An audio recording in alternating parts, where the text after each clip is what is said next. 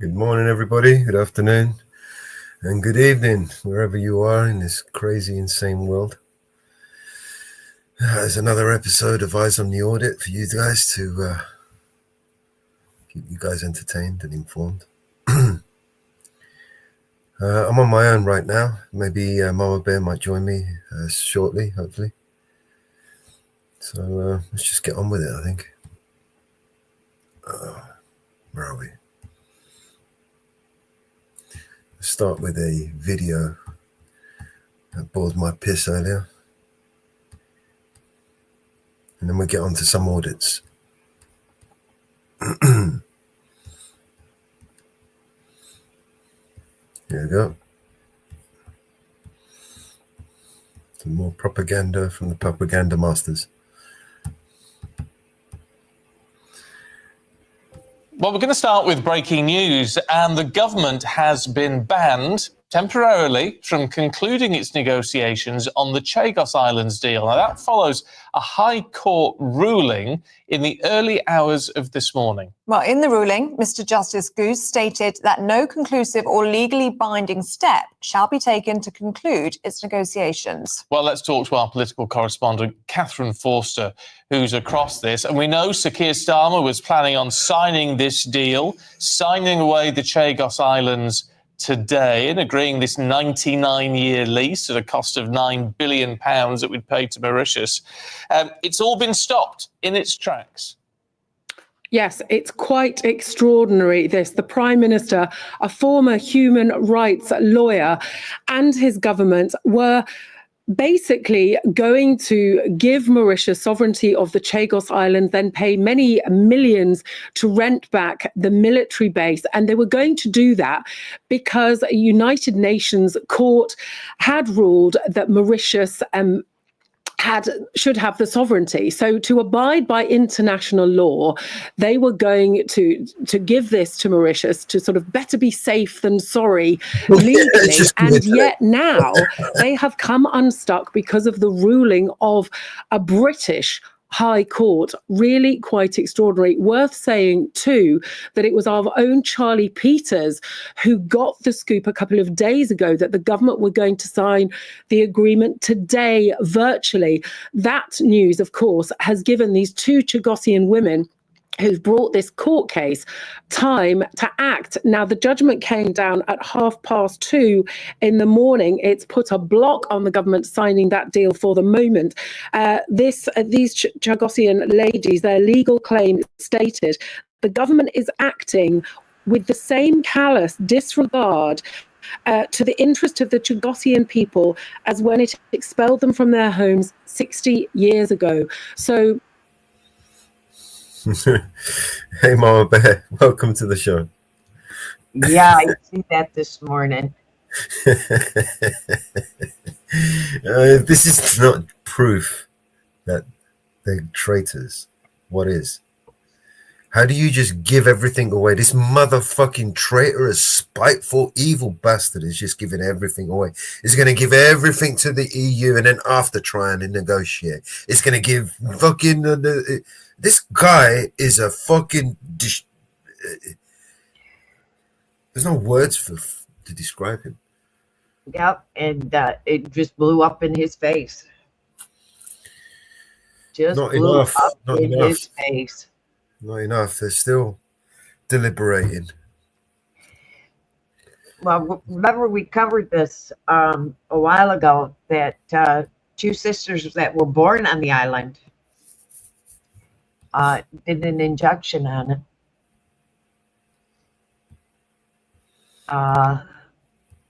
They were pretty upset over it and did an injection on it.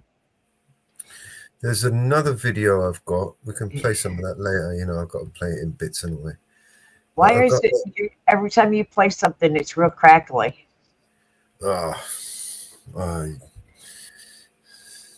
Maybe they just don't want. I don't know. I really don't know. I've got them hardwired in. It shouldn't be.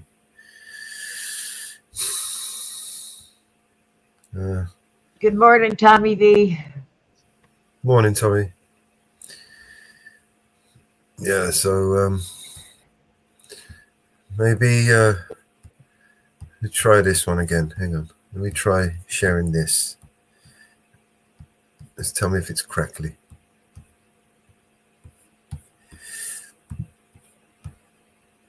Has the new British government just undermined the United Kingdom's geostrategic interests? In October 2024, the Foreign Office announced an agreement to hand over sovereignty of the Chagos Islands to Mauritius. While the decision was warmly welcomed by much of the international community, it caused howls of outrage in Britain, where many believe it'll fundamentally undermine the UK's security and global influence. So, what exactly lies behind the decision, and just why is it so significant? Hello and welcome. If you're new to the channel, my name is James Kerr-Lindsay, and here I take an informed look at international relations, conflict, security, and statehood. We tend to think that the era of decolonisation is over. However, while most of the European colonial powers gave up their holdings in the 1950s, 60s, and 70s, the process isn't quite complete. In addition to the few remaining non-self-governing territories, there are a few cases where decolonisation led to a highly controversial decision that's still contested to this day. One of the most interesting examples in modern international relations is the case of the Chagos Islands, home to one of the most important military air bases in the world. For many decades, the British government has been locked in a fierce dispute with Mauritius over sovereignty over the islands. However, while this was long an obscure and little known issue, over the past decade, it's become prominent in international affairs, with increasingly adverse effects on Britain's political, legal, and diplomatic standing.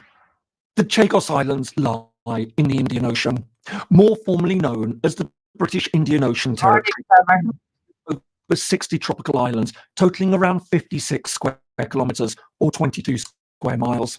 The largest island, Diego Garcia, is around 27 kilometres miles, strategically located at the heart of the Indian Ocean. They're near. It's still choppy. Okay, I'll drop the link for you in the back. Maybe you can share it. You don't have to share all of it. You can just share some of it. We don't have to play the whole thing. Just give people an idea of what Diego Garcia is and how important it is strategically. It's probably one of the most important military bases in ever.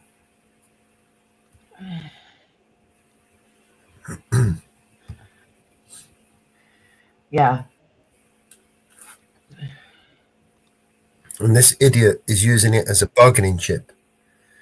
How can you use the most valuable, the most vital, the most powerful piece you have as a, Mauritius? Well, increasingly adverse effect. Yeah. Yeah, it's ridiculous.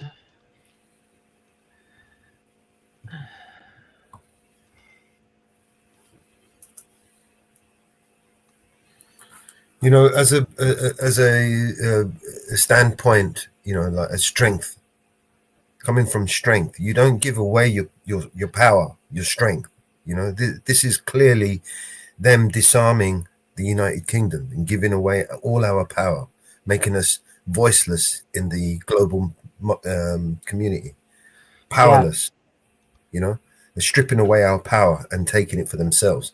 I mean, the Mauritius Islands, they have strong ties to China, so ultimately China will end up taking control over that base.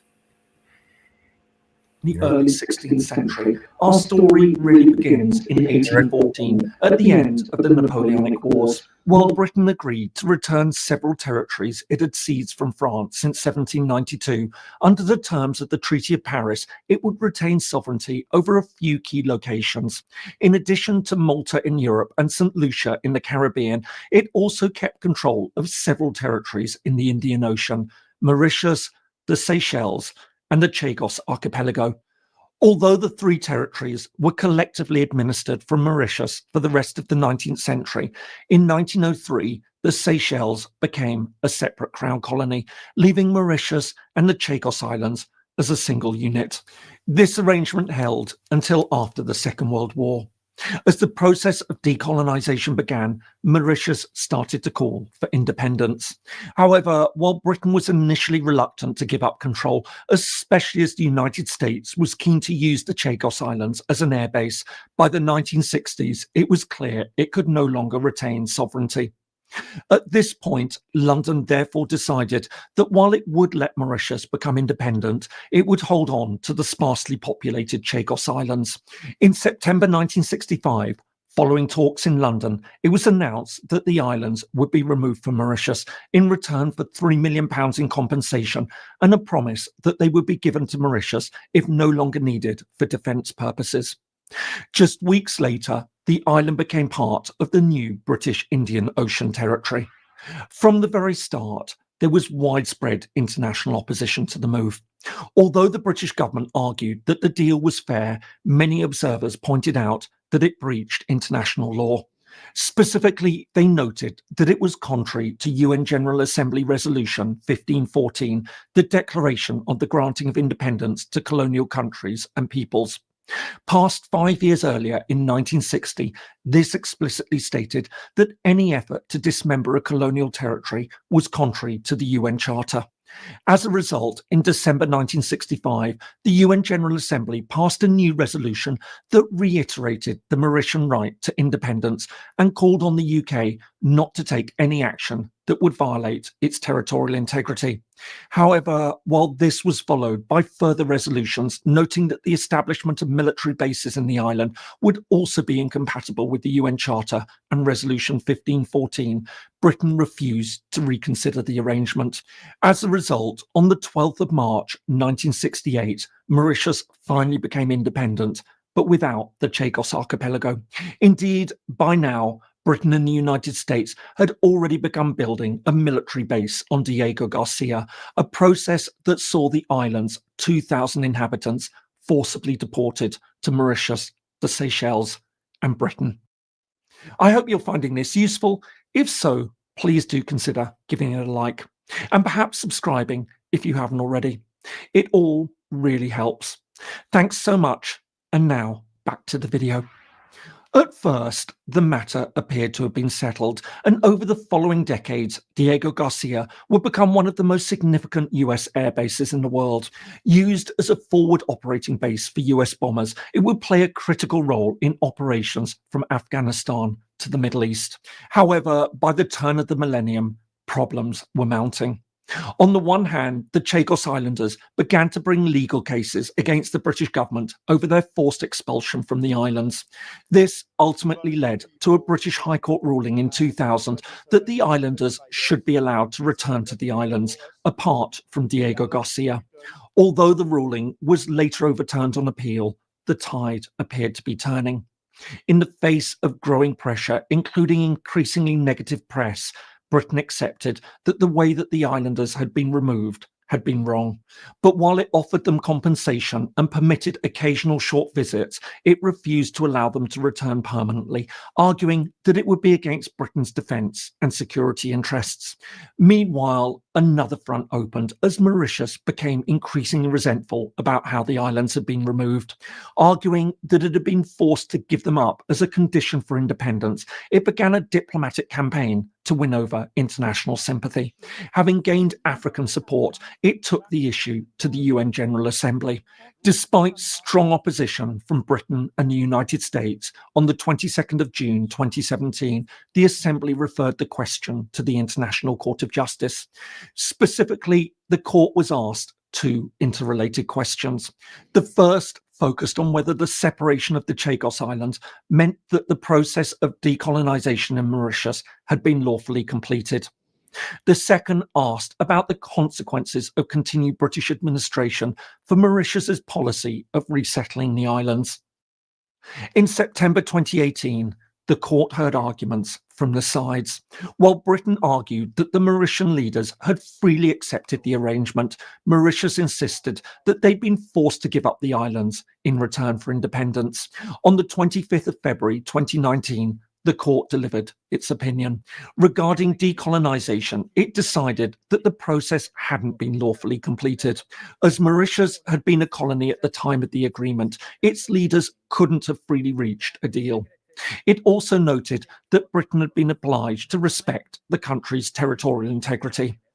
Secondly, it decided that Britain's continued administration was wrongful and ruled that the United Kingdom was obliged to end its control and allow Mauritius to complete the process of decolonisation consistent with the right of peoples to self-determination. Following this, in May 2019, the UN General Assembly overwhelmingly passed another resolution demanding that Britain withdraw its colonial administration from the Chagos Islands within 6 months and cooperate with Mauritius to allow Mauritian nationals of Chagosian origin to resettle the islands. It also called on the UN and all other international organisations to recognise that the islands were in fact part of Mauritius. The opinion and the resolution amounted to a massive defeat for Britain. However, despite this, the UK initially remained defiant. Addressing the Assembly, the British representative insisted that the matter was a bilateral issue between the UK and Mauritius. In addition, Britain also emphasised that the General Assembly's direct involvement in disputes between two sovereign members set a dangerous precedent. But while the UK publicly insisted that the island status would remain unchanged and a 6-month deadline passed without any decision, behind the scenes it was clear that something would need to be done. As a result, in 2022, the sides finally began negotiations on the island status. All this came to fruition on the 3rd of October 2024, when Britain and Mauritius jointly announced an agreement. While the precise details are yet to be finalised in a treaty, the UK will recognise Mauritius's sovereignty over the islands. In return, Britain will exercise Mauritius' sovereignty over Diego Garcia for an initial term of 99 years. Meanwhile, Mauritius will be able to start a process of resettlement in the islands, excluding Diego Garcia. Although the decision was widely welcomed internationally, including by the United States, which helped facilitate the arrangement, the news immediately caused howls of outrage in Britain. Over the following days, much of the media and the right wing of British politics, including leading figures from the main opposition Conservative Party, lined up to condemn the deal. In their view, the agreement was an unacceptable betrayal of British interests by the new Labour government, which had come to power just 4 months earlier. In addition to arguing that the deal would fundamentally undermine British security, they also pointed out that it would pave the way for Britain to have to give up other territories. However, all of these arguments overlook important points. First, while the agreement was indeed concluded under the new Labour government, which came to power in July 2024, the negotiations had in fact started under the previous Conservative administration. For all their anger, they'd started the process, even if they weren't in office to make the final announcement. In this sense, much of their fury looks both hypocritical and opportunistic. Secondly, claims that it undermines Britain's security ignore the announcement that Britain will retain control over Diego Garcia and the base. More to the point, many of those complaining most bitterly don't seem to realise that a failure to reach an agreement was substantially harming Britain's political and diplomatic standing. The UK repeatedly stresses the need to respect international law. However, this was an increasingly glaring and embarrassing example of where it refused to do the same. Every time it preached a need to respect the rule of law to other countries, this was being thrown back at it. This seemingly obscure case, which was almost unknown in Britain, was undermining Britain's standing in ways many in Britain didn't understand or appreciate. Finally, on whether it sets a precedent, it's essential to recognise that this case hinges on a very specific issue under international law. The question raised was whether, during the process of decolonisation, an imperial power had the right to remove and retain a piece of territory. Under Resolution 1514, it didn't. And this was the point that was being discussed. This doesn't apply to other cases like the Falkland Islands, Gibraltar, or almost all the rest of Britain's overseas territories. These are entirely different situations. That said, one other territory could be affected: the British sovereign base areas in Cyprus. Also created during decolonisation, it's worth noting that Cyprus took part in the ICJ case and has been watching these developments closely.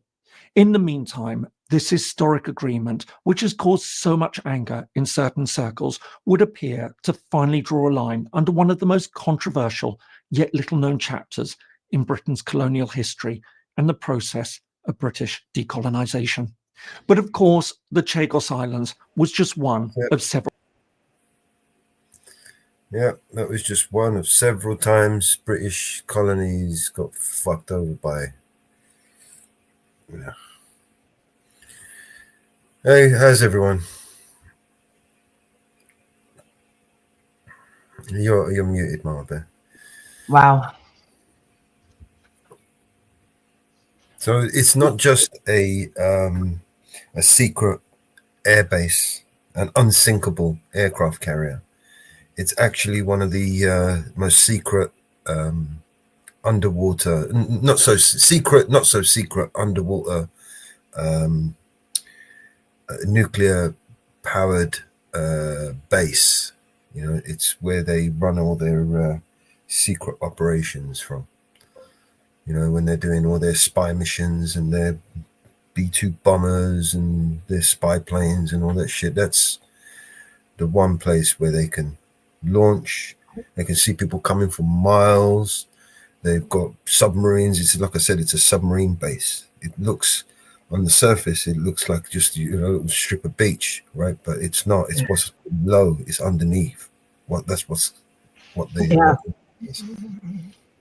Right, and they can't just leave it and just walk away from it, because China will end up with that, and you know, that's basically giving China the upper hand, right? It's not in our interest either. Do you know what I mean? Yeah. And, you know, and the U.S. played a big role in all this. Of course they have. They all have. I mean, who do you think is taking this power away from the British population, right? Because this is what it's all about. It's disarming and taking away our voice on the global stage, right? The British people, they've got no more power. They've got no more voice. They're now irrelevant. So all that power and all that wealth has been transferred over to these other corporate industries, and they'll transfer it just like they did when the British Empire collapsed. All that meant was the money makers and the money movers moved from Europe from the Bank of England to America, and they, you know, set up over there in Wall Street. That's all that meant. They just went over there and created the Federal Reserve. It's them, the same people who own the Federal Reserve. It's the same people who own the fucking International Monetary Fund. You know what I mean? It's the same fuckers who profited from the world wars, both of them. Yeah. Same ones who are going to profit from the third one. Yeah. Did you see they arrested 3 people in Keir Starmer's house? No, 1 second. You have a video? I'm looking for it.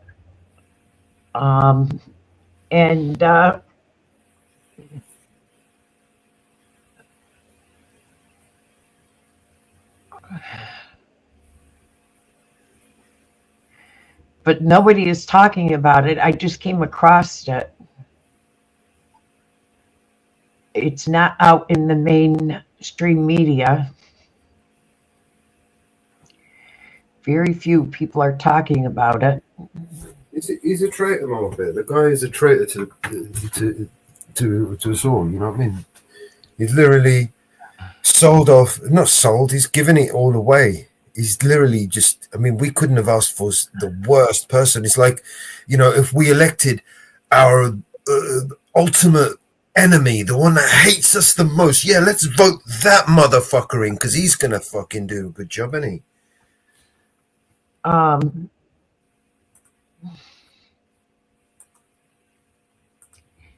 It's not being widely talked about in mainstream press. I bet.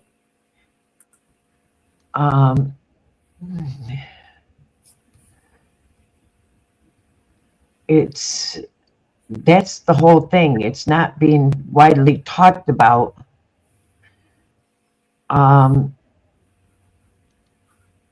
Where nationalisation is I came across it.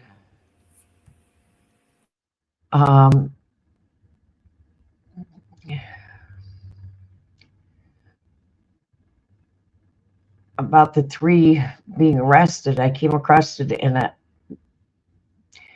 another video.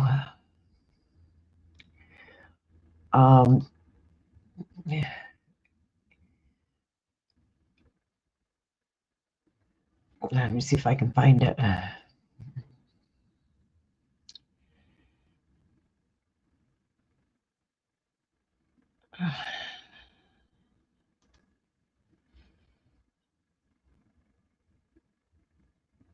And Tommy Robinson got charged again, which we knew that was going to happen.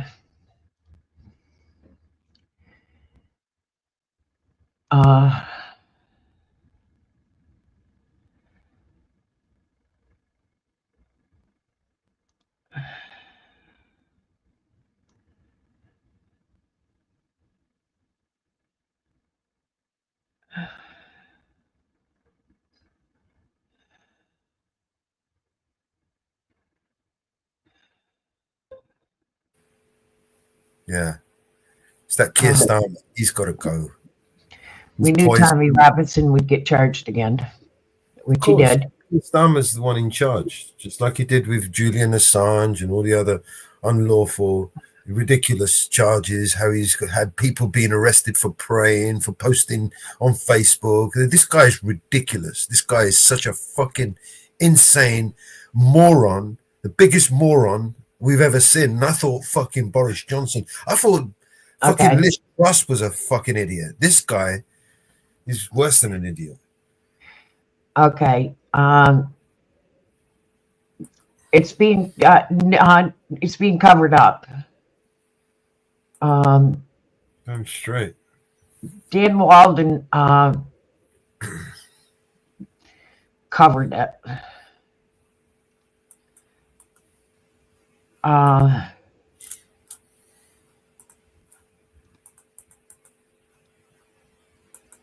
Why is the mainstream media so determined to cover up for slippery Starmer, our corrupt and captured Prime Minister?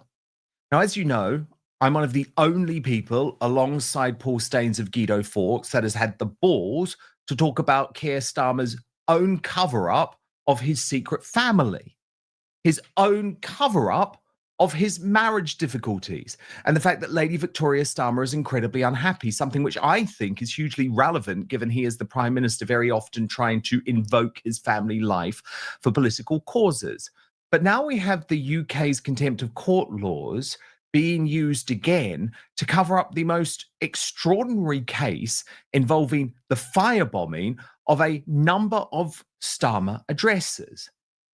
Here are the men who have now been arrested and charged with these crimes. There's Roman Lorenvich, 21-year-old Ukrainian, charged with 3 counts of arson with intent to endanger life.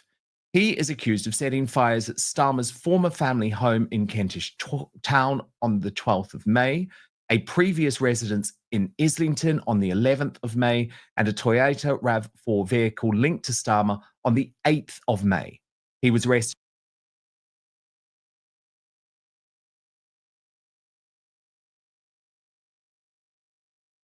I was told of 1 firebombing, and I only heard of 1 firebombing in the news. Am I correct, fellows? Yeah. We were only told of 1. Now there's 3. Yeah. You wait around, you find more. What is going on? That's interesting. Shortly after the incident and is currently in custody, scheduled to appear at the Old Bailey on June the 6th for a plea and trial preparation hearing. Then there's Stanislav Karpuch, the 26-year-old Romanian who was born in Ukraine, a business student at Canterbury Christ Church University who has worked part-time in construction but is an aspiring model and actor. His charge is a conspiracy to commit arson with intent to endanger life. He was arrested at Luton Airport on May the 17th, allegedly attempting to flee the country. He appeared at Westminster Magistrates Court, was denied bail, and is remanded in custody, also scheduled to appear at the Old Bailey on June the 6th. And then there's also Petro Pokyanok. And there's only this court-drawn image of him, a 34-year-old Ukrainian charged with conspiracy to commit arson with intent to endanger life. He was arrested in Chelsea, West London, on the 19th of May. He appeared at Westminster Magistrates Court and was remanded in custody. His case also scheduled to be heard at the Old Bailey on June the 6th. Now, David Atherton has some questions for Keir Starmer on this one. He said,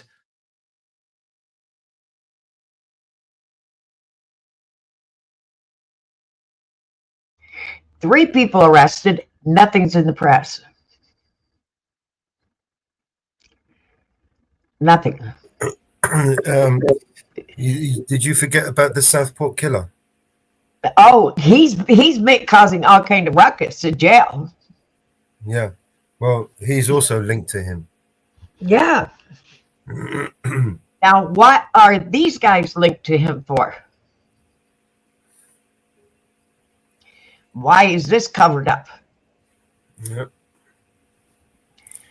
There's a lot more. Where there's smoke, there's always fire, man. There's a lot more. This is just the tip of the iceberg. Writing directly to Keir Starmer, may I ask how they knew this information in terms of all of the residencies? Your home in NW5 may be easy to locate, but a property from the 1990s? How did they know that from a year ago, that it was formerly once your car? Do you know of these gentlemen? Do you know these gentlemen? Have you communicated with them? Have you met them? Have you had intimate relations with them? Also, I have been told what Nick Brown was dismissed for in the Labour Party. Am I allowed to speculate on his actions? George Galloway has also been on this story. Watch, and then we'll get reaction from Father Calvin Robinson. Of the victim of these crimes is, I don't know if Keir Starmer prefers men or women, and I don't care. I don't care whether he's a top or a bottom. Now, Father Calvin Robinson, can I be very abundantly clear on this? Please do. In my reporting of Keir Starmer's secret family,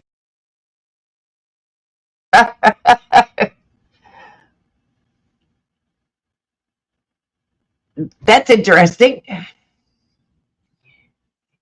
The reason I'm stopping this is I don't want to get copyright. But this is interesting. This is interesting. How does he know these men? How did they get these locations? How did they know about this vehicle? It's interesting.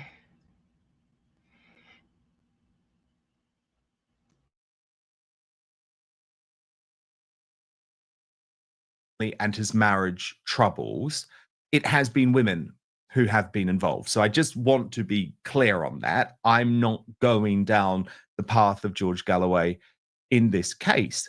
Usually best not to go down the path of George Galloway. But he is good fun. He is good fun, you have to admit. But how on earth can these three men, two aspiring young models with links to Ukraine, be arrested for potential terrorism and charged, and yet there is a media blackout? No one's talking about it. No one's asked the Prime Minister about it. It's astonishing. What are they trying to hide? But first, if if you're anything like me, you've spent so much time trying to find the perfect skincare treatment. Prime Minister Keir Starmer, that the media don't want to get out because it will compromise his position as Prime Minister.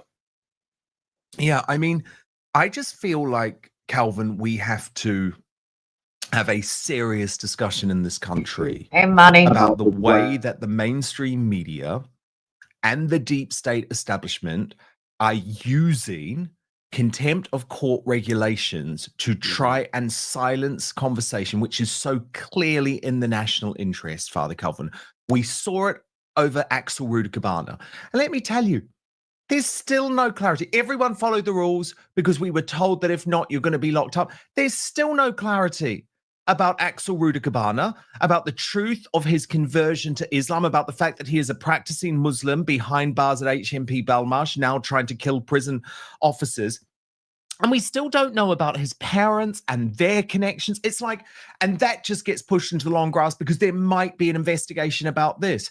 It's wrong that we so often are limited from talking about stories clearly in the national interest because we are told that we could be locked up for breaking contempt of court laws. We've seen it with the Tommy Robinson case as well. Oh, you cannot talk about that now because it's subjected to a hearing. I'm sick of it because it means there are so many cover-ups.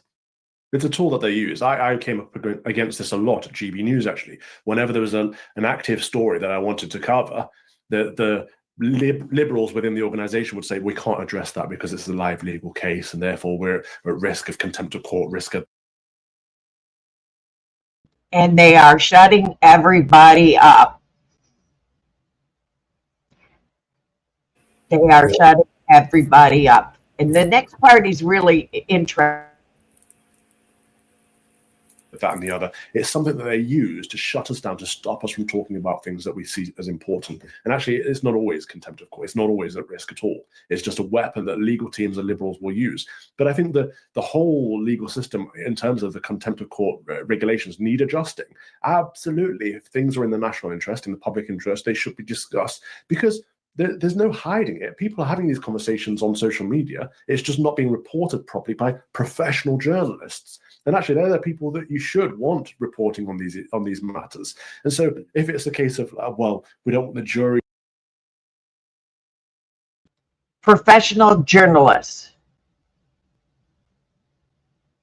We know how professional journalists report news. Oh, yeah, with absolute integrity, yeah.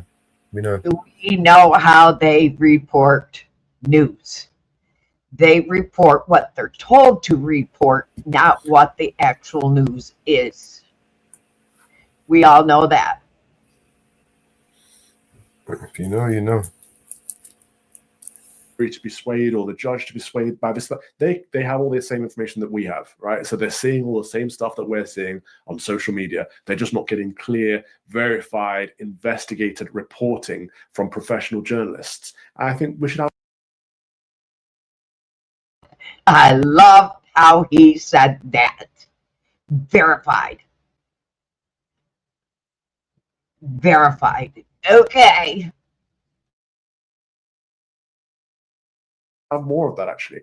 You know, I'm not a fan of the mainstream media because they're not acting. Verified like press. It's not free press, right? Verified press is being professional again and reporting on these things and not being afraid of being silenced by the establishment, whether it's contempt of court or any other legalism that they use to shut us down. Yeah, I mean, isn't the problem though, Father Calvin, that we've seen what's happened to Tommy Robinson? And for example, in my case, I know that there are so many ways that its smallest breach of contempt of court, they could lock me up. And of course, as soon as you're locked up, you're not able to do the most important job, which is actually trying to change the national conversation. Now, look, you've obviously decided to flee to the US to deal with that. There's lots of people, Father Calvin, including people very close to him, who are saying that Tommy Robinson needs to seriously consider seeking political asylum under Donald Trump, because otherwise he's going to be caught up with constant and consistent lawfare because they just want to take him out of the game forever. 100%. And they already saw this coming. They put hurdles in his way. He can't even come to the US at the moment. So he needs to work through that process before he can even attempt to seek asylum. But, you know, our mutual friend Winston Marshall sat there in the White House and said to the president's press secretary, would you consider allowing people to seek asylum from the UK if they're persecuted for lack of free speech? And I remember Leviat said, I hadn't heard that before. I'll pass that to the president. So we know this conversation is being had now, that it's that serious, that there's a lack of free speech in the UK, that the president of the US is considering allowing refugees from Britain to come on over.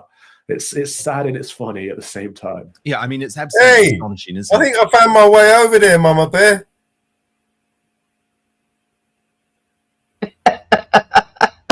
I think I found my way over to the US, and that's it.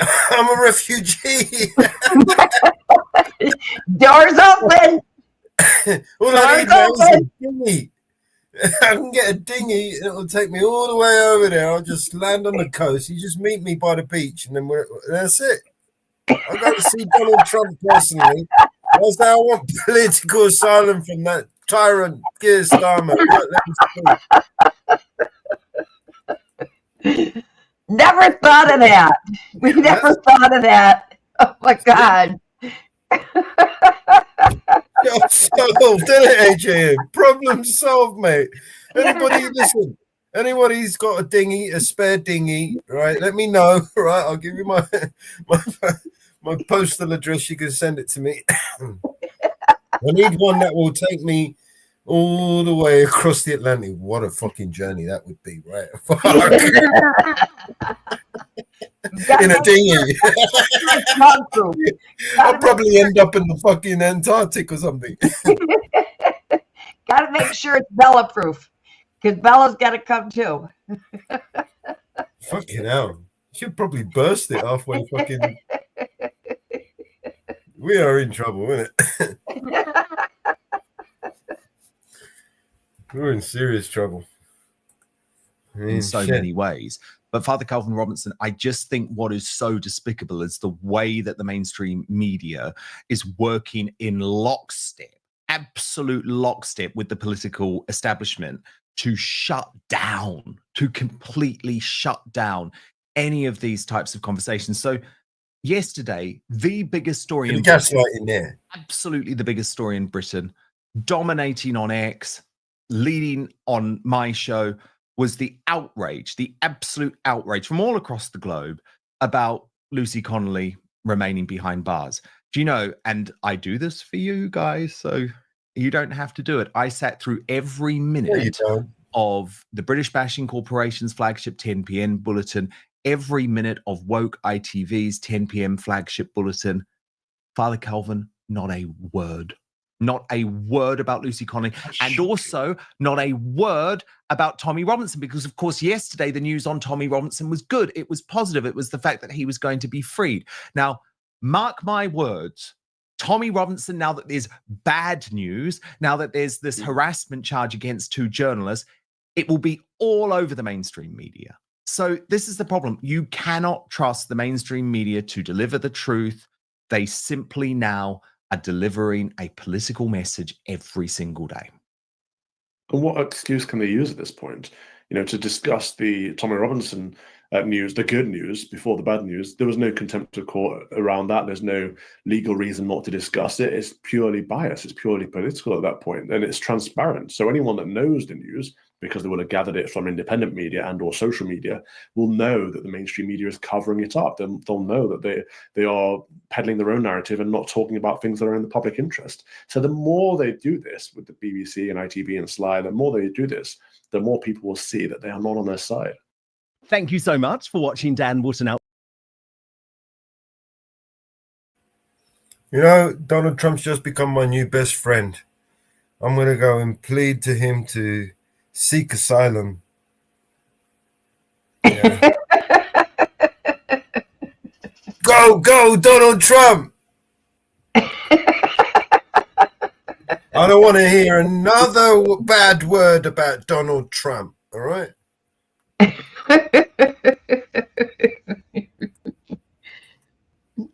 That's your free ride over here. Well, I don't know about a free ride over there, but when I get there, we might be able to stay there for a little bit. Until ICE snatch me up and send me off to fucking Mexico. You know what I mean? Say, you fucking Mexican bastard. I'm not Mexican. You look like him.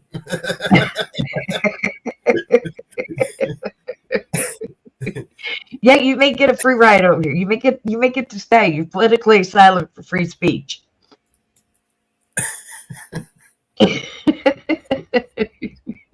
Fucking. What's all this traffic out here? What's going on? What a life. Oh, they decided to cut all those trees that are down on my yard. Hey, Ariel. Hey, Ariel. We found how to get Mellows over here, Ariel. We figured it out. I'm a refugee. I'm seeking political asylum because, you know, I keep getting raped by my government and it doesn't even say thank you. Ariel, by the way, Jitsy's back up and running anytime you want to jump back in there. Yep. Same link as before. Yep. We figured out how to get Mellows here. We're going to give him political asylum for. I'm not really keen. I'm really not keen on the dinghy crossing the Atlantic. No. These fuckers are risking their lives crossing a little channel fucking sea. You know what I mean? And not well, yeah, we found an interesting article yesterday. They're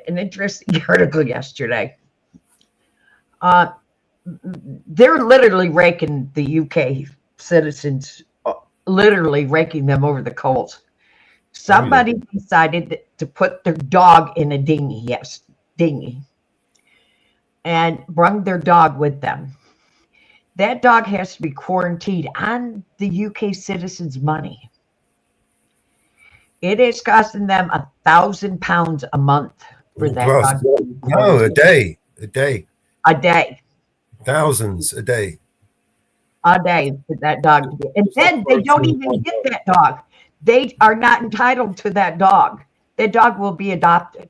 You know, the amazing thing is, any other dog, under normal circumstances, you would quarantine them and it wouldn't cost that much. But somehow, mysteriously, the government has to spend thousands of pounds to quarantine one dog every single day because it's the government and it loves to fucking waste money. And this is the first time a dog has ever been brung over. As a refugee? Yeah, I mean, shit. A refugee dog. Are you serious? Are you fucking pissing on me and calling it rain? A refugee dog. Right. I never heard. Okay, so what the fuck is the refugee dog running away from? I've never seen this. It's a beautiful German Shepherd dog. It is absolutely gorgeous. I will admit this because they showed a picture of the dog. Very well trained, militarized looking fucking German Shepherd. That is no just ordinary dog. That's a service dog, man. That is a military dog. But it was costing $1,000 a day. £1,000 a day. Well, the report said thousands. I couldn't believe it. When I showed Mellows it yesterday, I thought he was going to fall right out of the chair. I thought he was going to fall out of the chair when I said it to him. A fucking dog, right? And then after 190 days, right? So it's like $200,000 pounds, right? Which is something like nearly $300,000. We're going to give this dog back to this motherfucker who just came off a boat, right? And then he's going to put him in a fucking hotel that we have to pay for, a 5-star hotel with this fucking motherfucking dog. How much are we going to pay for the? No, they're looking at adoption. No, they're looking at adopting the dog out. He'll sue the UK government that he wants his dog back. So he'll end up getting it back, but they're looking at adopting the dog out. Of course, he'll say it's his, his what's his name? What do they call it? Like a service dog. Yeah, it's like a service dog. Yeah, and then he'll get it in, you know what I mean, under the Equalities Act, some bullshit law system, and blah, blah, blah. And then all of a sudden, we have to pay the bill.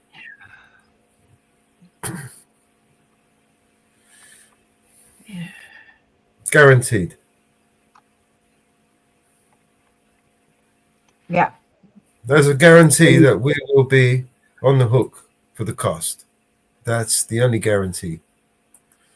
The fucking refugee dog. Yep. You know?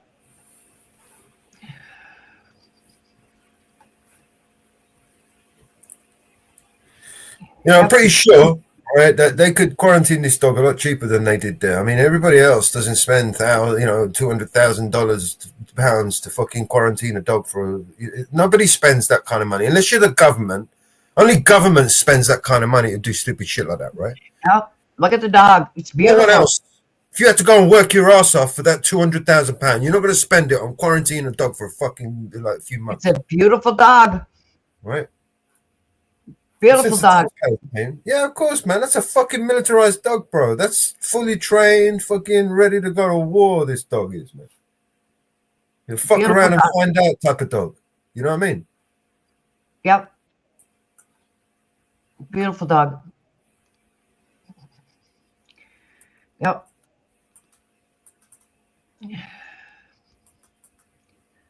Yep. Yep. Beautiful dog. You know? I mean, you could the amount of money that they cost that the taxpayer is going to pay to quarantine this dog, right? We could buy 100 of those dogs, right, and just give it to it. Yeah, there's 100 dogs. Just have that instead. Go on, leave that fucker back in France. Why can't we just put them all back on a boat and send them back to where they're fucking France? I mean, France is not in a war-torn country. They're not under any danger in France. There's no one wanting to fucking. There's no political fucking problems. There's no war. There's no nothing, man.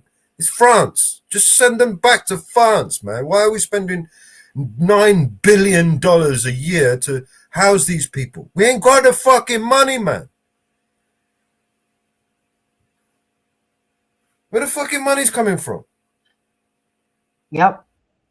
Yeah, let's just give Diego Garcia back to Mauritius and let's just give him fucking $90 billion. Like, he's going to pull it out of his ass. You know what I mean? Like, fuck me, mate. You ain't making those decisions lightly, are you? You know, let's think about these decisions for a minute. Where's this money coming from, mate? Because those motherfuckers who stole and raped and pillaged back then, they're keeping their money. They ain't going to pay back what they took. No, we have to pay back what they took. Yep. I ain't take shit. I ain't got shit, mate. They've been taking and ripping me a new arsehole every fucking year since my entire fucking life. I ain't got nothing, mate. They've taken everything.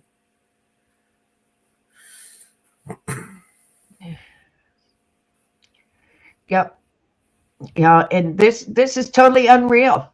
Totally unreal. Yeah. Unbelievable. Yeah, let's just do that. Yeah, let's just spend thousands of pounds every day to quarantine one dog, right? Fuck off. I I wanted to go to Cyprus now and emigrate to Cyprus, right? And I wanted to take my dog. I'd have to quarantine my dog. There's no way it's going to cost me that kind of money, man. There's no fucking way on this planet it's going to cost me that kind of money to quarantine my dog for a few months when I go to Cyprus. Or if I was coming back from Cyprus. There's no way it would cost me. But why does it have to cost the government that much money? They got to vaccinate it. They got to vaccinate it. They ain't going to cost £500,000, is it? Because they have no proof of vaccination, so they got to do all the vaccinations. It doesn't cost that much. If it's got an ingrown toenail, they got to fix that. It doesn't cost that much, man. They got to you could cut that dog into pieces and replace every part of that dog, and it still wouldn't cost you that kind of money, right?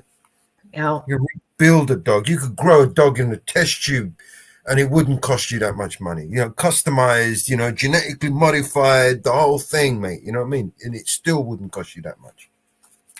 It's totally unreal what they are doing. totally unreal. And you know, now the migrant is getting free health care, free lodging, free food, all on you guys' tax dollars as well. Well, I'm more upset that we're feeding these motherfuckers in Parliament like fucking Keir Starmer. I'm more upset that Keir Starmer's using my money to buy his coke than I am to feeding these refugees, right? Yeah. I'm not even worried about feeding them, right? I'm worried about these motherfuckers snorting coke, making these stupid deals, right? Giving away our army to Europe, totally fucking giving away our fishing lanes to Europe. Giving away all our weapons, giving away all our money, giving away all our fucking power, giving away everything that we've got. This guy's just giving it all away. Just like that. Just hear it. Like he fucking hates us that much. He just give everything away. It just keeps getting worse and worse and worse and worse and worse and worse and worse. You know? It's not even, it wouldn't be bad. It's so bad, but it's not even his to give away. If it was his shit, it wouldn't be so bad, you know. But he's all right, Jack. You know, he's gonna give all of our shit away. Like, fuck. No, it's unreal. Totally unreal.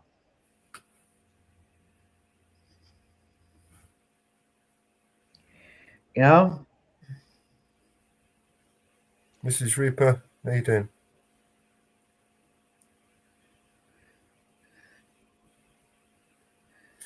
Aria, I was probably asleep depending on what time you came in. good morning, Mrs. Reaper.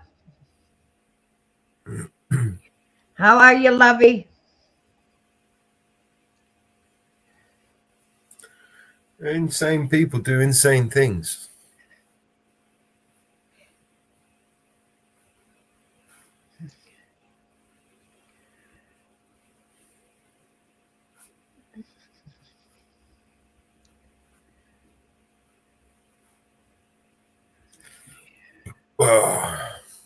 Where else we got? Oh, have we got anything else we can Oh, let's see.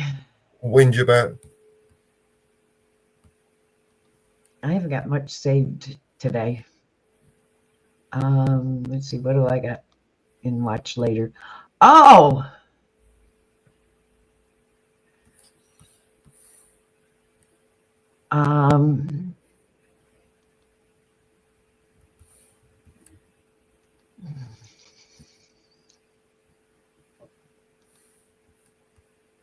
I watched Oh,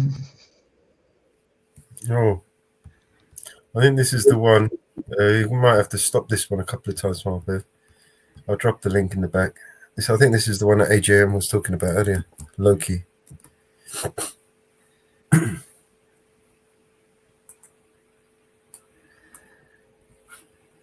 okay.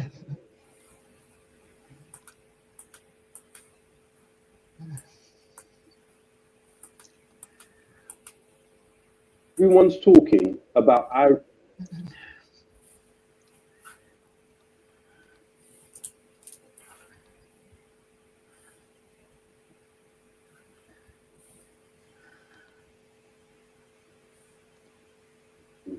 Irish hip hop group.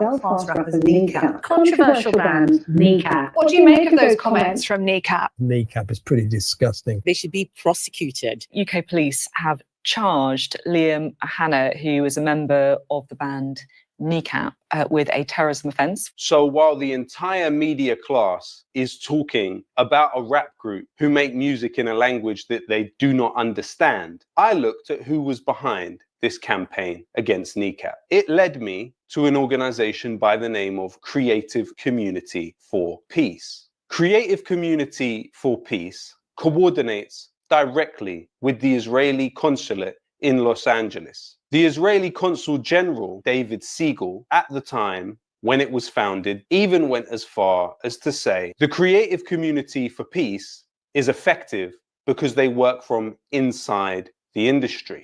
Creative Community for Peace has a roll call of supporters which spreads all across the music industry and Hollywood. It was founded by Dave Renzer, the former head of publishing at Universal Music, simultaneous to him being the husband of the founder of Stand With Us, Esther Renzer. Despite the deceptive name, Creative Community for Peace is one legal entity with Stand With Us, the well-known Israel lobby group. Stand With Us has been funded handsomely by the Israeli Prime Minister's office. This campaign to cancel and arrest NICAP is directed by the Israeli government. Now, the Metropolitan Police's counter-terrorism unit have confirmed today that the Irish band, the rap trio NICAP, are now officially under investigation. So while the UK police busies itself with pro-Palestinian musicians like NICAP, there are other people that they should be looking far more closely at. The UK Foreign Office confirmed that prior to October 7th, 2023, at least 80 British citizens were fighting in the Israeli military. Since then, several key Israeli soldiers who hold British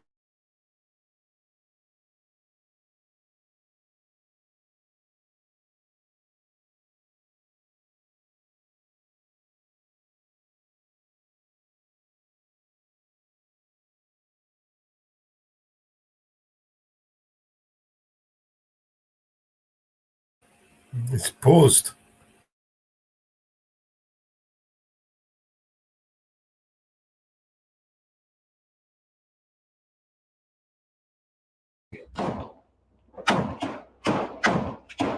We're in central Khan Yunis, eastern central Khan Yunis, in a new house. This is going to be our new home for the next few days. But feeling good, you know, liking the new area.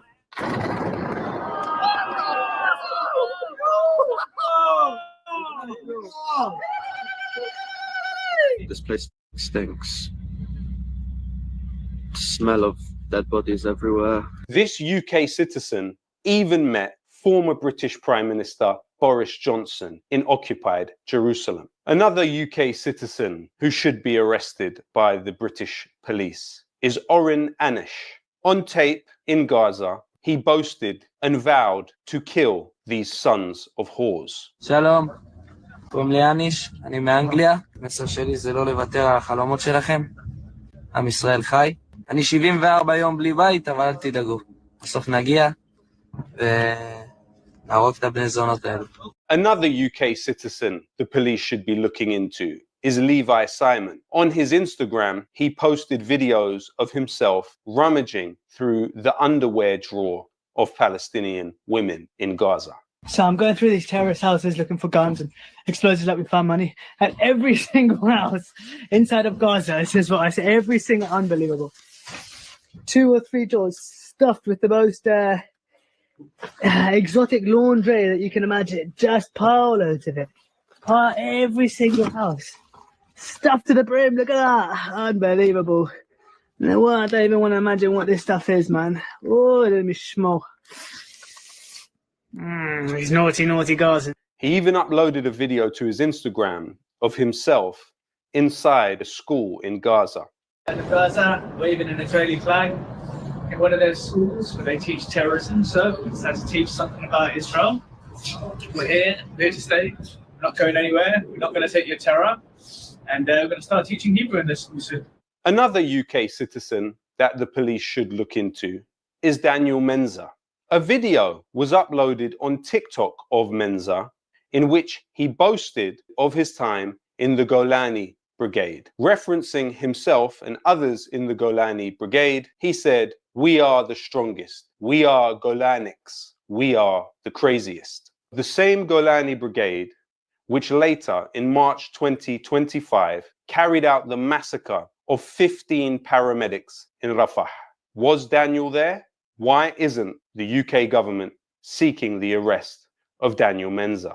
Another individual that should be arrested by the British government is Rabbi Zachariah Deutsch. He was a chaplain at Leeds University. Video emerged of him dancing in Israeli military uniform with other Israeli soldiers.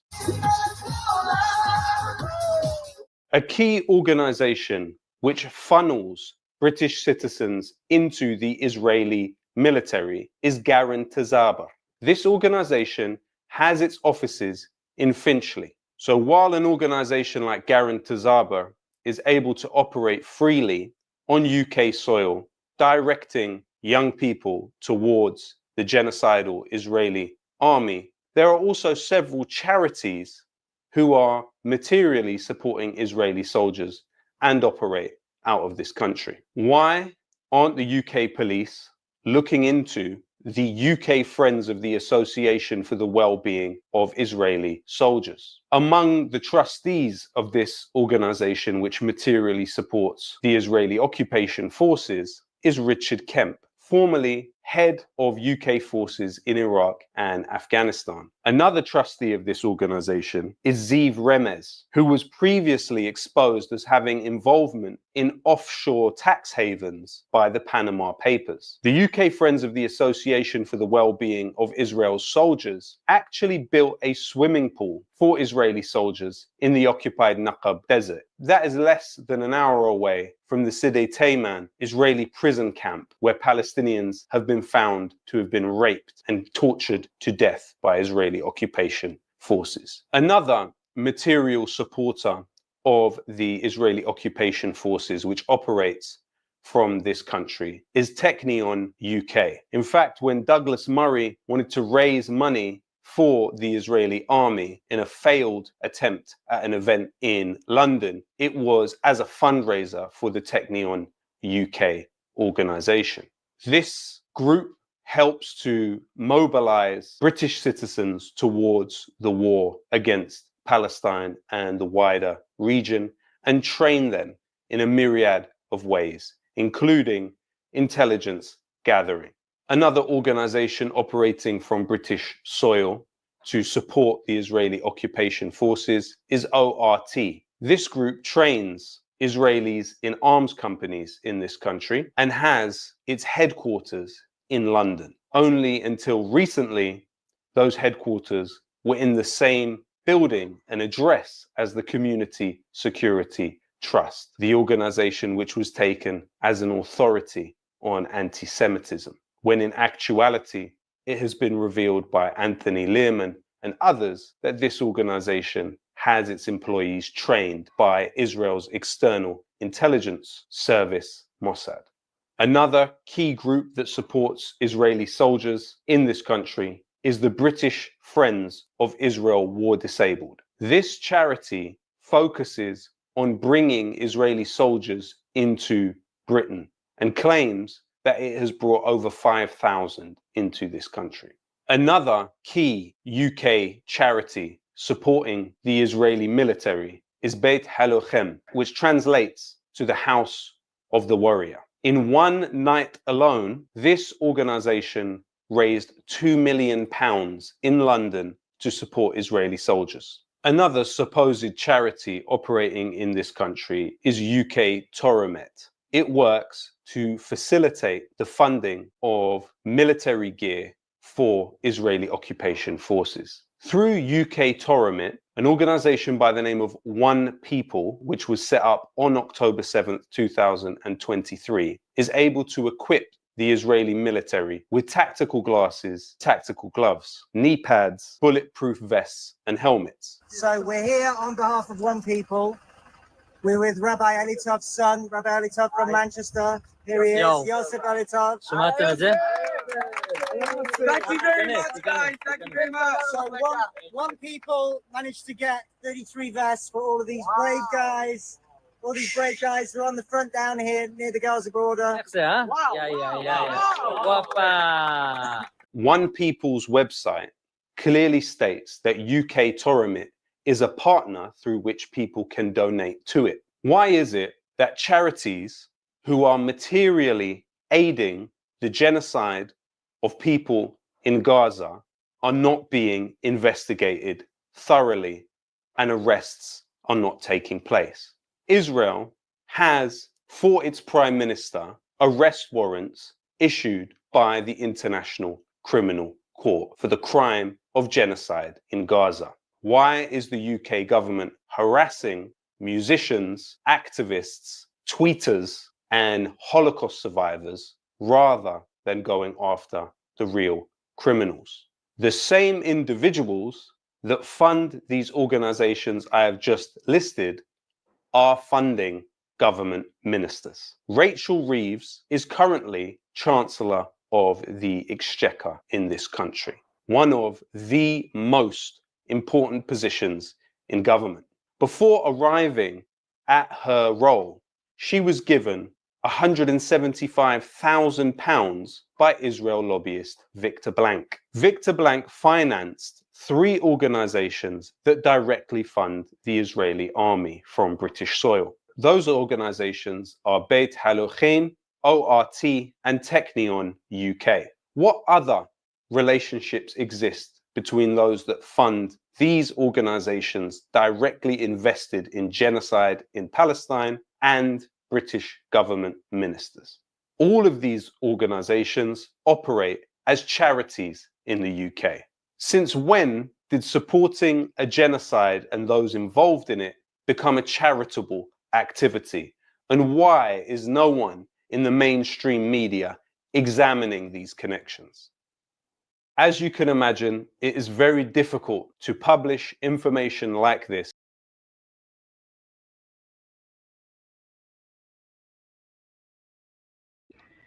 Interesting. Yeah.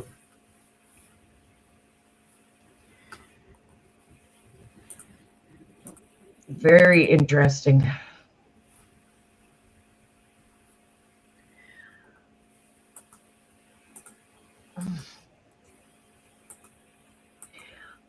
There is a protest outside of the courts right now. Okay.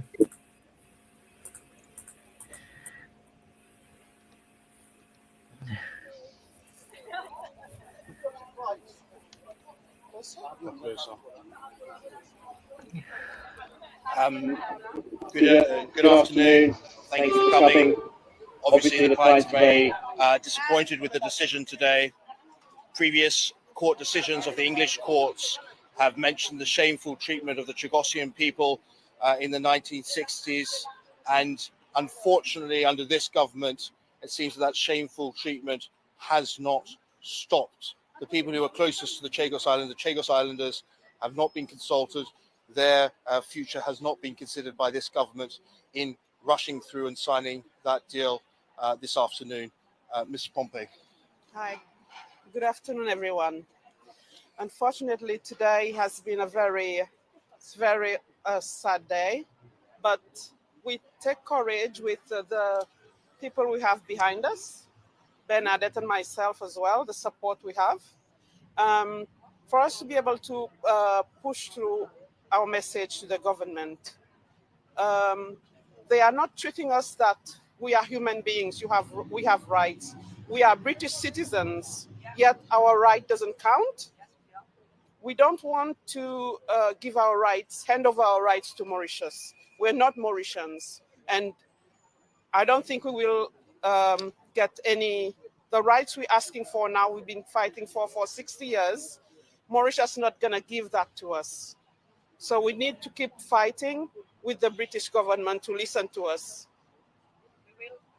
Thank you. Any questions? Well, I think British justice, they take care of who they want, when they want.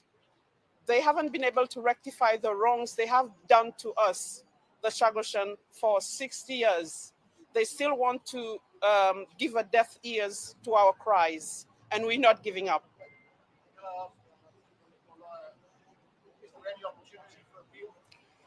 No, I understand that the deal is being signed imminently. The case will continue in relation to a declaration that the government is acting unlawfully in relation to the Chagossian people by not consulting them, failing to take into account a number of matters, including discrimination they face. So the claim will continue there, but it becomes a political process. So once the deal is signed this afternoon, it will go to Parliament. Parliamentarians have the right to object to it and vote against it. So it kind of moves into the political sphere where British people have to ask themselves and ask their MPs, do we agree in what is taking place? So really that's where the case moves and the campaign moves.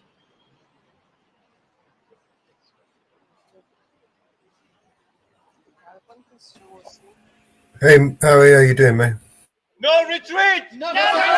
No retreat! No surrender! No retreat! No surrender! No retreat! No surrender! No retreat! No surrender! Chagosian! Read Chagosian! Read Chagosian! Read Chagosian! Read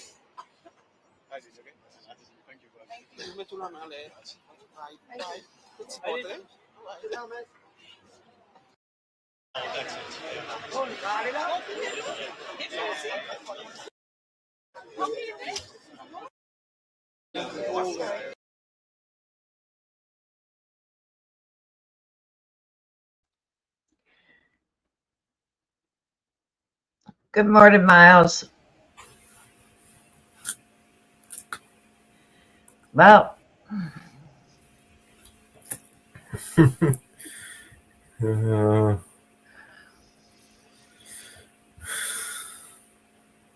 well, this is what is technically referred to as a psychological mind fuck.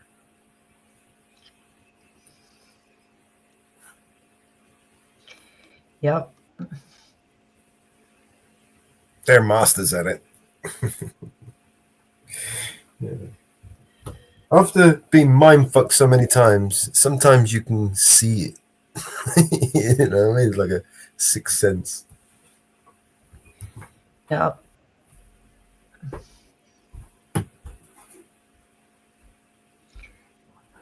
Yep.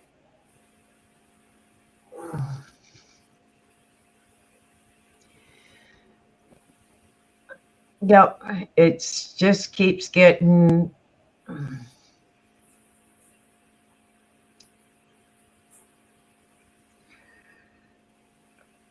well,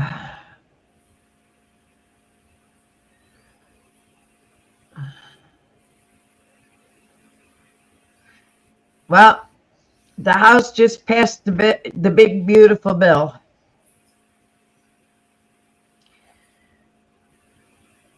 So whatever is in the bill, it has been passed.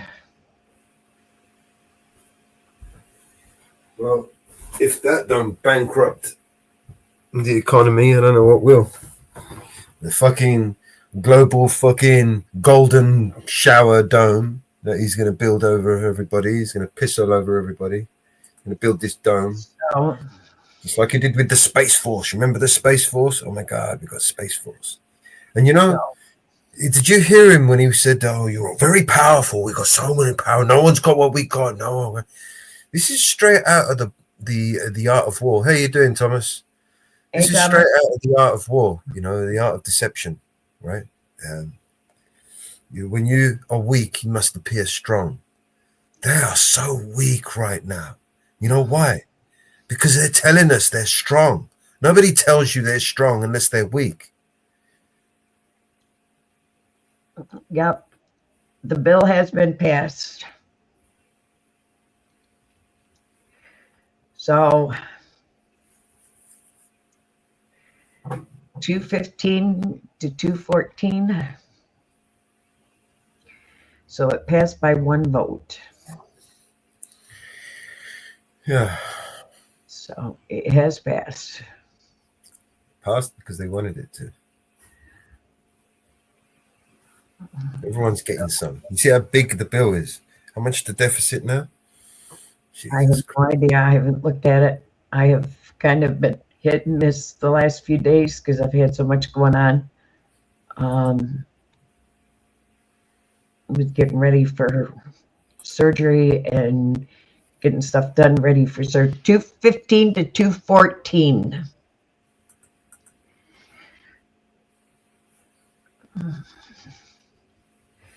So it is passed. There's Doge and his incredible fucking Doge fucking AI to come fix the problem for us. Yeah? Don't worry, man. Donald Trump's gonna fix this, man. Watch, he's gonna fix this. He's gonna wave a magic wand. He's gonna piss on us. He's gonna give us a golden dome shower. Yes, Golden I don't know shower. if anybody watched it. We are getting a dome here in the U.S. A golden one, yeah. I don't know if anybody watched that yesterday. What makes it gold is the unique qualities of Donald Trump's piss. You know, and it's like gold. You know, the guy literally pisses gold. So he's going to piss all over America, and he's going to put this magical golden dome over it. Just with his piss. That's how powerful he is, right? The guy's, you know, unstoppable. We watched it. The golden shower. Watch him. We watched it in Jitsi yesterday. Yeah. You got drones. We got Donald Trump's golden shower. We're really powerful.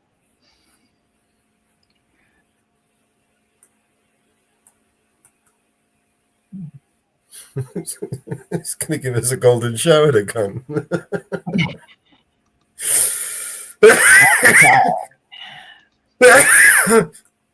Oh, good. I don't think he's going to want to give me asylum. They didn't want it many years ago if they didn't have the technology. It's something we're going to have. We're going to have it at the highest level. I want to thank Secretary Hegseth, who's been fantastic, and Secretary Rubio and Space Force Vice Chief of Space Operations, General Mike Gutlein. I also want to recognize Senators Dan Sullivan, Kevin Kramer, and Jim Banks. Fantastic senators, great talents, great political talents, and people that love our country. In the campaign, I promised the American people that I would build a cutting-edge missile defense shield to protect our homeland from the threat of foreign missile attack. And that's what we're doing. Today, I'm pleased to announce that we have officially selected an architecture for this state-of-the-art system that will deploy next-generation technologies across the land, sea, and space, including space-based sensors and interceptors. And Canada has called us and they want to be a part of it.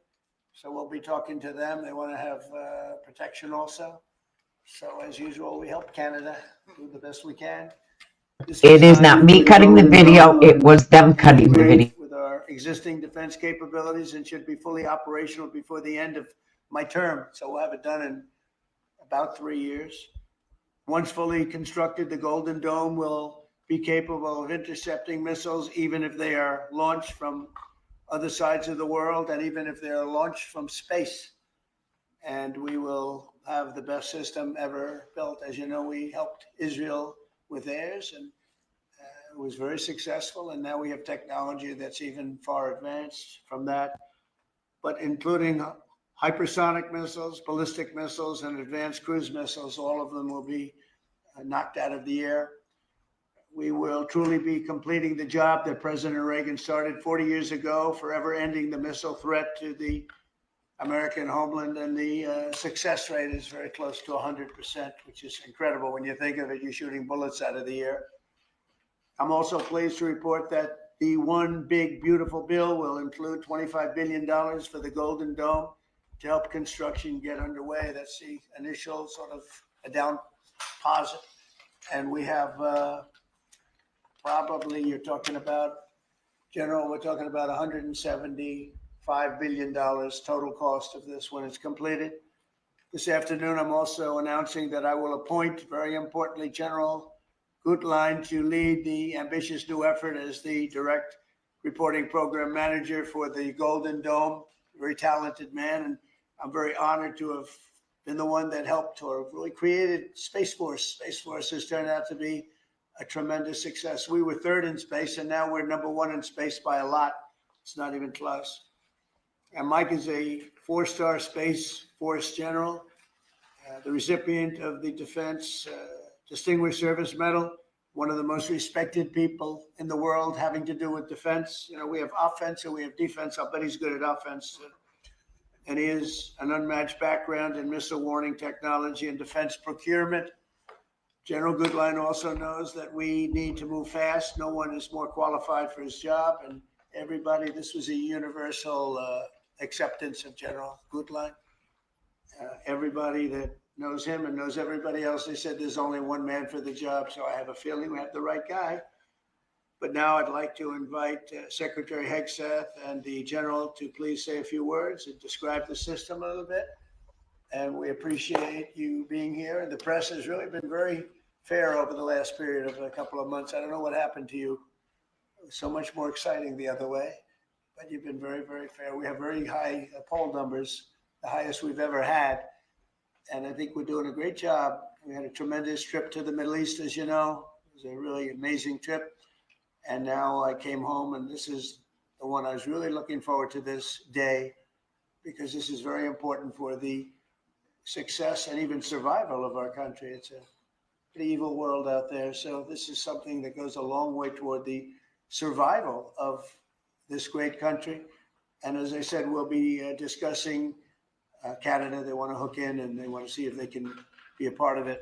That sort of makes sense. I guess that's what I was talking about from day one. You know, it just automatically makes sense, and it won't be very difficult to do, but they'll pay their fair share. Thank you very much, everybody. And Pete, go ahead. Well, Mr. President, add this to the long and growing list of promises made and promises kept. Ultimately, this right here, the Golden Dome for America, is game changer. It's a generational investment in the security of America and Americans. Mr. President, you said we're to secure our southern border and get 100% operational control after the previous administration allowed an invasion of people into our country. President Reagan 40 years ago cast the vision for it. The technology wasn't there. Now it is, and you're following through to say we will protect the homeland from cruise missiles, ballistic missiles, hypersonic. Now you see why the need for the UAPs and all of these things to create the need. This is the Hegelian dialectic. You had the vision to create the problem, and here's the solution. Oh, we've got to have a golden shower. In the Oval Office with one of the leaders of the Space Force in General Goodline, leading the charge on putting in place a game-changing Golden Dome for America. So, sir, it's an honor to be a part of this bold initiative. We're going to get to work on it. We have been since you signed that executive order on January 27th. We've been fast forward on this, but we're here on this day, and this is just one stop in delivering this defense of the homeland, which is something you've charged us with doing, and we'll keep going until it is complete, sir. Thank you, Pete. Pete's doing a great job, by the way. Thank you very much. General, please. Mr. President, today is a great day for the nation as we double down on protection of the homeland. As you're aware, our adversaries have become very capable and very intent on holding the homeland at risk.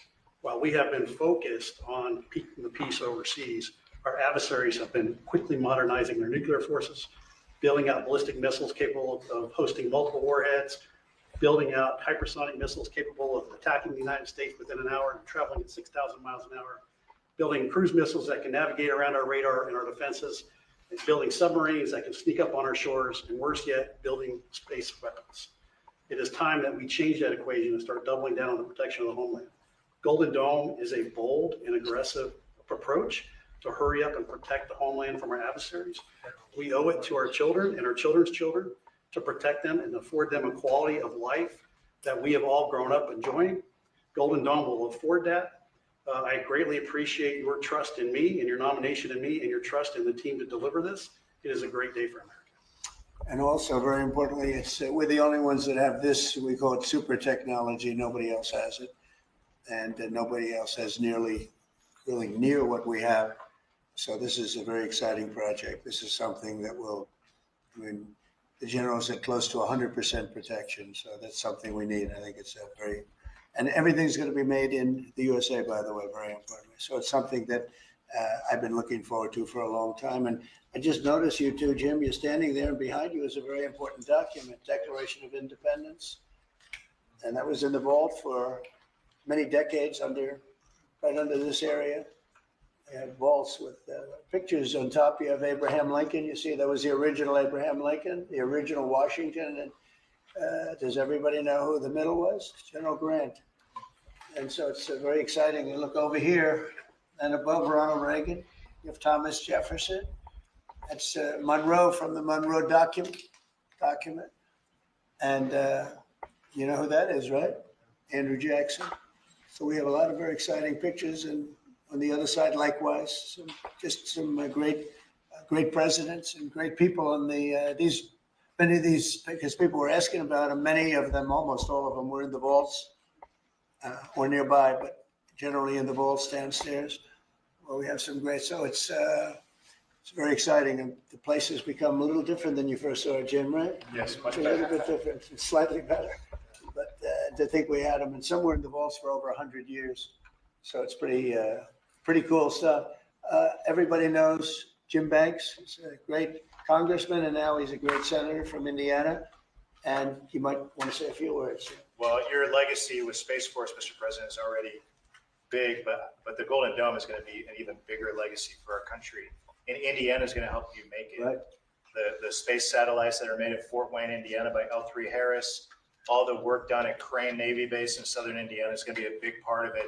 And Hoosiers are very proud of that. We're proud of you. Thank you very much. It'll be a big factor. Thank you, and good luck, and congratulations. You won that race by a lot. That wasn't even a contest, right? Well, thanks to you and all your support. Thank you very much. Thanks. Please go ahead. You missed that. This is Senator Kramer, and he's one of our best.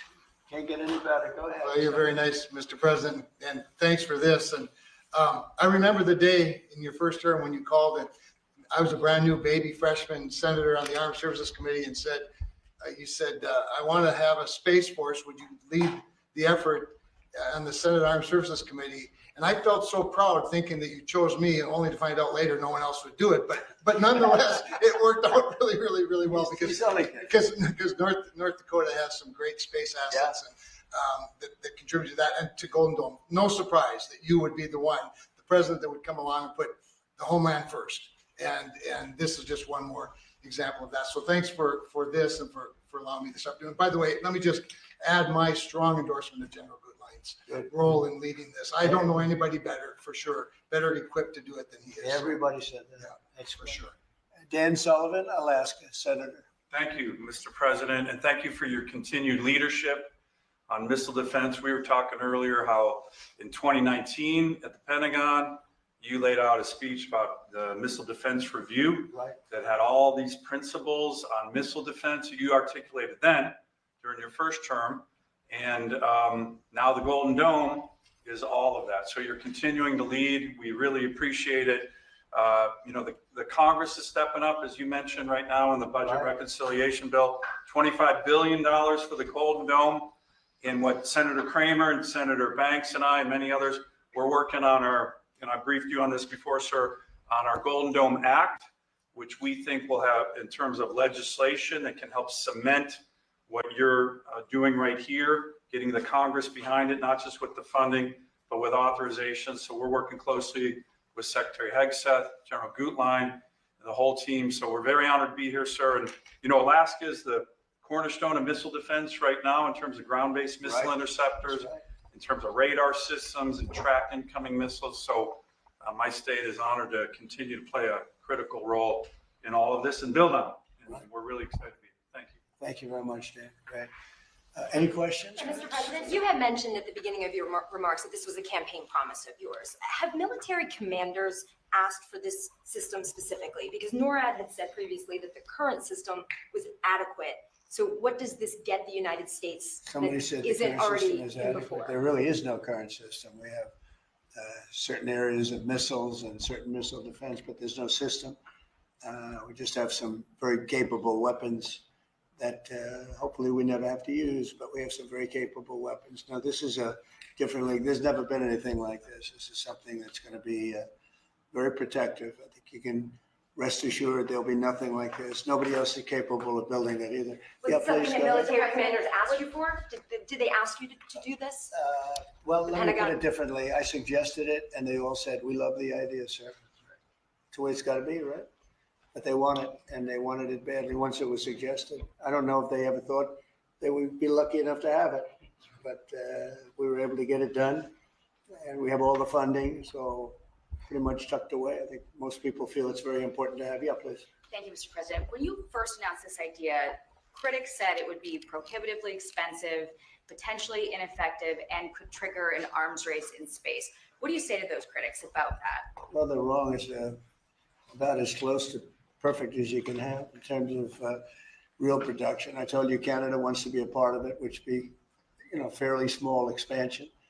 But we'll work with them on pricing. We'll be dealing with them on pricing. They know about it very much. They've asked to be a part of it, actually. They've asked us to be a part of it. I think it's something that is great. If you can afford to do it, we can afford to do it. We took in $5.1 trillion in the last 4 days in the Middle East.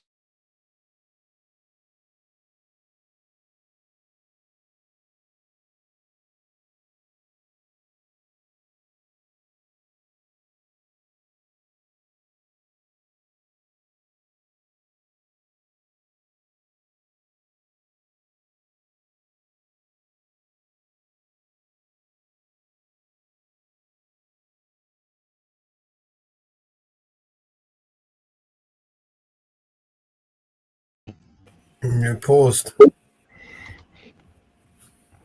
Doing this kind of thing, the equipment, the space, the computers, everything.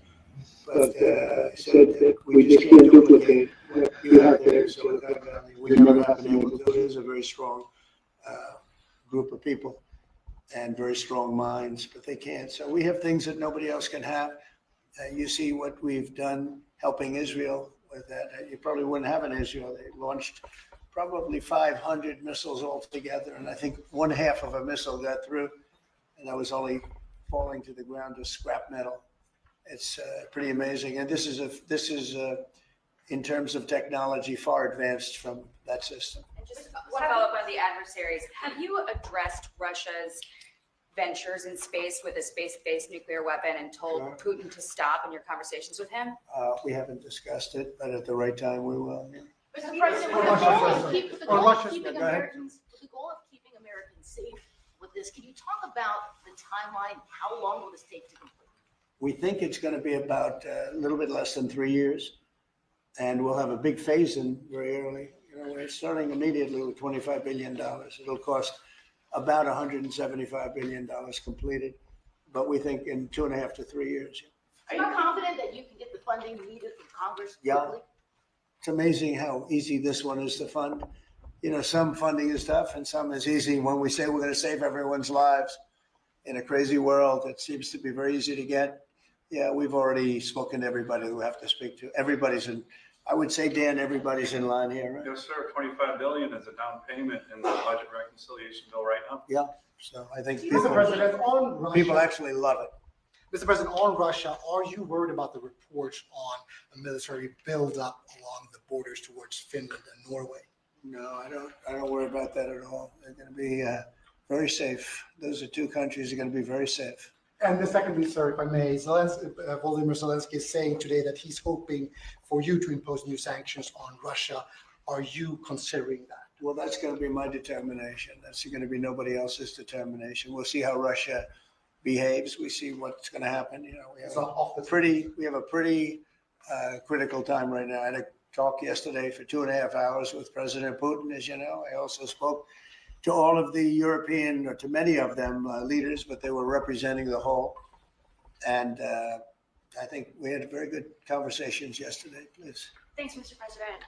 What companies have asked to be involved in building this system, and have you decided on who will be building it? Yeah, I think I'll let you answer that. You can mention some of yours from Alaska's involved, and Alaska is a big part of it because locationally they're sort of perfect. I think it's your first line of defense in certain instances, and Kevin will tell you that his state's involved. But honestly, Georgia's going to be very big.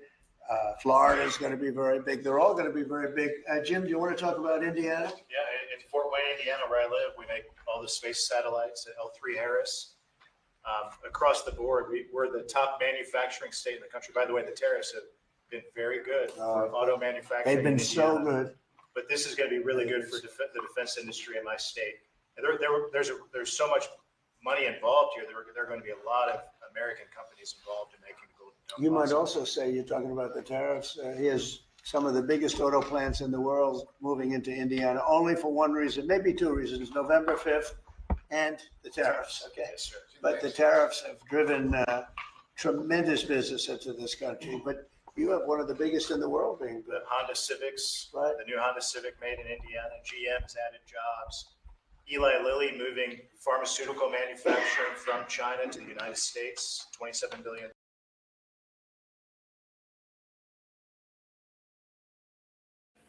Yeah, we're going to make so much money. We're going to make money. Or the defense contractors are going to make the money. Yeah. Because the last time I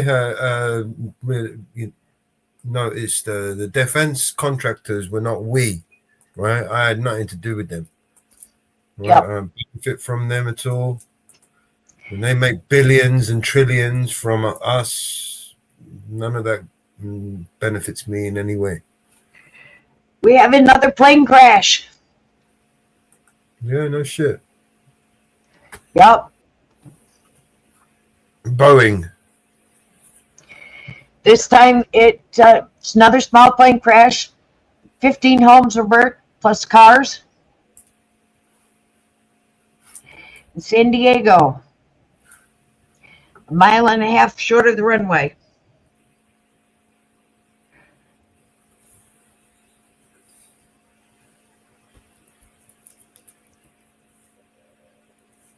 Yep. Yep. This is getting ridiculous. All these plane crashes. All these plane crashes into residential homes. Well, they're going to come down somewhere. Yeah, airports, not homes. It's just No. Mathematically, right? It's a crapshoot, right? It's like a roulette. Yeah, but this is getting ridiculous into homes. But yep, another plane crash. Yeah, it's bird flu. We need to take a vaccine, right, to stop the planes from falling out of the sky. I have no idea what we got to do, but this is getting a little ridiculous. Yeah, no, there's Bill Gates has developed this vaccine that protects you from catching, a bird flu. Yeah, but this is getting a little ridiculous. Yeah, I think so.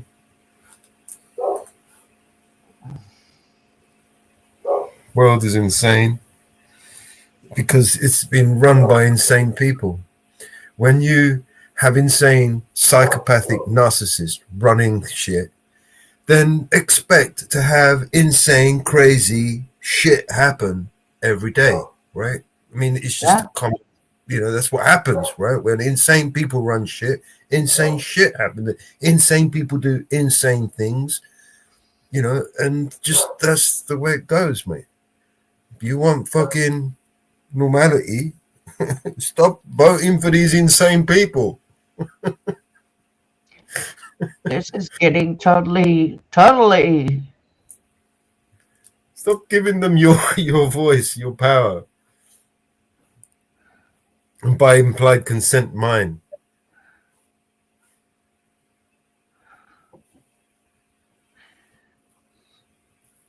But everybody remember, just because the House voted the budget, it's not the budget. Remember that. It's not the budget. So everybody remember that. Because now it's got to go to another vote. It's got to go to another vote. So remember that. Remember that. It is not the budget. because it's got to go to another vote. So we're just going to keep raising the debt ceiling, right? And that will fix everything, right? I mean, shit, if you want to, pay a debt, right? The solution is to just borrow more money, right? Yeah.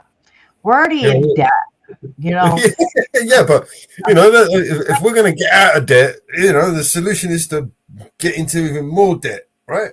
If my grandchildren ever decide to have children, because right now they say they aren't, my great-grandchildren and my great-great-grandchildren will be paying the debt of today. They will never finish paying that debt. We're so far in debt that it's not funny. And remember, everybody's got to remember that we have notes. And our notes are actually owned by China. They own a lot of China debt. can sell those notes anytime. So God knows who will own them. Well, the song and dance and game of musical chairs now. It's, does the economy collapse, right, while China is holding the debt, or does it collapse because they sold it at such a low price? So literally China, right, could collapse our economy, but it's a double suicide, because if it collapses our economy, it also will collapse its own, right? So it doesn't want to do that. Right, so we're all sitting here waiting, playing this game of musical chairs, and then here's Trump comes along and says, "Yeah, let's spend some trillions. And don't worry, I just got nicked 1.8 trillion from the Arabs, man. We're cool. We've got money." Right? Yeah, yeah. Let's just keep sending money and sending money and sending money. Yeah. The only people that benefited from that speech right there is Boeing, Raytheon, and all the other motherfuckers, including Larry Fink and all the fuckers that are benefiting. In Clay, New York, we're supposed to build this big Micron factory, okay? And this is a story that's been going here for quite a while. There's one property stopping the Micron factory from being built. There's one house stopping that factory from being built. This is a true story. You can look it up. Look at Micron factory in Clay, New York. There is one house, one woman stopping this house from being built, this factory from being built. It's in court. They signed a paper that she has lifetime use of this house. Lifetime use.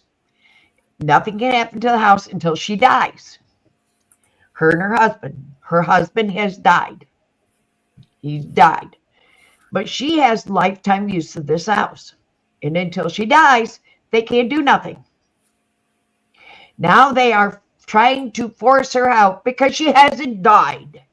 It won't be long They before are they trying to force her out because they figured she would have died by now.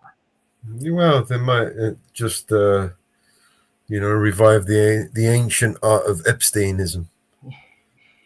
Because she's lived over 80 years old. They are now trying to force her out of her house. Let's give her $5,000 and say, bye-bye, you're gone. The price of rent in that area is over $2,000 a month. She can't even afford to rent a property, apartment in the area. She has lifetime use of this property. But they want to force her out of her home that they signed a contract she has lifetime use of. But they don't want to give it to her. This is our government.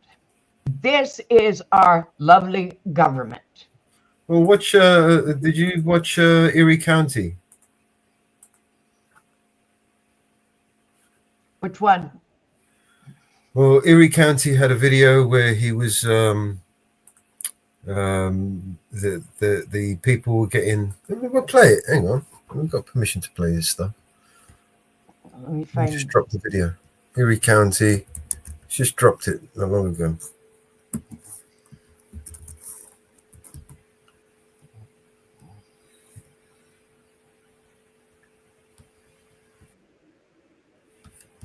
I'll drop the link in the back.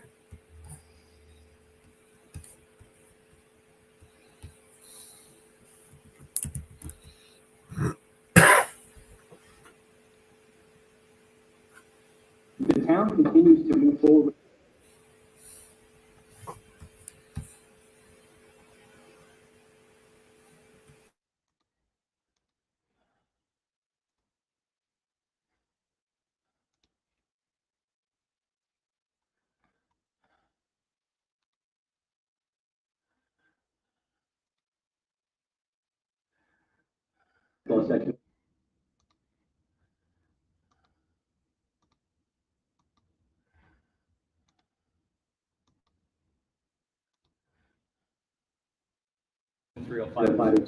For a volunteer board, and I have no idea, sir.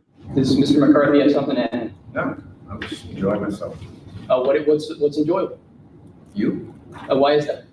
Because you come in here, you don't give us copies, and you want copies from us. Sir, may I be honest with you? Yeah, I hope for honesty, absolutely. I've been going through this last year. I've been doing this for roughly 30 years. Oh my gosh, so wow. That wasn't my question. My question wasn't. That's my answer. Okay. Take it or leave You're not going to answer my question. All right. Orfeo, man up and come out here. You're going to leave these women to do this? So this is a court order. So the town's basically in contempt now. You're just going to leave the women to take care of this, Orfeo, for you? You got the balls to come out here? Why does Orfeo have a doll of Eugene in his office? A month ago, trying to get some answers to why you haven't written refund checks that you owe the taxpayers. Okay, do you have an answer to your question? What is the answer to the question of why you haven't paid the refund? Because we're going to do just escape to your office? Why do you have a doll of the supervisor in your office? Listen, y'all, these kids want to act up in school, want to go to school and embarrass you, want to make like they got no home training. So I told my son, don't go to school bathroom no more. I'll take care of you, son. I give you anything you want. I discipline you. But you're going to embarrass me like this? No, so now I'm going to cut his hair. Oh, I got that.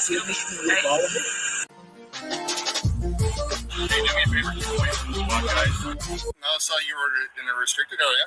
Now I want your identification. You're not getting it. Don't embarrass me. I told him, don't embarrass me. No.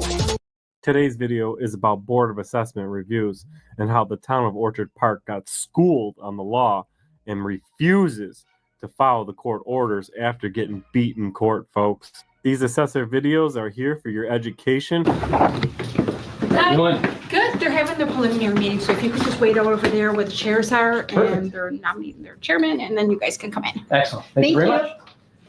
We're here to expose the illegal assessment method and to give the assessment department across the state of New York oversight because they don't have any, and they damn well know it. And they all know they've been doing this illegal and unlawful assessment value method, and we're here to expose it and correct it, folks. So hit that thumbs up for accountability and education. And before we get started, let me go ahead and show you where we are on the map.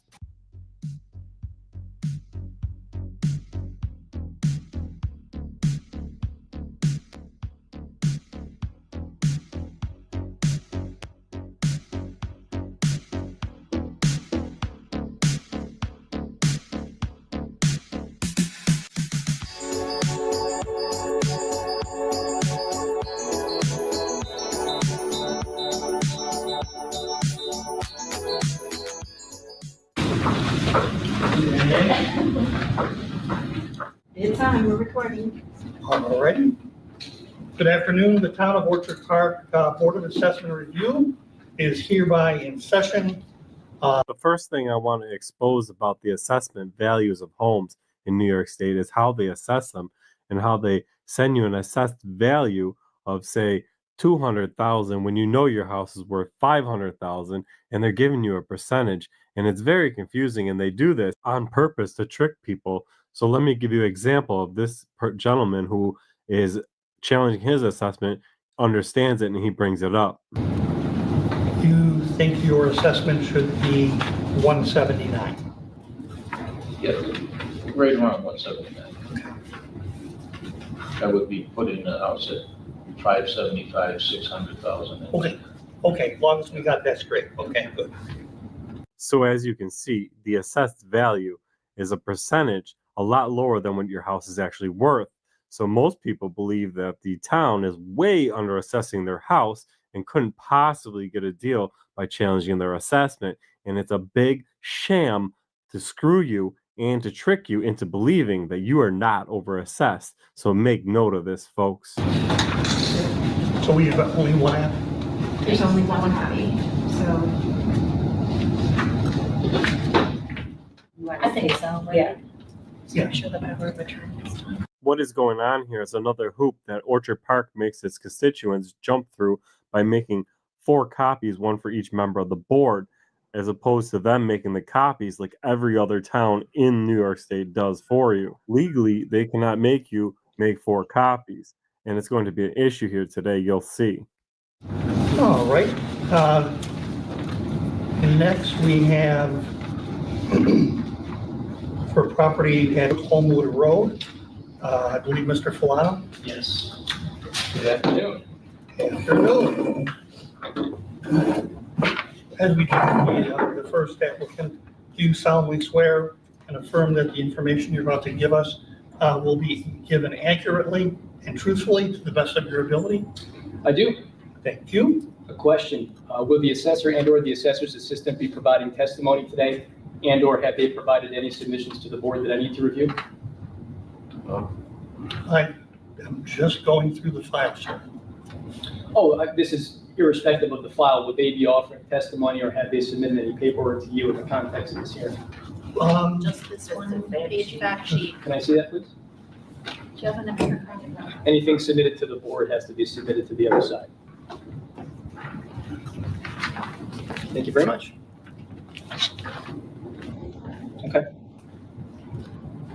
All right, you at Homewood, Mr. Filano is representing the owner, Jared. Yes.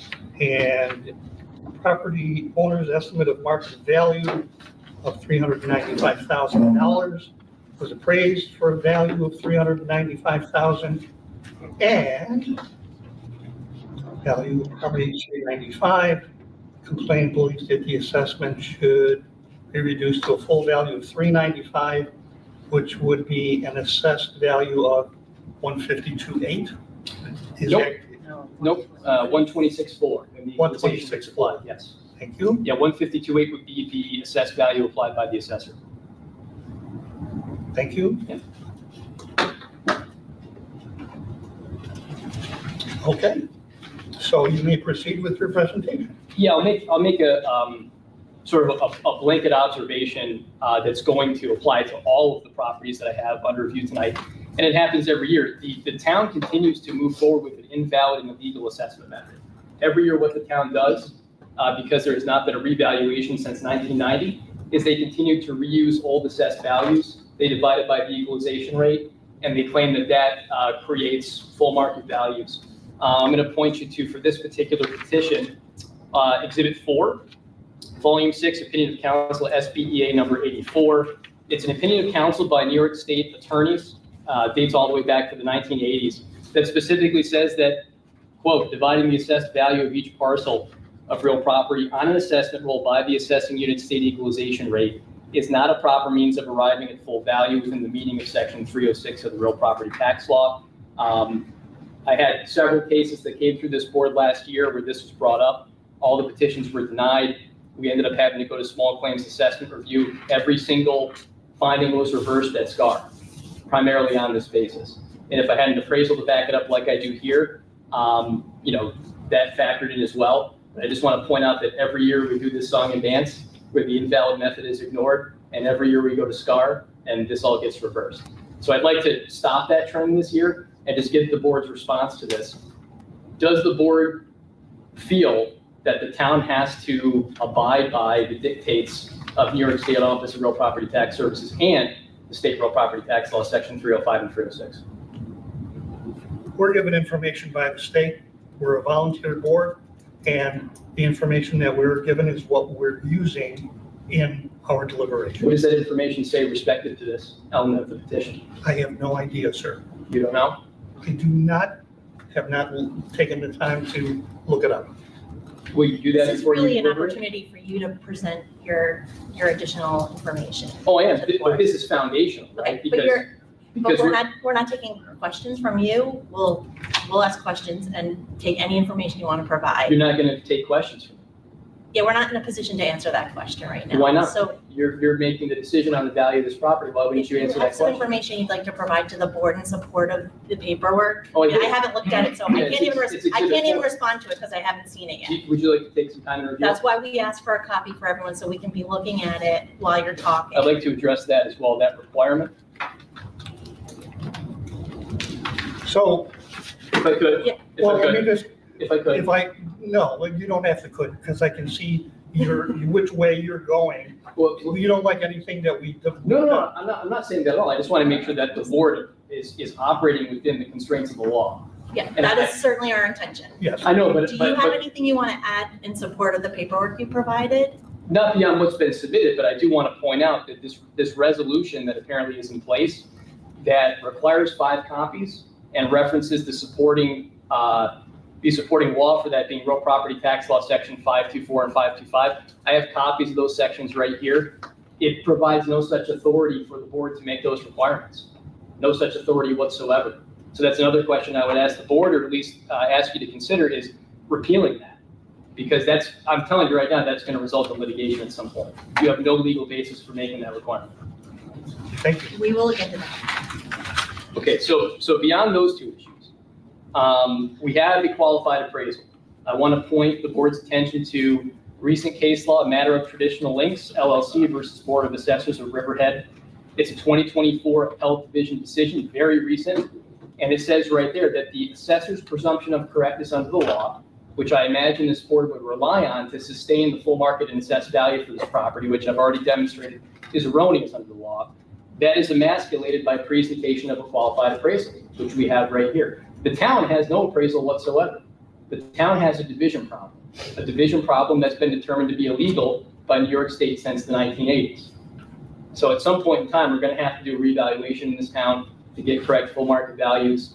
If that results in people being voted out at the board level, So what that's does that their own have fault. to do with the value of the property in your assessment? Well, it has to do with the value of the property and the assessment, because the original full market and assessed value that's on the tentative roll is erroneous and illegal, number 1. Then beyond that, we have to replace that value with the qualified appraisal. The case law requires that. So you have Did to appraise. in your submittals, do you have the cases that you're Oh, citing? yeah, all these exhibits right Well, here. I don't have it because there's only 1 copy, Right. so we can't look at what you're talking Right, about. so the town needs to make those copies because the town works for the taxpayer. Oh, okay. And beyond that, again, I'm going to point back to those sections of the RPTL that the board and the town are relying on for that requirement. This goes back to the previous assessors, very draconian Dan Stanford. There's no legal basis for that requirement. So, and I imagine that's why we don't really have very many people here participating in the bar. So something's got to be done about that at some point in time. Does Mr. McCarthy have something to add? No, I'm just enjoying myself. What's enjoyable? You, Why is that? because you come in here, you don't give us copies, and you want copies from us. There's no requirement under the law to do that. Oh my gosh, the law. Yeah. Well, she mentioned it too. You said that the town should be making these copies. We're volunteers. Uh-huh. But you're right now you're working on behalf of the taxpayer, correct? In a volunteer That's capacity. volunteer. Yeah, but part of this volunteer process is serving the taxpayer. The point, the point of that's part and parcel of the position, or to review them in real time right here as submitted. You might want to just go back to the substance of the information that you want to provide that's in support of the application. Oh, well, I did, and I was trying to. I mean, the sum and substance for this particular property is the initial full market and assessed values are invalid. They've been determined by an invalid assessment method. This comes up every year. It's reversed with SCAR every year. I think we should stop that process. You guys have to review the case law, take a look at the exhibits that are in there. It's very clear that this method of assessment is disallowed by New York State ORPTS. So because of that, and because of the other controlling case law, matter of traditional links here, recent case, 2024, super recent, February of this year, says right in there, assessor's presumption of correctness under the law is emasculated by presentation of a qualified appraisal that's done, under the auspices of accepted appraisal techniques. I mean, unless the assessor has a counter appraisal to submit right now, or something beyond the illegal invalid division problem used to determine these values, there's really nothing more to talk about. I mean, you're laughing over there. If you I'm not disagree, laughing, I'm paying attention. I'm then paying attention to you.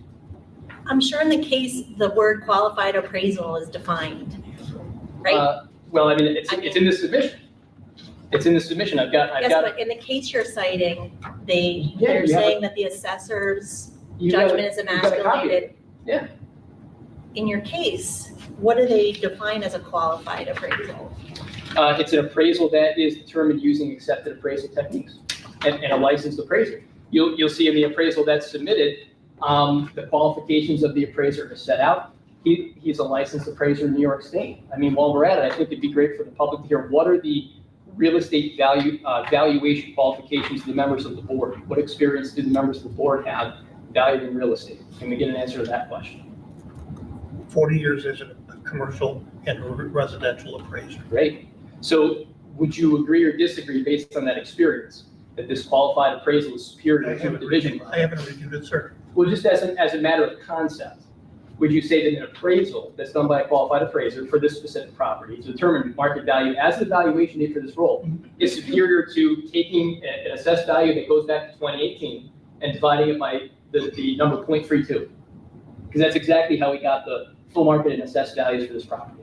An appraisal submitted in an application is just another tool to support the applicant's case. But that wasn't the question I asked. The question I asked was conceptually. That's my answer. Okay.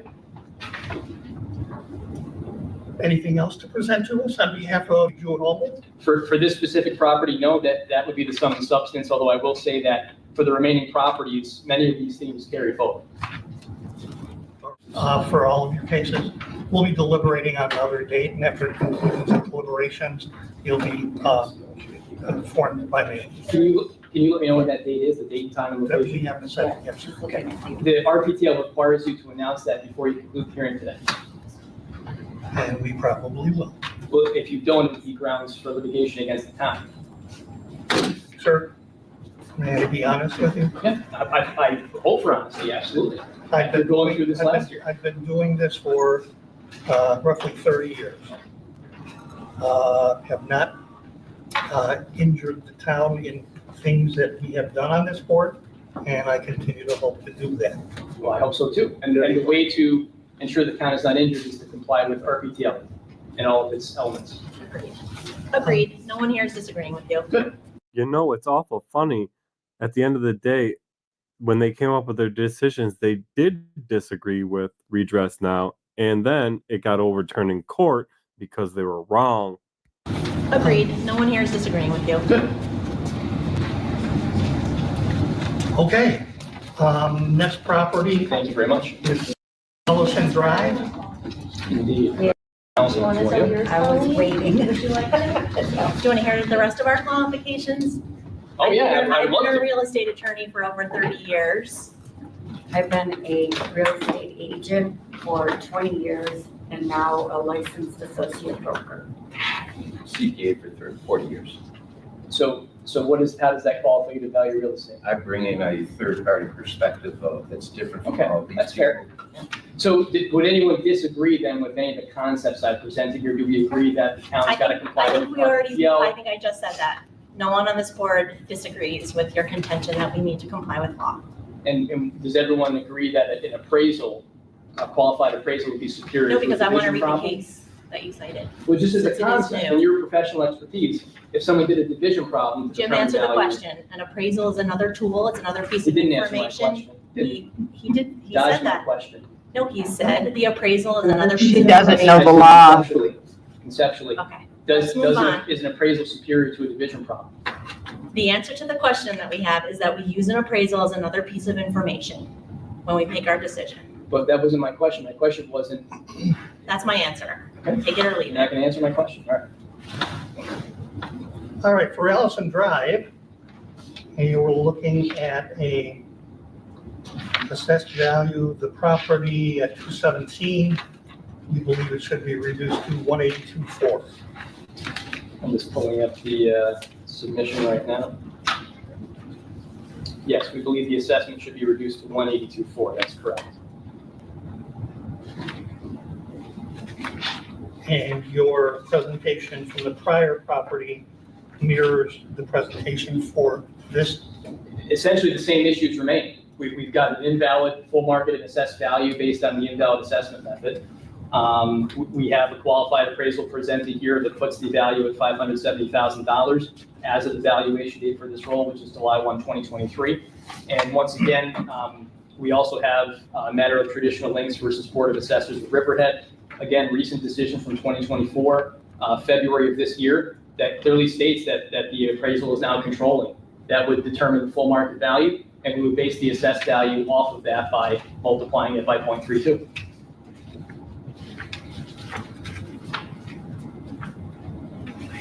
Who hired these appraisers? I'm sorry? Who hired these appraisers? Who hired the property owner? And they presented the appraisal to myself for the. Your name is listed for the as properties the, of this your hearing. name is listed as the client in the one you just submitted. They selected the appraisal, and then they presented the appraisal to me for the purposes of this hearing. Who did that appraisal? It's a Boogragool and Oh, John doesn't Lascala matter. from On Time Realty. And what? It's Boogragool and John Lascala do these appraisals for On Time Realty. They're licensed appraisers that are based out of Rochester. Did they do all the properties statewide. appraisals? They did, yes. Okay, but your individual So all the property owners owners picked the same appraisal? They selected Appraiser? this. They selected this firm on my recommendation. Yes. Do you have questions about the qualifications or the motivations of the appraiser?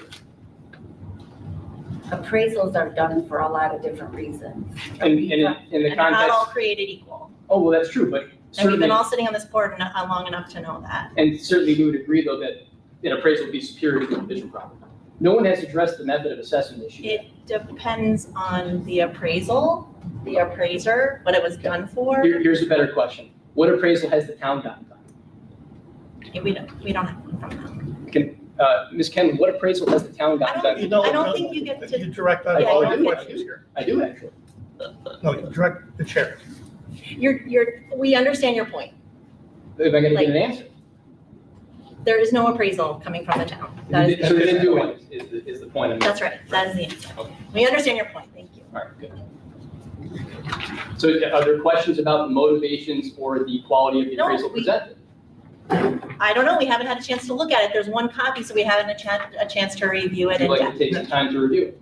No, we have to move along because we have a schedule. Where's everybody else who's And here? we only asked you who procured it. 15 minutes, he's Okay. It's just two. No, there's more. I've got Look several at more. the appraisal. 7 more? You want to look at the appraisal? No, there's not. Five. That's just not how it works. Why not? Because we don't have to sit here and look at everything and give you our opinion on the appraisal. We deliberate later. If you have additional information in support of this application that you want to provide, we're happy to hear it. It's all very clear from the brief, the appraisal, and the case law. Okay. Steve, Do you have other don't they just have an opinion about your appraisal? I think that they're trying to. I think they do have. Do you have other appointments? Are I've got you giving other- testimony? I've got 3 Because more. you'll have to be sworn in if you have something. Oh, no, I wasn't speaking to you guys at all. Just a member of the public. Do you have something to add? No, I was talking to Steve. I wasn't talking to you guys.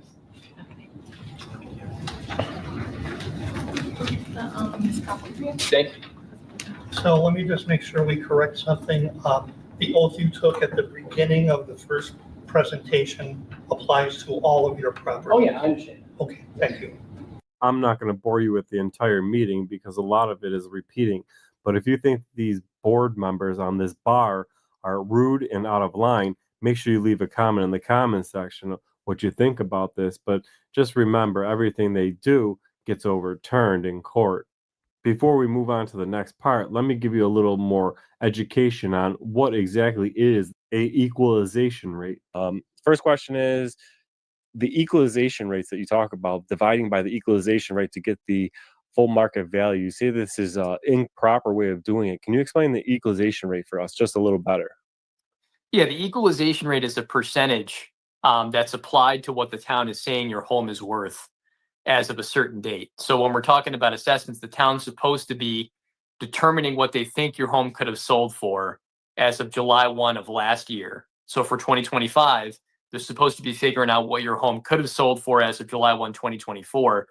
And in a town like Orchard Park, they get an equalization rate to determine with the state. So they're assessing at 30% of that full market figure. So the correct way to do this is figure out those full market values based on sales in the neighborhood or across the town, apply that 30% figure, and you get your assessment. So every year, you would assumedly see your full market value and your assessment change in tune with how things are selling across the town or across your neighborhood. In most towns, Orchard Park being one, you don't see that. You'll see homes that have had the same exact assessment since 1989, assuming they haven't made any changes to the home by the owner. What the town does every year is, instead of properly determining those full market values by going out, looking at all the sales, doing a comparative analysis between a homeowner's home versus others, instead of doing that, they just reuse the same assessment from 4 decades ago and divide it by the equalization rate, which if it's 30%, let's say you had a assessment of $200,000 when the home is worth $600,000, they're going to take that $200,000 assessment, divide it by 0.30 to manufacture, to make up a full market value. They're backing into the number. They're doing it backwards. And this keeps them from doing work. It saves them the trouble of going out and doing a real revaluation project where they revalue all the properties in the town, because politically it becomes a problem for the town. Homeowners get mad about it sometimes. And that's why you see all these issues where the full market values are wrong. Like in my neighborhood, mine was wrong when I moved here in 2021 in Orchard Park. And I've gone up and down the street now working with neighbors, getting all their assessments corrected because they've been so far off. They're off by over $100,000 or more using this ridiculous method. So the way that we could the best way to catch towns doing illegal assessments and doing the improper way would be to, if anybody in the state of New York had bought a home the closest to July 1st, July 1, if you bought a home in the last 1 or 2 years closer to July 1, and you want to know if your town is doing the illegal assessment method, his contact Redress Now. He runs a company called The Tax Opposer, and his information and the company's information will be in the description. And the closest that you buy your house to July 1st, July 1, is going to tell us whether or not your town is properly assessing you, because we'll catch them dead to rights, because full market value of your house was the market you bought it at. That is the full market value. That is what it can be purchased for. So in essence, if they're using this illegal math equation, it's a way for us to bust them and bust down on their assessments and get you all a fair share at it. Orchard Park. We went to the bar. They were pretty snarky. They didn't take us serious for sure. We all just seen that on the video. And now we're going back down to the department now, because we went to bar. They didn't appreciate what we said. Fought Redress Now, tooth and nail, spent over $10,000 or approximately $10,000 on attorney fees, you said? Yeah, I'm extrapolating that because I was able to foil Freedom of Information Law request, what they spent on the firm that Orchard Park used to argue against me at Small Claims Assessment Review, also called SCAR. They're paying them about $50,000 a year. So I'm just kind of extrapolating that out based on the hours that I saw the attorney put into this. Yes, probably anywhere from $7,000 to $10,000 to settle or outright lose all these cases. And they do it to avoid doing this job properly in the beginning. And this 10,000 that we're talking is approximate. We can't put an exact number on it, but approximately 7,000 to 10,000 we're talking. They fought to go to court to fight you against the law. They were dead right wrong by the law, and they fought it in bar, they fought it in SCAR, and they paid over $7,000 to $10,000 to fight it. And now we're heading back down there because they're not paying the refund after the court ordered them to pay the refund, correct? Yeah, the town's in contempt of court. These Small Claims Assessment Review decisions are court orders, right? And there just seems to be either just an ignorance on the part of town employees, or just, I guess, recalcitrance, like they just don't want to respect the court's authority when it comes to tax assessments. They understand that if this keeps going, where like I started with a handful of cases, it grows every year, where I'm doing 2 times more cases in the town of Orchard Park. I mean, eventually they're going to be required to do a revaluation, and they want to avoid that as much as they can. Shut the police out here. This part of the video is when we're going back to the town hall to ask them why they are not writing the refund check that they overcharged taxpayers that the court has mandated that they pay back, and they are refusing to comply with the law.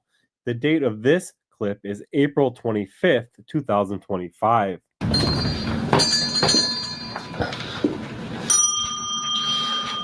How are we doing? Good, how are you?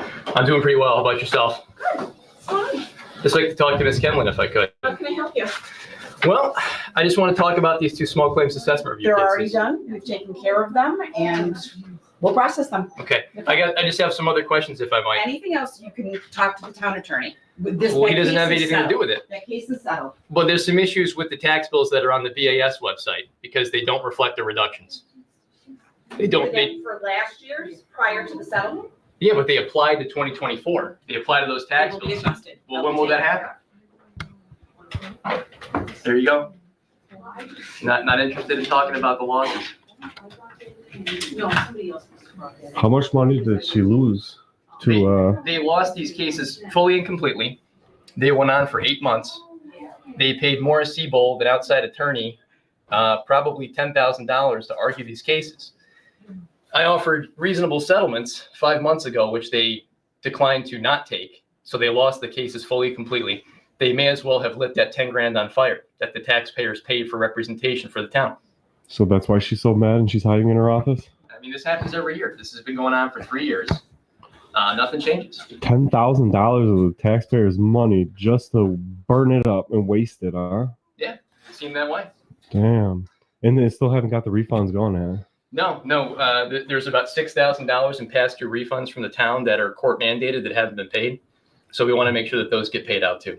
So that's going to be coming from the town. Wow, $10,000 lost and they sold $6,000. Well, it just seems like this could be corrected properly on the front end by just determining legitimate full market values every year by doing a revaluation. And the town resists doing it. And so this is the result. Just a lot of wasted taxpayer time and money and a growing, a huge group of very frustrated residents that are going to vote this year. This is an election year.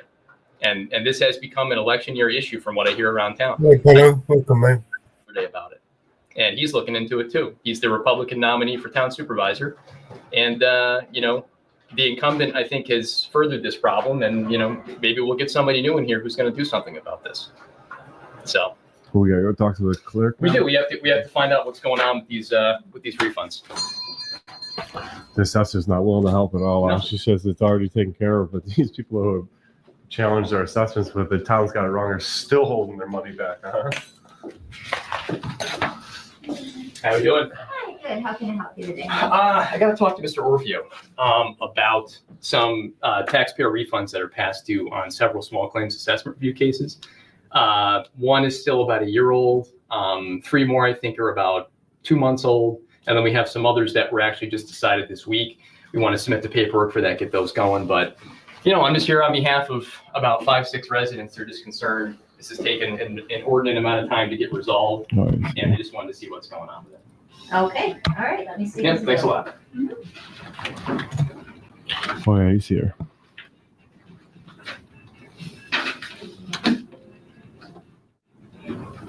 I think he's got a doll made out to be the supervisor in his office. Come look at this.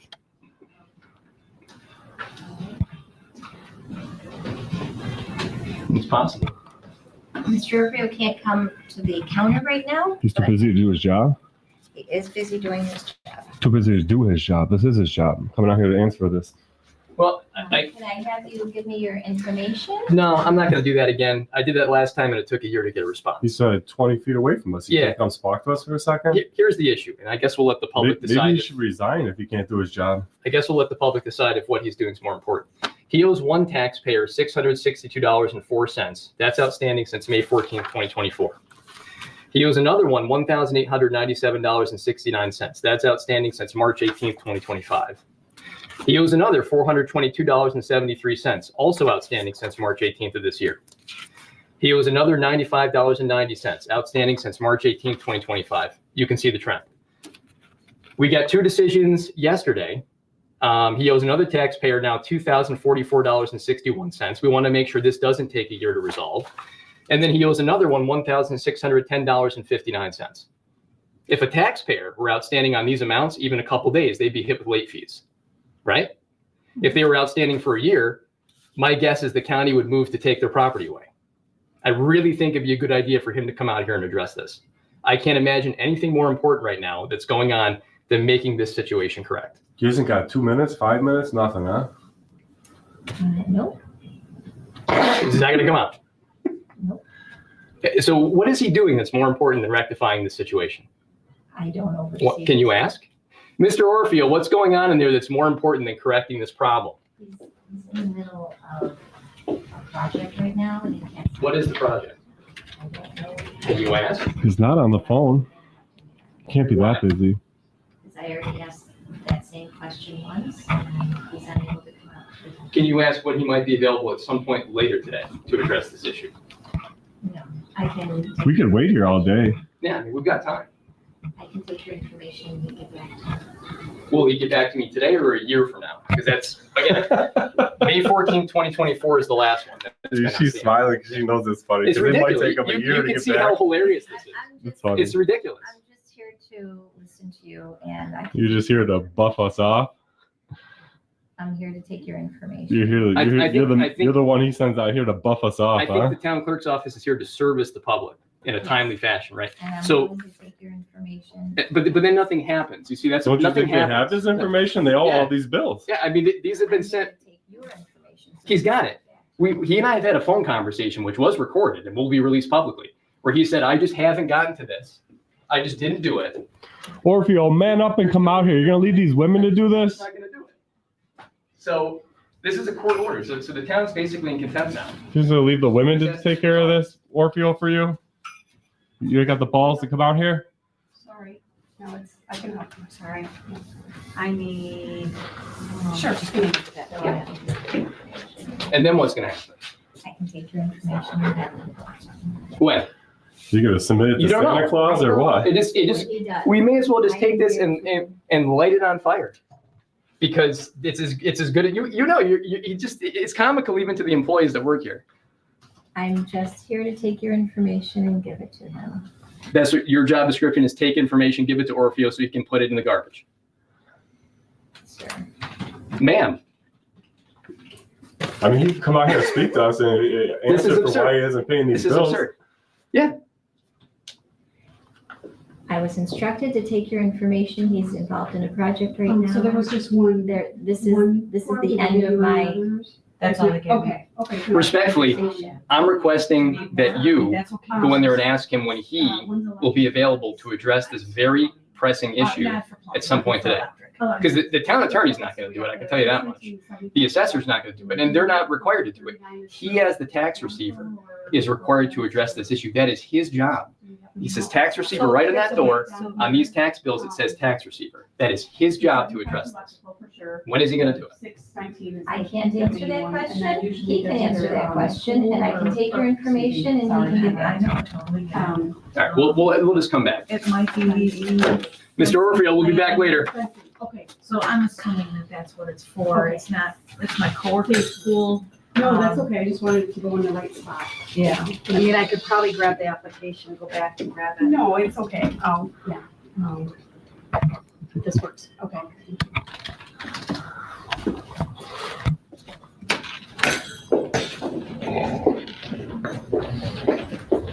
So you go to the Orchard Park Police next. Report this crime.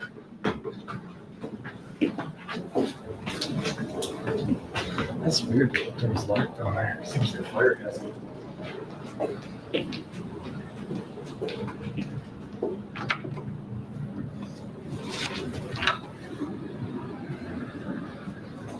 Hiding. Eugene's business card has got a cell phone number on it.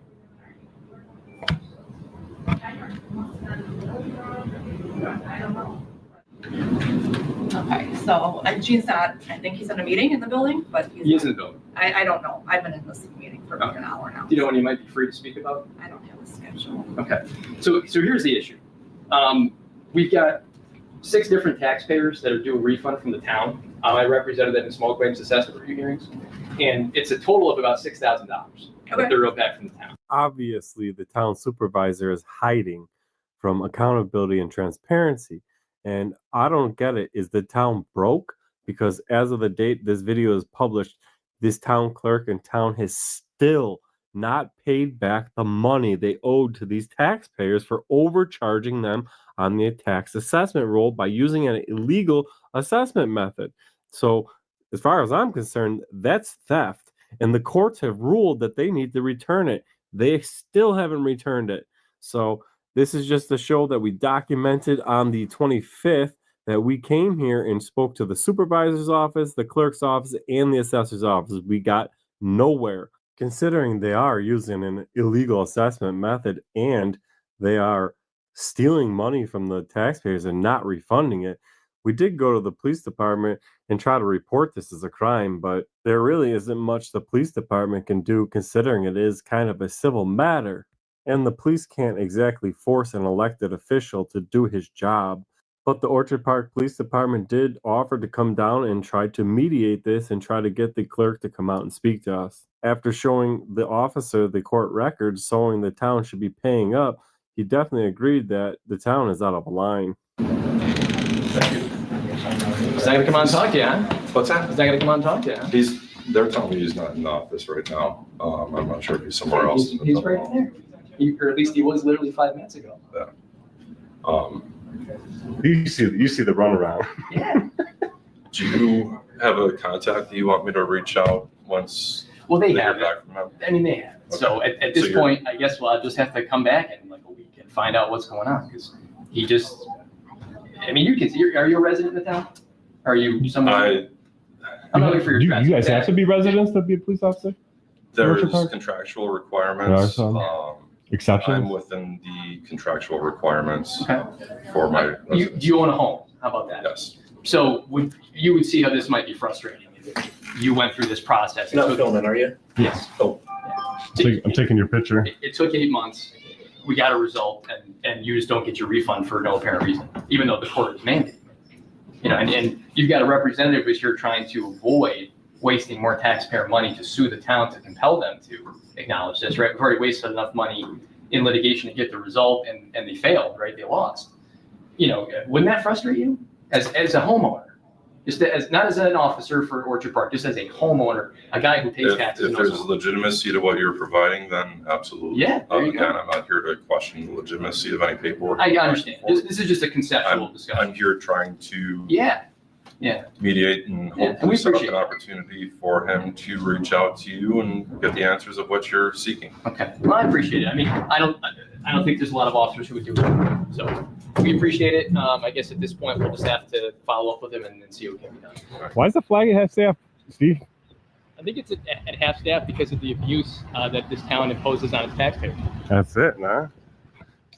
The last set of clips was from April 25th. It is now May 20th. We still have not received any refund checks from the stolen money from the illegal assessment process that they stole from the taxpayers. We're going back in, fam.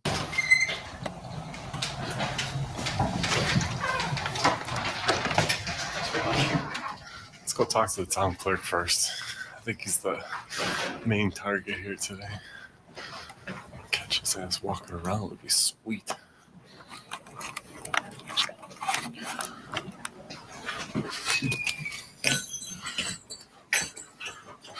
How are you doing today? We need to speak with Mr. Orfeo. He is not in his office. He's not in his office? Sure. Do you know when he might be back in his office? I do not. Okay. Anytime this week, maybe? We stopped in here a month ago. We ain't got no call back, and we still ain't got that refund check that the town owes. So it's kind of crazy to think that we have to come back a month later and deal with this still. But you know, is he in today? He is. Is he at a meeting? He's just not around. He's in a meeting. Well, you guys are gonna enjoy the phone calls tomorrow because I'm publishing a story about this violation of the law. And people are gonna redress this guy because this is ridiculous. Yeah, we still don't have a reason why he won't release the checks. I had a conversation with the school district attorney about it, and he thought it'd be a good idea to release them, and he did it within 2 weeks. So I guess we're just sort of curious why it takes 60, 90, 365 days sometimes to get these things dispersed from Mr. Orfeo. Is there something going on with him that we're not aware of? He talked to me on a phone call March 19th of this year. He said that, there's some reasons that he can't get the job done properly that he didn't want to talk about publicly. Is there some reason why he's not able to do reasonable tasks that are within his job purview? No. I mean, can you think of any reason why he wouldn't be able to get these checks out within like 30 days? You have to talk to him. I can't answer. When can we do that? Because he told me on the phone that in the future, he would promptly respond to my calls and emails and make time for me in the office, and it just hasn't happened. So I'm sort of stunned, and, you know, the multiple taxpayers I represent in the town who will be voting this year are also stunned about this. And, you know, there's this growing concern throughout the town, especially in these areas where the new builds are going up that are overassessed. You know, what the heck is going on here? Okay, again, you'd have to talk to him. So How do we do that? Yeah, can we like make an appointment so we can sit down with him and make sure we're here when he's available? He makes his own appointments. I don't make appointments for him. So at this point, basically what I'm gathering is like, he's just not willing to meet with us. Is that the basic idea? Is we're going to be stonewalled when we come in? Again, There's like no way to make an appointment with him?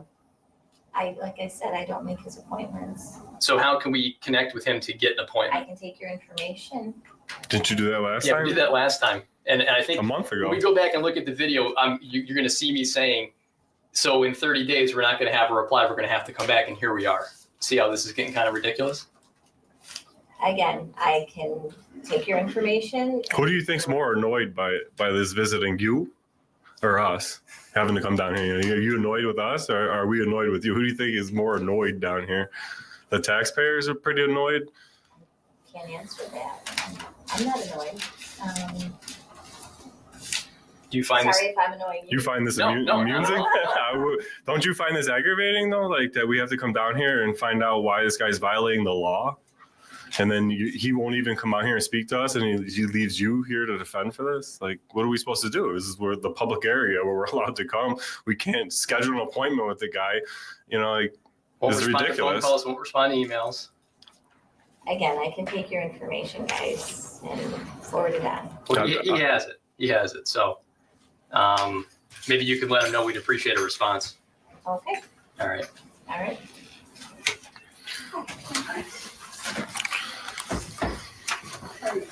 Town clerk.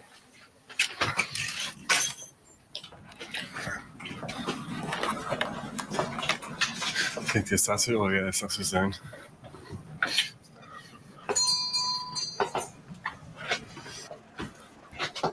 How we doing? I wanted to take a look at the assessment roll if we could. Okay, I got it for you. Hi, how can I help you? We just want to take a look at the assessment roll. Sure. We don't have it printed, it's available on the computer. Okay, so there's no printed version of that available for people to look at? Correct, you can look at it through the computer. It's also available online. Okay. I took a look at the one online and there's no assessor's oath attached to it. Can we take a look at the assessor's oath? Sure, and it's also with the clerk. Okay. The clerk's unavailable though for about a month and a half, 2 months. Just gonna have to get the office. I like that. I wonder if they start taking it out of their check, they'll respond. That's funny. Clerks in a meeting. They're volunteers. A meeting room? It takes a lot of meetings.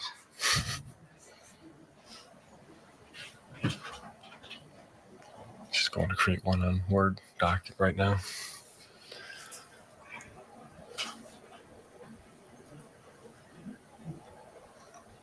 I like the assessor got up and says, I got this. You know, I mean, she's not going to pinch her employees on this one. Well, you may recall that wasn't her experience last time. No, she did hide last time.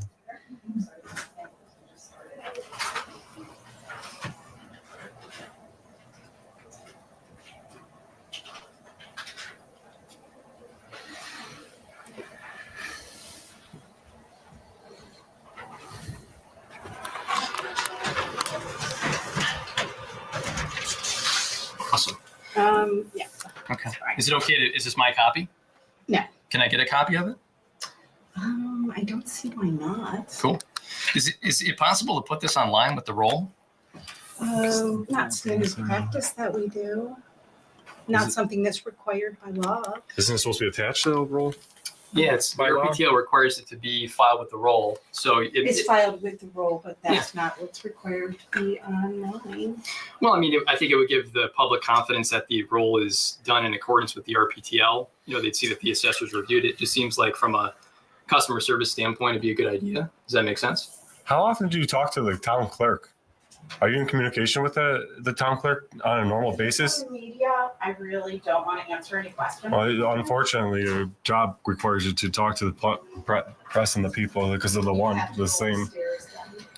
But I'm asking, if you speak to him on a regular, we've been here a month ago asking why he's late on violating the law and returning a check. We still haven't got a hold of him. Do you know anything about that?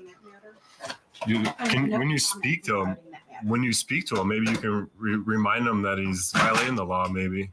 I have no comment regarding that matter. Oh, thank you. How else can I help you? Can you tell us how you guys determine the full market values for the assessment roll for 2025? We don't determine full market value. Then how do you assess the properties? How is the By the assessment assessed determined? value, it's 30%. And how do you determine the assessments? We compare it to other assessments. You compare it to other assessments? Mhm. So for each property, is there a comparable sales report that determines the assessment by comparing them to other properties? Correct. So if we were to FOIL all the comparable sales reports for all residential properties for the 2025 roll year, would we get those and it would show that these are all compared? If there's been changes on it, So if there's no changes made to a property, then how's the assessment determined? if there is no change to the property, I cannot change the assessed value. Then how are you coming up with the full market values? I don't come up with a full market value. The But- full market value is something that's determined by the market. But the assessment's derived from the full market value, right? The assessment is compared to other properties that are assessed. So you're saying that the assessment is not derived from the full market value, meaning what's the equalization rate for this year once again? 30%. 30%. So according to the RPTL, you should be determining legitimate full market values each year. And then 30% of that number would be the assessment, right? Correct. So how are you coming up with those full market values? We do both. We do an assessment we do an analysis on the full market value, and then we also do an assessment on the assessed value. And then if the full market value is above what the assessed values are, it goes to the assessed value in order to keep them equal. So how are you doing that though on an annual basis? Are you looking at sales? I mean, I'm sort of confused because no documentation has gone out to the town residents that a revaluation has taken place. There So is no revaluation. yeah, so how are the full market values being determined if you're not revaluing the property in the town?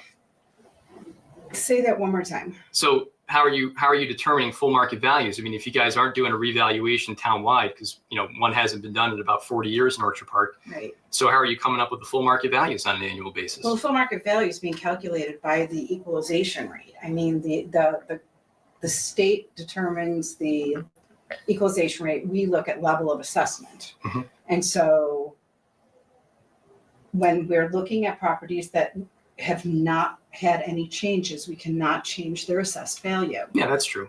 So would it be fair to say that every year you're reusing the assessments from the prior year if no changes have been made to the property, you're dividing it by the equalization rate, and that's how we get the full market values? That's how the full market value is calculated on the bills, correct? Is that how it's calculated on the assessment roll?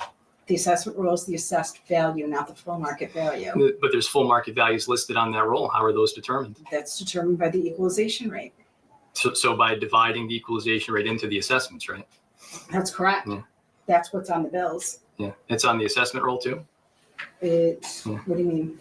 So on the assessment roll, there's a full market value listed for every property, and then there's an assessed value listed. Correct.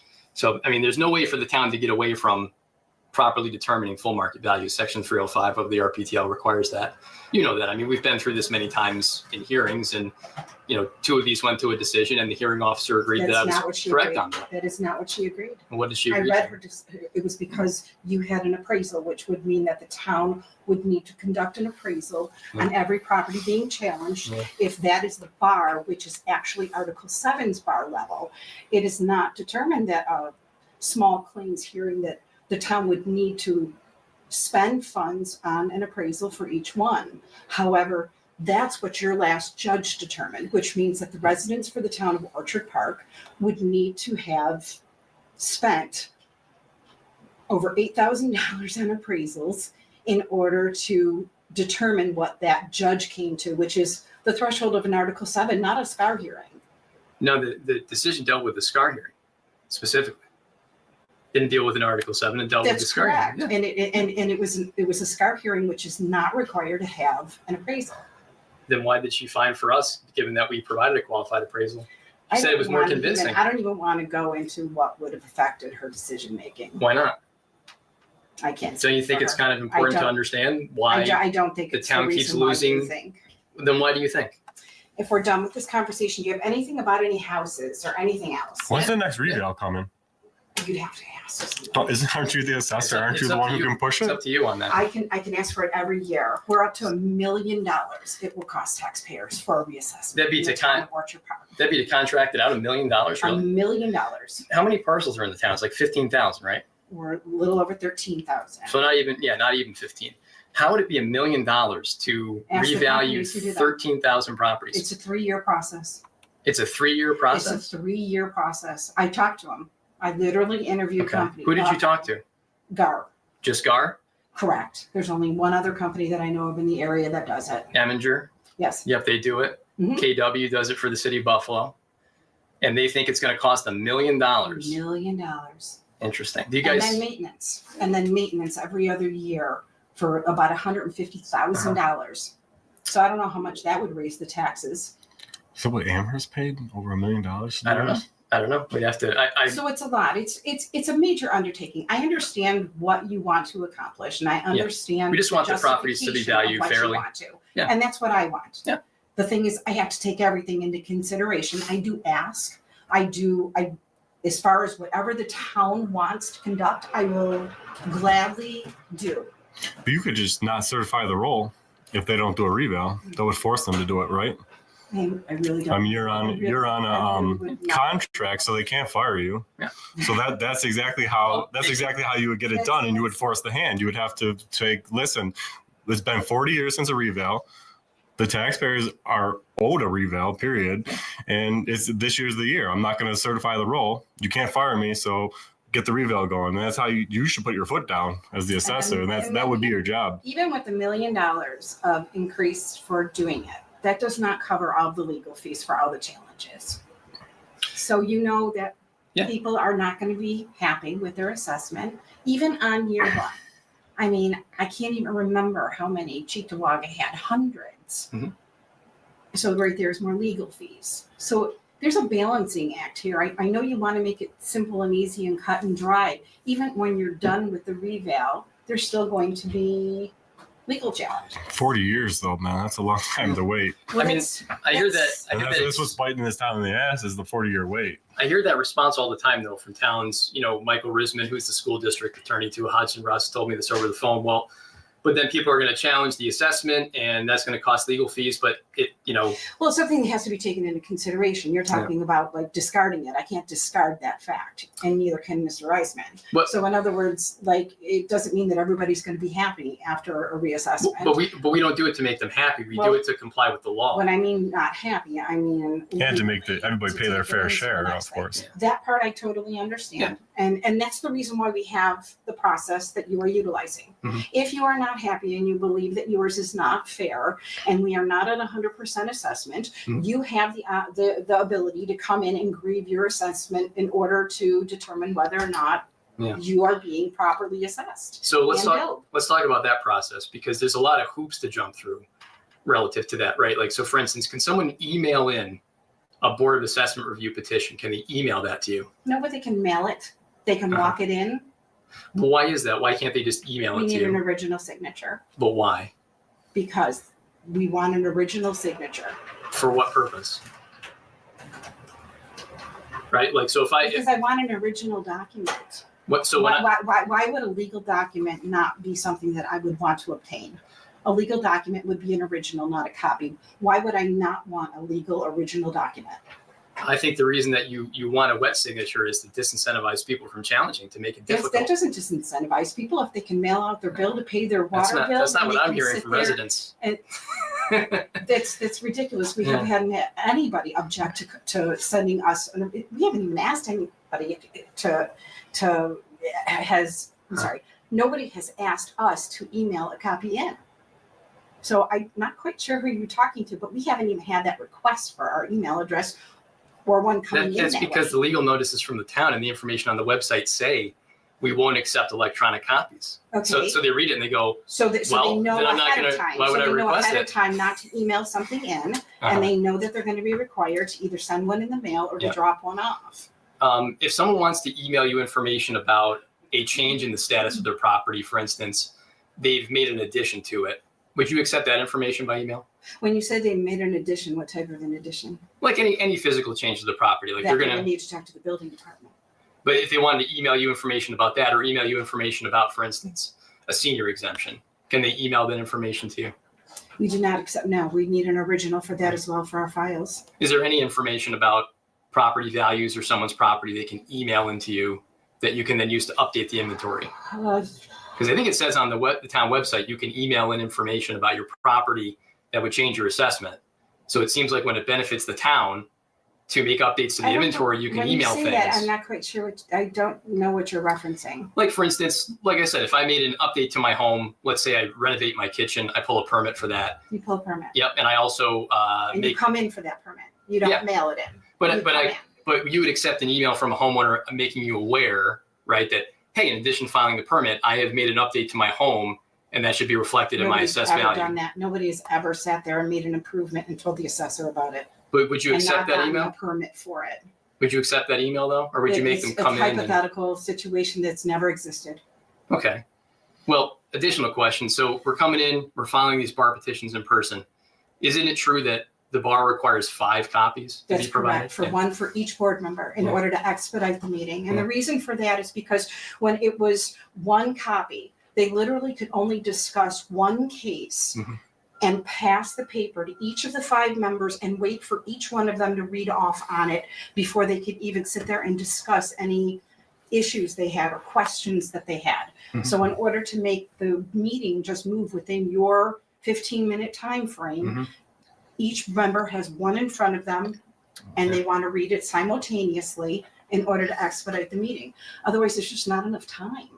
So I do property tax challenge paperwork all across upstate New York. Okay. I've done it in the city of Rochester, other large cities, and I can tell you, I think I've only been in one other town that requires 5 copies to be made, and that's the town of Hamburg. Okay. And in these other large municipalities like Rochester, that's revaluing every year, all you gotta do is file 1 copy, and the city goes ahead and makes the copies for bar, and they have bar. We're not, and that's the thing. We get charged per copy on this, and I don't So believe does the it's- city. And I don't believe it's the taxpayers of all. You represent one. I represent the I rest. represent a lot of taxpayers. You represent one taxpayer when you come into the meeting. I And usually come in with a number of you can challenges, come in as with you're as aware. many as you want. When you're talking for your 15 minutes, you're representing one taxpayer. Right. And the town of Orchard Park is defending the rule. And so we're defending it for the rest of the taxpayers. And I don't think it's upon them to pay for the copies for yours. It would be I the don't believe- taxpayers. When you say you have to pay per copy, what do you mean by that? I Like mean that towns are charged, we don't own copy machines. the copy machine is like rented, Correct. It's a and lease. every time you make a copy, the town's paying for that. That's correct. Interesting. And we don't pay maintenance on, they take care of if it becomes obsolete, if it breaks, things like that, that's on them. But that's how we, I think a lot of taxpayers don't realize that they could pay for the machines. The machines are much more expensive. because a lot of taxpayers look at it like, what are you talking about? We pay for the ink, we pay for the machine, and you want to charge us for extra on a foil. So I think a lot of Even if taxpayers we- don't realize that. Even if we weren't paying per copy and let's say we had the machine itself, you would pay for the machine initially and then you would pay for Well, yeah, the ink, the electric, you all would pay that. for all the things. So it's, as far as this goes, you would be winding Mm-hmm. up where the taxpayers are paying to make copies for your challenge. And we just don't feel that that's something that they should be obligated to do. What if we engaged in some outside the box thinking? Because I know in the room where you hold bar, there's a huge projector screen down there. What if we just took the petition and put it up on the projector screen so that all the bar members could view it? Is that something we might be interested in doing? And then that way, you wouldn't have people having to come in here and make 5 copies and then everybody could see what's being reviewed? I feel as though it would be one of those things that it wouldn't be clear to read and easy to read. How so? Well, because I mean, you sit there and you're talking about a lot of tiny information on a thing. You've got pictures of houses on there that you're bringing in. I just don't think it's something that would be easily read off of a monitor. Well, you can- Do you you can- have an objection It sounds like you have an objection to supplying copies for the board members. If you want to bring one in and have one board member look at it, I mean, So it's not as if, it won't be as efficient. They're not going to pass it around because you're not going to land in your 15-minute time. I think that it's, I think that it's a, just another argument for something as simple as bringing copies for each representative so that they can view it. I mean, we can sit there and we can fight about every minute little thing. I'm not trying to have a fight. Basically what this is, what the purpose of this today is it's almost Board of Assessment review time, right? We're trying to educate the taxpayers on the process, what goes on. And we try to help them. What my experience has been, what your experience has been. If somebody has a problem with their assessment, we meet with them ahead of time. We talk to people. If they have documentation that I can justify that, you know, substantiates lowering an assessment, we do. So this is not something, we are not here to put an obstacle in the way of a taxpayer to having their values be what, you know, is just. So, I mean, I really wish that the process, and especially with tax advocates, was more mainstream as far as the argumentative. It seems as though you and I can't have a discussion without cameras and without accusations. I'm not that creates. I'm not making any accusations. No, but it does. I mean, everything I've said so far, is anything that I've said non-factual so far? Today we're having a discussion. This is really rare. This is really, really rare. So just to answer your question. I'll tell you right now, we wouldn't be here today if the clerk over there would have applied with the law and made the check. Because we were here a month ago asking about it. The guy, he says, you know, take our information. We said, we don't hear nothing back. We got to be back in a month. Last month when we were here and we talked to you, I will say that I thought you were a little rude and you're short with us. But today, I see a whole different Nancy. I really respect. I really didn't think I was rude. You make me defensive. You I'm really not trying do, to do and that. I really wish that weren't the case. I just what I was trying to say is I thought I met a different Nancy today than I appreciate you standing up here and actually talking with us and answering some questions, because a lot of people won't. You know, a lot of people wouldn't. I know. And, you have to know why. Well, a lot of people hate cameras and it's a new thing. And you know as well as I know, and we've had other assessors admit it, there is no oversight in the assessor the process of bar and all that. There's no oversight whatsoever. Nobody enforces the rules and the laws. And no oversight, like, what do you mean? Well, like writing the check. You know, that's a simple oversight part.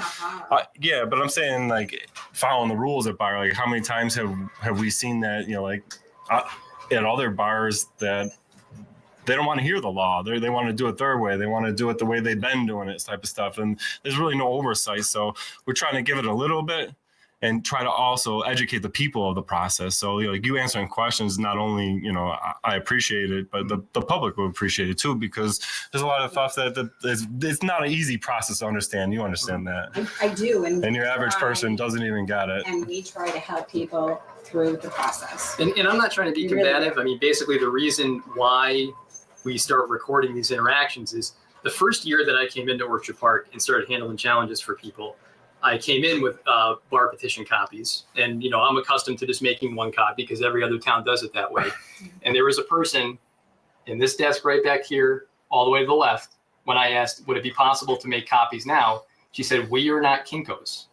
We're not going to make your copies. So that's kind of a different way of saying that the taxpayers are paying for it and we don't feel they should foot the bill. That's poor customer service, and that wasn't necessary to say things that way. I almost said it today, but not as to be snarky. It's just.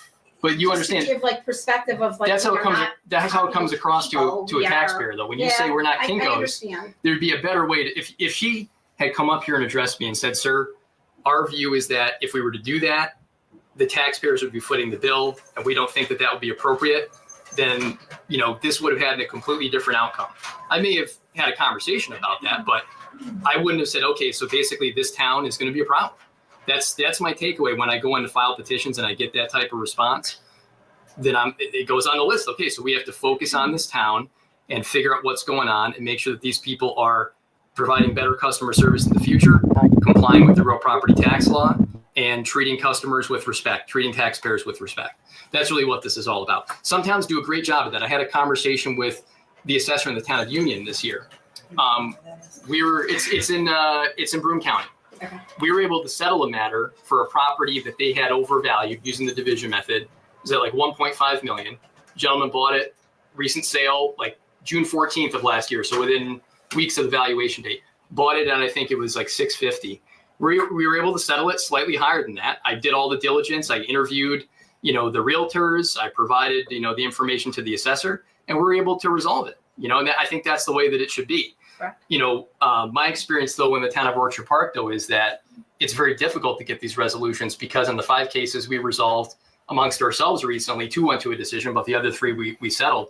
I mean, I offered you better settlements than what the town got, 5 months prior. And I even checked in with You you. mean for the 2 that she decided on? No. For the 3 that we actually settled in the hearings, you had better settlement offers via email from me 5 months before the hearing. And the same is true for the one she decided. The town got 0 if you had settled with me, because when we're dealing with the That's properties. not my, see, I'm gonna tell you one of the things that you wrote inside of your emails that I Yeah. disagreed with. Okay.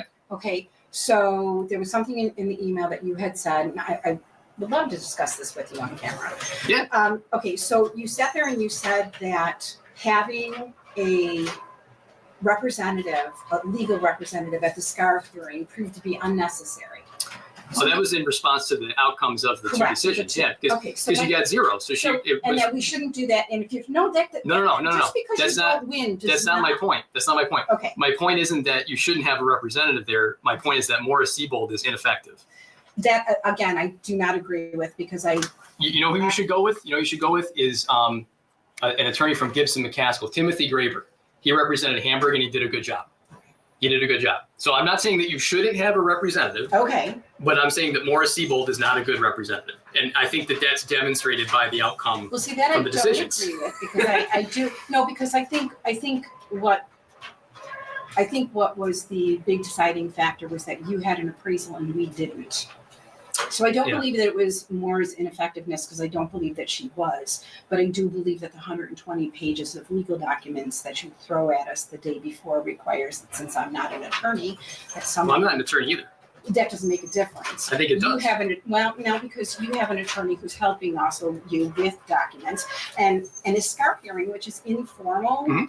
It's supposed to be. Right. It's supposed to be I a agree. conversation between like people, not attorneys involved. 120 pages of legal documents. Somebody's got attorneys.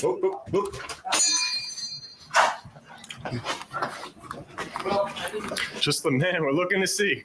See, Yeah. it's always a pleasure to see you. Why does it take pulling teeth to get a hold of you? But if you have any questions today, you can email them to me. If not, Then what do we do? Wait a month and not get answers? if you have any questions. We were here a month ago trying to get some answers of why you haven't written refund checks that you owe the taxpayers. Okay, you have an answer to your question? What is the answer to the question of why you haven't paid the refund? For those refund checks that show my clients, we're wondering when we can get those. It's been 60 days. You know, that's what I like is you never let anyone get word in edgewise. Go ahead, talk. Okay, so if you have a question, send me an email. I already did. Sent it this morning. Oh, well, There's been a lot of them sent to you over the past 60 days. oh, thank you then. Okay, so when do you think we can get those refund checks? I'm not sure. Why are you not sure? Aren't you the one in charge of writing the You're the one in checks? charge of writing the checks. It's not Nancy Kenlin's job to do it. Because we're going to do just escape to your office? Why do you have a doll of a supervisor in your office? That's what they do. This is a rhino right here. This is a typical politic. He's going to go hide in his office like a little girl. I thought Republicans are supposed to Wow. watch out for the taxpayers, not screw them over. Wow. This is the only town that has not dispersed the appropriate refund check for the 25 some odd clients that have There Erie you County. have it, folks. That's your town clerk. Write him an email. That's what he wants. He wants some emails, I guess. No further comment on that, Mr. Rubio? As of the very date that this video was published, this town clerk refuses to write that refund check and comply with the law. He hides in his office and hides behind the women and has an utter disregard for the law and the taxpayers. This is a trash bag pile of crap. Leave your comments in the comment section what you think about this tax collector who will collect taxes using illegal assessment methods, but when the courts tell him to release the funds, he refuses to release the funds. Which leads us to, what are we going to do when the law is lawless, folks? I just want to point out that every year we do this song and dance where the invalid method is ignored, and every year we go to SCAR and this all gets reversed. We live in a society now where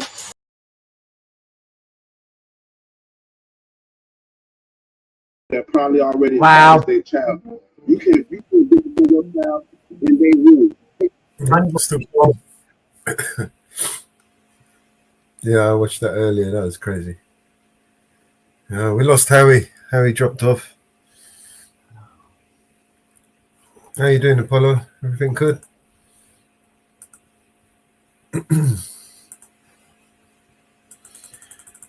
Yeah. Yeah, it was a good one. I thought you might like that one. They don't care.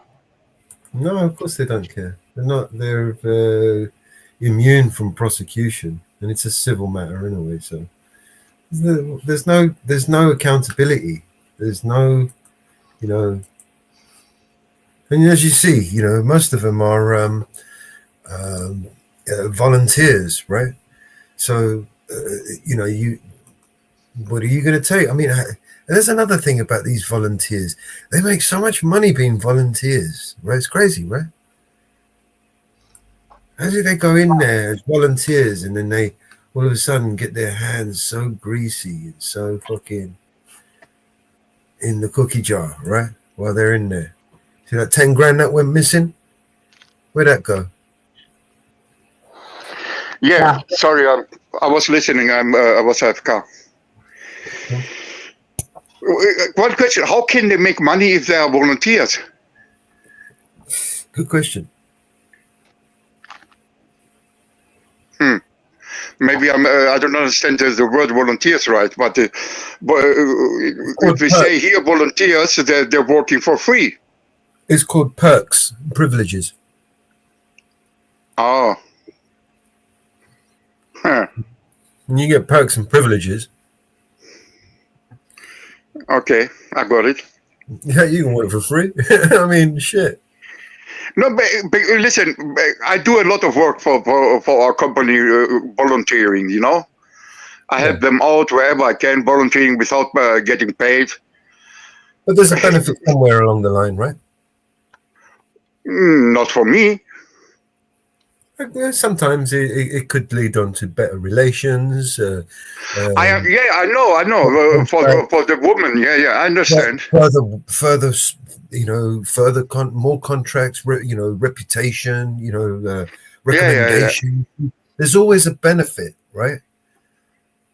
The key pro bono. You know what I mean? There's always someone benefiting from it, right? I like that Daniel he's really ruthless. He don't care. He keep bothering and bugging them. He don't back down. Yeah, Daniel is ruthless. The guy who was he was with, he seemed really knowledgeable. Who is he? It looks like it's what he does. He goes from town to town and helps people reassess their property taxes and gets. He's an advocate. Yeah. Okay. It's basically somebody that got screwed over. He figured he learned the hard way, and now he's using his skills that he's developed to help others. You know what I mean? Right. Yeah. Huh. Yes, in New York State, they have assessors, and a lot of times they have no clue what they're doing, and then you have grievance day. Now, bearing in mind, right, to not pay out the 6,000, 8,000, whatever it was, right? They spent upwards of 10,000 in legal fees, so they would rather spend more, right, to not pay. Do you know what I mean? It's crazy. It's insane. They spent, yeah. They spent upwards of 10,000, right? At least maybe even up to 50,000 on a lawyer who lost the case, right? Yeah. The taxpayer paid for that fee, right? Ego. It's pure the ego. For the lawyer. Yeah. When they should have just paid what they owed and be done with, right? Rather than, in fact, at one point, the settlement that he was asking for that they denied, right, ended up less than what the judge ordered, right? Right. So they should have just paid what the guy asked for in the first place. Do you know what I mean? Yep. And now they owe this, and they can go back to court because they're in. No, they're in further litigation. Yeah. Right. They've created And now further litigation by doing that. Now they can go back to court because they have failed to pay, and now they can get more money. Well, why? Come on, let's be fair. Why should they care? Why should they care? They don't pay it anyway from their own pocket. Wait a minute. They're in contempt of court. They are in contempt of court. Yes, it could amount to criminal charges. So something's going to give at some point. Do you know what I mean? You know? They're in contempt of court. Right now, they think they're protected, but you know, it's. Yes. When you can prove willful negligence on behalf of the government, right? That's when you got them by the balls, right? When they willfully, knowingly break the law, right? That's when you have them over the rocks. And some of these people, they're so brazen, they're so brave, they don't give a shit. You see how they are with the police, right? They're recording themselves breaking the law every day. They don't give a shit because they know they're protected. For the most part, they're protected, right? Because now they're in contempt of court. Yeah. So now that supervisor thinks, I don't care. But it's also election year for him. David is right. It's not their money. They don't give a shit. They would spend 10 times as much on lawyers' fees just to deny paying you $100. They'll pay $10,000 just to deny you $50. But did you pay attention to what Erie County said? It's election year. Uh-huh. He is up for election. Okay, but Mama Bear, let's be real here, okay, Mama Bear. You think the voters know about it? How many people are gonna watch Erie County's video? 100 from this? Big channel. He is a big channel. Erie County's a big channel. Erie County is not a small channel. I know, but what I mean is from this city, you know, from this city, how many people are interested on these videos?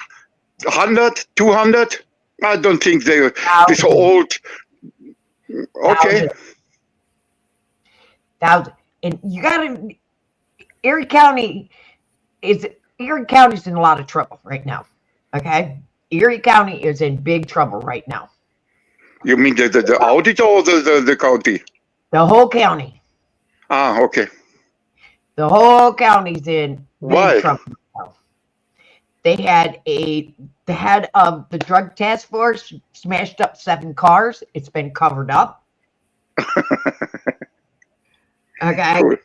Right down from the sheriff's department to the police department, to the mayor's office, to the county legislators. It's in big trouble. Holy shit. It's in big trouble. So you don't think everybody's paying attention to the whole politics in Erie County? Oh, yeah. It's been big time.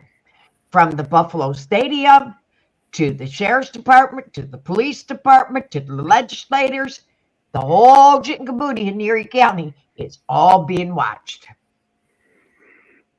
Oh, yeah. But you see, the old supervisor from at the end, he didn't give a shit when Daniel asked him when you're gonna pay the. I don't know, maybe soon. He said maybe. He don't give a shit. Yeah. How is this? You know what? The people give a shit. I hope. The people give a shit. David, nobody may go to jail for it, But you know what? The taxpayers are going to think about it. It's election time in Erie County. It's election time in Orchard Park. It's election time up there. And you know what? There's people's property, because you got to remember, 40 years, no reevaluation of property taxes. Nothing has been reevaluated in 40 years. That guy that sat there on that board, he's been there 30 years. And I wonder what his taxes are. Right. I wonder what his property taxes are. I bet you his property taxes aren't very high. Oh my God. He's got a special assessment. These property taxes for these, because Orchard Park, that's Buffalo Stadium property.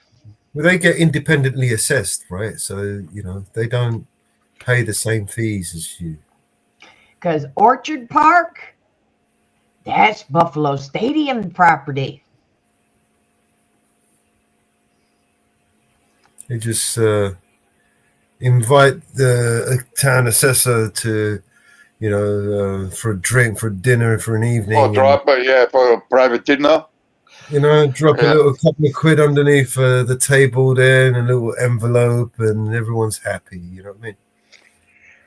You guys Trust me, Milos, I went to dinner like this with politicians and CEOs. I was with people like this. I know too. They invite each other to private dinners, expensive trips and shit. You know how many times I got emails invited to make trips paid by CEOs from big companies. Fuck all of them. They're gonna ask something in return one day. Nah.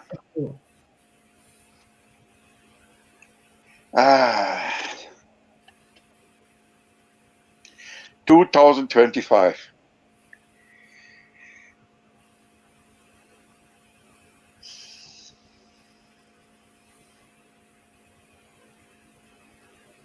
Oh, he did another video on that one day ago.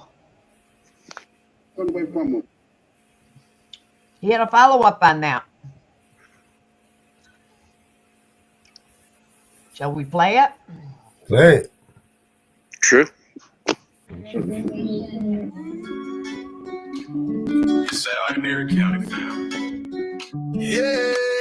I love his intro. Rolls into town. Our public servants better not clown. Our rights respected, no backing down. I audit them all, Constitution. This dog bites, don't bark. Light up the dark. Erie County fam making a mark. Power to the people, don't lose your spark. This dog will bite, not just bark. Right?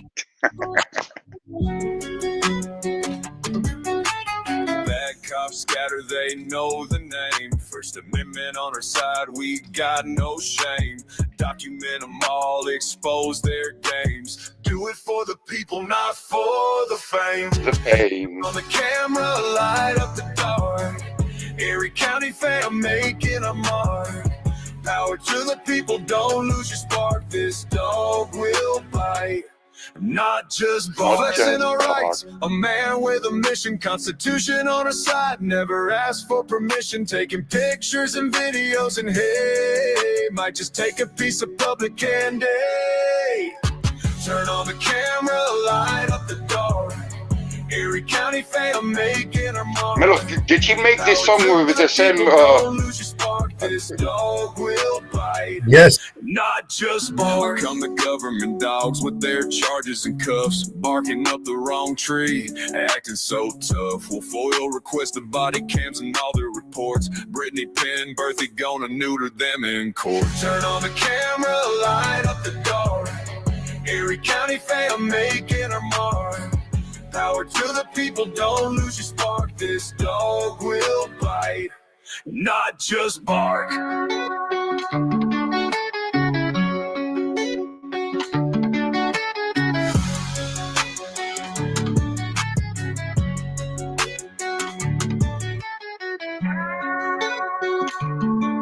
forget to like, share, and subscribe. Fam. We out. You pull the Constitution out of your pockets in here. Like that was supposed to prove something. First Amendment, freedom of the press. Your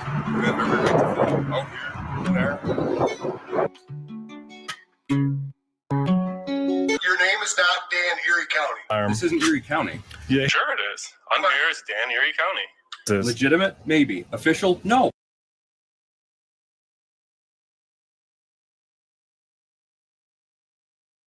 Wow, that's what I thought it was going to be.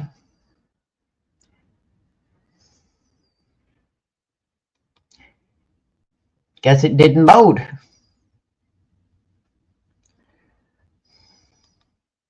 The town continues to move forward with invalid legal assessment. Does the board feel that the town has to abide by the dictates of New York State Real Property Tax Law, Section 305 and 306? We're a volunteer board, and I have no idea, sir. Does Mr. McCarthy have something to add? No, I'm just enjoying myself. What's enjoyable? You? Why is that? Because you come in here, you don't give us copies, and you want copies from us. Sir, may I be honest with you? Yeah, I hope for honesty, absolutely. I've been going through this last year. I've been doing this for roughly 30 years. Oh my gosh, so wow. That wasn't my question. My question wasn't. That's my answer. Take it or leave You're not going to answer my question. All right. Orfeo, man up and come out here. You're gonna leave these women to do this? So this is a court order. So the town's basically in contempt now. You're just gonna leave the women to take care of this, Orfeo, for you? You got the balls to come out here? Why does Orfeo have a doll of Eugene in his office? A month ago, trying to get some answers of why you haven't written refund checks that you owe the taxpayers. Okay, you have an answer to your question? What is the answer to the question of why you haven't paid the refund? Because we're gonna do just escape to your office? Why do you have a doll of the supervisor in your office? Listen, y'all, these kids want to act up in school, want to go to school and embarrass you, want to make like they ain't got no home training. So I told my son, don't go to school basketball no more.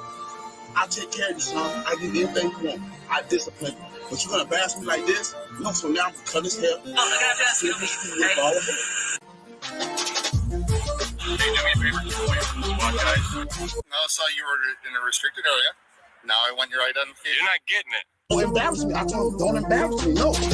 Today's video is about Board of Assessment reviews and how the town of Orchard Park got schooled on the law and refuses to follow the court orders after getting beat in court, folks. These assessor videos are here for your education. Hi.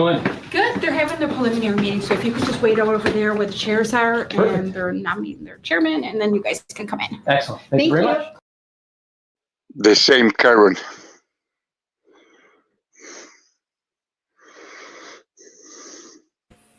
That was short.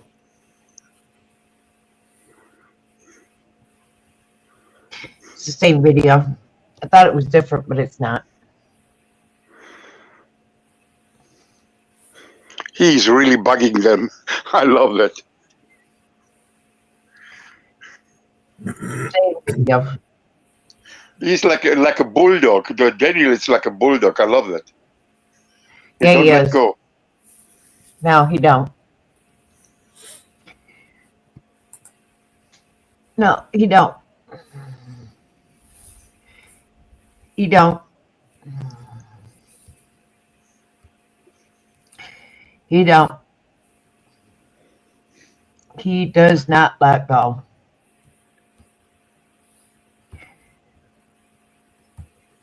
He doesn't let go.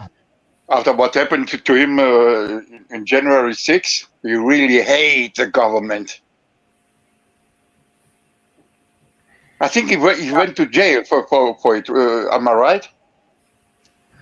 Who? Dan. Erie County?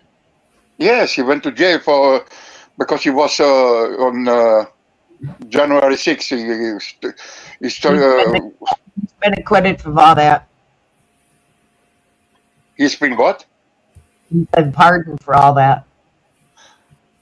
Ah, oh, by who? Trump.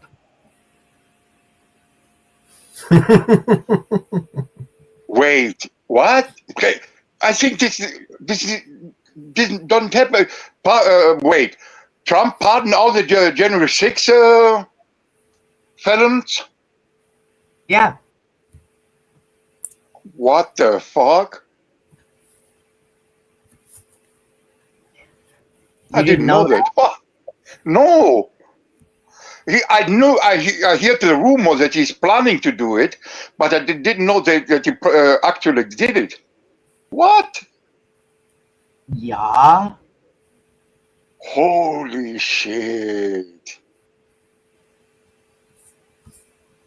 That's how you undermine, that's your undermine the courts. Wow, that's... Whew. All of them? Even this Bullhorn guy, anyone? All of them? All of them. Oh.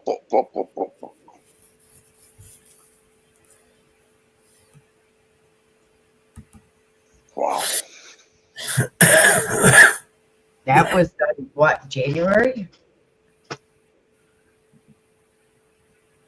No, I was here. Mitchell was talking about he was planning to do it, but I didn't know that he actually pardoned all of them. Wow. So what's the point then? They released all of them out of jail. Wow. Well, most of them are already out of jail anyway. They'd already Some of served. them were in prison. Some of them were in prison. They released them out of prison and out of jail. Holy shit. Democracy.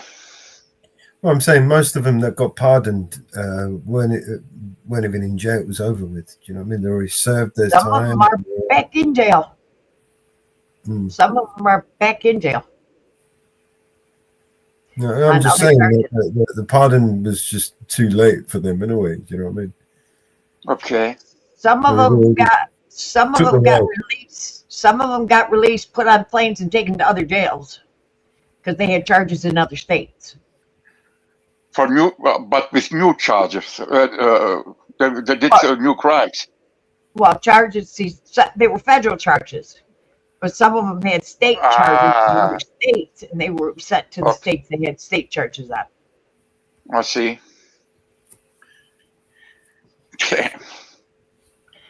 So some of them were released and taken to the states. They had state charges on them and gone to their state charges. And some of them had other federal charges, and then the federal charges then got prosecuted. So now they got the federal charges to contend to. They were released on the January 6 charges, but now they're facing other federal charges. Yeah. So what? Then Trump is gonna pardon them too again? I have no idea. This is a clown show. But the state charges are up to the state. You know. So now it's the state to deal with. Because I know some of them had state charges. When reality is stranger than fiction, that's when we know we've got a problem, right? Yeah. Oh, this is from a movie, a quote from a movie.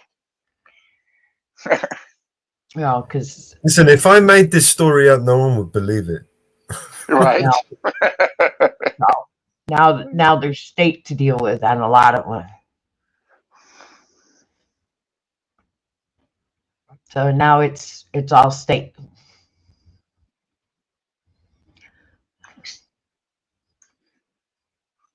A lot of shit what's going on. You can't believe it. You can't write it. Yeah. So, well, judge overturned the Kango Island. The decision, remember it put on hold? The judge just overturned that.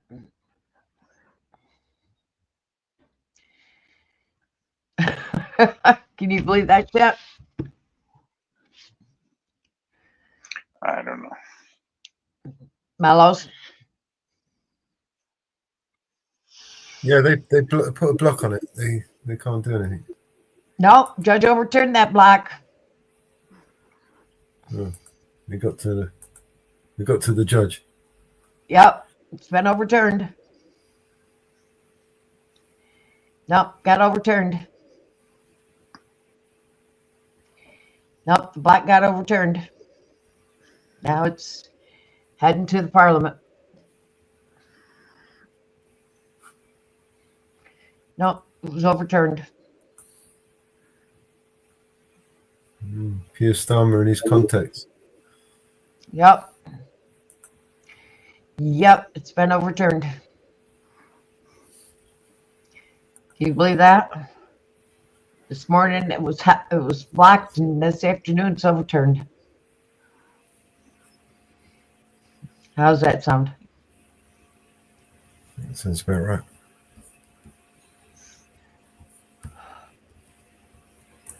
Yep.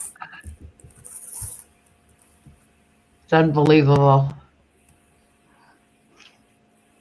They had victory for a few minutes.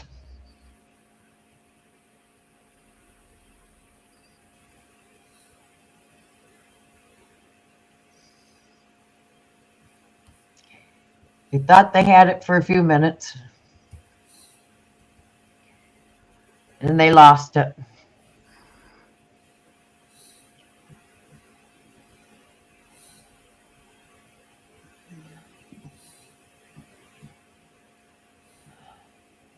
Totally sold out. So how much is that going to cost? I mean, imagine the cost of that. We've got to give them the islands back. We've got to pay them millions of pounds, billions of pounds to keep hold of Diego Garcia, and then billions of we got to pay millions of pounds in reparations. That's going to bankrupt us, and they know it will. Yeah. Let's prepare yourselves for a financial collapse that will make 2008.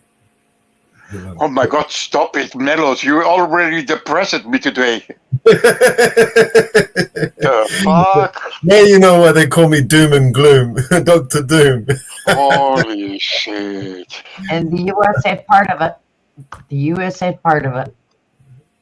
The worst part about it, I'm fucking pretty accurate most of the time. I had to take an antidepressant pill because of you. Yeah, I've got shares in antidepressants. It'll be a good business to invest in, actually. The thing is, you put so many ideas in my head lately, you know, and I mean, it doesn't matter how many money I have in my bank account or whatever, you know. Yeah, none of it matters. Yeah, exactly. God forbid you what you say it's gonna happen. God forbid. Yeah. But if it happen, the money is worthless in the bank. Right. Money's worthless when the bank collapses. Do you remember Jesus Christ. Remember what they did in Greece and in Cyprus? They gave everybody a haircut. Give them a haircut. Gurab Simon. You know what I mean? Gurab Simon Leon. Look, you can cook money. They gave him a haircut. That's a fancy way of saying they stole everybody's money, right? Yeah. They just reached into everyone's bank account and they just took whatever they could. They called it a haircut. What an insult. What a fucking insult. The haircut. Yeah, we just I need to reevaluate my assets, man. Boy. We're just gonna give you a little short back and sides, you know, don't worry. Just a little trim off the tip. Money in the bank if you can't get money out of the bank if there's no power, Apollo. the ATM machine didn't work.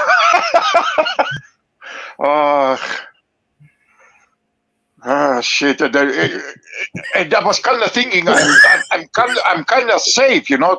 I'm good. What, with your money in the bank and you can't get it out? Yeah, you're real good. Oh yeah, real good, Paolo. The bank is the last place you want to put your money. That's for sure. Banks no. So keep your money in the bank, Paolo. Keep that money in the bank. Listen, I put my most money in my properties and houses. Okay, that's where. Do you know the probably the best thing to invest in right now, the most stable thing, and it's only going to go up, in my opinion, is commodities like silver and gold, physical gold, not papers, not future. Not stocks in shares in gold and paper. Yeah, physical gold. Yeah. Physical gold and silver. But make sure you hide it pretty close to your heart where nobody can find it.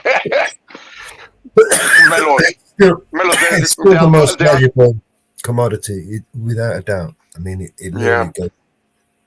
Without it, we couldn't have the technology that we use today. The most vital material used in any device that we use, your mobile phone, your computer, is that gold and silver. So, but it is gonna make me paranoid, Melo. So, can you imagine? I buy all this gold, you know, and then I can't tell no one. Well, this is the problem, right? Gold, people can pick it up and walk away with it, right? Yes, I told you, Melo. You could buy all your real estate, but you know what? People are going to steal your real estate because they're going to start hoarding into it. They're going to start. Mr. Klaus Schwab, he told us in the future you will own nothing. He meant that, right? It wasn't an empty. Trust me, Mama Bear. In one of my houses in Greece, the Albanians broke in and robbed all electronics, anything. Right. They stole anything. What's the good of owning property when you're in Germany and they're in Greece and they're stealing everything you had? It was an investigation. I was supposed to make me money and fuck it. So you might better sell the damn thing before they steal everything from you.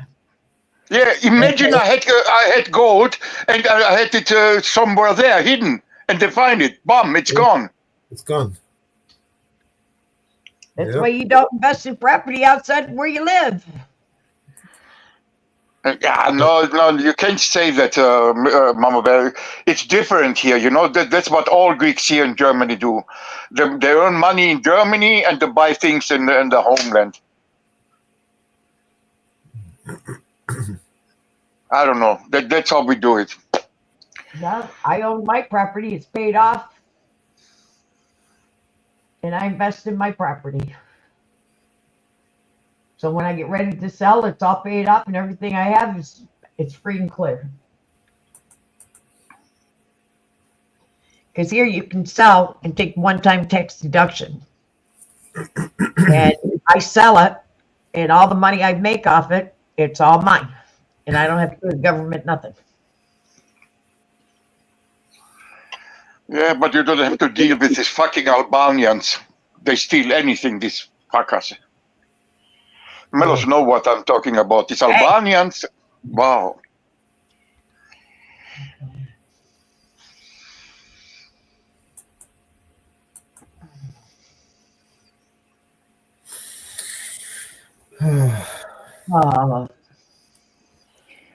Let's see, what else is happening? You're really depressing me, Melo. Seriously, man.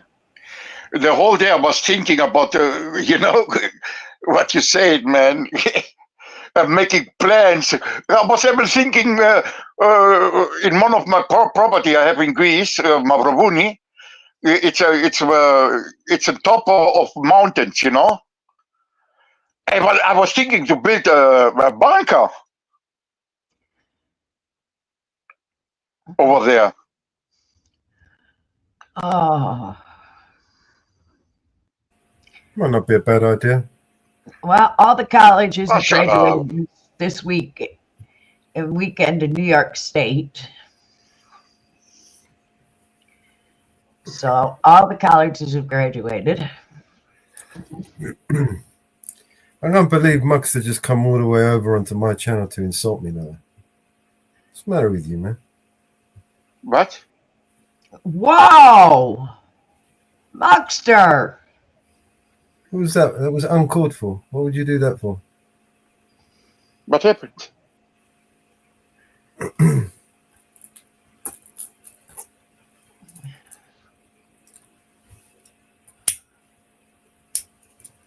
Oh, shit. That's what I mean. See, Melos, that's what I mean. Small people. Remember what I said about small people? Even this hello idiot. Oh, my God. Anyone. I better step down.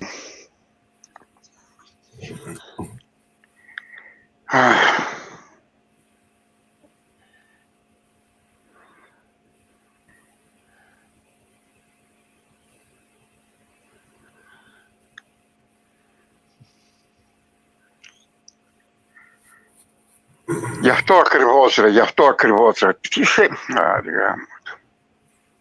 Right. Muxter's always been a bit of a weird one.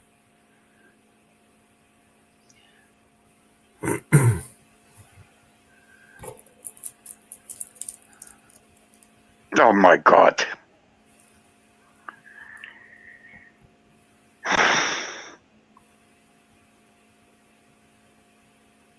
Yeah, the straw man argument doesn't work with me, Muxter. That's pathetic, you know. But, When did I say all Albanians? it's what we call it's double speak. It's what we call a straw man argument. If you can create, when you want to, you know, discredit or you want to destroy somebody, or you want to hurt somebody, create a straw man argument. You know what I mean? So when you say, well, you never said that, but he's created this straw man argument. When you say all Albanians, so you could set it up so to justify his behavior, basically. It's pretty sad, Muxter. I mean, I thought you were actually better than that. You know?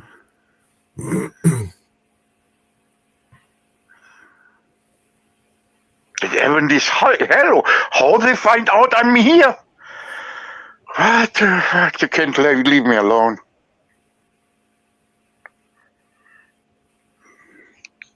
Yeah. Basically, it's the technical name for it is ad hominem, right? When you have to resort to ad hominem attacks, you've already lost the argument. You know,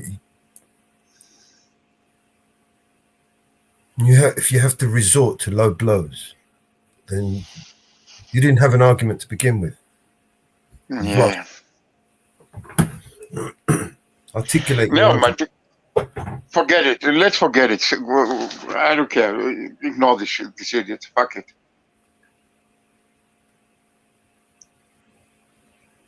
Did you check the one audit I was talking about, Melos?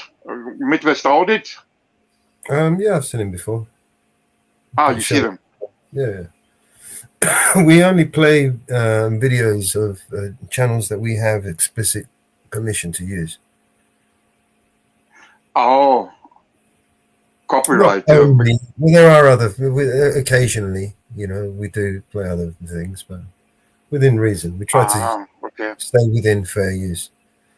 Oh, so you don't get copyright strikes? Okay. I didn't know. Okay.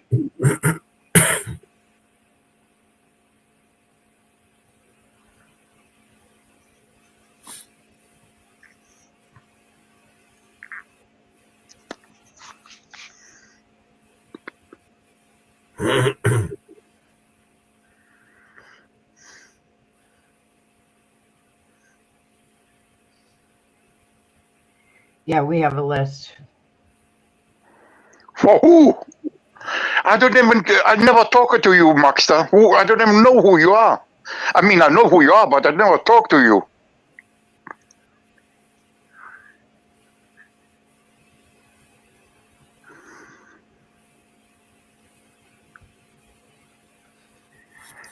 Jesus Christ. Συγγνώμη ρε μέλλον, δεν...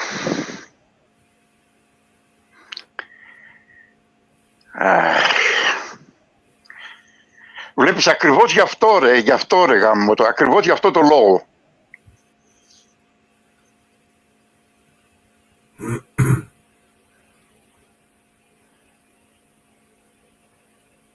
Negativity everywhere they go.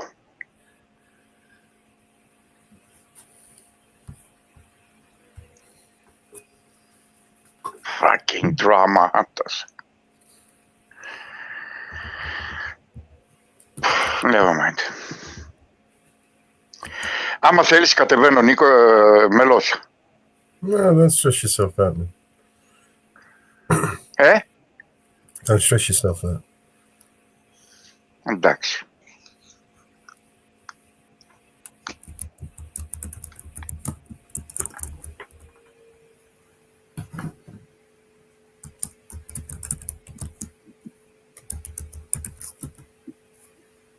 Μαλάκες.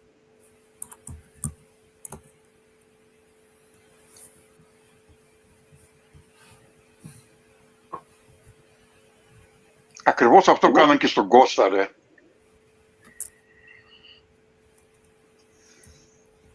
Δεν μπορείς να πεις τίποτα, όλα τα γυρνάνε ανάποδα.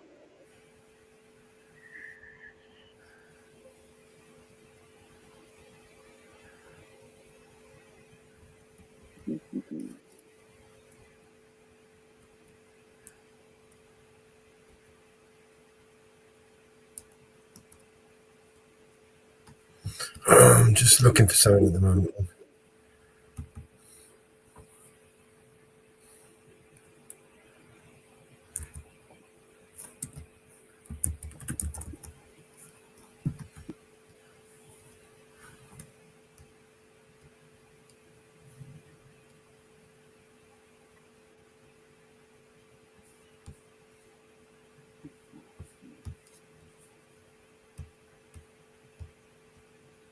All right.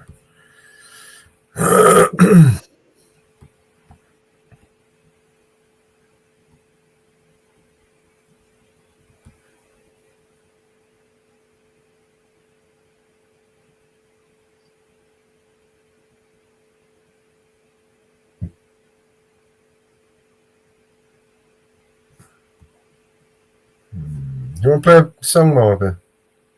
Go ahead.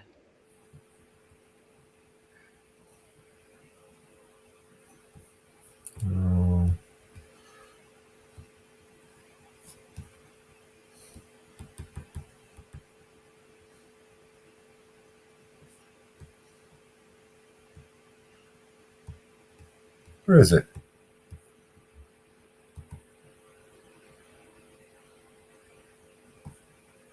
Mama Bear's in the kitchen making magic with her hands, cooking up a feast like nobody else can. Got the BNC crew rolling in one by one, Mellow Grim Reaper and Mrs. Reaper under the sun, yeah. Support's pleading, come on mama, just a slice of bacon. But Mellow's trying to spark it up, now he's mistaken. Mama Bear's eyes are fierce, she points to the shed. Wait there boys till the table is set, she said. Wanda and DJ Paco filling up the dance floor. Mountain Girl in Northwoods yelling woo fucking woo. Encore. Miguelito stands guard, making sure we're all secure. No EA off the film his rights, cause you know he's for sure. Oh, Mama Bear, you're the heart of the show.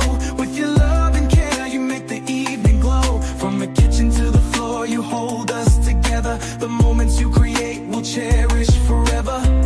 Swag is on a mission, Kiwi's calling his name, while DJ Paco spins the record, keeping up the game. Maria and Cad share a toast with Shamrock. Tommy V and Vince engage in deep talk around the clock. The vibe is electric, the air is filled with joy. Support still dreaming of that piece of bacon, boy. Wanda's heels click as she grooves with the beat. Mama Bear watches smiling as she takes a seat.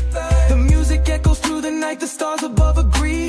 Every soul in Mama's house can feel the unity. Northwoods whispers there's no place like this, and Miguelito nods secure in bliss with every twist. Oh Mama Bear, you're the heart of the show. With your love and care, you make the evening glow. From the kitchen to the floor, you hold us together.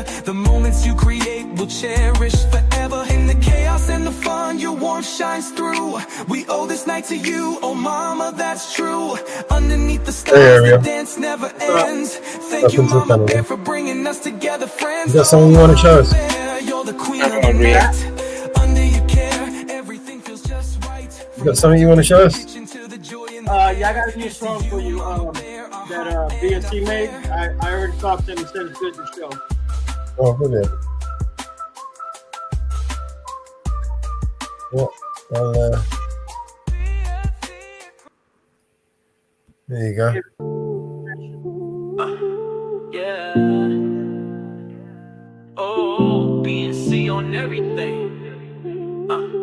Yeah. Oh, if you know, you know. When I was young, I fell in love. We used to hold hands, yeah. We had enough, yeah. Then we grew up. Started to touch, kisses beneath the moonlight in the back of the bus, yeah. Your daddy never thought much of me, and he doubted when I told you you were my destiny. But every night she found a way out of her reality. She used to meet me on the BNC side, in the city where the sun would never hide. And every day, you know, we glide through the back streets in a BNC Corvette ride. Baby, I just wanna leave tonight. We can go where our dreams ignite. Drive past the BNC coast, soak in the sea. Take my hand, baby, come with me.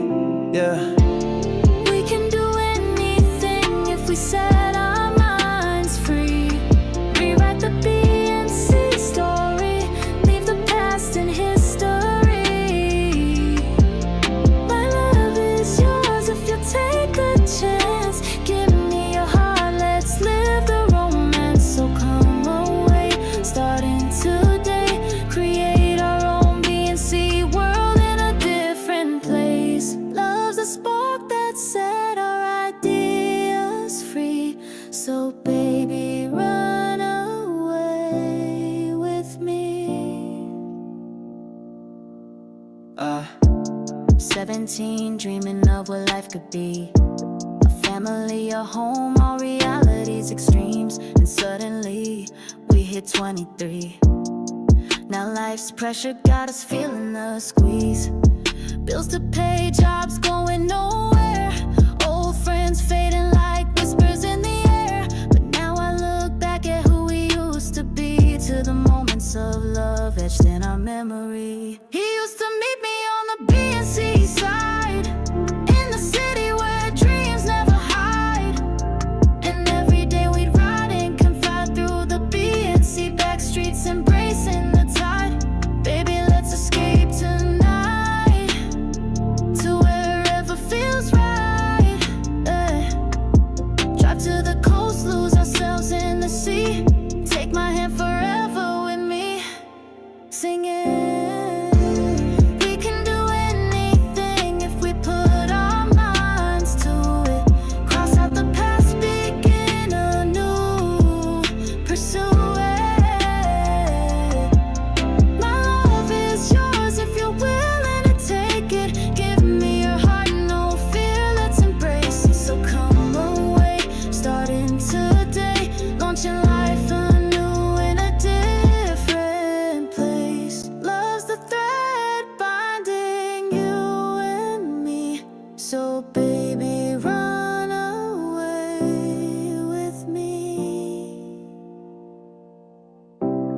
Run away now, run away now, run away now, run away now, run away now, run away now. We used to meet on the BNC side, and I'd be waiting hard, so open wide. We used to meet on the BNC side, where love was our guide, we never hide. We used to meet on the BNC side, the city where dreams collide. We used to meet on the BNC side, under infinite skies, by each other's side. In the BNC city where the sun don't set, love couldn't die.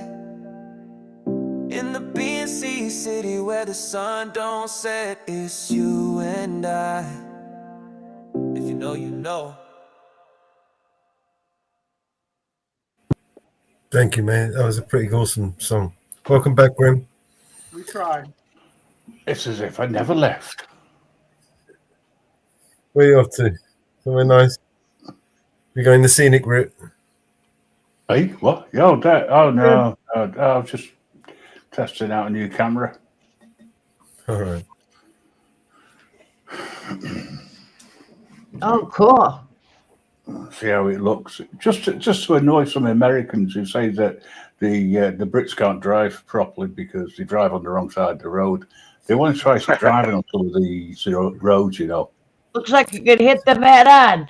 Yeah. Looks like you got some, what are they? iPhone head glasses or something. Spyglass. It's spyglass. Spyglass. Spyglass. Yeah. Sunglasses. It's paired with your phone and you're live streaming from it. No. It records. You have to then transfer. Oh. Okay. So this ain't live. Oh, God, no. I'm going to lie to you, but I don't. See that dickhead there trying to pull out on me? Yeah, that was an American driving over there. Yeah. What, on the wrong side of the road? No, that guy that was applauding. Or just pulling out? yeah, pulling out, that's all. It's annoying because they automatically record audio. In some ways it's good, but in other ways it's a pain in the ass because I had to take all the audio out just in case I uploaded it anywhere and it caused copyright. Right. Yeah. Infractions. How many storage does this spyglasses have? This particular one's 128 gig. But I refuse to pay an extra £200 for the 250 one.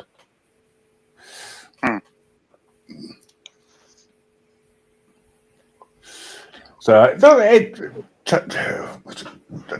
battery lasts about an hour, then it's about an hour and a half to charge or something.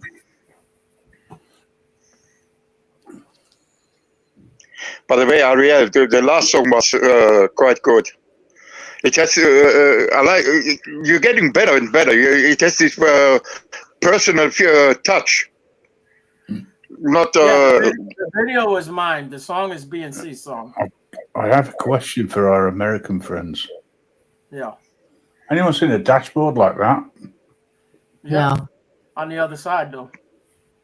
What, exactly the same layout? That's a Peugeot, right? Exactly. Yeah. It's a 308. I don't know whether that's the reason why I'm asking is I'm not sure whether or not they're imported over there. That one is electric. I have no idea. Could be. Yeah, they don't. Peugeot are only going to be making electric moving forward. Okay. And so's Volkswagens. What else? There's a couple of others that they own. They're turning their factories to electric only, in line with the climate change. Right. Oh, fuck that. Bollocks, you know. It's stupid, right? Where I live, you cannot charge the car off road. There's no off-road parking. It's all terraced, narrow roads, right? Not cat and hell's chance. Yet they turn around and say you should be able to charge your car. This is what the government's saying. There's not enough charging ports, public charging ports. I mean, this road's quite wide for the narrower streets. And this part is one way, luckily, but the opposite, where I turn left straight down, it's two way. Right. How the hell you supposed? I mean, how are you supposed to get our lorry down there?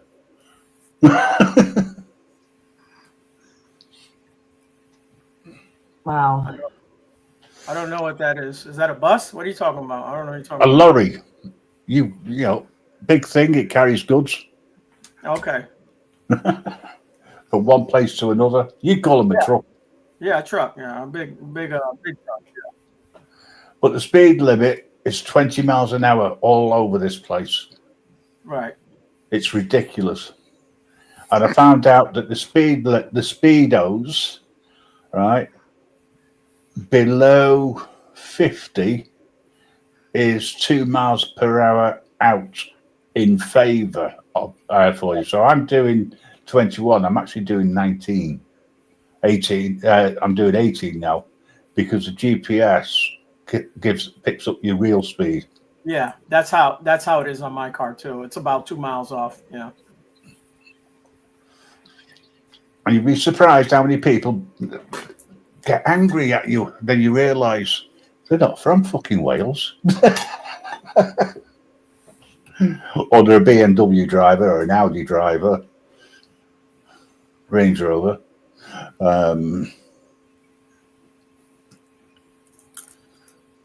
But the side roads are not as smooth as these roads. This is classed as a normal A road. Nope. That's the phone. I'll answer that. I just saw a red pillar box. Never noticed that before.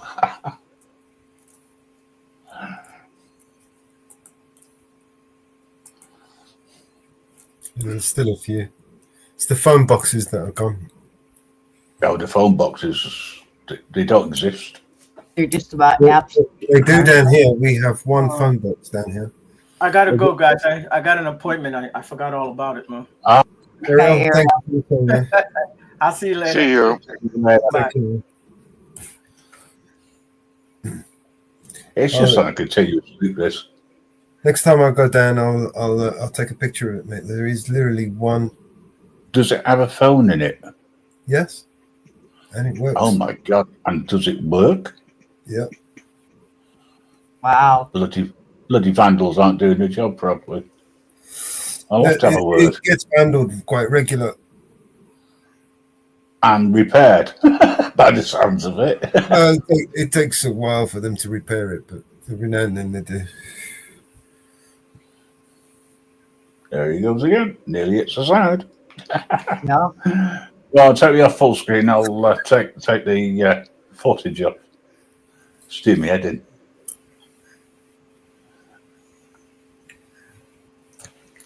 Wow, I didn't think they had phone booths still over there. Telephone boxes. The next time I go up there, I'll take a picture of it. Yeah. Has it got the originals red lettering on the top? Phone box. No, it's not a red box.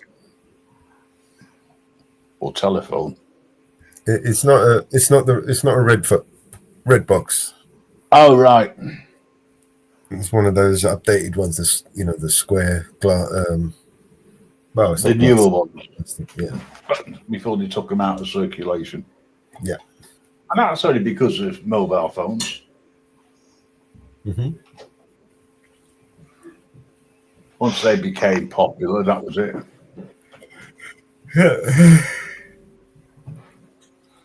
I thought they were great because when I was young, I used to reverse charge the call to let my parents know I was going to be late. Where are you? At the police station. Use it as an office, yeah. My office number. Yeah, you can reach me on this number. Yes, well, I know your sort of office.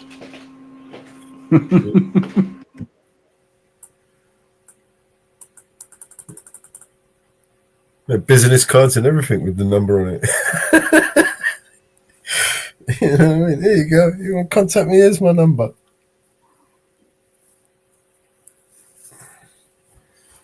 Oh, Jesus.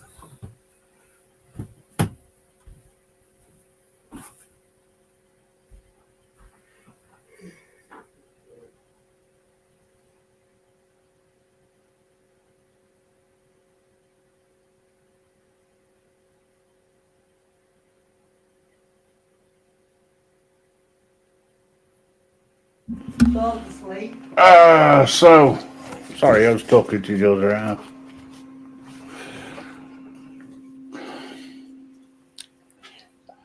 Quite fortunate the X-ray machine, CT scan machine breaking down. Yeah. Means I don't have to travel overnight.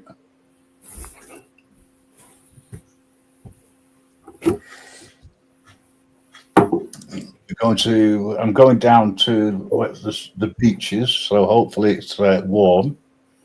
And if I get a chance to print off the ID code or whatever it is I've got to put on Little Dick, then we can see how easy it is for Little Dick to fly. Get a little dick up. Yeah. See if you can get Little Dick up.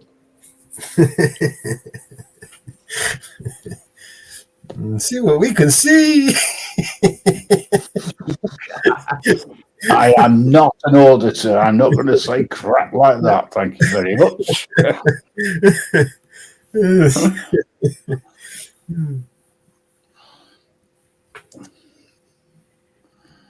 Leave me out of this one. I might call it a portable mama bear. Should we put one on? We haven't played the DJ's videos. He will get upset with us if we play one of his videos. Yeah, I don't. No comment. I can't say he would or he wouldn't. I don't know. I've never met the guy.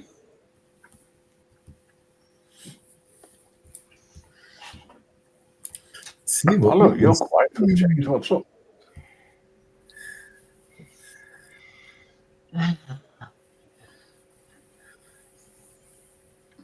Something I said. DJ Audit. Was it because I was talking about little dicks?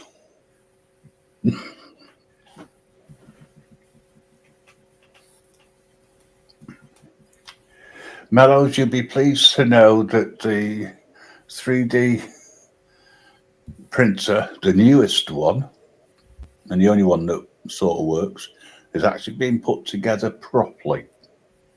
Mm-hmm. So any mistakes, it's all down to software. I could send Nash up there and help you put it together if you want. Hey, is Nash jigged over this weekend? Probably not. You haven't told him? No, he hasn't been around for a while. Ah, that's all right. Mind you, he tends to ring before he turns up, doesn't he? Yeah. That's all right.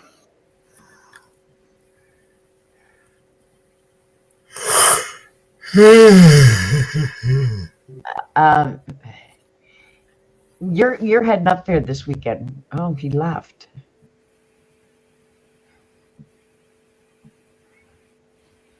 I just say, isn't he heading up there this weekend? He is. Because I'm going to say, I don't really want to see somebody in jail.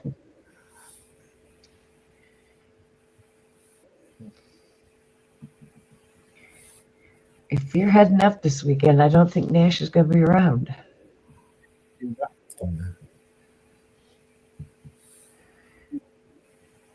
You're not, your audio's gone, Grum.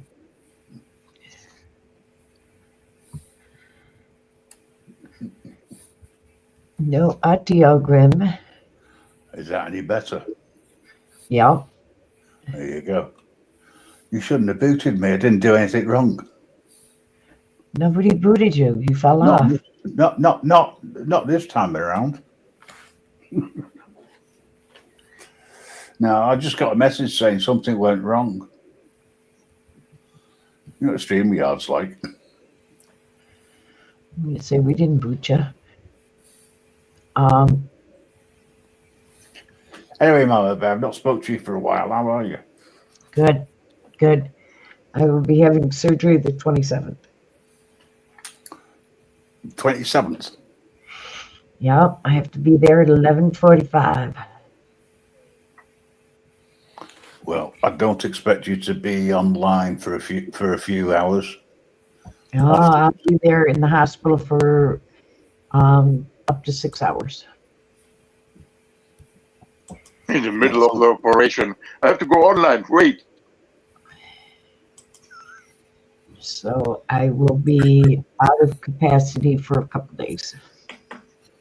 I put one in the back, my bear. We don't have to watch the whole thing. We can just watch a bit of it. So I will be out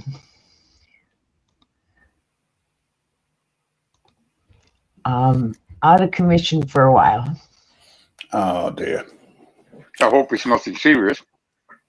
I'm having a port put in for my infusions. Yeah, it's coming out of her head. Be fine. Straight to the brain. I've done that surgery myself many a time. Thing is, though, you've got to use a sharp knife, otherwise the head rolls off.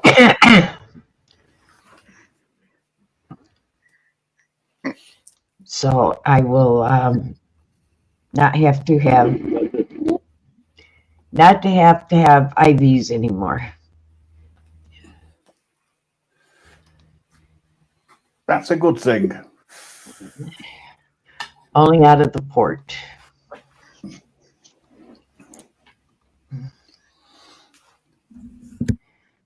Don't be too close. Don't be too close. Come too close to me. No. This is what we're trying to do. You believe that somebody We have might. had terrorist attacks with people filming. We So are you come to allowed our to compound, film. You're not allowed We to are film allowed here. to film. You're not allowed to film here. It's against the law. No, you need you're not. remove your drone because you will be prosecuted under the aviation guidelines. So they've advised that it's private property and they wouldn't like you to fly that across there because it presents a health and safety risk. But it is a private property, so they would be within their right to ask you to stop doing that because you're recording within their private property. I'm also advising that obviously there has been that allegation of potential pushing.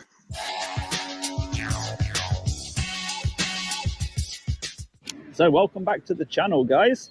Today we are here in Croydon and we've come to take a look at Transport for London tram depot or tram operations. It says that TfL tram depot in Croydon is known as the Ferapia Lane depot, and it serves as the primary maintenance and operations hub for the London Trams network.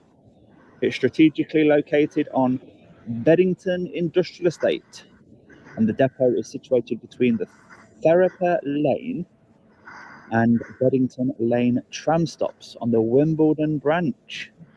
Constructed in 1998 on a former railway site.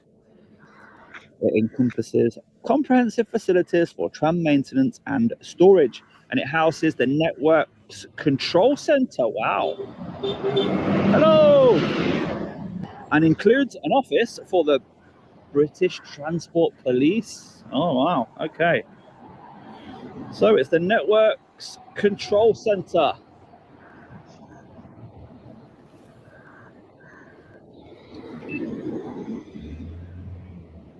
There's the logo, look. Trams, Transport for London. And we can see some of the tram lines and the power just behind.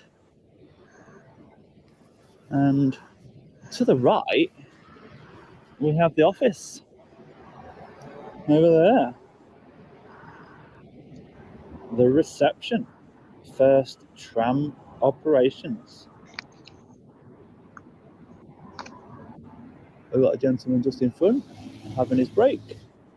A car park and two doors. I don't know whether I can get a good angle on the doors. Oh yeah, here we go. I presume the tracks go into those doors for their maintenance. And we've got him taking a photo of us now, look. Hello. Or is it a video? Probably a video. He's not very happy because he can't see my face. It's going to keep trying, so I'll move out of the way.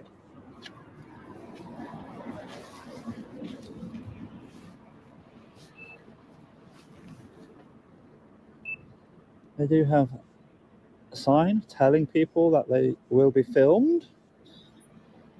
Of course, he took my image for the purpose of crime prevention and public safety, didn't he? And if I want a copy of it, I just contact there.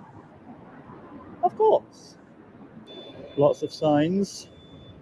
SI, that must mean something to the tram operator. 14 and 15 as well. Oh, look at all these. Single file. They're sticking to the marked walkways, look. What's that say? Safeguard. Oh. Sorry? No, not really. I'm just making a little video. Okay, this one is security measures for you to inquire as why people are videoing. This is the main place for the control center, isn't it? Sorry? This is the main network control center.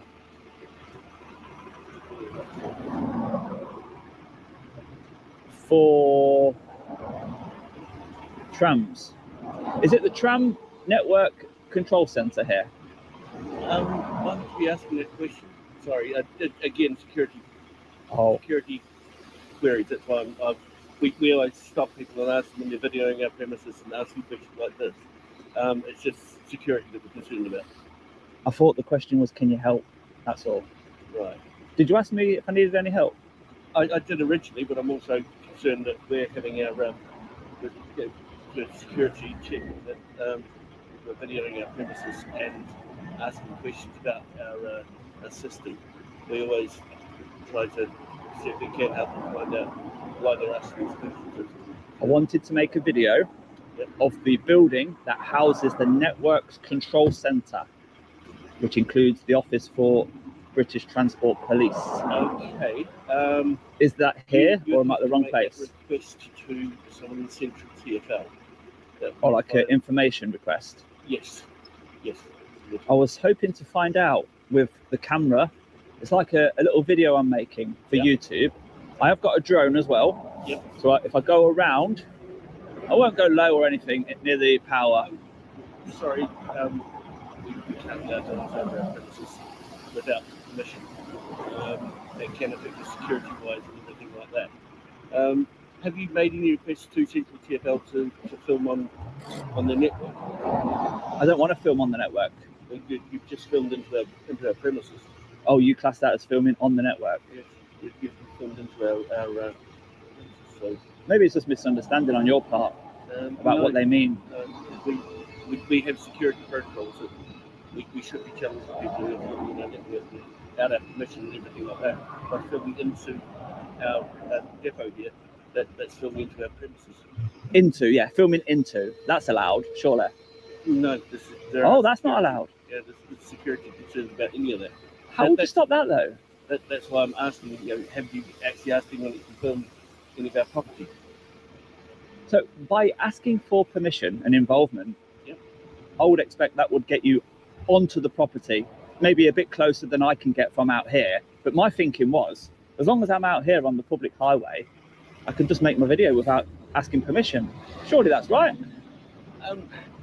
Generally, we try to liaise with anyone that does want to do it, because we do want people to see what we've got and what we're doing. But we also want to make sure that our security protocols are in the right place and everything like that. Yeah, and you've looked after that side of things, haven't you? So your security is great inside, we can't get in, but while I'm outside, I can just do my little YouTube video, yeah? I can't say yes or no, sir. I can't authorize anything. So No. I'm not asking for the authorization or permission or involvement. I wouldn't have I've not pressed the buzzer or anything like that. Do you know, this question that I had about where the control center is based, I could have pressed the button and asked, couldn't I? But I chose not to, you see. They wouldn't have answered that. But I chose not to. They wouldn't have answered that question because you're asking a question, a vital question that may pertain to anything on the network that could be used in a way that may not be the best way possible for our system. So that's what I'm saying. That's why I didn't answer your question, because there are security implications. You understand what I'm saying? Yeah, I think in the wrong hands, certain bits of information could be used in the wrong way. Yeah. But that's not my intention. I can see what you're saying. Yeah. But I don't see it being a problem with me just making a YouTube video from out here. And the drone, as I say, it won't be low. It'll just go around. I'll probably be up at about 50 to 100 meters, something like that. Again, I would probably contact the BTP if I saw them flying around. Well, if I'm at the right place, they've got an office in there, haven't they? They're in there or not? No, they're not in there. I might be at the wrong place then. I should be in between the Beddington Lane tram stop and the Therapia Lane. Is that how you say it? Therapia? This is Therapia Lane, yes. Therapia Lane. But I can't say whether there is an office here or not because there is security implications. So again, or maybe there used to be and in I the past. apologise for the way I'm going to word this, but asking that sort of question then concerns me by saying someone's asking a question about security reports about that depot. We're told that we have to flag these sort of things. Yeah, do what you need to do, my friend. If the BTP want to come here and talk to me, I'll be here for about an hour as I just read through the script, get the shots, set the drone up and stuff. I've got no intention of coming on your land or anything like that. All right, well, thank you, time, sir. Yeah, no problem at all. I like the vehicle. I've given him a nice Ford Ranger there.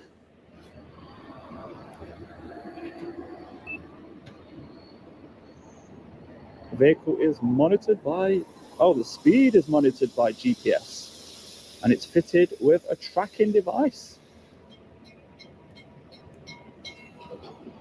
And it's even got the colours, look, the tram colours along the bottom.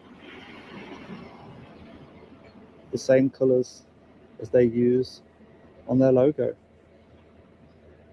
And that's the gentleman that was taking a photo or a video of us, who now wants to dress us up to the boss.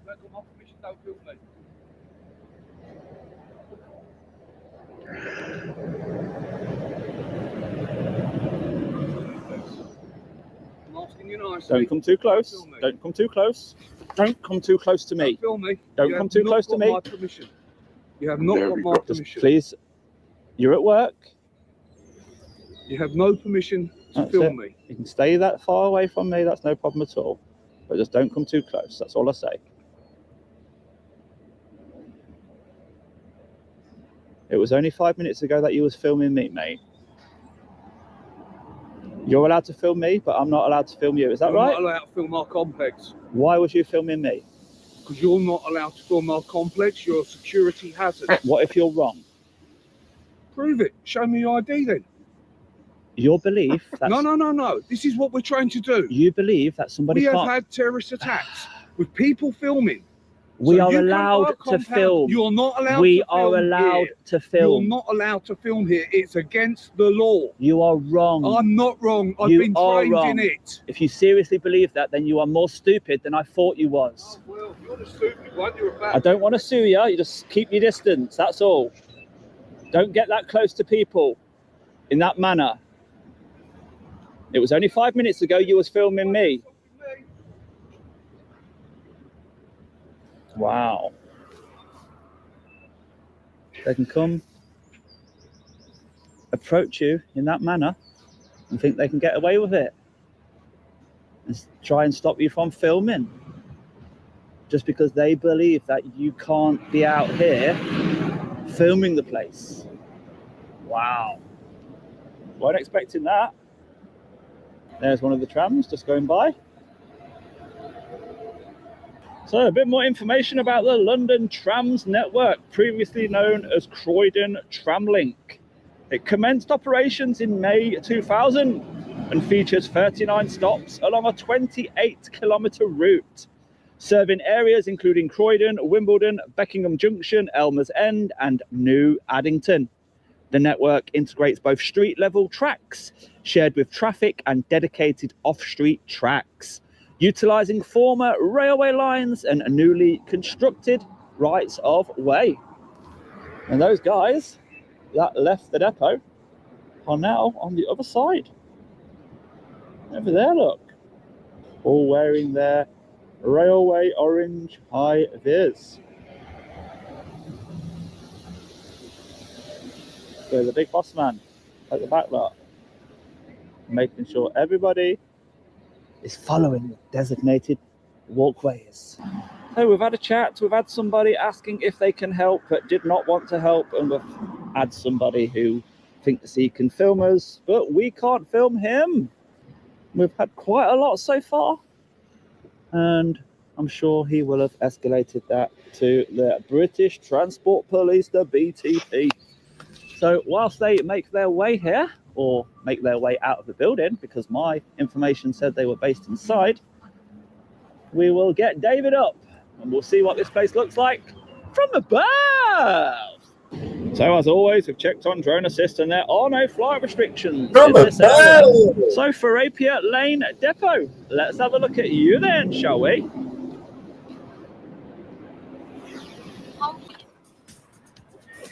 So there we are up at 50 meters and we're outside the very secure site.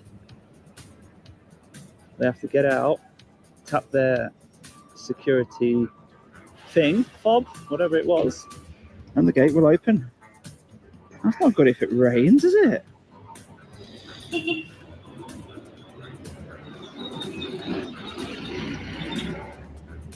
And lots of waves, smiles and waves today.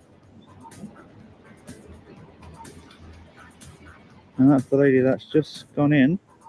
Oh, she's in a rush, look, she's in a rush. There's a man outside with a drone!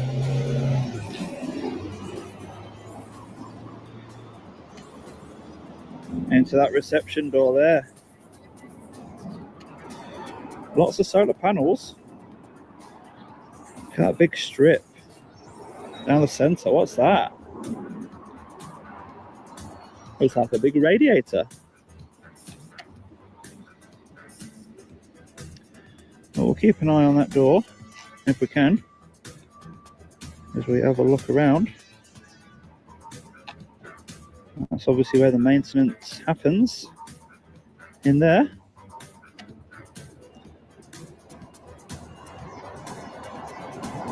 And is this where they sleep?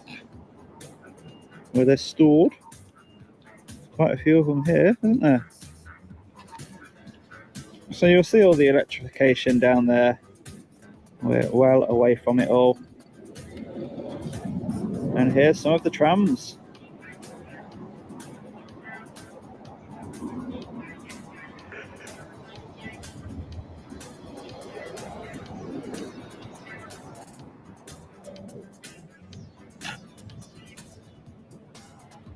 You got road traffic crossing the tracks down there, and you've got aerial traffic crossing the tracks up here. There's no problem at all flying over, but you just shouldn't hover over the track, really. You can see lots of little patch repairs on the track. But what we cannot see is any police. So they're obviously not based here. If they would be out by now, wouldn't they?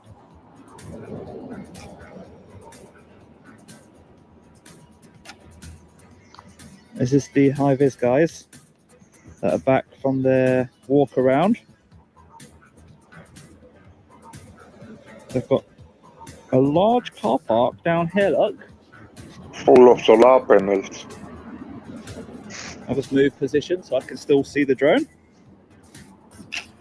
All We've got a public tram funded. outside down at the back.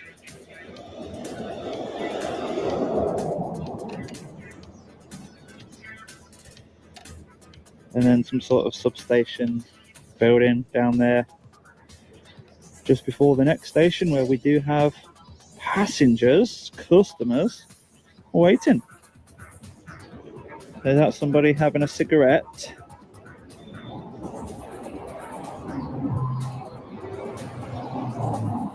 Yes, it is.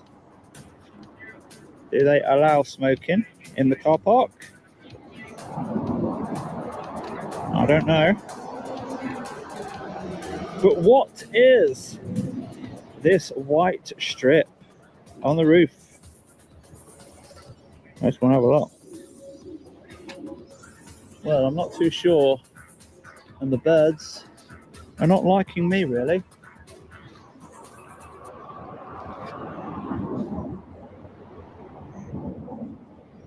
Mate, Hiya. can I ask what you do? I'm trying to work out what that is. I know these are solar panels, but what's that? Who are you from? You've not answered my question yet. Well, you know what need it is? to have a license to be flying a drone. Do you know what it is? Yeah, I do. Go on. You need to have a license to be flying a drone. Is it like? It's private property. Is it filled with water? And maybe the sun will warm So the water you haven't up? got a license. Well, I'm going to ask you to remove your drone from private property, and the police are on their way. What is it? What does it do? You're not answering me. So No, you need to you're not. remove your drone because you will be prosecuted under the aviation guidelines. I'm a drone flyer, so I know I've got a license. And you're I don't believe currently you. recording. I don't private believe you. property. Okay. Nice to meet you, mate.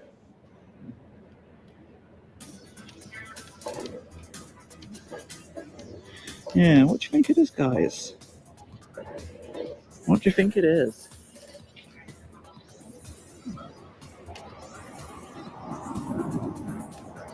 It also turns a corner there, look. Let's go and have a look at that. Oh, and it come... No, does it come there? It's not linked to the track next to it. But it does turn a corner here. Let's have a look. Oh, it's just a safe walking route. It's where the roof's been strengthened. It's just wooden slats. And it's located right next to the safety line, look. The safety line turns. Yeah. It's just safe walking route for when you do need to go up on the roof and clean the solar panels. Why can't you just tell us that?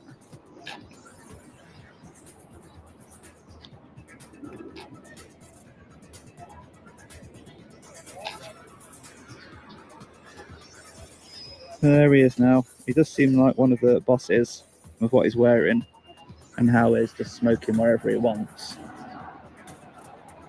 I mean, is there any site rules about no smoking? No, I can't really see any from here.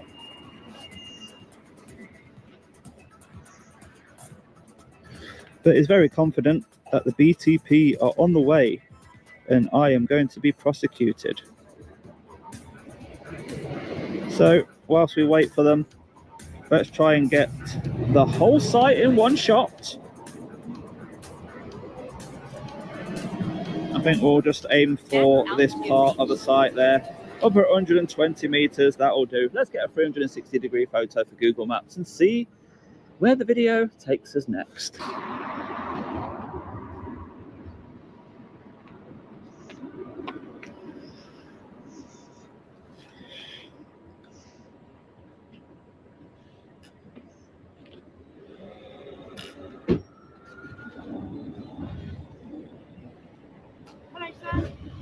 Hiya.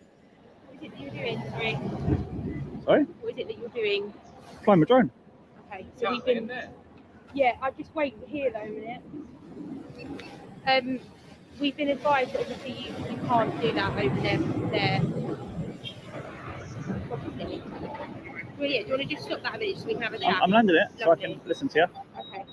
So what's the reason that you're flying it over there I'd like to refer back to what you've just said first. Yeah, so they've advised that it's private property and they wouldn't like you to fly that across there because it presents a health and safety risk. So what if they're wrong? What if I'm not causing a health and safety risk?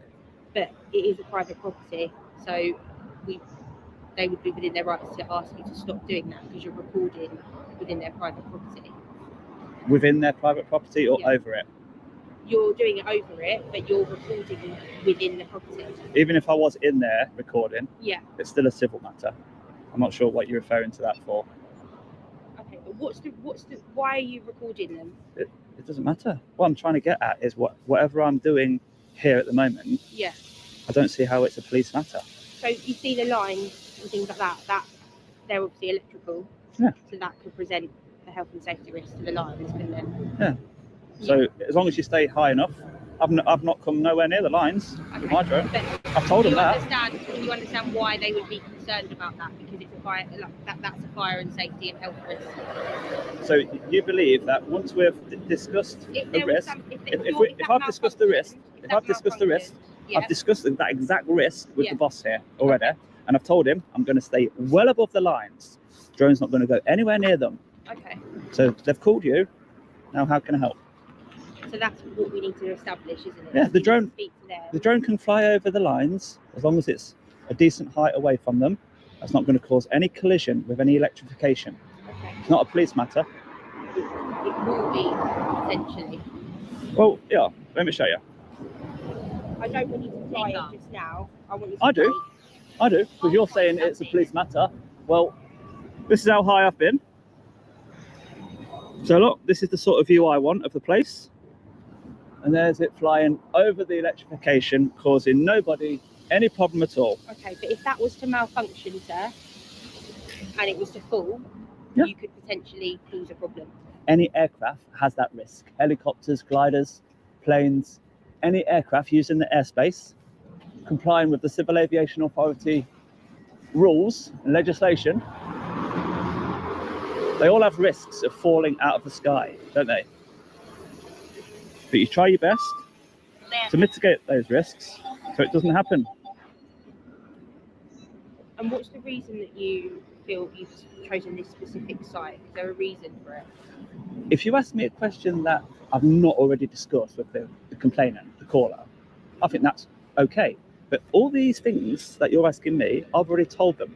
Okay, so we've not actually made contact with them yet. We've come Yeah, because but based on what we've discussed already, me and the tram guys, let's call them the tram guys, they're not satisfied. So they want you now to stop it, I think.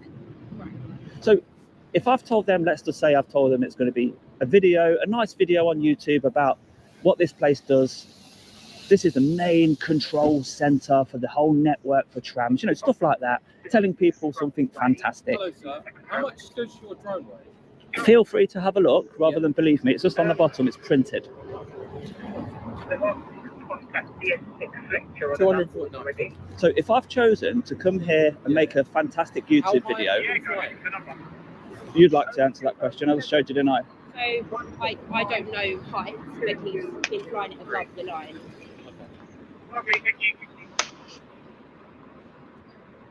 Anyway, every time I try and talk to you, this gentleman interrupts. Have you noticed? Who's that? Him. What's your colour number? 1838. 1838. So every time we try and talk, like he's doing it again. So he's just. His phone call's not priority. I'm talking to you. You should wait. The informant. I haven't been disrespectful. You are. You're constantly interrupting my conversation. Drone legislation is a new thing to me. I'm trying to establish whether you committed any offences. If you haven't, we'll be on our way. I can walk away right now for one. Okay, that's fine. Go ahead. If you want to walk away, walk away. So you're making out as if I need to help you. Why are you here then? I'm just trying to have a conversation. I was just explaining to her before you stopped Let interrupting. me just explain as well. Wow, you guys. Sorry, sir. Can I just explain, okay, what my colleague explained? Obviously, drones, we aren't completely clued up. It's not something we do with every day, okay? And that's me being completely honest with you. So he needs to find out the information to find out if you have committed an offence, okay? Now, there has been an allegation made to myself that there was a little bit of pushing, which we need to establish whether that has happened. That's the first time you've mentioned that. So that's what I'm coming to say to you as well. Okay, so obviously initially I need to find out what's going on here, but I'm also advising that obviously there has been that allegation of potential pushing, okay, which is what we need to clarify and firm up with them, and then hopefully we will just be on our way, okay? So that's the reason. So you're now telling me, Yeah. have you got a suspicion of assault at the moment? Potentially, yes. Okay. Yeah. All right, okay. So you're now investigating a suspicion of assault. Yeah. So have we got any cameras that are around that could have I'm saw not it? sure. Oh, there's one. I'm not sure. So that would be my first line of inquiry. Could I see that? And I want to see what happened. Was it self-defense? Did the gentleman come towards me with any aggression? Okay. Any obstruction, trying to stop my camera? And that's exactly what we're trying to do here, sir. So that's what my colleague's doing. He's on the phone to them, and I'm talking No, to you. he's on the phone to your sergeant trying to work out No, the he's drone not on the phone to the legislation. sergeant. He's on the phone to them. No, he wasn't. I'm pretty sure he said he was on the phone. That's why he's going in there now to speak to them. No. They're not going to be communicating the legislation about the drone weight, are they, to him on the phone?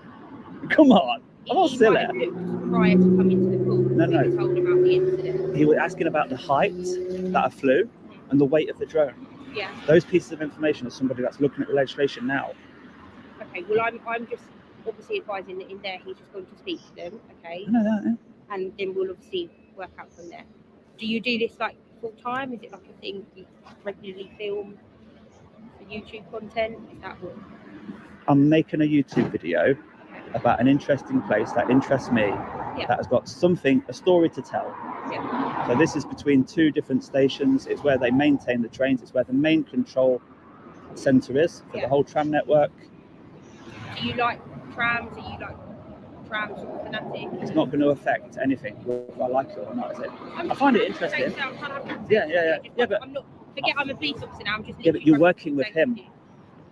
With who? Sorry, my colleague. Yeah, Yeah, but just trying to have a general conversation with you. which we was trying to have before, Yeah. but he was constantly butting in, weren't he? Okay, I appreciate that. If he's behaving like that, I've got to.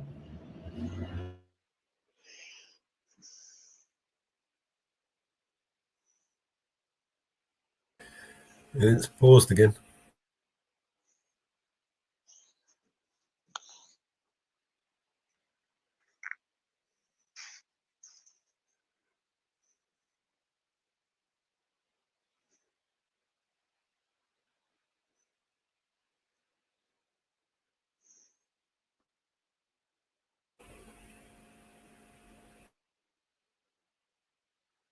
Nicey all the time when people like that are trying to butt in to me trying to explain to you. Hopefully, you don't feel that I've come across like that towards you. I think I've come across quite respectful.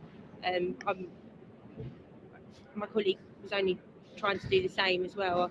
I can only hope. It was on the phone to somebody important. If it felt like he was wasting the person's time, or possibly wanting not to waste the person's time, whoever it was, sergeant or inspector. Yeah. So he just wanted to butt in our conversation Yeah. to satisfy his urgent phone call. Because he doesn't know the legislation. I can help you out with it. You've not asked. I can help you out with what happened with the gentleman that came out. I've got the body cam, luckily, so I can prove it was self-defense. Can you replay that? Yeah, now? of course, Can I yeah. see it? Is But that I've okay? offered that. Why are you not asking? Why are you not asking the questions, that you should be asking? Okay. Am I able to see that? I didn't know that you. I thought that was something to do with the drone. No, I won't be doing this, putting myself in this situation and relying on their cameras and their word. You probably believe them more than you believe me. We're impartial, okay? Until we've spoken to both sides. That's our job, and that's why I'm speaking to you Yeah. now, sir. Do you know the fact that you are now investigating a suspicion of an offence? I would like to disprove it on the spot. Yeah. So yeah, I'm happy to show you. I'll just turn this off. Thank you, sir. And we could spin it round. I could make a allegation of common assault. So approaching. Yeah, I would class that as common assault, what he did. So Is that the staff member from inside there? has there been an allegation of assault? That's what I want to know. That's what I was told over the phone. But again, I haven't spoken to this. But initially, we couldn't locate where it was. I think there was an issue with the address, so I had to call to clarify. Yeah, this place is not very well known. Yeah. So I'm trying to make it well known. Okay. Not many people know about it. It does fantastic things. And Yeah. anyway, right. Let's show you this What happened?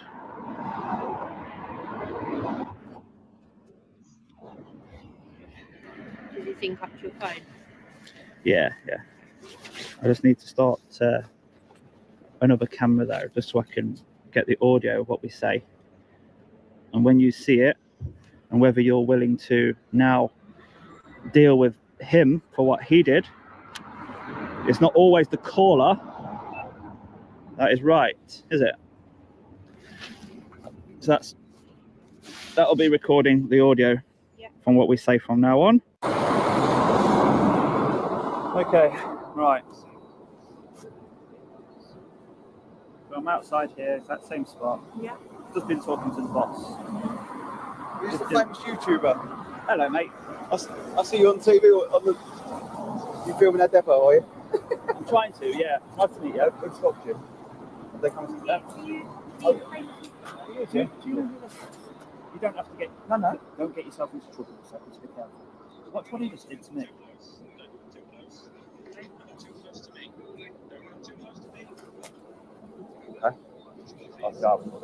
Yeah, please don't. I work here, obviously. Yeah. But I recognised the bike straight away. It's fear of violence.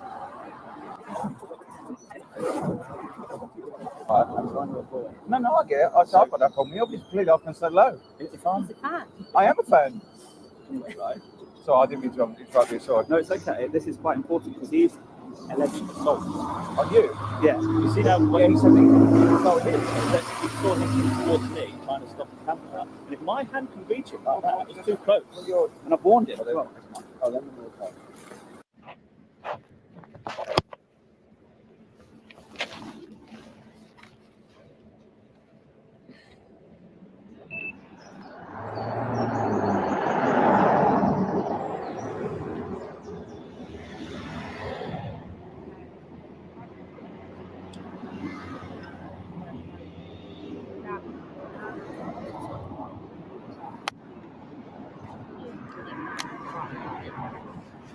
He didn't know what he was going to do. Pushed him away. Yeah. I think it's so if we just have to yeah.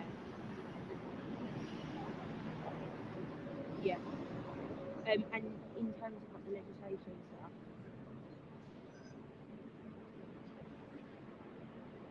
yeah, fine. Yeah.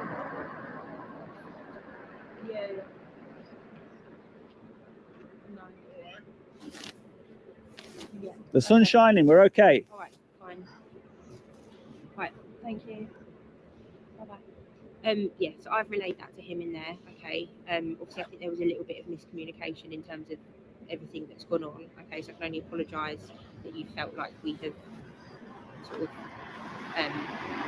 criminalised you, okay, but we have to, obviously I've been told initially that somebody was pushed, and that's what we need to kind of bottom out. Show me footage otherwise, he sort of approached you and you have preemptively pushed him because you didn't know what his intentions were, okay. So if you're happy, we're going to leave it at that. Are you willing to provide your details to me, your name? What? Something you just have to ask. Like I said, what about the allegation now of a common assault towards me? So, if I'm being honest, sir, I don't think that is going to necessarily go anywhere because he hasn't necessarily touched you, okay? But obviously you have preemptively, in that moment, pushed him back, okay? So it's what we would call a preemptive tactic, yeah? And that's what we get taught, okay? I wouldn't say he's completely committed the offence because he's just held his hand up in front of a camera, okay? And I'm not sure that then offence would be complete, okay? So therefore, obviously, he's alleging that you pushed him. We viewed the footage. For me, I'm satisfied that you have not committed assault against him, and I would hasten to say that he's probably not essentially fully completed that offence of assault against yourself either, okay? So I understand that you may have felt in that moment that he might have been, but I can't gauge, like, he hasn't touched you, you've kind of preempted that, and you've kind of stopped it, if that makes sense, yeah? If he'd have come up to you straight away and sort of done that, and then you pushed him back, then we would say absolutely an offence has been committed. Okay, so that's why today we're just going to leave it at both parties. You've not committed any offences flying the drone. We've gotten that out. Okay, so we're not going to, obviously there's nothing we can pursue there. So if you're happy with that, we will just be leaving. Are you happy with that? If you hadn't mentioned the assault thing, then I would have concluded it there. Yeah. No need to prolong things. I think you've got better things to be doing. Yeah. Yeah. We just have to do our job, sir. Okay, we just have to bottom everything out, and I'm really grateful that obviously you've got that, and obviously in your line of work, that protects you, doesn't it? Yeah. And that's Yeah. I appreciate that, to be honest with you. And then Because when you've that got could have people gone- blocking it, Yeah. it was I- blocking this one. This is the one that it was actually blocking, because Yeah. that's the one they see, Yeah.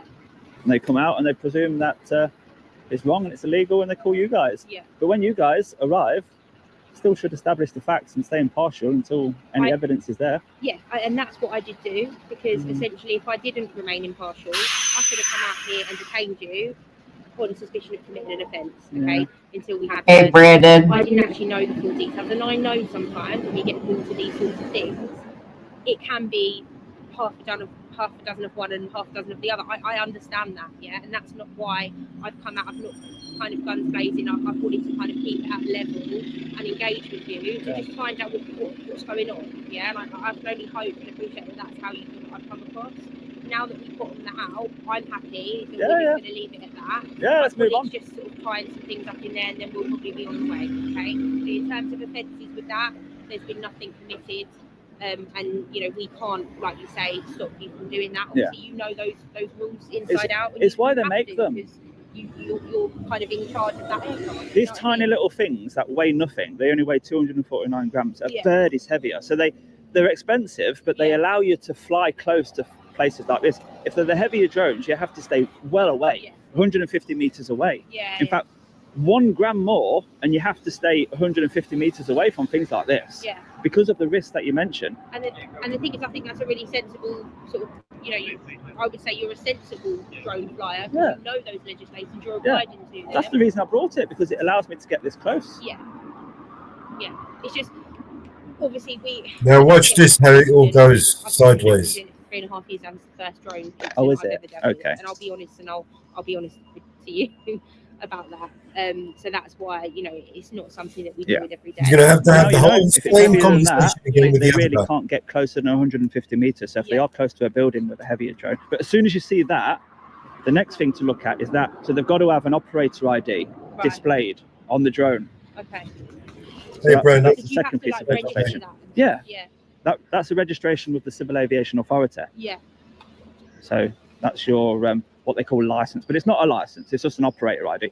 There is no license. You haven't got to be a competent flyer. Yeah. Anybody can fly this. Yeah, yeah. So there is no license, but it's an operator ID. It's the person who's responsible for the drone. If Yeah. the drone causes damage, that's the person who's liable for the. And then it gets Yeah, it gets traced back. Yeah. So that's it. And then you have to keep line of sight. Do you have to have insurance and stuff still? If you're doing commercial stuff like making money from it, then insurance is a requirement, yeah. But at this stage, you would never know whether they're going to make money, because not all YouTube videos are monetized, of course. No. If I say I'm doing it for a customer, you know, they're Yeah. being paid to do it, then of course that's Yeah. commercial. Or you're live streaming or something. Do you get quite a lot of views then on your YouTube? I don't like to brag about that. No, I just keep it a small channel. Yeah. But as you saw, people watch it. If a member of the staff of the place that I'm filming is watching it, you know. He can go in there and give them a reference. It's not here to do any harm to the network, which is what I explained to that guy. But when like I said to you earlier, as I have a nice conversation with the guy, the big boss inside, who pulled up at the right time, and I'm asking me questions and I'm telling them what I'm here to do, to then answer them same questions to the police, it was just a little bit more. No, I know. Because he's called the police because those questions my answers weren't good enough, you know. So let's get down to the nitty gritty. What actually are you here for? And it turns out the assault. So there you go. If he's classed that as assault, if he thinks it's acceptable to do what he did, and then for somebody to defend themselves, he classes that as assault, then today will be a great learning experience for him. He can't do that. Can't get away with that. Yeah. He won't do that again. I hope not anyway. And I said, you're at work. You know, if you're at work, out of work uniform doing that, there's no traceability, is there? We don't know who he is. But doing it at work, I tried to warn him. The other guy's going to come in now, right? And What else? he's going to have to do all of that explaining again. Oh yeah, and you can't go higher than 120 meters. That's what. See, the person who he was on the phone to knew what questions to ask. Yeah. I could tell. What height? That was, he just confirmed me that was my, so I didn't know that. Yeah. I thought that because I didn't know, I thought he couldn't get in there, so he was calling them to let him in. But yeah, he just said that it was our sergeant. It was, and he's basically, he knows his stuff about the drones. He's probably watched. Yeah. And yeah, he's confirmed all of that too. Yeah. So. And the reason I'm vocalizing these things about operator ID, weight, height, because I try and promote the correct way. At last, there are not of passive aggressive like the USA cops. Over football stadiums, festivals, They don't push them around. And then there's an app to check whether there's a flight restriction. Near an airport and a prison is a no-no. But you always check the app anyway. It's called Drone Assist, a free app. Yeah. Just check it, and I'll screenshot it as well for the video, just to prove. And all these things will then lead to responsible drone flights. Yeah. And the word spreading. That member of staff there has watched the videos. He knows that what I do and how I do it. You can facilitate a lawful flight of a drone and film a place like this that's normally not visible. Look at all the equipment of this woman. Which they're not going to show us, so Damn. we get the views by showing. She's literally not what they listening don't to a wanna show word us. that he's saying. She doesn't really care what he's So we saying. understand it now. That's It's all gonna come in a above minute, board, and he's and going to have it's to do all of promoting that the explaining correct again. way and the rights that you have and the legislation on a new piece of technology. No, come on. In all fairness, at last she's have a decent conversation with him. She's not aggressive. How stable it was when you went up. It's an empty shell. There is nothing The there. drone flyer Watch what happens shouldn't when the other feel guy comes back. intimidated just because people are not aware of like how safe they are and what you're allowed to do. Yeah. And their knowledge, you're not allowed to do it. We're not having you. We're not allowing you to do it. You are not doing that today. They tell me. Because, well, the law allows me to do it. I'm here to make my video. It's a bit like we get it quite a lot out in front of the police station. All right. We get like what you call auditors and stuff like that who will try and record, and you know, we sometimes yeah, like they can get quite, they know their laws and you know what they can and can't do and things like that, and yeah, it's all about knowledge, isn't it? And you might get somebody, you might have had a police officer say that knew absolutely everything about drones. I mean, but I don't, and I'm not afraid to admit that. You know, Taser, weapon, 2 magazines. so yeah, it's Jesus Christ. making people aware of what people can and can't do. Because I think whenever it comes to filming, I think people get a little bit, oh god, you know, get a bit uptight, and they sort of get a bit concerned about what it's for, why you're doing it. Yeah. And yeah, It's that hostile reconnaissance thing. It's what their intention is. Yeah. It's whether they're going to see you leave in your personal vehicle, and then somebody that you probably crossed paths with in the past who isn't your greatest fan sees now what vehicle you drive, and then, oh, I've seen that vehicle park outside Jimmy's house, you know, and then the link's made of where you live. I can see the police station concern. I really can. Yeah. But if they're selective in what they publish, if they sort of cut out any personal vehicles and they don't zoom into the windows where you've got the latest case, you know, operation files showing, I don't look through windows or anything like that. But they could be used in that way. Yeah. All good. All completed. I didn't mean to be disrespectful or anything like that. Okay. It's just, this is new to me. Yeah. I had to call up. That's why I was asking you questions like that. I know you haven't broken any rules with it, and you know the laws around it. We're going to leave you to it. Do you want to provide us with your details or anything like that? No. I knew what you were doing. You was on the phone to the sergeant, and you didn't want to waste too much of his time. Yeah. So whilst he was asking the questions, you just wanted the answer from me straight away. Yeah. So I get it, but we were also having a conversation at that Yeah. same time. So that's all. Okay, no problem. We'll leave you to it, sir, all right? Yeah. Thank you very much. Thank you.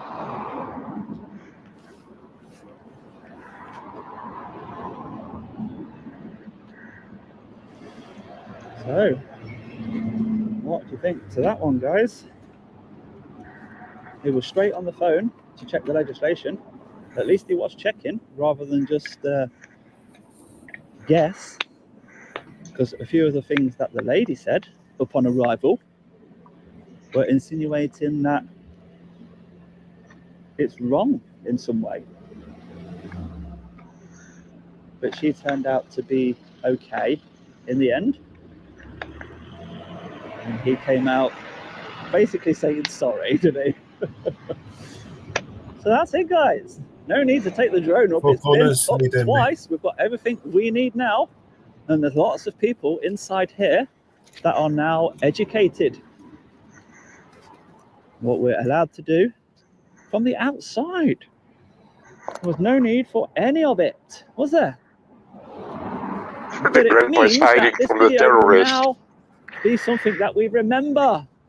We'll remember where the trams are maintained, where the control center is based, and how dedicated the staff are to protect the place. There we go.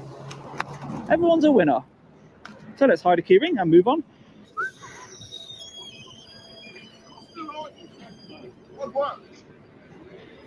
You've been watching it live, haven't you? Yeah, I've been watching you guys. Basically, I'm making a video about the depot, the tram depot. Okay. And I fly the drone around. I use my camera, but I stay outside. And sometimes they don't like it on these different sites. That Every time they don't like it. Yeah, sometimes. Every time. No. Sometimes they like it, and they even give me a tour. But that's rare. That's rare. That's what I say every time. Yeah. So there we had the classic example of calling the police, and the police not really knowing the legislation, so they're on the phone to their boss trying to work it all out. You know.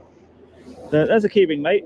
I presume you've watched it before. That's where you can see my video in about a week's time. That's it. I'm off now. Just going to get on my bike, find somewhere else. But it's very interesting inside, you know. It's a big site. Big site, yeah. It's a big site, yeah. They hide it all. We can't see it. So Yeah. I've got to use the drone, haven't I? Yeah. Big, massive site. Yeah. It's very important as well. Largest depot in Croydon. Yeah, for the trams, yeah. Yeah. It's where the main control center is in there. Yeah. You can imagine all the screens, all the buttons. Yeah, very important place. Yeah. So of course they want to protect it. You know, Definitely. they want to make sure I'm not the enemy. Yeah. Which is fair enough. There's nothing you can do. If you're not going in there, there's nothing they can do. Because this is public property. You're not in their control. You're outside their control. There you go. Yeah. So you know. Where have you learned that from? The videos? No. You know, I walk the street, so I know. Yeah. Except you now come into my work site. That's when you're under my control. But as long as behind the barrier? Yes. I wouldn't do that. Yeah, It's unsafe. Exactly. So anyone that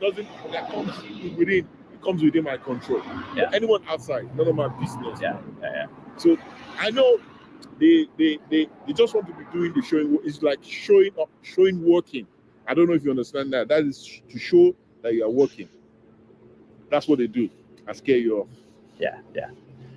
They just want to, in a way, they want to make their boss happy. And It's to show that they are working. Yeah, and they scare you off.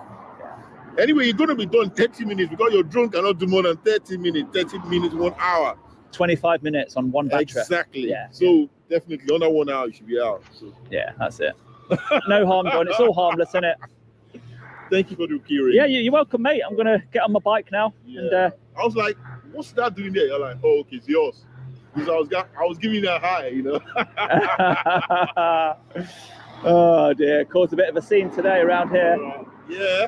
He's still watching you. You hope you know that. Yeah. But that's it. I'm done. All right. I'm just going to... I'm going to hide a keyring under this brick. Don't take it. All right. No, bye. The location of the DJ Audits keyring on this video is under the brick just there. So if you are one of the first people to watch the video and you do want a keyring, good luck with that. But now, look, I've got a flat tyre. No way. As one of those train guys punctured my tyre through the fence. No. I know they haven't. I will go and pump it up and hopefully the slime that's inside does its job.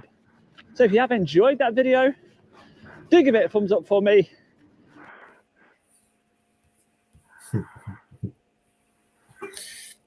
See what we can see from above. He's really good, DJ. He's He knows his stuff. He knows his stuff. Yeah. April Corners.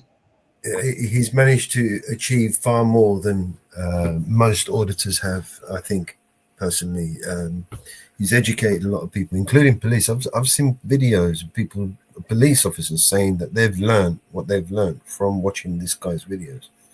And it's very rare to see, especially a police officer, admitting to something like that. So yeah, his work is undeniable. You know, a lot of people don't. I wonder because the UK is not that big like USA, right? If there's any police station or any industrial building who didn't got audited. Well, there's loads. I think. Huh? There's loads. There's still loads. I mean, there's a whole country, you know, millions of people in it. We've got like 75 million people in this country.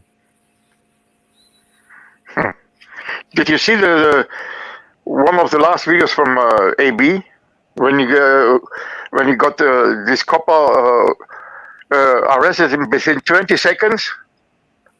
Yeah. Ridiculous. Within 20 seconds, man. Hey, how are you doing? Dum Dum. Dum Dum, yeah. Dum Dum or something like this. Yeah, Dum Dum. Ugly twat. Holy shit. Within 20 seconds, he didn't even investigate. Nothing. Yeah, you see, that's a danger to the public. That's what that's someone that should not be in that position. Wow, he doesn't have the right temperament for it. He doesn't have the right temperament for that job. He doesn't. He doesn't in that position. It was all about his ego.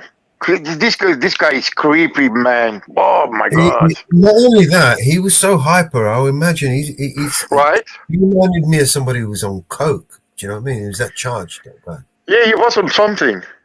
Yeah, he's definitely the wrong person for the job. He can't stop talking and blah blah blah, repeating the same shit over and over. And this fake smile all the time, but pisses me off. He's probably a cokehead. You'd be surprised how many police officers are cokeheads. I'm serious. I'm being serious. There's a lot. I mean, if you go to my channel, I'll bring it up. Mohammed, can you bring up that Inspector Talbot video from my channel? All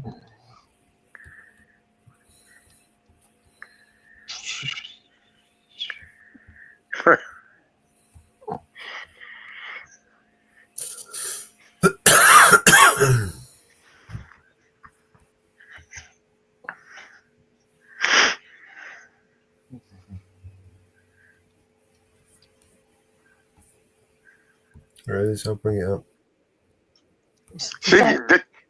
Huh? I'll drop the link in the back. There it is. Sentenced behind bars for abusing his role as a police officer. He betrayed his oath to serve the public and instead became a criminal. GMP anti-corruption detectives have worked tirelessly to bring him to justice for the full extent of his crimes. We launched our investigation into Talbot after he dropped a small bag of cocaine outside his daughter's primary school and soon discovered that this was Talbot stole 4 kilograms of cocaine from property storage, where he had privileged access working as a detective in our serious crime division. He proceeded to redistribute these drugs onto the streets of Greater Manchester. Talbot unlawfully used police systems and was conspiring with the local dealer to add further crime and fear into our communities. This is one of the most shocking cases of corruption uncovered by Greater Manchester Police's Anti-Corruption Unit, a specialist unit dedicated to investigating criminality within the force. Whilst cases like this are concerning, they are also extremely rare. There is no place in policing for Talbot or anyone else like him who cannot be trusted to uphold the law and keep our streets safe. We will continue to relentlessly root out those who are not fit to represent the thousands of hard-working officers who serve the people of Greater Manchester. I would like to thank the investigation team for their tenacity and dedication in pursuing this matter. I would also like to acknowledge the work of the Crown Prosecution Service in helping present a robust prosecution case to secure these convictions and expose Talbot for the criminal that he is. What do you think of today's sentence? I'm delighted with the outcome. I'm delighted with the sentence that's been passed down. It truly reflects the nature of the crimes that were committed by Andrew Talbot. How would you describe Talbot's behaviour, his actions? His behaviours are abhorrent. They undermine everything that the thousands of dedicated police officers that come to work for Greater Manchester Police every single day aim to achieve. How much does a case like this undermine public confidence in you and your colleagues in the police? It's unquantifiable, the damage that it can cause, and I will echo the words of Deputy Chief Constable Woods in the statement he provided to the court, saying untold damage has been caused, but the work of officers like those in the anti-corruption unit and the wider force, who do a fantastic job on a daily basis, will hopefully go some way to reassuring the public that we can root out these officers and rebuild that trust and confidence that they need to quite rightly have in their police service. Wow. He needs to watch a few more YouTube videos. Fantastic job that they do. Right.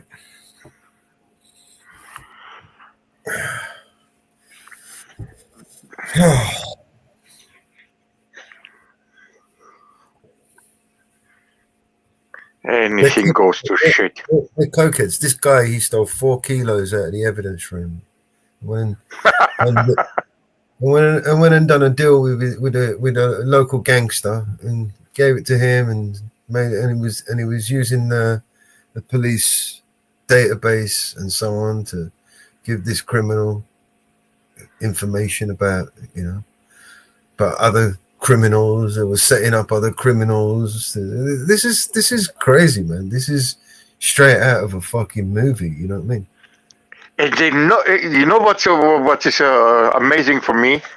Come on, he knows there are cameras, but he don't care. He dropped his kid off into primary school, right? And as he was walking out, a bag of coke fell out of his. I mean, a kid could have picked that up, bro. Right. It was apparently, I don't know, somebody picked it up. The teacher found it, and the teacher brought it to the attention of the police when she saw the video. They put 2 and 2 together, and they saw that it was a police officer. She knows he's a police officer, so she's gone and made a complaint, but she's made it public, so they can't deny it, they can't hide it, they can't, cover up, they can't do anything. It's public. I didn't understand because the accent. Did they convince him? Did he get any punishment? Yeah. He got how much? What did he get? I didn't understand it because the accent, his English accent is.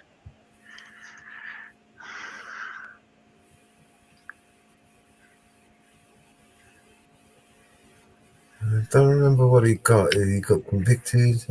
Andrew Talbot. He went to prison. 19 years. That's right. What? They jailed him for 19 years. They threw the book at him. Okay, I didn't expect that. Yeah, they threw the book at him because he dropped it in the school zone. Oh my God. He embarrassed the shit out of him. He undermined the whole fucking policing principle, right? Yeah. He done more damage, right, in that one act. I mean, he could have done anything else. He could have murdered somebody. He could have done, that one thing. You know what I mean? They couldn't. He stole from. Well, because it wasn't under their control, right? They couldn't make it go away. It already been public. It was made public. He dropped it in the school zone, and it was evidence that he stole. Fucking CCTV video of him doing it. Yeah. He did everything wrong. The media are replaying it on repeat. You know what I mean? It was the school CCTV who catch him, right? Right. Totally out of their control. It was their videos. It couldn't be denied. And surely they got him on video going into the evidence room and coming out, right? They could hide that. But you can't hide the fact that he dropped it in the school zone, dropping his kid off to school. Right. Imagine the embarrassment. A simple cop can. How many kilos of coke he stole? A single cop. No, this one. You know how many this year alone? No. Let's have a look. Yeah, my God. See, that's the difference between, I think, here in Germany. 2,275 misconduct hearings. There are 1,800 misconduct outcomes, and there are 668 criminal hearings just this year alone. And we're in what? Yeah, not even half. May. We're in May. Yeah. That's only It's only, remember this, guys, right? For your American viewers, right? We're in a little tiny country, right? The size of New York, right? New York State, right? Just imagine just one of your states, right? That's how big we are. Not bigger, probably smaller than that, right? I think Florida's bigger than the whole UK. Right. Florida's bigger than the whole fucking UK with all the islands and shit.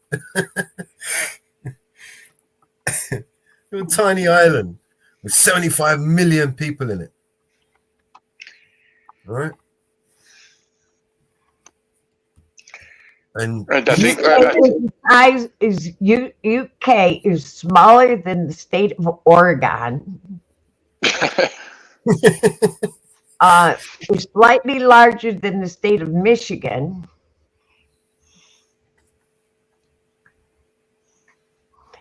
You're gonna like this one, Mama Bear. Police officer told woman he hated women and enjoyed hurting them. The misconduct panel to hear. A police officer is facing serious allegations after reportedly engaging in an inappropriate sexual relationship with a vulnerable woman while serving in the force. The police officer is alleged to have begun a sexual relationship with a woman referred to as Mrs. A, May 2023, despite knowing that she was in a vulnerable state at the time. According to the allegations, the officer is said to have engaged in sexual acts with Miss A that went beyond what she said she had consented to. One such incident is alleged to have taken place while the officer was on duty.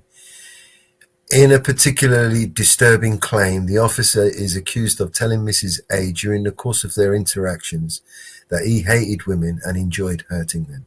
The allegations, if proven, would represent serious breaches of standards of professional behavior, including Officer A has not been named at this stage. You know? Yeah. This is one of thousands of complaints. Well, I don't believe Paul Wall is in the house. I don't believe that's your name, but hello.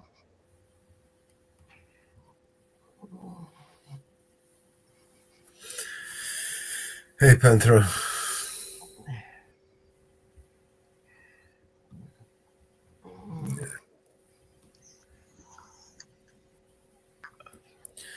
Yeah, so that's where we're at with this. Yeah, we haven't read a lot of those misconduct reports in a while. No, we should. We gotta start reading them again. Hey, Inferno. Hey, Inferno. How you doing, man? Inferno. Yeah, I can read another one. Hang on. Cops race hell at boozy house party at the hands of female detective. They might think you're a burglar. Hmm?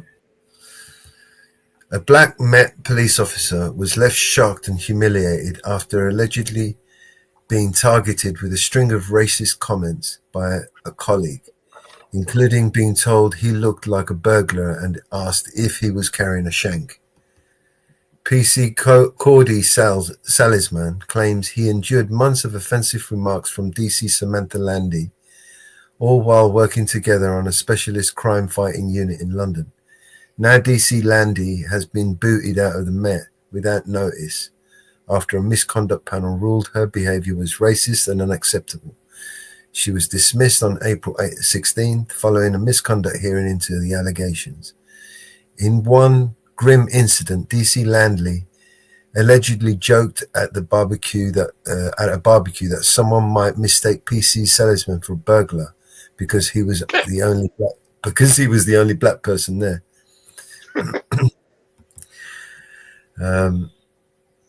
The event held at Detective Sergeant Nick Marsh's home on March 25th, 21, was attended by officers from the Met's Lifetime Offender Management Proactive Team. As Salzman made his way to the toilet, it's claimed that Landy quipped, "Oh, be quick, they might think you're the burglar." Salzman said the meaning hit him like a slap. That was the only black man present. He was one of the one who'd been seen suspicious. Speaking later to colleagues, he said he was shocked, confused, and vulnerable. Landy denied making the comment, but admitted it would have been discriminatory had she said it. But the nightmare didn't stop there. Just months later, at a leaving do, October 21, Landy allegedly spotted two black men walk into a pub and turned to Salzman, asking with a laugh, "They look like trouble, Cordy. Have you got your shank?" She was reportedly tipsy at the time. Salzman, once again, the only black person at the gathering, walked out furiously. Then at the team's Christmas party in December that year, this guy sounds like a snowflake. Landy allegedly brought up the shank comment again, and when challenged by Salzman about her racial jibes, she replied, "Because you're coloured, lovey." Salzman said everyone present heard the shocking remark and collectively gasped. Shaken, he posted the word challenge in the team's WhatsApp group before leaving the party. He later messaged Landy directly, confronting her over her behavior. He claimed she apologized over the phone. She denies this, calling the accusations malicious and outrageous. Still, Salzman said at the time he believed her apology was genuine and hoped it was the end of the matter. But the final straw came in July 22 during the police op. Landy leaned into a vehicle where Salzman sat and allegedly said, "Cordy, we needed you because they was all calling us white pigs." Oh. Okay. Jesus Christ. That's funny. I mean, that's good. That's funny. Oh, shit.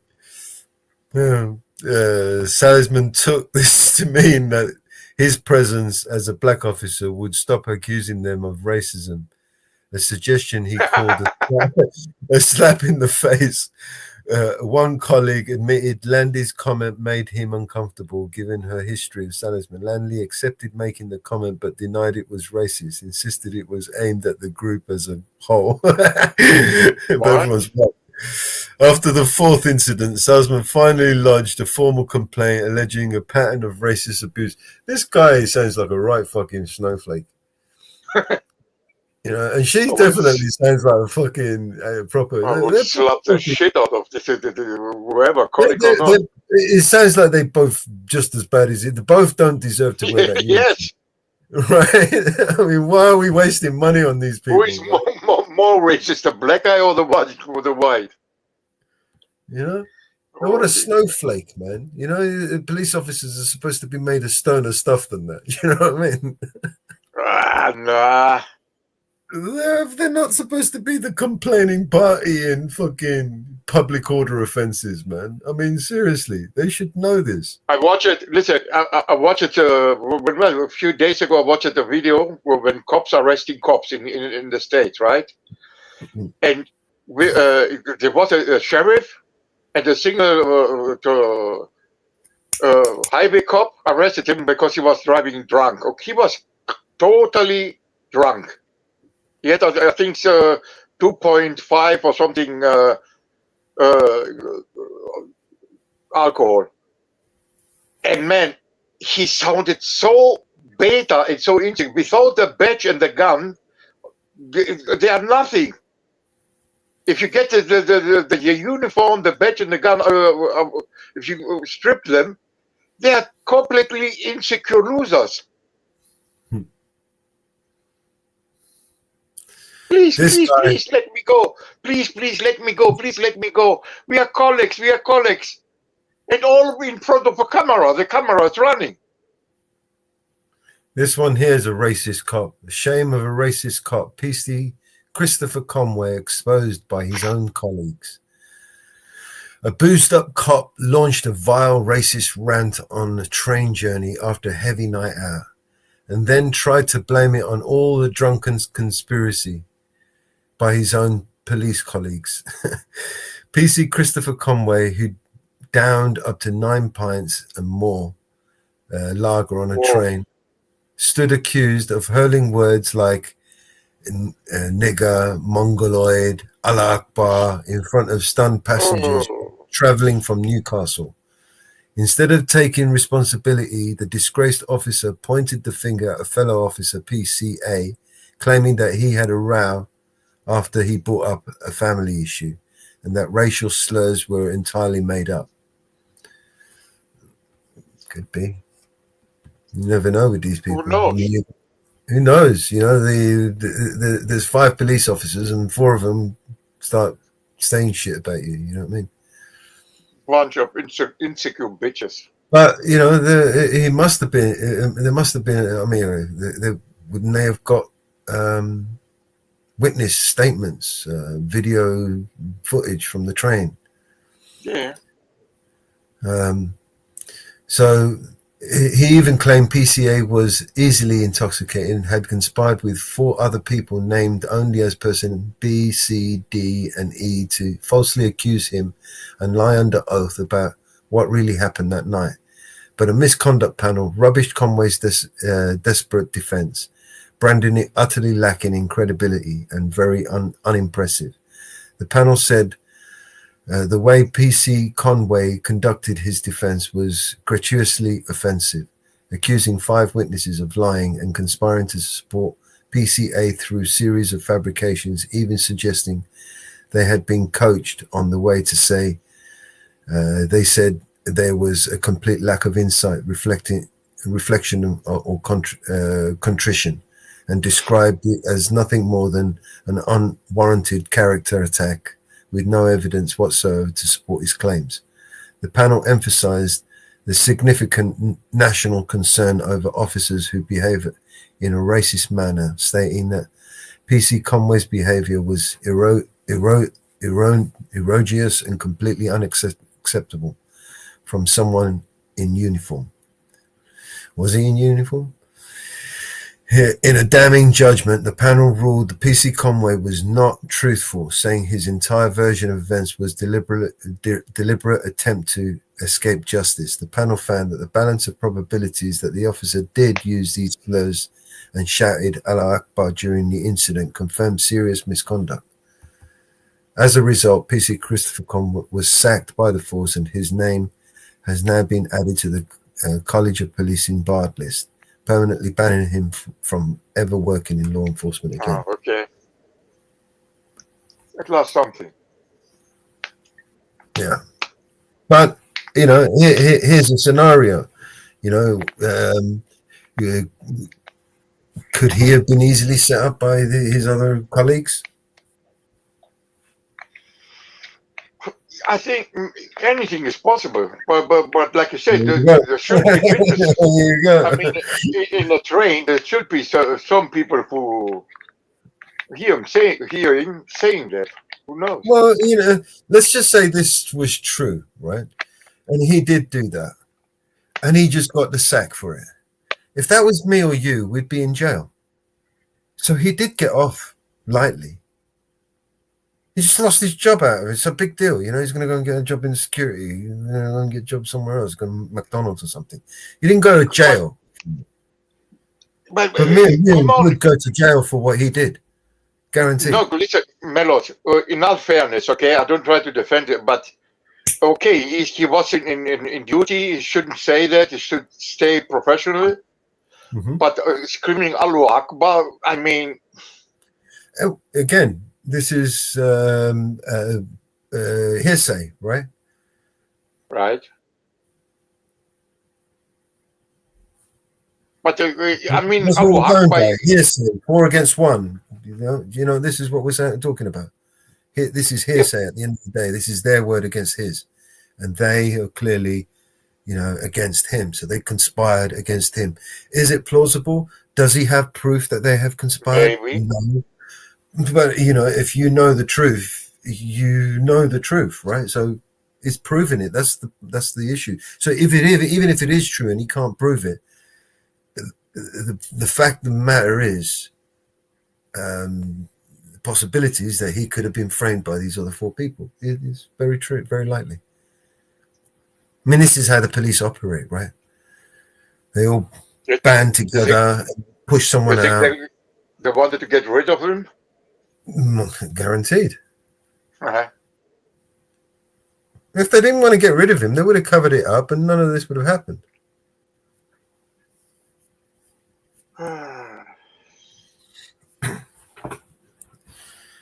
Just like they do all the time. They cover, you know how many times they cover shit up, man. And when they don't cover it up, it's just all show. It's all show. Do you know what I mean? You've got to be seen to be doing something. That's all it is. But you know what? Listen, Melos. I know that some YouTubers try to this auditing thing here in Germany, and they all failed.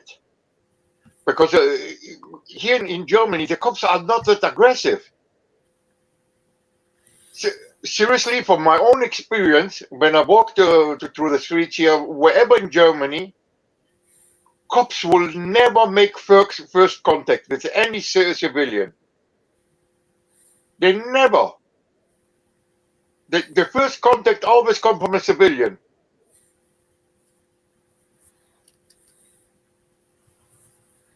It's mainly like I see in the States and UK. It's the same mindset. It's the same mindset of these people. They see anyone as an enemy. It's the training. Anyone is a terrorist. Did you listen to the old guy on the video from DJ? Oh, you might be a terrorist. Come on.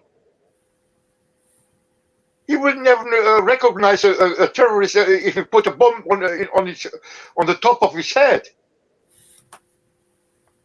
Anyone is a terrorist. Jesus Christ.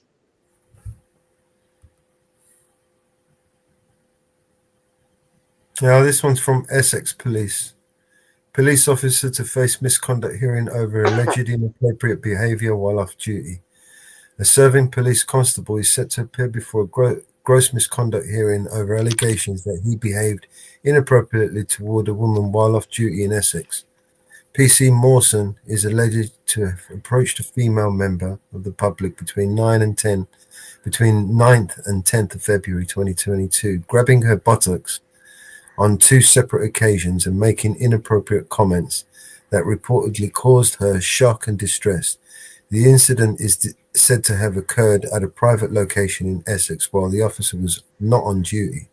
If proven, the allegations would constitute breaches of the key standards of professional behaviour expected of police officers, including honesty, integrity, authority, respect, courtesy, equality, and diversity.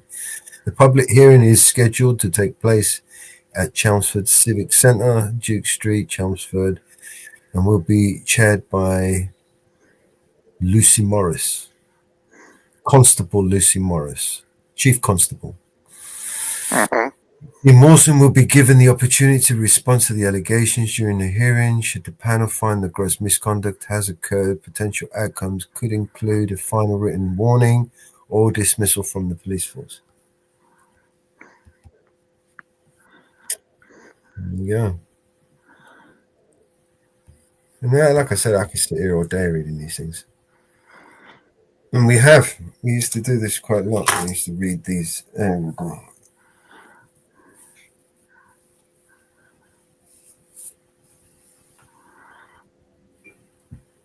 You know, and it's to get, even though they're public, it's supposed to be public hearings, right? Getting a seat in these places, you have to jump through hoops, and you ain't gonna get them. It's difficult to get a seat in these places, even though they're public. A public hearing, and the public are not allowed to go into a public hearing, so they could hear these misconduct hearings. Yeah, I remember one video from Dan, Erie County, when he tried to join a meeting, and they said, "Yeah, it's a public meeting, but you're not allowed," and they throw him out. What the fuck? Yeah, they do that over here. And they get away with it.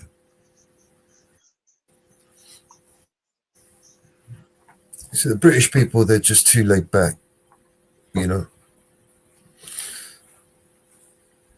Yeah, I think, come on, you, like I said, you have to be fair. Come on, man. The British people, they still believe in a bloody monarchy, for crying out loud. They still worship this king. They're deluded. They're delusional. These people are insane. I just got company, so I'm going to jump off for a bit. All right, Mama Bear, thank you. See you later. See you in a bit, man. Yeah, they're sycophants, man. They're deluded, these people. Oh, we have to have a monarchy. We've got to have a king. Jesus Christ. I never understand it. I mean, it's your country, but I never, as an outsider, I never understand this hype, you know, Queen Elizabeth and blah, blah, blah, and Lady Diana. They are normal people. They are nothing special. Didn't you hear? They were anointed by God himself. He came down and says, "It's you. You're the one." By birthright, yeah, bloodline. Jesus He was Christ! the holy- When I see all these parades, I think it was a few months ago when there was a big parade, all these horses and shit. I think it cost millions of pounds or whatever. For what? To worship a king? King, in my opinion, the fuck? Kings and queens belong in fairy tales and history books. Yes. Not in today's day and age, like they like to say, in this current climate, you know, with the AI and the fucking unidentified flying fucking phenomenons. We don't need no kings and shit, man. We got AI, for fuck's sakes. Let's just replace the king with an AI, shall we? And then we'll have Skynet. Let's just fucking make Terminator a reality. Let's just do that. Let's just fucking make some robots that can just give them some, full autonomy over all our missile systems. I mean, because you know what that Golden Globe dome he's going to build, right? You know what that actually means? It means handing over the missiles, right? The rockets, basically, the capability of these defense systems over to the AI, for the AI to control which targets to hit, because it's going to do it in a fraction of a second. Right? You mean the new Golden Dome over USA? Yeah, it's an AI assisted fucking defense system, right? The AI is deciding where to launch and when to launch, right? Because it's quicker than it can respond quicker than we can. Okay, Melos, I know you're not gonna like it, but I think an AI would be a better leader. It would be a better king. Okay, better king.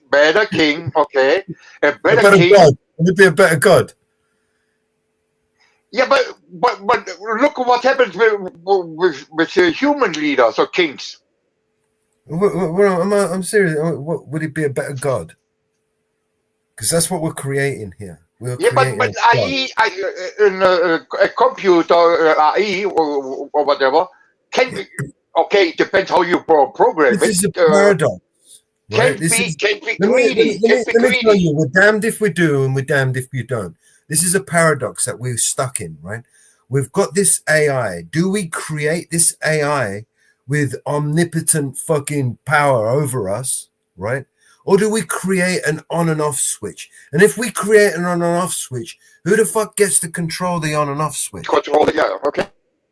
Right? Yeah. So you're damned if you do, you're damned if you don't.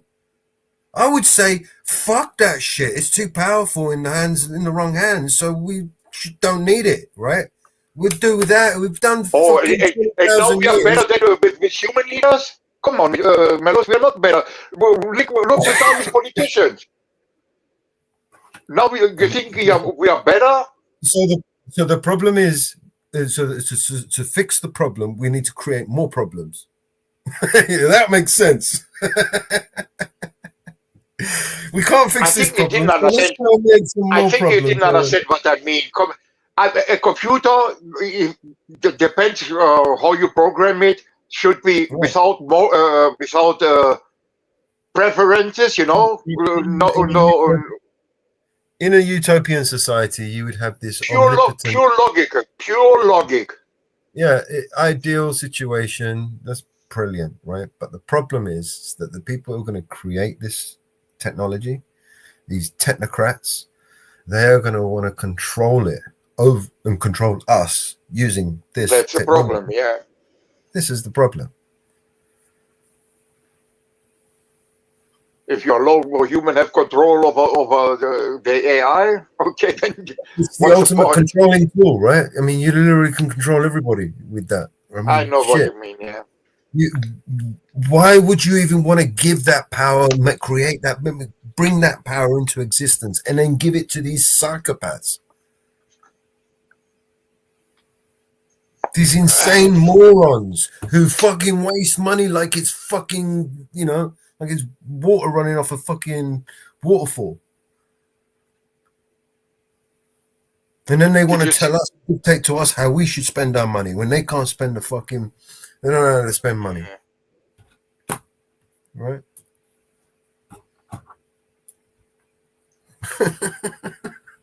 We're fucked with these people, man. There's absolutely no way. I mean, yeah, is it possible, like fucking 1 in a billion trillion chance that the AI could be used in a way that we could, you know, unchain humanity? I don't really believe that that's possible. I think the whole point of the creation of the AI and the way it's allowed to be used in such a way is for it to be more efficient control. Yes. Yeah, I get what you mean. Yeah. It's more harmful than good in every way. I mean, the job loss market, that's going to devastate everybody. I mean, all of those jobs during the lockdowns, right, that we all relied on, those key workers, all of those jobs are up for grabs with the AI. All of them.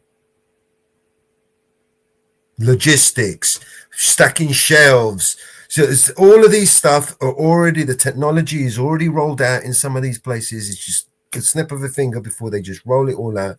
You want to have cashless tills, cashless shops, you know, there's no staff, no nothing apart from security, because that's all you need is some dumbass fucking give him a high vis and a fucking gun and some handcuffs, and that's it. That's all you need, a dumbass on the door, right? And you're done. That's it. You know, no staff, no, you know what I mean? Can you imagine McDonald's and all of these places all automated? Uber drivers. No need for Uber drivers. Lorry drivers. No need for lorry drivers. Pickers, you know, like farmers, and no need for any of those, man. Now that you say it, you know, I ordered it from Temu, something, and you know what? This Amazon automatic bot delivered it. Okay. You know, I got a message on my telephone, on my smartphone, and they said your package arrived, and no one is pushing the doorbell, nothing, you know. And I went in my front porch, and I see this fucking robot, and he was talking to me. They had a display and making a smiley Holy shit! What a strange world. Yes, and there's a restaurant that uses drones and robots to serve its customers, and Yeah, there's here too. there's pizza deliveries. You use the drone to deliver all the pizzas. Did you ever visit Japan, Melos? Japan? No, I've never been to Japan. Man, I was one time in Japan, and trust me, the hotel, I was in. They have no staff, almost no staff. Anything is done by robots. If you have something delivered, the bot they put it in a machine, in a bot, and they drive it to your in front door with a robot. Anything automated. Automated, they can print you a house, man. There's a robot that will literally just fucking 3D print you a fucking whole house. A whole house. 3D printed. You know? Honestly, a whole fucking house. Come on, that's a good thing. What I saw on the video you showed me, man, I think that's a good thing that you can. But if you can print anything by yourself, imagine. I don't know how expensive these printers are. If anyone can print anything you want at home, Jesus Christ, people don't need to leave their homes anymore. No, you don't need. I mean, you can pretty much make anything you want, anything. Right. You need a tool, you can print it. You need sure, you know, there's some tools that you need a metal and stuff, but you can print the mold, right? Create a cast, and then pour your metal into the cast and create your tool. You know, there's so much you can do with the 3D printers. It's unreal. And it just started. This technology just started. Yeah. I see it coming like a enterprise. You know, this. You can literally buy print parts for your car, print you know, pretty much, you know, any tool you need, you know, any equipment that you need, a wall bracket, a fucking, you know, a hinge, anything you want, you can just print it. Anything you need. You know what I mean? You know, we're getting to like closer to Star Wars, right? Where you just that's what I mean, yeah. You know, I mean, how far are we to printing food? You know. Yeah, I saw last night. I saw which it was a TV show. What? Bill Gates is already printing food, bro. They were eating printed food. Yeah. Yeah. With the smell, with the taste, and anything like flesh. It came out of what was the name? I think Gemini or something like this. And a printer. Yeah, they're doing some really stupid stuff, man. Really stupid things, man. It's not just with the printer. They're things like they're regrowing cells, right? For instance, so you can give them your skin cells, and they'll grow you your skin, and you can make shoes, belts,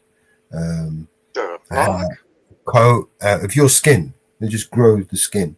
You can grow a piece of you, right, and make it into a meat, and then feed everybody a piece of you cloned, like cells. You can do all kinds of stupid shit right now. There's nothing that's unimaginable not on the market. They are literally marketing these stuff, right? Selling it to some crazy, insane rich people who've got too much money. Melos, you're gonna make me dig a deep hole and hide. You know, I mean, the conspiracies for years where they've been growing people, you know, themselves, cloning themselves and harvesting their organs so they could, you know, live longer. These conspiracies have been going for a while now, and there are, for the most part, there's reports. Come on, this is science fiction from movies. I actually believe that there's more truth to that than meets the eye. You know, you're telling me the likes of Bill Gates and George Soros and fucking Klaus Schwab over there and all them billionaires, sick fucking psychopaths, if they didn't have the opportunity to clone themselves and fucking take out a heart from their fucking clone and give it to themselves so they could live a little bit longer, they wouldn't do it. If it wasn't possible. I think now you reach a little bit too far. Come on, come on. Come on. I wouldn't put anything past these motherfuckers, man. Jesus Christ, Melos. I wouldn't put anything past these motherfuckers. People do this already. Harvesting organs, right, is a big business. I know from living humans, okay. Yeah. But then there are people who have rare blood types, rare conditions, and having transplants from you know, you can't just have any transplant. It has to be a match. And what a better match than you, cloned version of you. Yeah, you know what? This remember me the movie Island. Where do you think they got the story to make the fucking movie?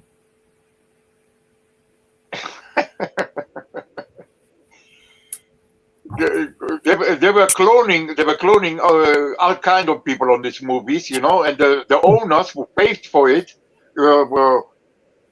had ownership of the clones to harvest all the organs. But this is a movie. Come on, Melos. Yeah. The fuck?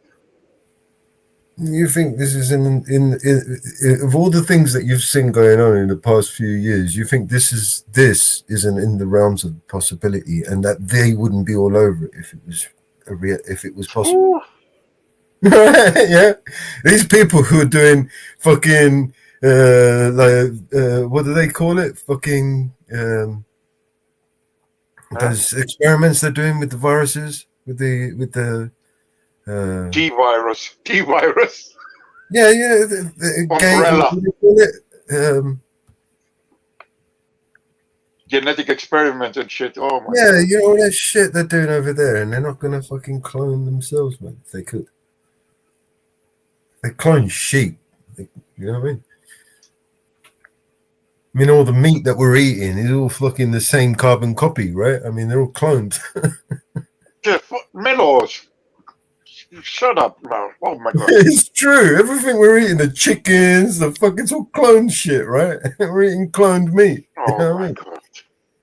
And pretty soon it's going to be fake meat. And you know the meat, especially the chicken, how much water they pump into that shit just to bring the weight up, right? And they pump a chemical into it that will make it, preserve it a little bit longer, you know, to make it shelf life a little bit longer. Yeah, Dude, I know. they're poisoning us, man. This shit is fucking toxic to the human body, man. There was a big scandal here in Germany, but they were feeding cow meat, you know, in pellets, pressed in pellets, cow meat to cows. So basically, a cow eating a cow. Exactly. They're What fucking the cannibalizing. They're feeding them. Cannibalism.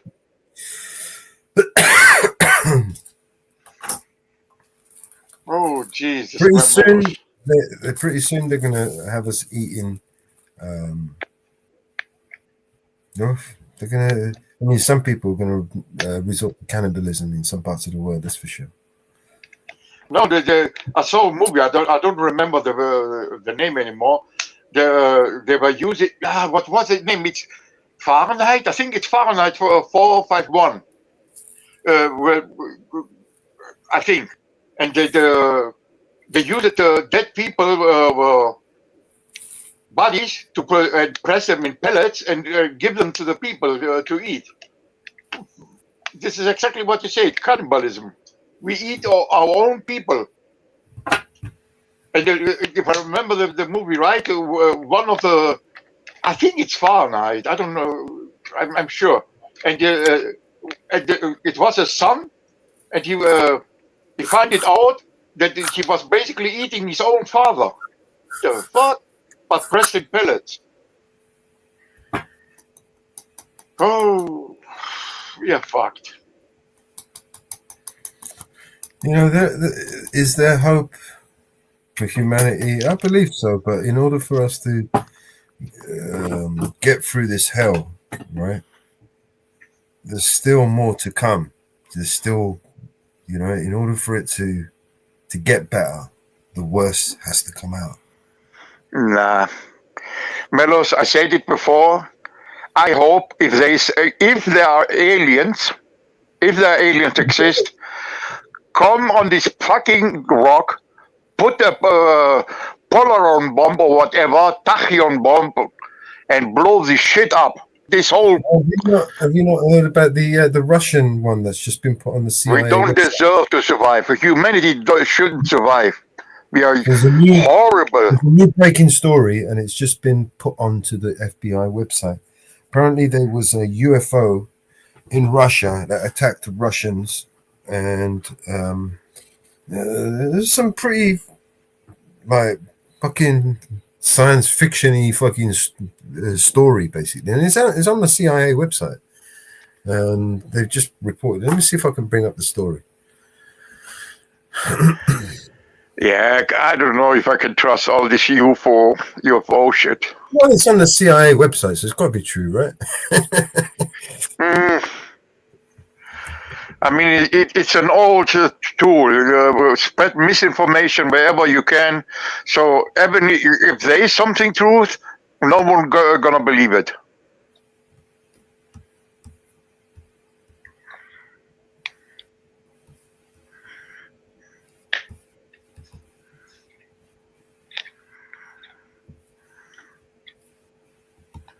Inferno, we are the humanity. Fuck, seriously, I know it sounds horrible, but humanity don't deserve to survive. We are horrible.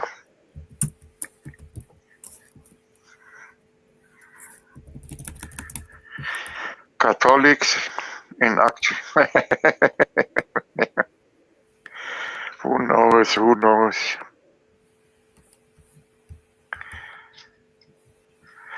There are so many theories, you know. You can't be sure what's true and what's fake.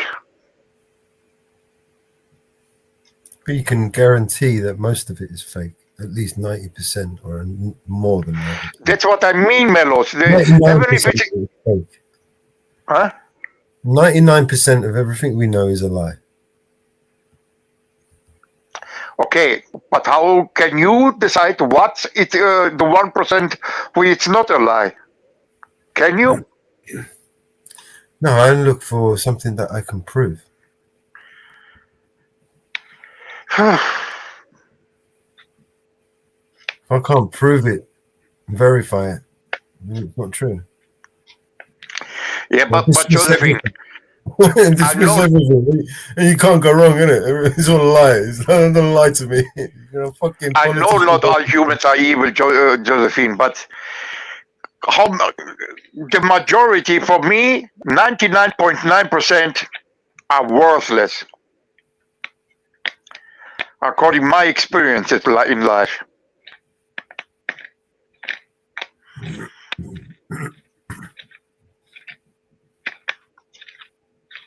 What we humans do to each other, and to see horrible shit. Women got stoned by their own family. By their own family.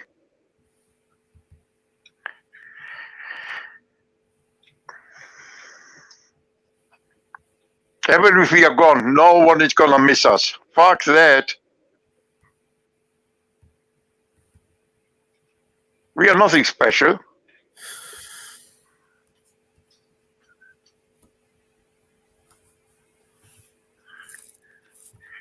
We're not even going to live in this new world that they're going to create, this fantastic utopian world. There's none of them, it's not for us, right?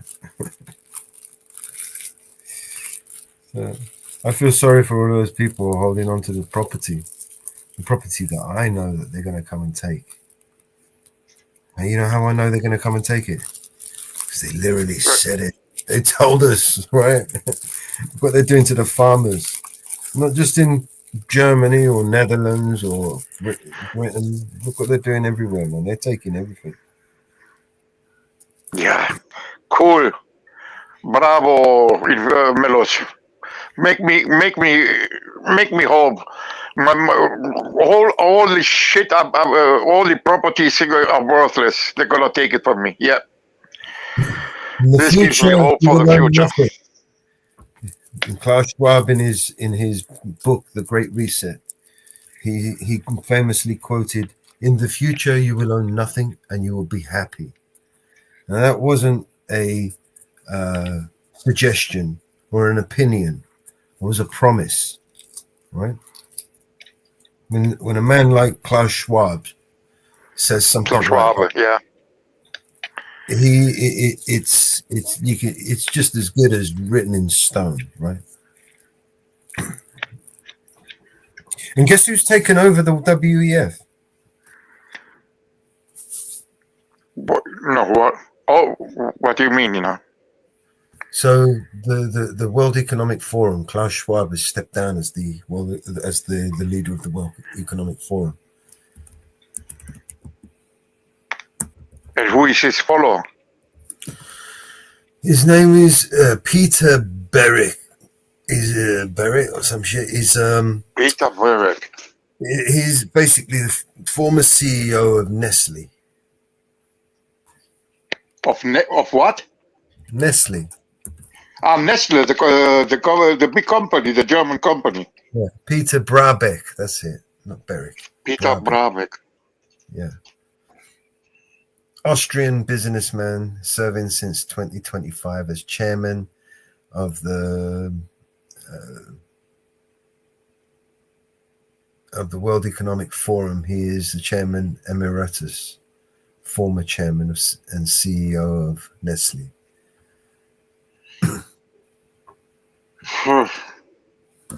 This guy.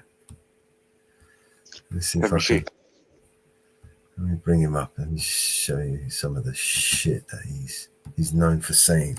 He's known for saying some controversial shit, right? This guy, you know, I mean, if you know, Nestle owns fucking all the soft drink companies, Coca-Cola, the lot of them, right? And he drains rivers to make his drinks, right?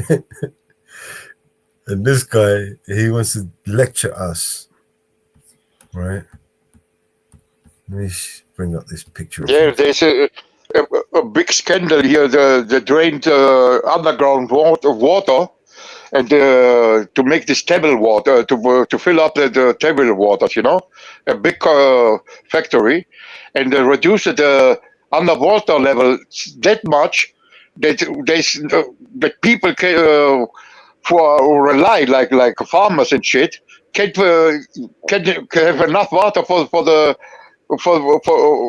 the agriculture. You know what I mean? They drain it so much water. They use it so much water that there is no water anymore. You know, in parts of Africa, right? Coca-Cola is cheaper than water. How's that even possible? Good joke, right? Hello, This is chairman him. of Nestle.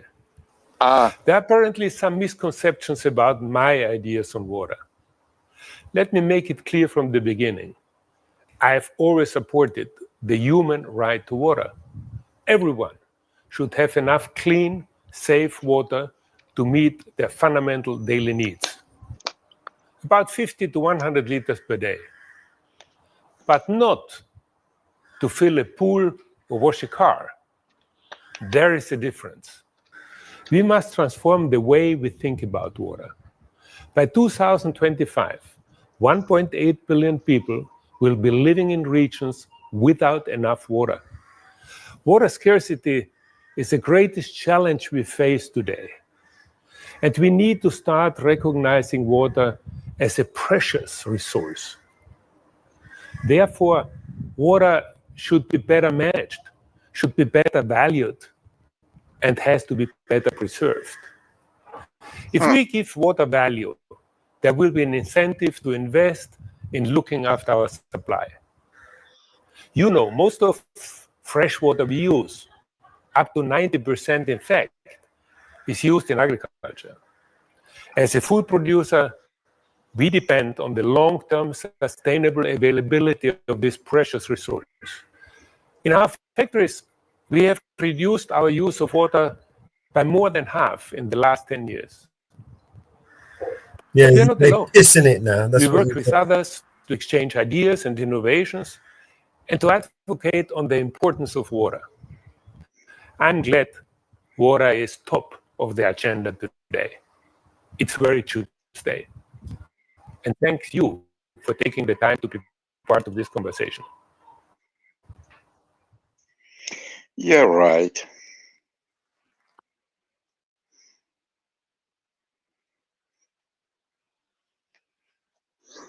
They were all for themselves. Yeah, we're getting lectured about using water of a man who literally drains rivers to sell us bottles of Coca-Cola and Pepsi-Cola and Fanta and, you know.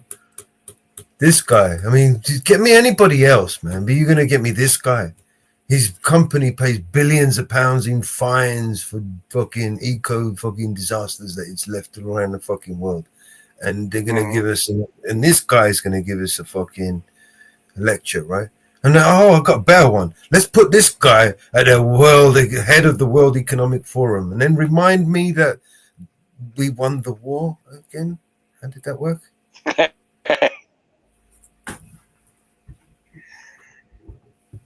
Oh, shit.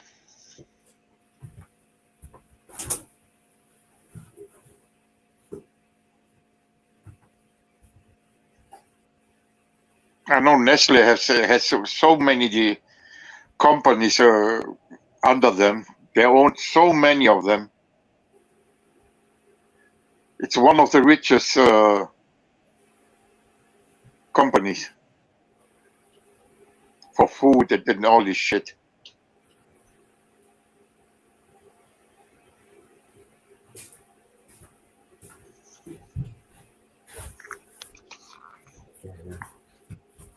That's right, put the kettle on. Ugh. Oh.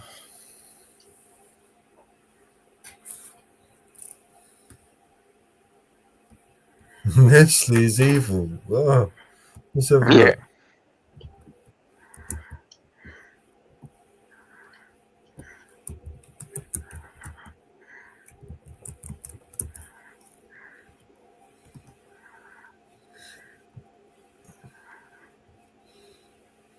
Most of them are. Trust me, Inferno. Back in the day when I was more active, I met with a CEO of Sony Europe, Klaus Sommer. These guys are so narcissistic, they literally think they're gods. It was hard to talk to this guy. So you're Nestle in the 1970s. You're the inventor of baby formula, a life-saving creation for babies who, for whatever reason, can't breastfeed from their mothers. But just helping moms who can breastfeed isn't enough. It's such a small segment of the population. It's such a small customer base. How are you ever going to make a fortune with that? Never. So you're looking to expand your formula business even more. Instead of just selling to moms who can't breastfeed, what if you could sell to every mother? If you could do that, your customer base would instantly increase by 20 to 100x. The problem is you've got some steep competition. Mother Nature's milk. Something that is vastly superior and has far more nutritional value for infants. Compared to the glorified powder cow.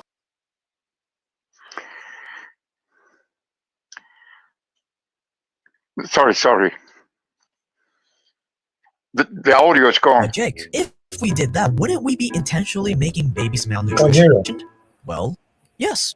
So anyway, it's okay you now. need to convince Okay. the world that formula milk is 1,000,000 times better than breast milk, which means you need a little bit of propaganda.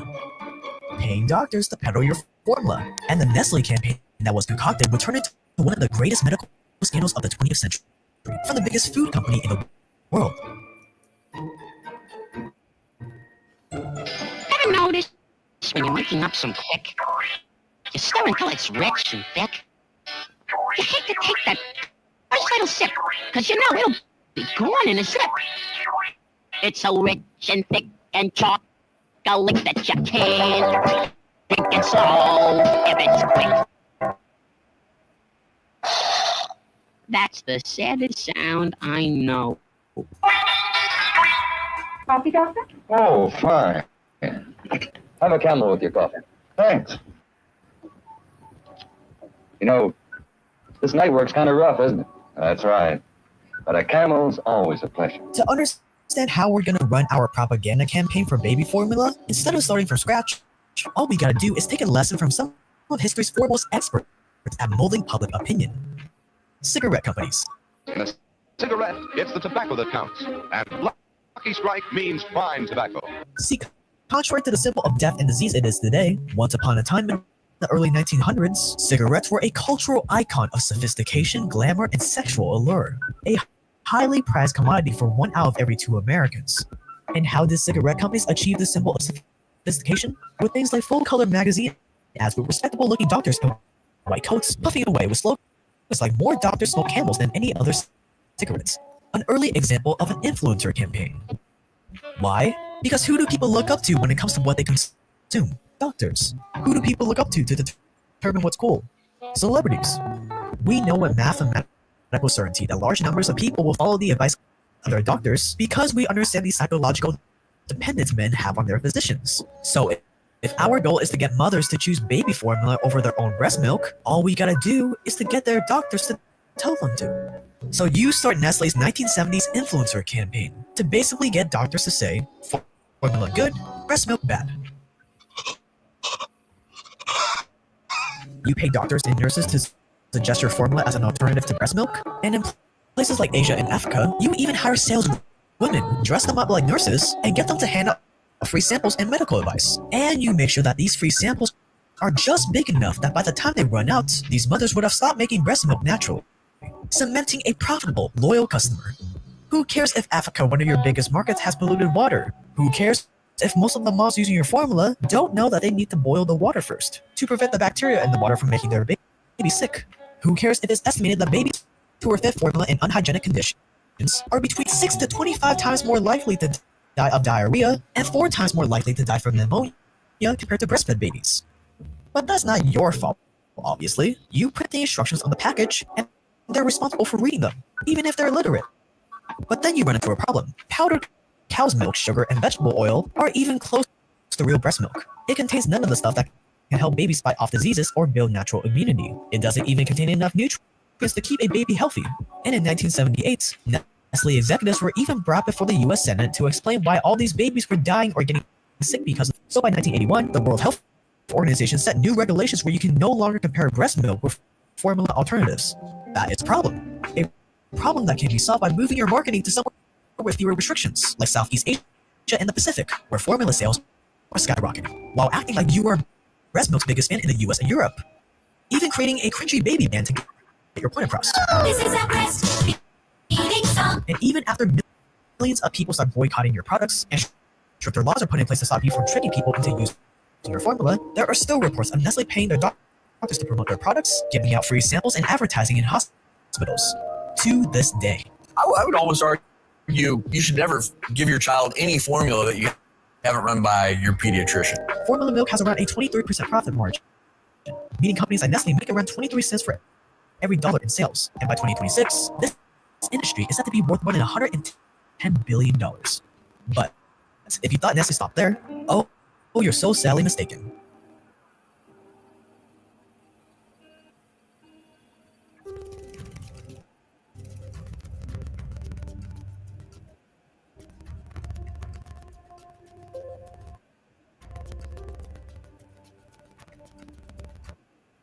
What is the number one thing humans need to survive? Aside from food, it's water. That's why the water business can be very lucrative if done right. See, tap water itself, the stuff that comes out of your sink, it's pretty inexpensive. But bottle up that tap water, market it as coming from Clear Mountain Springs or Majestic Fountains, and you have a ridiculous markup. You can buy a tank of tap water for $10, use it to fill thousands of plastic bottles, and then resell that tap water for $50,000. For one tank alone, Nestle pays $10. Once bottled, the same water costs $50,000. And this is not an exaggeration, by the way. Nestle literally sold bottled tap water with one of their recent lawsuits dating back to as early as 2012. But just like baby formula, you can only get away with so much in first world countries. It's third world countries where you can really take it to an extreme. In Pakistan in 2013, it was revealed that Nestle was diverting clean drinking water away from villages and towns and then packaging it in their factories. They would then resell that water back to the same people they took it from. Honestly, it's pretty genius if you ask me. The people in these towns were forced to drink dirty, polluted water because they couldn't afford to buy the bottled water that was actually theirs to begin with. Here is what the chairman of Nestle had to say about whether or not everyone should have access to water. Die eine Anschauung, extrem würde ich sagen, wird von einigen von den NGOs vertreten, die darauf pochen, dass Wasser zu einem öffentlichen Recht erklärt wird. Das heißt, als Mensch sollten sie einfach Recht haben, Wasser zu haben. Das ist die eine Extremlösung. Ja, halt's Maul, ey. Dummes Gesabbel. He clarifies his position. I've always supported the human right to water. Everyone should have enough clean, safe water to meet their fundamental daily needs. But if you thought Nestle stopped there, you are still sadly mistaken.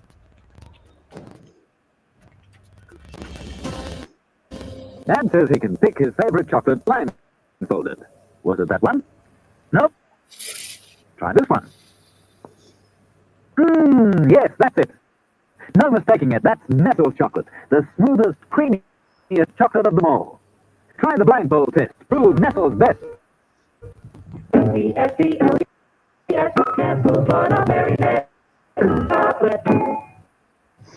Nestle baby formula? Bad. Nestle bottled water? Bad. But at least your candy is okay, right? I mean, what could be more innocent than a Kit Kat? Wrong again. 3 million tons of chocolate is eaten every year. But have you ever wondered where those coca crops come from? Well, a good chunk of it is grown in Africa, including the ones used by Nestle, which can involve a lot of child slavery and forced labor. Chocolate is one of the products Nestle is most famous for. Kit Kat Bar 1 and the Milky Bar are all Nestle chocolate bars. And let's face it, coca is expensive. You have to bring it all the way from Africa, which is already eating into your profits. So what do? You tap into the cheap labor market. More specifically, you start buying coca beans from farms that used forced child labor to harvest the beans. And it was all going according to plan until the year 2000, when a report came out that Nestle, Cadbury, and Mars were all guilty of buying blood coca, and that they knew about it all along. Nestle promised to free its chocolate candy from slave labor by 2005. It missed that deadline, and all the deadlines after that. The excuse, quote, the use of child labor in our coca supply chain goes against everything. Melos, pause it, please. Child labor is a top priority for the company.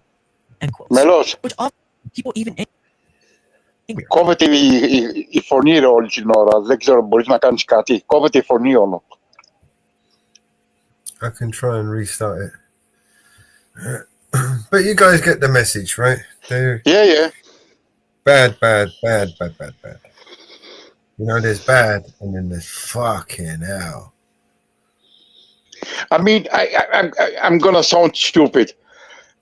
How many years we have we humans exist on this earth?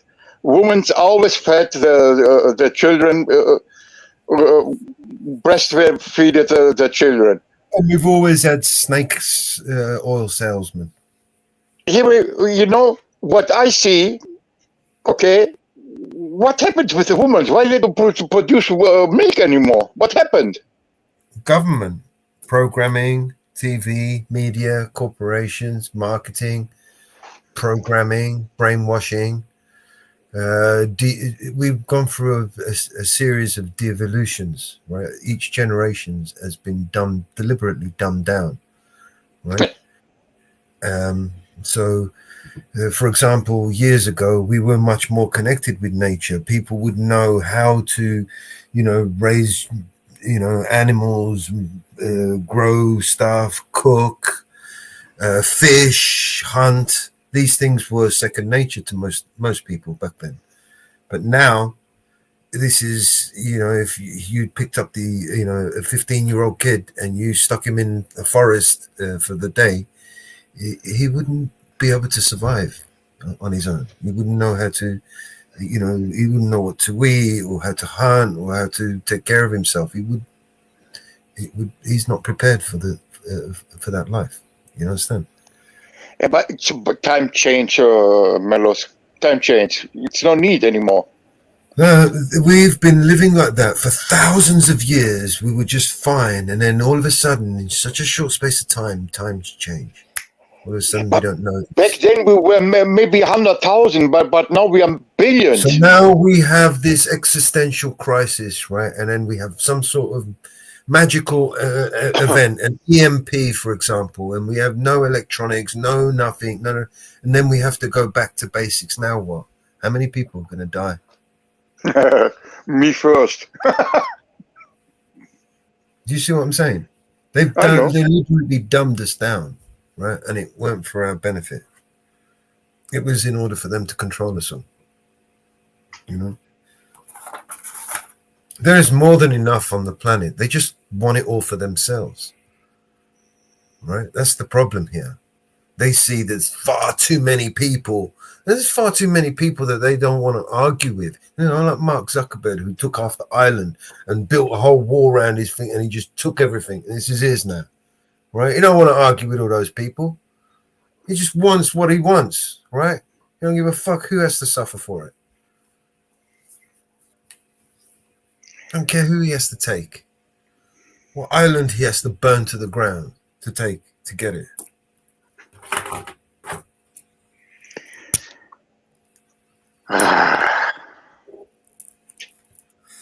And there'll always be people like that.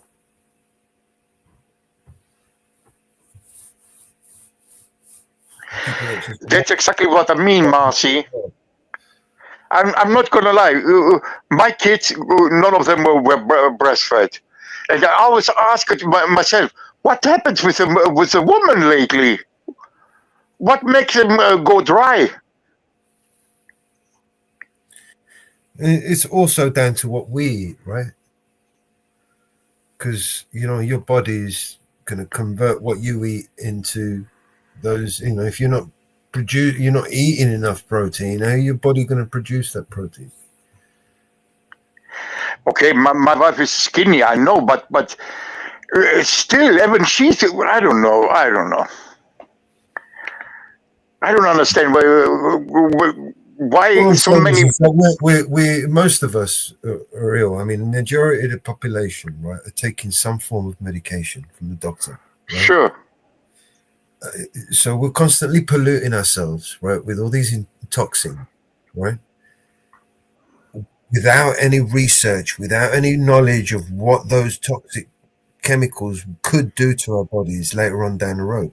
And then even the doctors don't know. Even the doctors will prescribe this medicine. Because it just means more work for them, and they get paid for it, right? They don't care.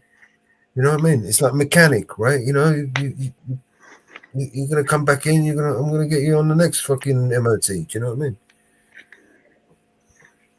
They learn it from the books and repeat it, and they don't even know what's really inside of this shit.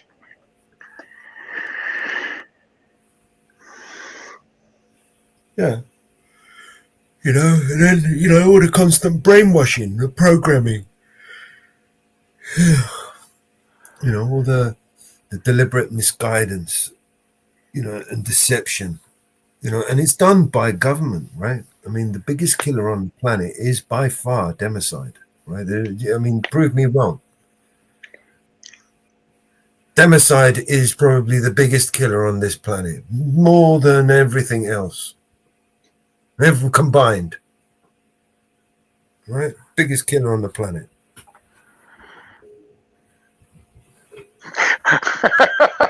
I drink breast milk to this day. Oh my god. Yeah, that's a bit gross. Okay. Whatever. Bit too much information, bro. Yeah, right.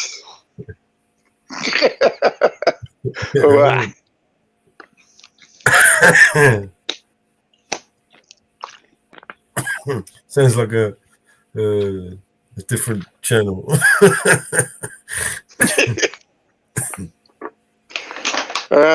If you go to, let's say, a big mall, all this, what's the right word? From Nestle, the milk powder, full of it. Until 5, 4, 6 years, they have. And for every year, you have a new How one. evil would you be knowing that, you know, that they're going to have to go and use that dirty water to mix your powder? And you know that there's nothing in that powder that's any nutrition at all to the child. Do you know what I mean? And you're just going to force this down these people's throat. And then you're going to drain the fucking river, right? And fucking bottle it and sell it back to them, right? Oh, yeah. One tanker cost them $10, right? And they sell it one tanker, and once they rebottle it, it's worth 50,000. I read an article a few days ago. The leader, this new military young leader from Burkina Faso, he made a rule that electricity and water is free for anyone in his country. Electricity and water is free. No one has to pay for it. Gaddafi, do you remember Gaddafi? Yeah, sure. Gaddafi, there was no homeless. There was no school fees, college fees, university fees. The motherfucker would have paid for you to go to the best schools in Yale if you wanted to go there and you could get in there. He'd pay for it.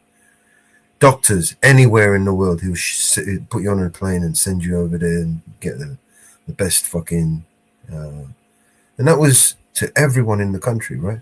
Fuel, nobody paid for petrol. No one paid for petrol, was free, right?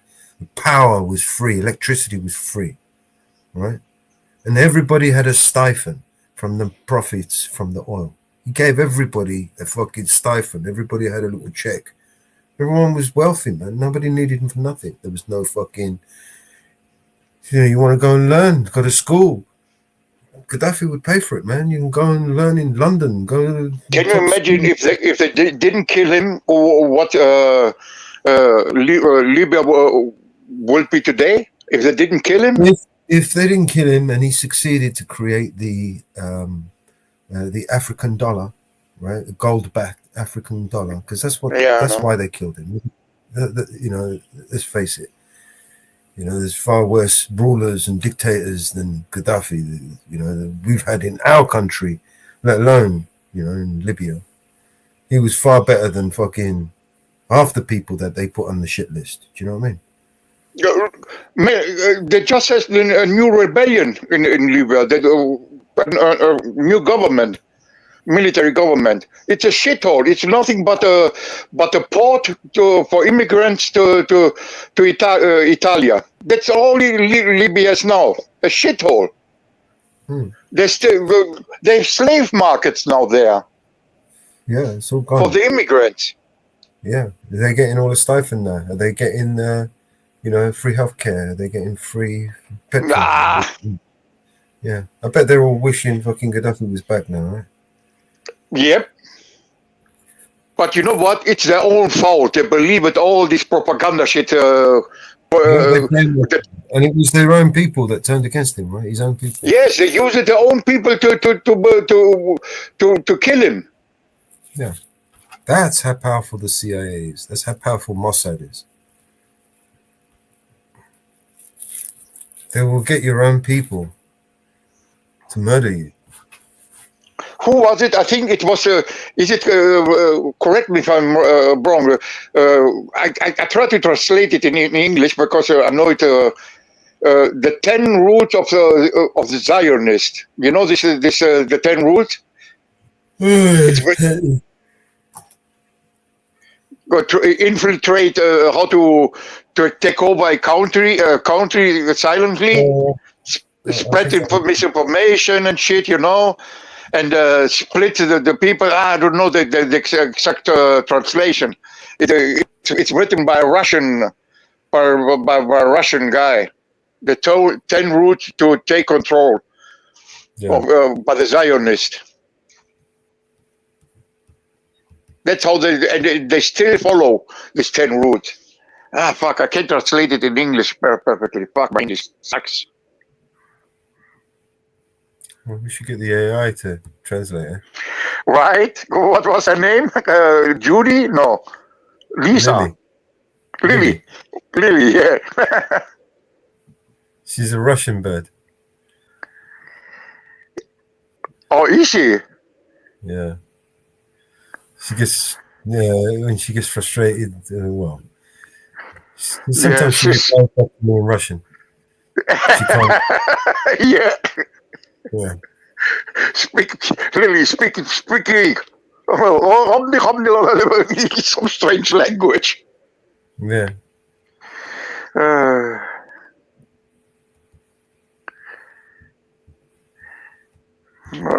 Hey, chill, IGM. Jesus.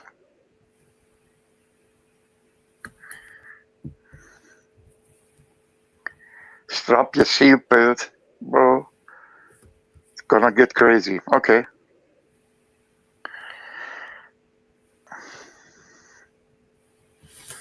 All right, let's see what else you can find.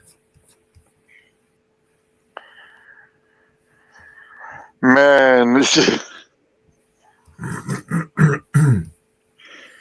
slowly I can't understand why you are so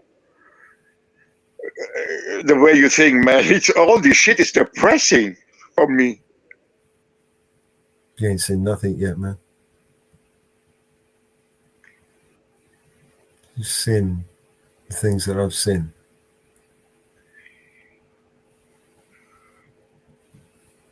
You're gonna make me sell some property I have and buy a few kilo of gold. Yeah, just make sure you wear it or something. Stick up your ass. See, that's the next problem. Where to hide it? Right. And if anyone gonna find out, hey, listen, I love my family, Melos. I love my family to death. My cousins, my uncles, anything, you know. My mother-in-law. But if they find out I have a few kilos of gold, damn. They'll dig you up for it. They are the first one who robbing me. You know that. And they won't wait for you to go either. Right? I don't know, man. I mean, living off grid, it sounds wonderful, man. I wish I could live off grid. You know, if I wasn't so fucked up, I would. It sounds good, Melos. You sound. It's not an easy thing to do. You make it sound like anyone can do it. Come on, you, me, and most of us are too binded on the system.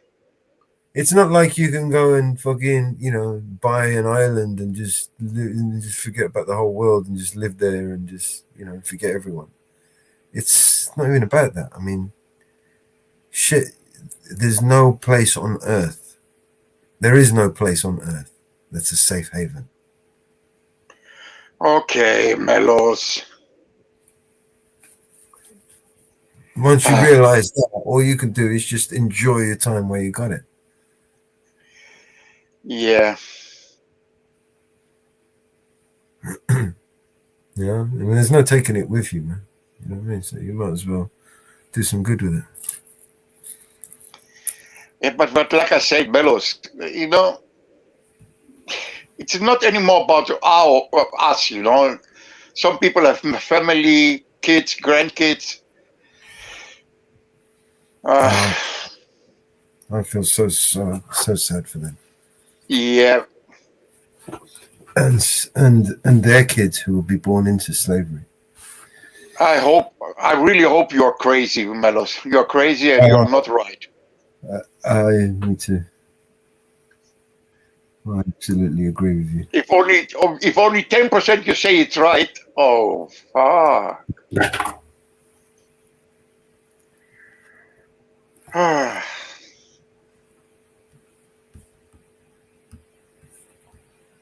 Let's see if this video will play. Okay. We'll play the rest of this Nestle movie video. Tell me if you can hear it. So to placate the masses, you collected all the cocoa you can find from farms that don't use child labor and made Kit Kat.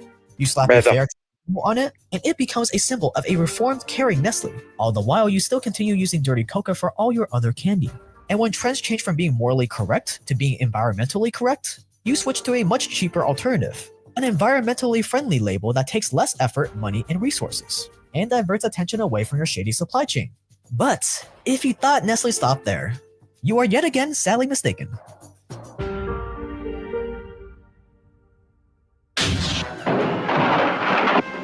I see automation displaces labor in your organization too, Dr. Sloan. Ah, Captain Q. Join me in a glass of delicious chocolate quick, won't you? Thank you, Doctor. I could use some energy. Incidentally, one of those torpedoes you fired at me was circling, and you're sunk. Toodaloo! Captain Q! Some people will do anything to get rich quick. Toodaloo. Ethiopia is one of the poorest countries in the world, and in 2002, they were in the middle of one of the worst famines in history. What does this have to do with Nestle?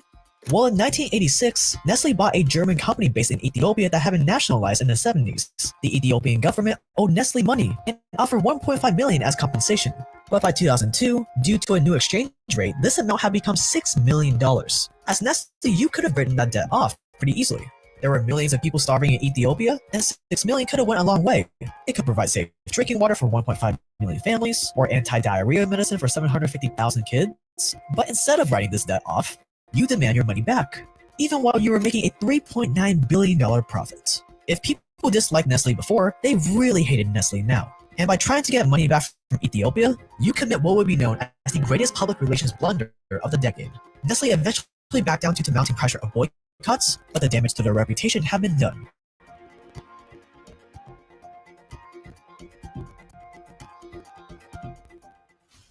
If you're new here, we make video essays, documentaries on the most provocative stuff in the world of money, power.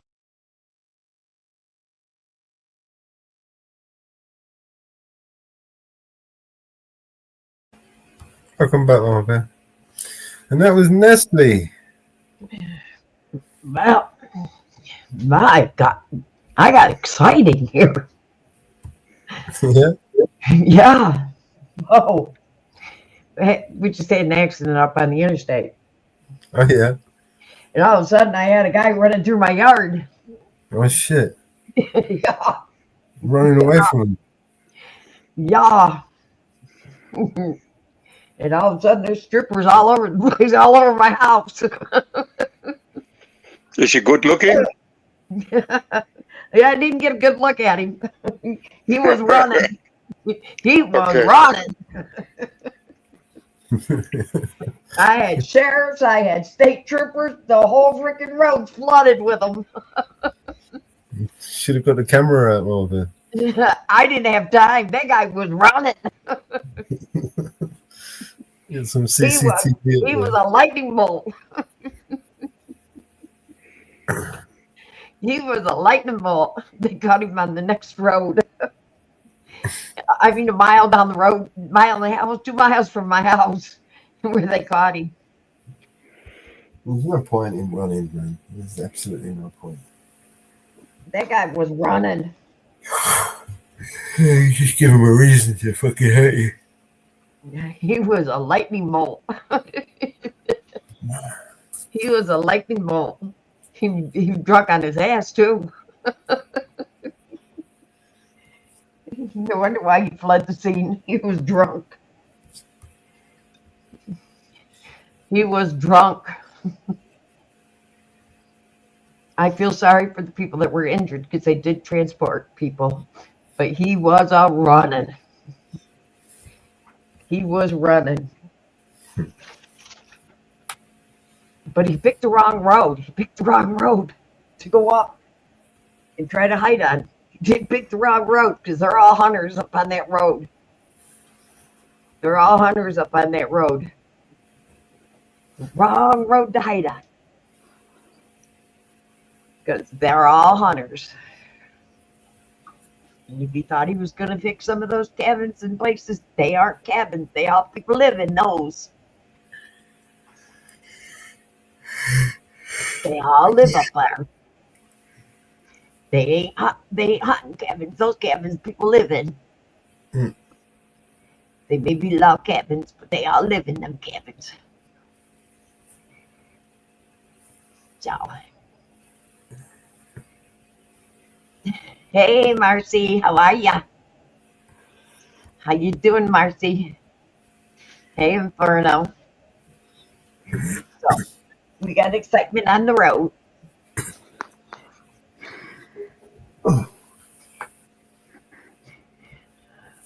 I thought it was kind of cute. Thought it was kind of funny.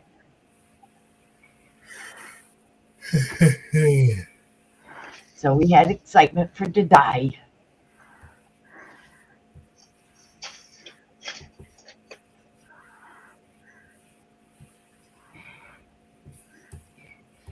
There's my excitement. I didn't have time to pull the camera out. He was gone.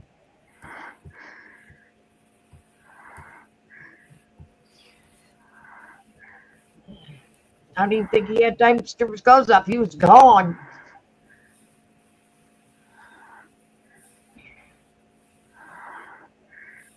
Yeah, didn't even have time. I mean, the cops were flying. They were flying back and forth. We even had the DOT cops out here.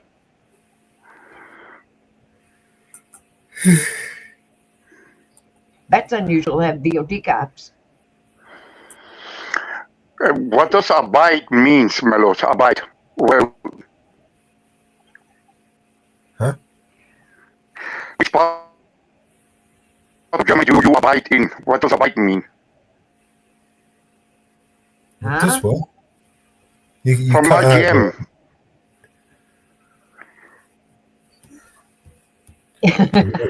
AJM. I'm reading, yeah, which, I'm reading a message from him. I don't understand what does abide means. Abide. Yeah. Abide. Read the message from RGM, which, oh, fuck that. I'm going to Google it.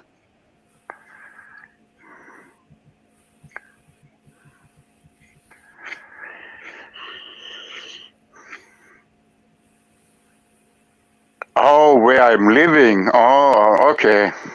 Well, none of your business. Yeah, that's close.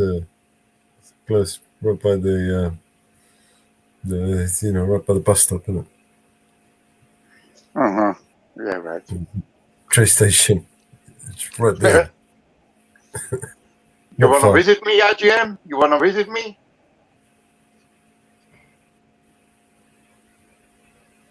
Abide. Oh, abide. Yes.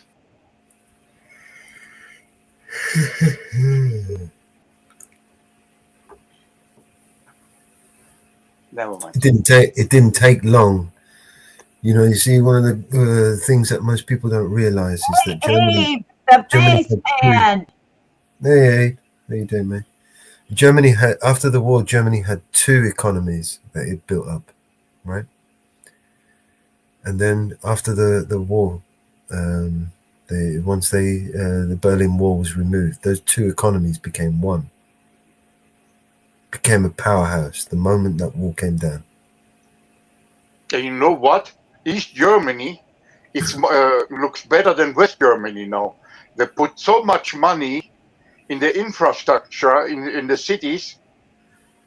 They are more clean, more advanced than West Germany. The streets are much better in East Germany than in West Germany.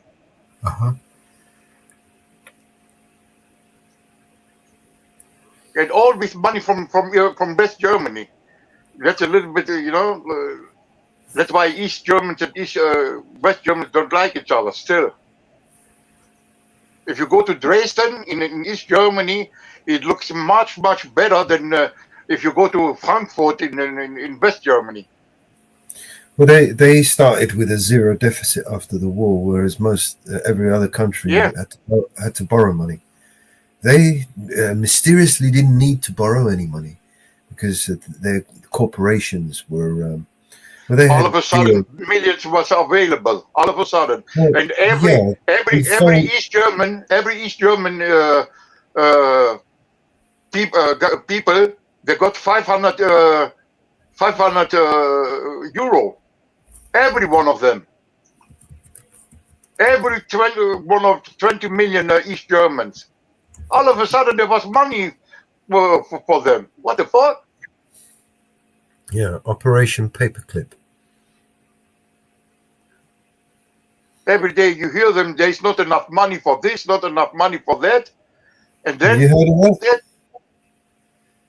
Have you heard of Operation Paperclip? Yeah, sure. I think so. Yeah.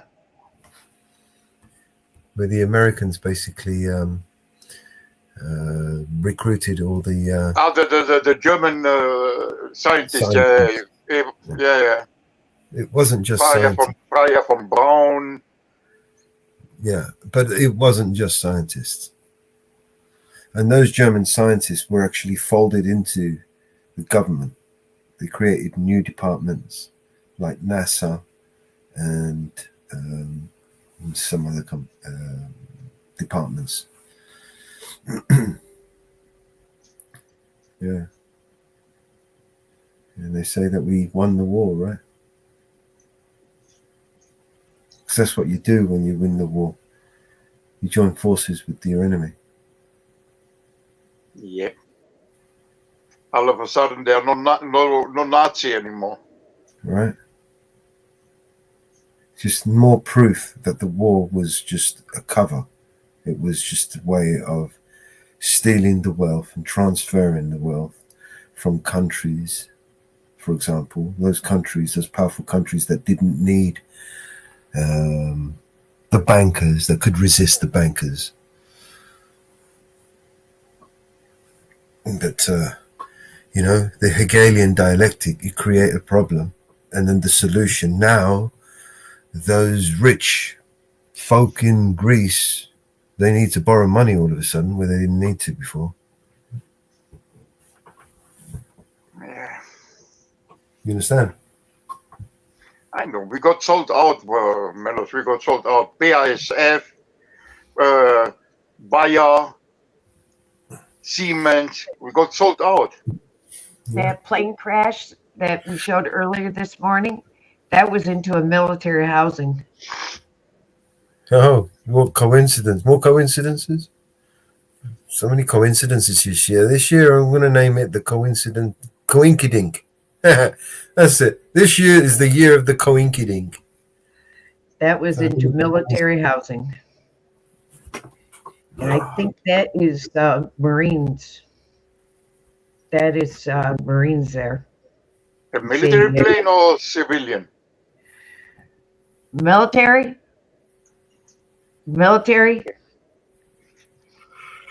It's military plane lands on a wasn't a military plane. No. Military housing that. Right. So it was a civilian plane landed on a military. Yep. Not on a base, but some Marine's house, right? Right. It hit housing. But it was out of the blue.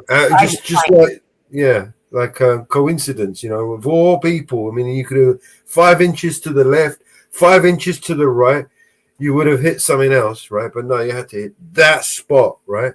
And that wasn't a coincidence, by the way. There's nothing to see here.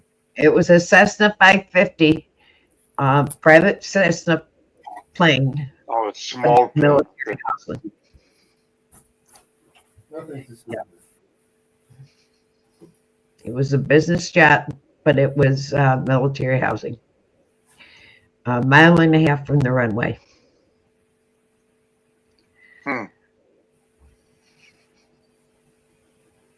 Yep. And it's a Navy base in San Diego.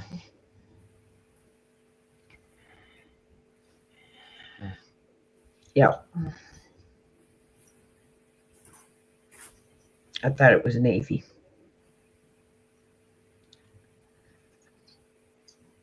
Yep.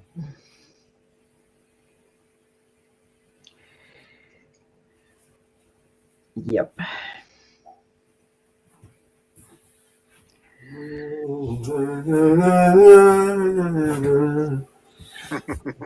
Marcy, when you're done vacuuming your house, come on over. I've got a house that needs to be vacuumed. I only have a couple of rugs, but I have a house that needs to be vacuumed. Yeah, I could do with some vacuuming. You do any other thing? You do any painting or anything? Oh, by the way, we did. There's no bad mouthing Trump here anymore because Mellos is trying to get his free pass here to the U.S. Yeah. So nobody can bad mouth Trump here. Yeah. Where you get to get Mellos' free right here. You heard about that? If I'm going to seek political asylum in America. Yeah, right. Yeah. Yeah. No, so no bad mouthing Trump because we're going to get Mellos' political asylum here. Yeah. Who is that stupid and go on his own freedom of speech. He won't let me speak, the cunt. He wants to put me in jail for the things that I say. So I'm going to come to America so I can escape and seek political asylum. Trump's going to save me. He's going to save me. You heard me? Donald Trump, the savior of all mankind. He's our last and only hope. Okay, you're trolling. We're going to try it, so we thought we could try it with Mellos. It's worth a try. Tommy Robinson is going to try it, so we're going to try it for Mellos. We're going to put them both on the same plane. Donald Trump's going to save me. He's going to be the savior. He's going to fix everything. Are you guys trolling now? Apollo! Pay attention, man. Stay with the program. Stay with the program. I'm going to get asylum over there, man. That's right. Nice guy. He's a good guy now. That's right. We want to get Mellos out of the country so he have free speech. Because we have free speech here. We're going to have free speech over here, man. I want to go. He wants to put me in jail for the things that I say.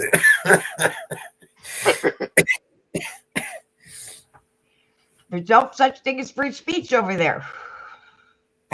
You know what I mean? I'm going to apply to Donald Trump personally. I'm going to get on a dinghy. All I need is a dinghy. And I'm going. I'm out there. I'm on my way. I'm going to just paddle all the way over there. Pretend you are from Libya and your name is El Mahmoud Arad. No. I've got my plan is Keir Starmer wants to put me in jail because of my YouTube channel. So I need political asylum.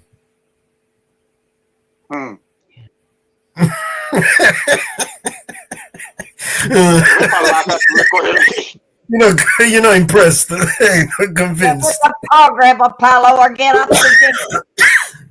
I give up with you two. Get with the program or get off the life raft. Hey, man, come on. It might work, man. Come on. Anybody that spends $1,000 a day for a damn dog, come on. Thousands a day. Oh, shit. Shit, you could have bought him a dog a day, right? Every day you could have bought a brand new dog, right? Like proper pedigree and everything. No, we ain't going to send him to California, Marty. No. He ain't going to California. No. Word it. You know what I mean? No way could he afford it.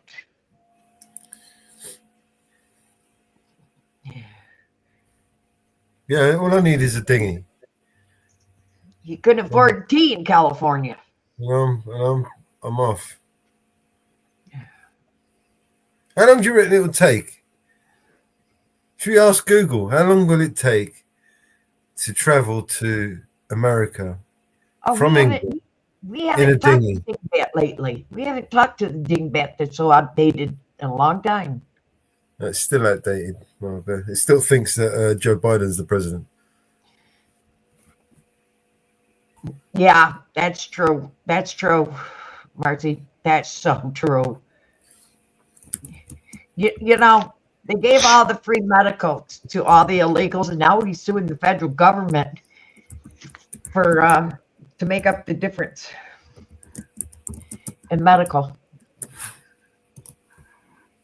Yep, suing federal government to make up the difference in medical. Yep. It's California gives out free medical. Now we want to sue the federal government because you guys have no money for medical, California. But we'll give it to all the illegals in California. But you can't get it, Marcy. You can't get free medical in California. They took yours away. Google. Get it. Google's got an answer. It says traveling from the UK, all right, to USA in a dinghy would be extremely challenging. No shit. And dangerous due to the vast distance and harsh ocean conditions. Historical records indicate that passengers travel from the UK to America in 1890 typically took between 7 and 10 days by ship, which are much larger, better equipped than a dinghy. Modern ferry services and crews usually take 5 to 7 days. A dinghy, being a small open boat, would likely take much longer and pose significant risk without proper navigation and survival equipment. So, next to never, right? Yeah. You'd probably die like fucking 2 miles offshore or something, you know what I mean? Yeah. Well, you know, Gavin Newsom is in the running for 2020. Is in the running for the Democratic pick for president. You know, maybe we should stick Keir Starmer in a dinghy and send him to America. No, I'll be down with that. That sounds like a good idea. That's probably the best idea I've had all day. Shit, man. Maybe we could stick a few more people in that dinghy. Stick all the mates in there. Rishi Sunak, he could fucking go in there as well. Maybe he ought to go live there. What, in the sea? Melos, I just read lately the UK and EU try to make a new deal. UK try to get back to European Union? Literally, he's just handed over our fishing lanes and our army to the European, to Ursula von der Leyen. Ursula von der Leyen, yeah. Yeah, he's given her our army and our fishing lanes. Yep. He's given everything away, man. Today he's given away Diego Garcia and the Chego Islands.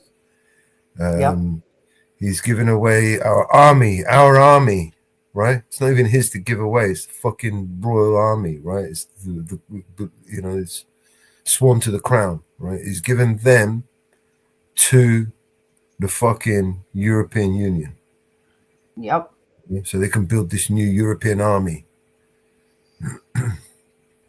He's insane. This guy's a moron of the highest order. Yep. Yep. And it's only going to get worse, right? The next one's going to get worse, and the next one after him is going to get even worse, and it ain't going to get any better. These people don't make things better. Look at Donald Trump as an example. Yep. Doesn't get any better. Always gets worse. I mean, you have to give it to him. He shake anything. Establish the status quo. The status is shaking anything up. Everything he's done is by design, man. You don't get it. He's what they all wanted. He's doing everything without consent, whether by implied or not, or willfully, ignorantly given. They need us to want to tear down the system in order for them to replace that system with the one that they have pre-prepared. The New World Order. They want to carve up the whole planet, right? And have one dictatorship and get away with all of this bullshit illusion because it's far too costly, right? And just get down to the nitty-gritty. We control you all now, and you can't do shit about it because we could just turn you off. And that's that.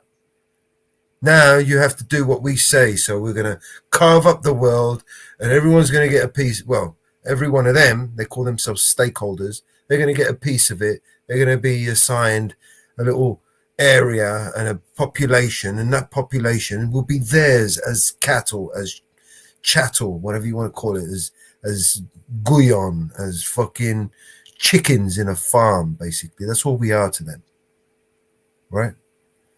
And they will bleed us dry, right? They will make us pay for our own poisons that will make us sick so they could get paid while they're trying to make us better, when in fact they're only going to fucking make us worse.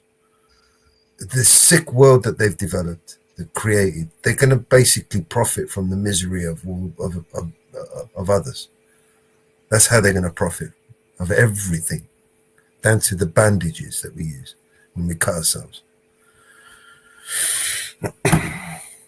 They will manufacture arguments of every kind, the most ridiculous kind, right? To have people argue over the most ridiculous reasons. Exactly. Right? They want us to do the job for them so they don't have to do it, right? It's a lot easier when we do the job for them, right? They could just drive us totally insane. Maybe we can get rid of a few people for them so they don't have to. Because, you know, they will if they have to. They will scorch the entire planet if they have to. And they will. Before they let us have anything, before they let us have a win, they will scorch this earth. They've done it before. They'll do it again, happily. Look what they've done to Maui. Half the fucking country. Look what they've done to Cyprus. I want to be part of this club. Fuck. You want to be part of it? Yes. Good luck with I that. want to survive. What do you mean? You want to survive that world? My family, yes. I wouldn't want to survive that world. Can you imagine the empty shell that you would be? The world that once was, that you knew, all those people, those lives, all those loved ones, everybody you knew, all gone, and you're the one left behind. I wouldn't want to be that person, man. No, thank you. Take me on the first wave, please. Oh, surviving this shit. Live in some dystopian Mad Max fucking reality. No, thank you. They have the suspect apprehended.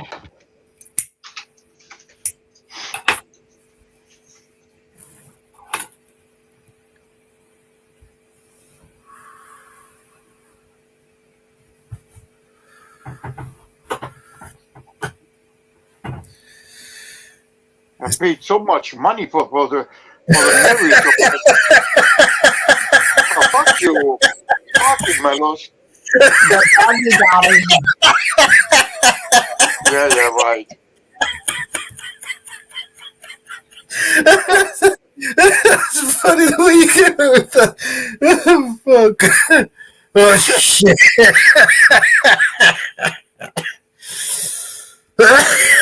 Oh, my God. I just renovated the house in Chalkidiki. Oh, my God. 120,000 euro for nothing? Fuck you.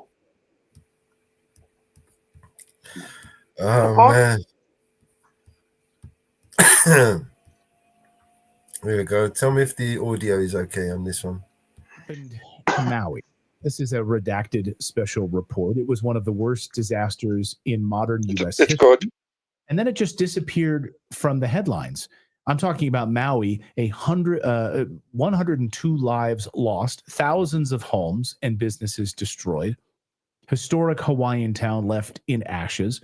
Who's buying up this land? Where are the families now? And why does it seem like the people who lost everything are being pushed out permanently? while developers move in and buy up this land. So today we're pulling the curtain back on the rezoning games that are taking place right now, the land grabs, the permit denials, which are in full effect. Yes, even the directed energy weapon theories that just won't go away. Why? The geoengineering, the climate engineering that's maybe mostly responsible for this. Why? Because it's probably true. Well, so let's dig into this. Let's start with the basics. How is the rebuilding going? This is where my research started on this. Well, the short answer is it's not. Almost nothing is being rebuilt. As of a few weeks ago, just a few weeks ago at the end of April, only 8 homes have actually been rebuilt. Meanwhile, 341 permits have been issued for reconstruction, but that's out of the over 2,200 destroyed structures. So why the discrepancy? It's interesting.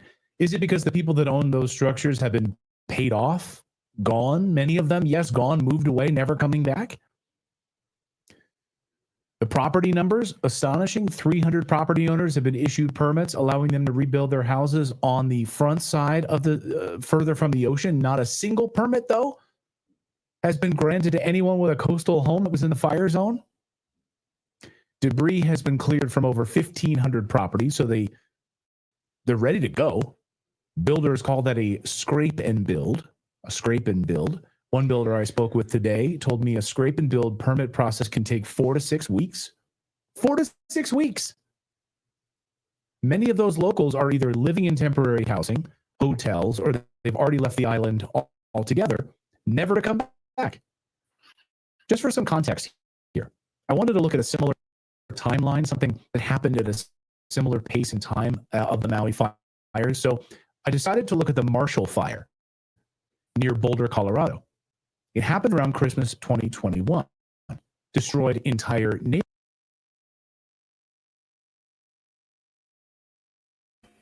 Still crackly. Yes. All right. Neighborhoods gone. Oh, shit. Well, whatever happened?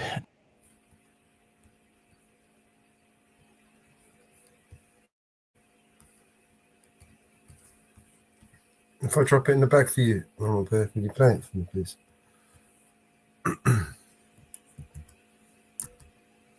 Hopefully that plays better.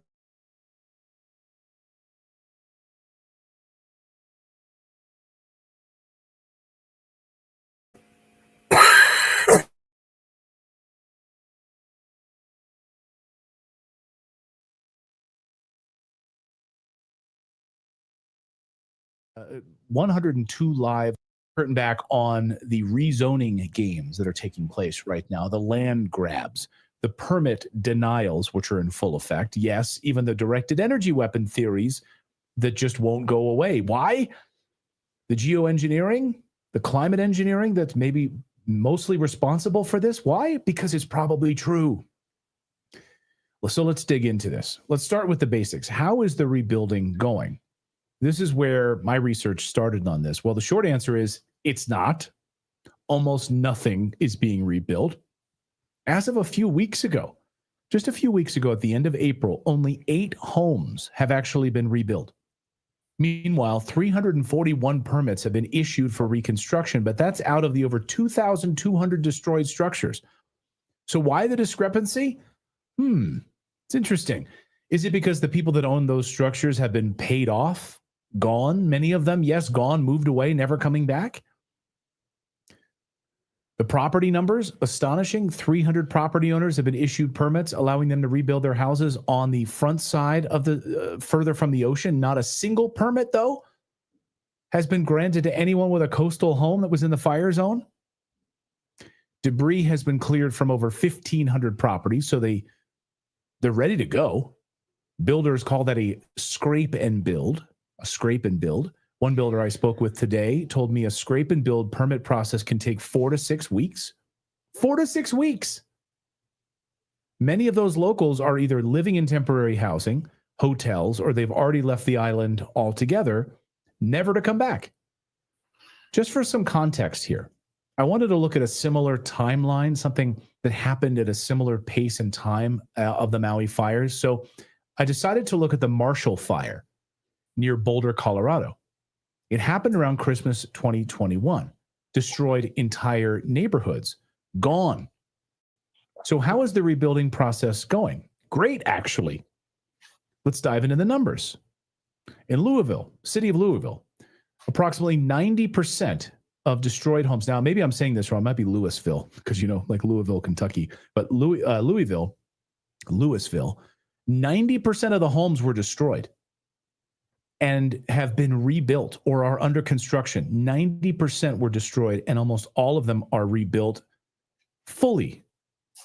The town of Superior, rebuilding permits have been issued for 74% of the destroyed structures. Over half of those rebuilt homes cleared for occupancy now. And the unincorporated area of Boulder County, rebuilding has been slightly slower because you have some big custom homes that were destroyed.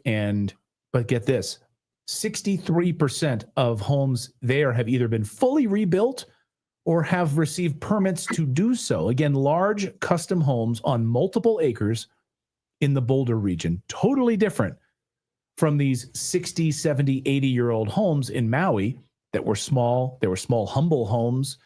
The native population that lived in these homes for decades handed them down through their family's history. And Boulder is almost fully back. But this is where it gets interesting.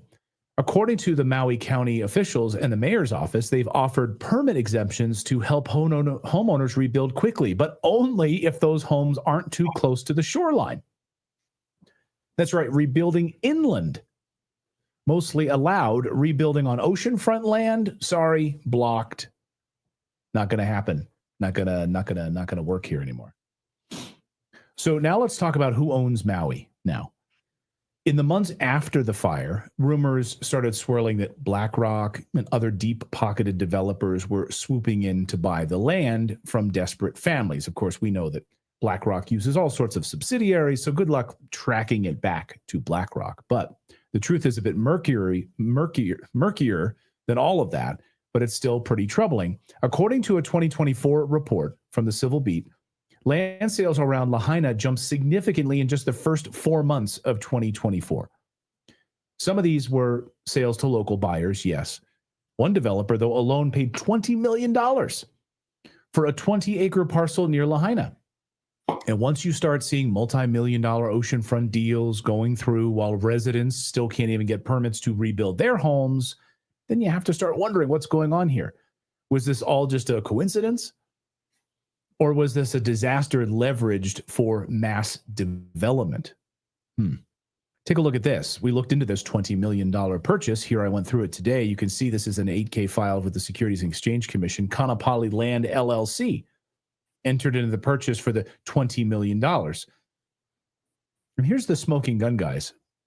Again, over 300 property owners on the Mawaka side of Front Street. That's the side further inland from the ocean. In other words, the less desirable land from a development perspective. They've been granted permits to rebuild their homes, 300 of them. But guess how many permits have been granted for the oceanfront properties? Zero. Not one. This is 2 years after the fire. 348 inland building permits, zero for the coastal properties. So if you live inland, great, you're allowed to start rebuilding with a lot of conditions. If you can afford them, by the way. Maybe they've been busy, Clayton, because the weather's been nice. Been at the beach. But take a look at your screen here. See these green areas here? This is the area now. This is the prime coastal real estate. Zero rebuilding in these zones that have all been destroyed. And what's the excuse? Well, they say, environmental concerns. And in fact, they can rebuild with SMA permits. SMA shoreline area regulations will still apply to parcels located on the Makai Front Street, but SMA establishes control on developments near the shoreline to protect the coastal zone. Coastal erosion is a worsening problem, and 85% of Maui shoreline is experiencing long-term erosion. You need to get that SMA permit. But locals aren't buying it, and neither should you, because what's really happening here is a form of slow motion land seizure. They'll bury you in red tape, stall your permitting process, wear you down until you finally give up. You sell that land, you sell that property, usually at a massive discount to property developers. Then the developers swoop in, they rezone it, they get the permits, they get everything flipped and taken care of. Sound familiar? It should.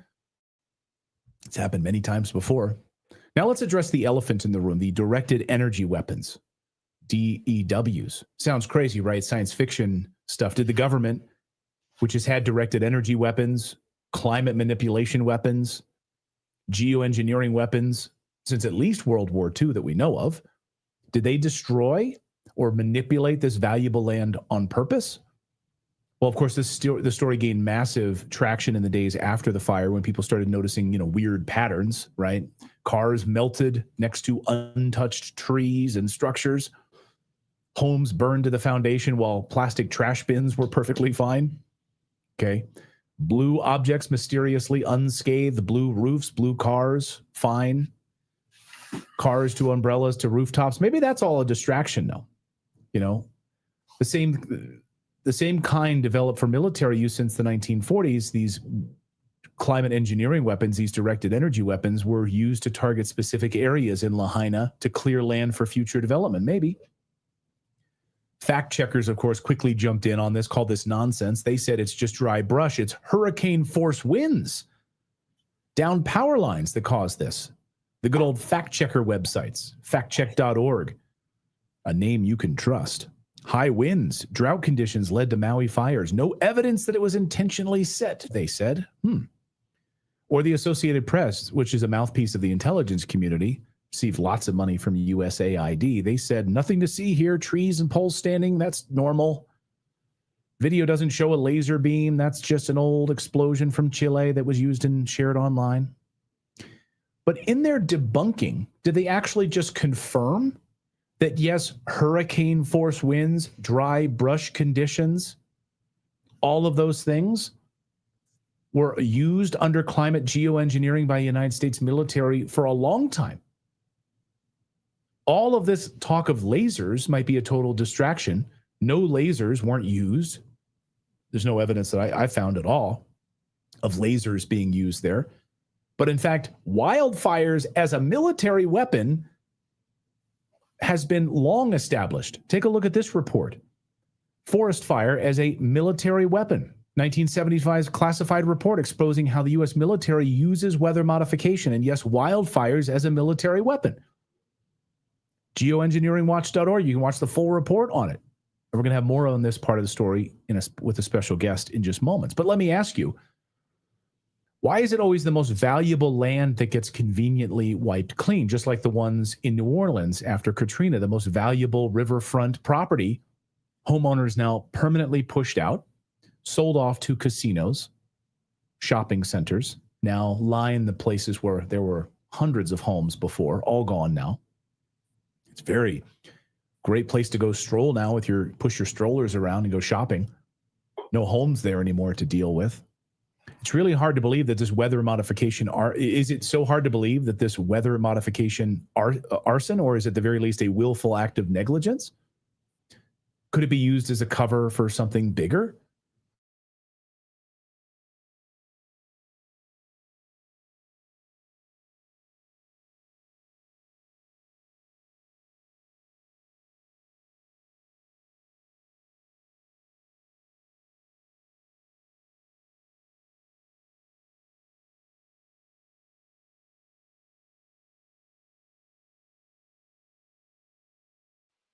What happened? It's paused again, Margo. Oh.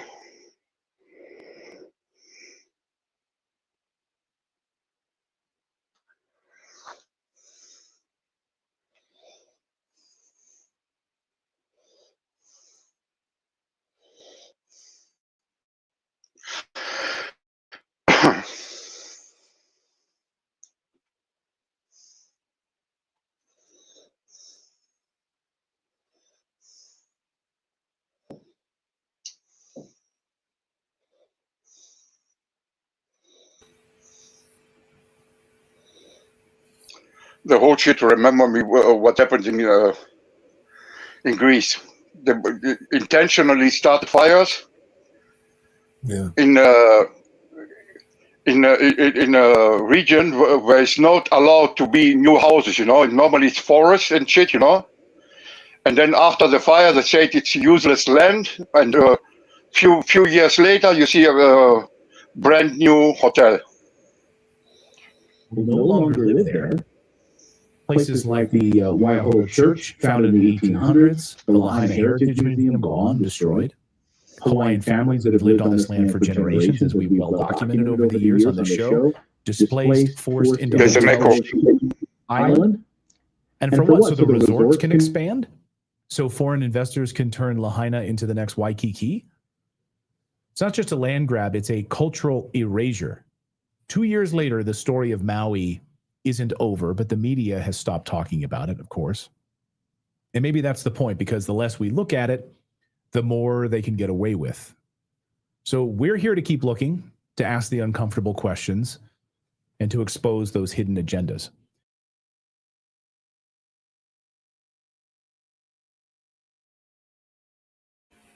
Thanks for that. That was odd. I just all of a sudden got kicked right out of his StreamYard. Mm.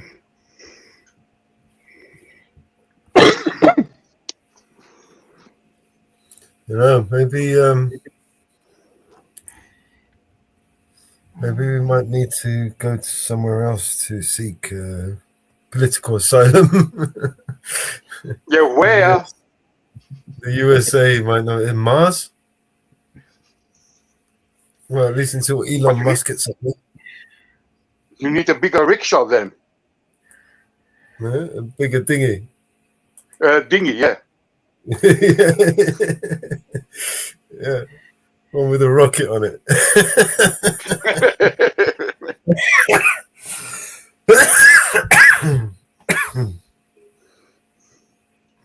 Yeah. And portable Wi-Fi, solar panel. You've got snow? Well, we've had lots of rain. It's been shitty weather here. Shitty weather. Matter of fact, I put my quilt back on my bed. It's been so bad here. It's been such shitty weather here. I put my quilt back on my bed. Yes, we've had hail, rain. Matter of fact, they mowed my lawn, and they've dug so many roots in my lawn trying to mow it because it's been raining, but they've had to get some of it down because I've got hayfield. They're getting stuck. They put the tow chain on the one lawnmower. They're mowing it with two mowers. And they put the chain on the one mower to dig out the other mower. But they've had to get it down because it's so thick that it's not funny. But part of it hasn't even been touched because they can't get the mower on it, because if they do, they'll tip over. It's that bad. It's that bad.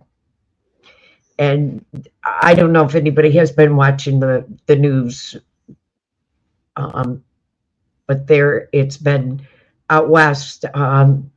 These tornadoes, there's been so many deaths with these tornadoes. Thinking of these families out in Kentucky and Illinois and Oklahoma. It's crazy. I was reading about one couple. They were holding on each other, and those arms were saved, but their other two arms were ripped off. It's crazy, some of these stories that I've been reading. The arms that they were holding each other with were saved, but the other two arms that they were holding on the door with, they lost. The couples that were sheltered together were killed, and It's crazy, some of the stories I'm hearing from out west. And I do have a son in Kentucky, and keeping, what's happening with him. And luckily his town has not been hit. But London, Kentucky, I believe is the one town. It's disaster, total disaster in that town. So keep our thoughts with the families that have lost their loved ones out west. Some of these towns, they're a disaster zone. They've lost all their vehicles, their homes. So,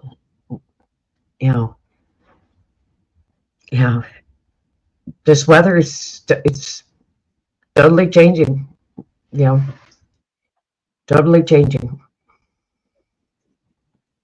And some of these places were hit with Helene, and they have absolutely nothing. Some of these people are living in campers still. Some of them are living in campers, so they still have nothing from Helene. So it's sad. It's very sad what's happening out there. Very, very sad. So,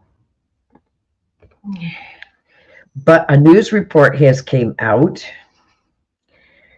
that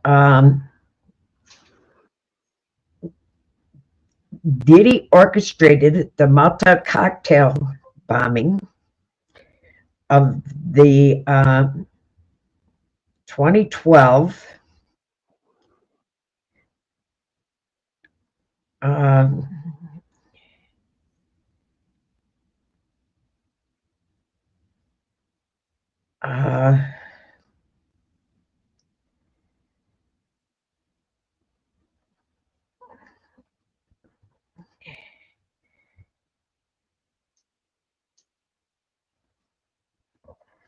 Porsche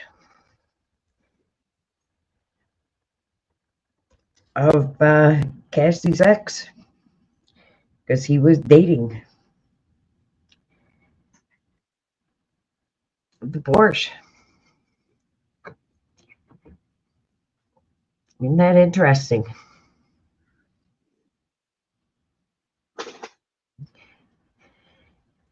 Oh, Marcia, isn't that interesting? And welcome. It's good to see you here. And welcome aboard. I think Diddy is hook, line, and sinker gone. Now, as much of that has dropped.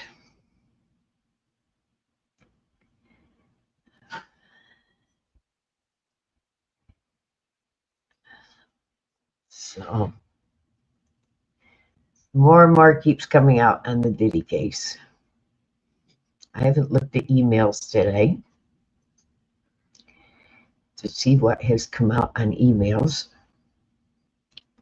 because I do get email on the Diddy case.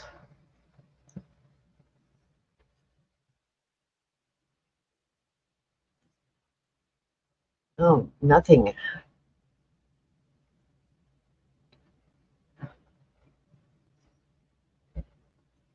Is there any evidence about other celebrities? Any witnesses that other celebrities was involved in these freakouts? I get the emails off the Diddy case. Yes. Okay, but rumors are a lot of them. But is there any evidence? There's tons of evidence that's coming off the Diddy case. Okay. They've been dropping evidence nonstop. Yeah, let's see. There's been tons and tons of evidence that that's been being dropped. Is there only lock up Diddy? I don't know. There's been tons of evidence that's been dropped on the Diddy case. You can go on to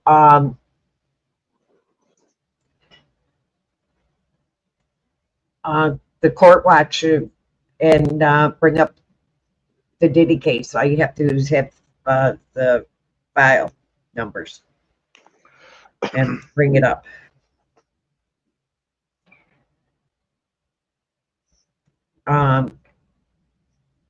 You can search out just about any court case.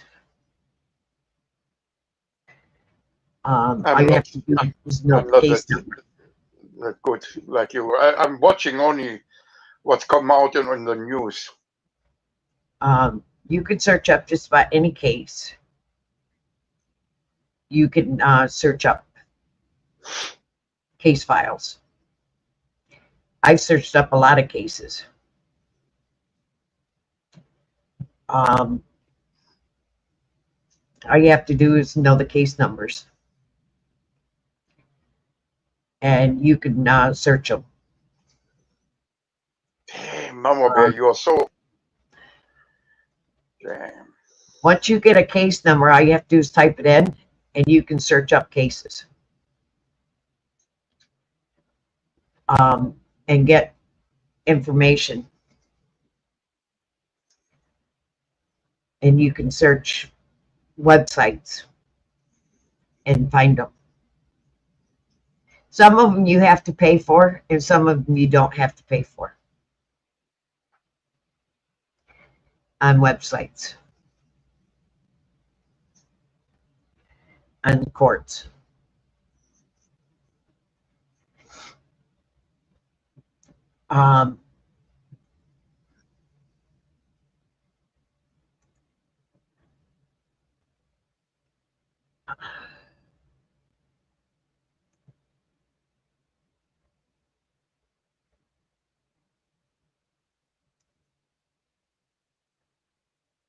Hold on.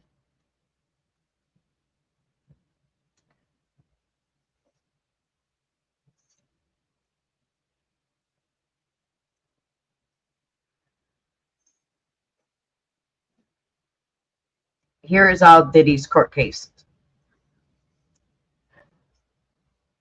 That's all Diddy's court cases. Here. This is every document on Diddy's court. Jesus. Yep.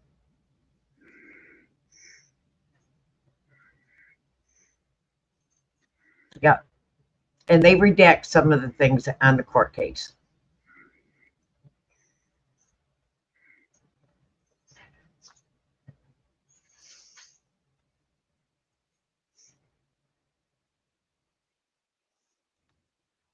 Yep. Yep. Yep. That's all of his courts. Every single one of his courts.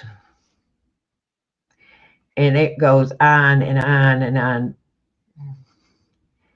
Now, these that said buy on Pacer, you have to buy it.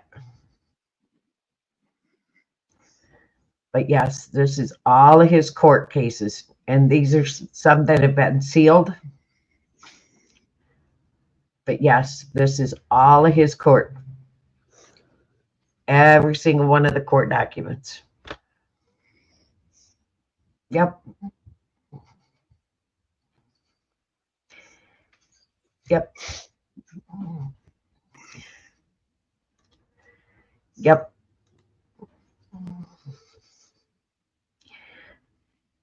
Yes, that is a lot. Yes, there's hundreds and hundreds and hundreds and hundreds of it.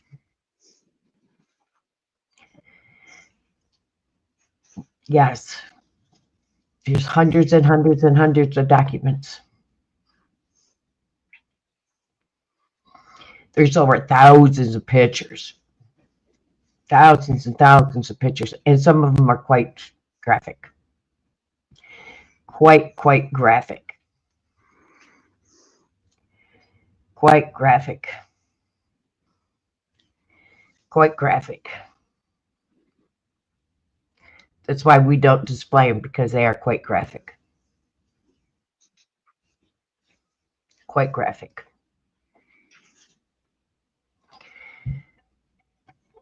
I don't think anybody is displaying them. It would actually shut down your channel. Is there any public link you can give? You can show the pictures of the cars. You can show, but as far as the freak offs, I would show them. Oh, no. Not that shit. No. You know, you can show pictures of Cassie's bruises, of her being beat up. People are showing that, but I won't show them here. I think it's disgusting. Yeah, I'll read some articles about from the testimony. From, what was his name? The name of his girlfriend? Cassie. Yeah, Cassie. Yeah. Damn, poor woman. Yeah, Ariel was here a little bit ago, Mountain Girl. I will not do that to a victim. No, it's okay. Victim. I'm not interested in such kind of photos anyway. I prefer, but I think what's happened today, what I've seen on and off, I think it's kind of put him in a position that he's not going to get out of. And one of got immunity that testified. He's got immunity. And what's being told today that he car bombed somebody, Motel Cocktail. I think he's gone hook, line, and sinker. He tried to get a payout from Cassie's mother, so he wouldn't, $20,000, so he wouldn't put up sex tapes on her. She was 19, Marcy. She was 19.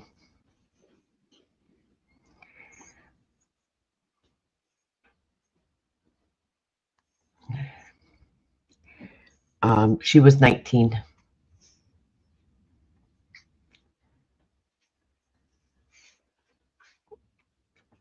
So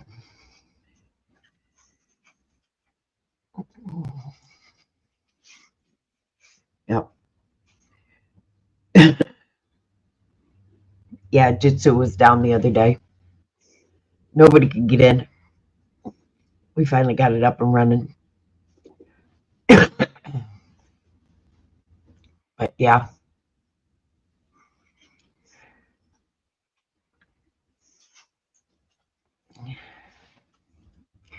The court said 19, I believe.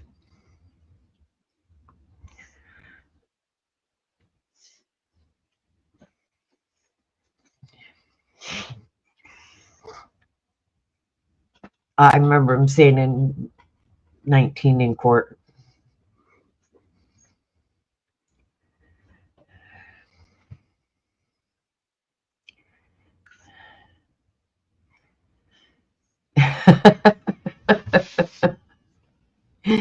Marcy, you being paged over to Vigilante.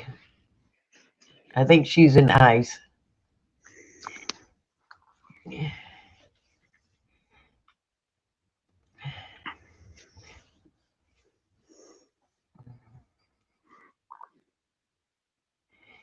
Hey, he's being exposed all over the place. All over the place, he's being exposed. I just hope they got enough to convict him. I hope they have enough to convict him, because he's... And you know what? I don't understand from what's being said in court and everything. I would not want my 18-year-old daughters. I would not want my 18-year-old daughters there. And he's got his 18-year-old daughters there. I know they walked out of the courthouse. I know they walked out of the courtroom at one point when Cassie was talking. They left. I would not want to be sitting there. I would not want to be sitting there.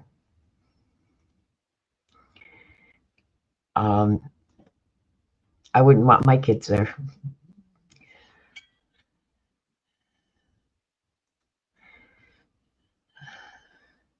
Well, Inferno, Mellows has got, we got 3 chats up.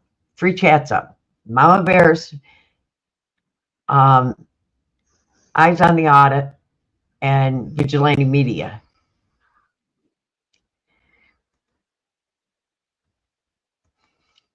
But is it enough to convict? It sounds like he's being exposed, but is it enough to convict? You know, he can be exposed, but is it enough to convict in the court of law? That's the other thing. You know, is it enough to convict in the court of law?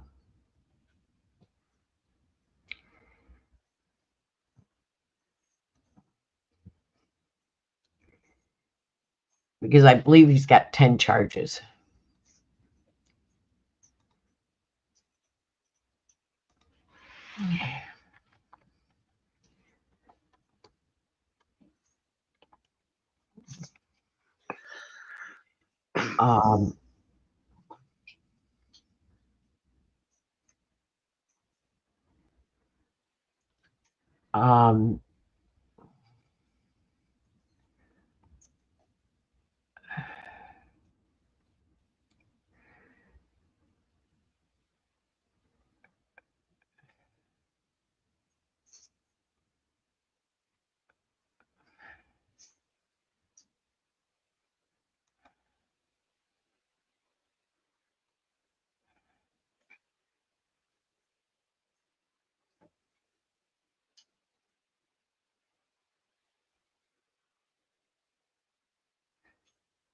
Because he's got racketeering charges, sex racketeering charges, force, fraud, and coercion, transportation to encourage in prostitution, sex trafficking by force, fraud, or coercion, transportation to engage in prostitution,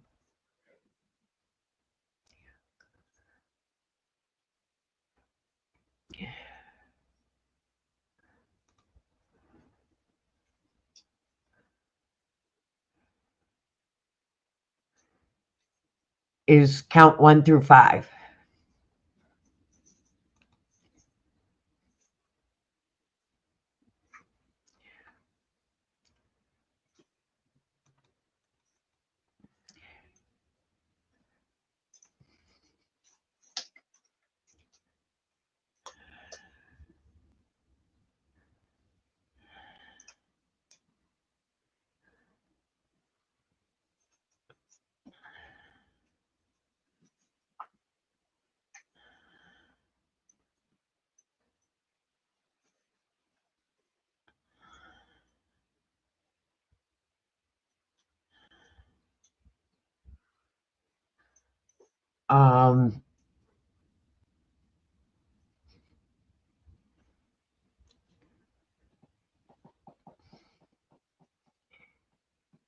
I believe there's other charges as well.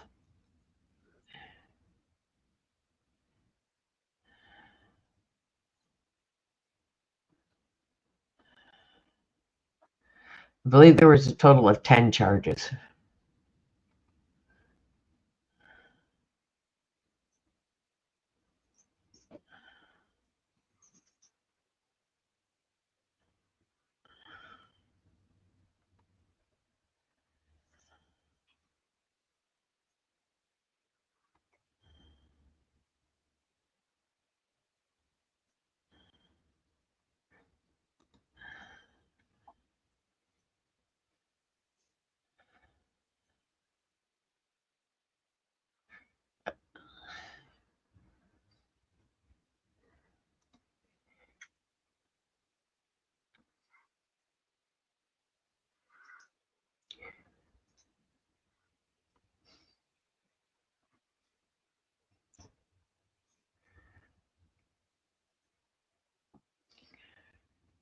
I'm trying to find the exact I know those are 5 of the charges.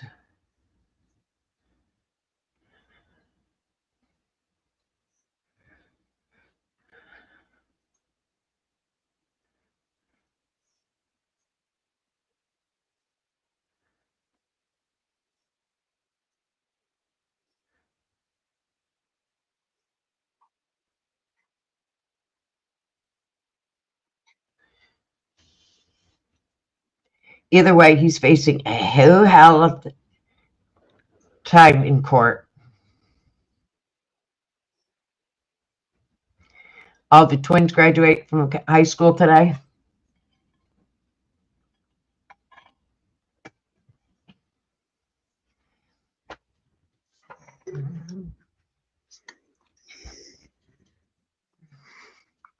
You guys with your 80-degree weather and all this nice weather, me and Mountain Girl can say, fuck you.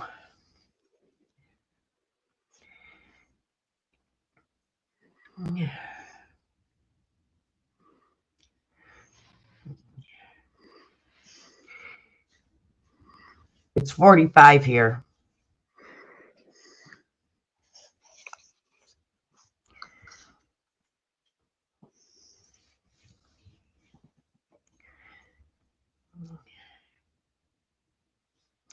I got rain for the next 4 days.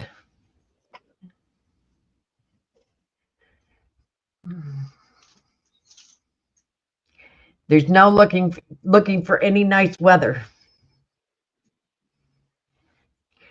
I'm not looking for nice weather until, let's see, Monday. Monday, it says it may be 60.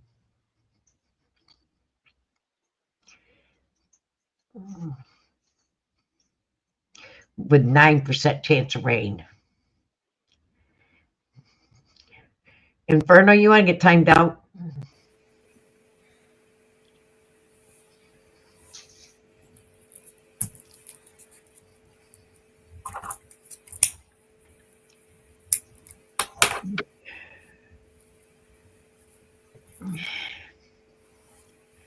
Mellows, I'm going to time out Inferno. He's bragging about 88-degree weather. He probably deserved it.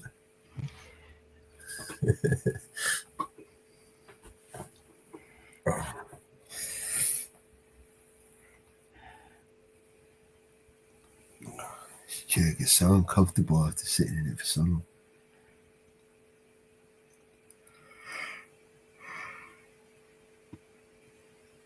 God. No. Take that.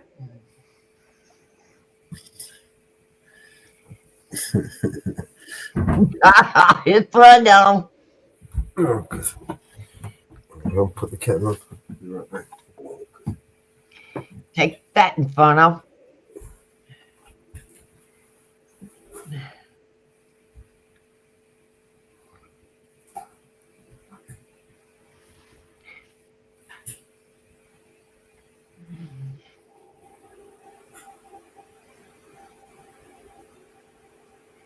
Nya, nya, nya.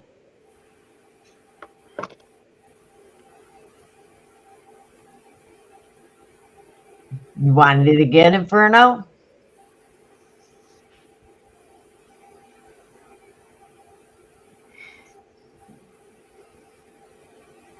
Ariel, don't start.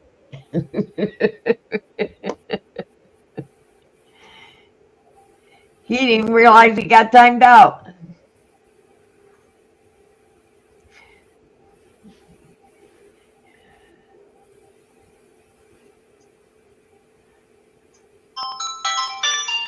Nope.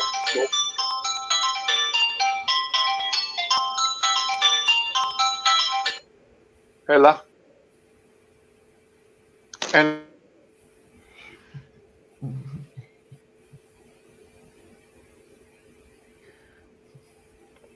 You want to go for 5 minutes?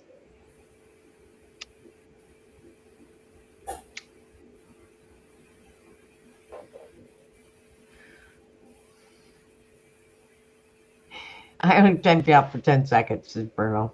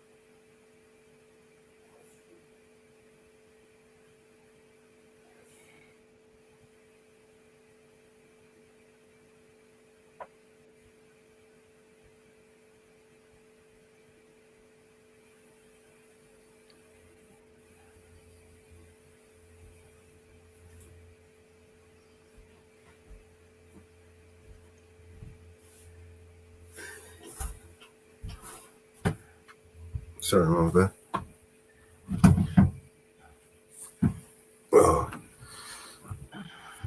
To Bruno.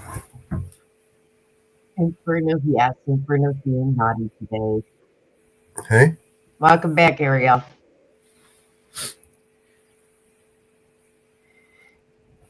What happened to Apollo?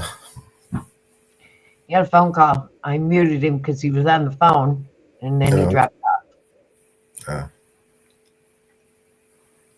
Yeah, I just want to put the kettle on. I've got to get back up and go and make a cup of tea now. Fuck. Can't stop sneezing. God.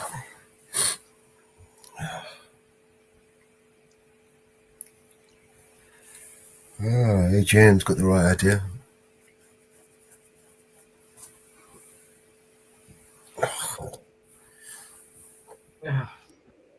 All I know is it's cold. Talk to you later, Marcy. Take care, Marcy. Let's drop a new song.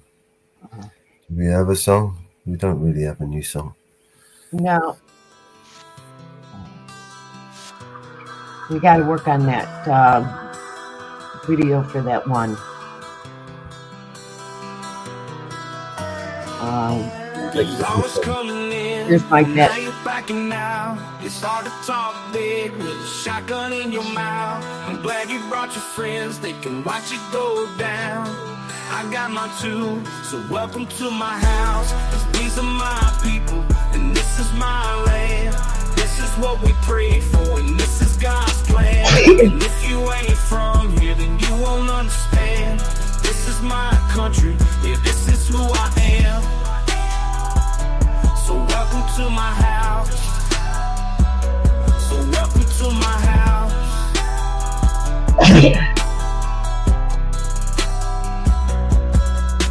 I'ma stand up for mine, you better believe it, 'cause today won't be your day, I can guarantee it. You should turn and walk away and get to leaving, or I'll let this 12 gauge do all my speaking. Don't push me on the edge, boy, 'cause I'm aiming for your head, boy, and all I see is red, boy. I told you not to cross that line, I'm giving you a chance, boy. You see the devil in the glance, boy. Shotgun knock you out your pants, boy. I told you not to fuck with mine. Lord have mercy. Lord have mercy.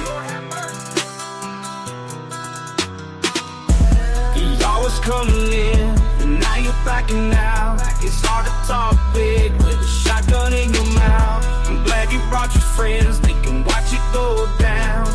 I got my two, so welcome to my house. 'Cause these are my people, and this is my land. This is what we pray for, and this is God's plan. And if you ain't from here, then you won't understand. This is my country, yeah, this is who I am. So welcome to my house. So welcome to my house. Baby girl inside this house right now, she's sound asleep. So it's probably best for the both of us if you just turn around and leave. 'Cause if you come in this fucking house, then you two gonna go to sleep. I promise you, boy, don't play with me. I pray to God my soul to keep, especially in this day and age. Gotta handle shit our own way with a 30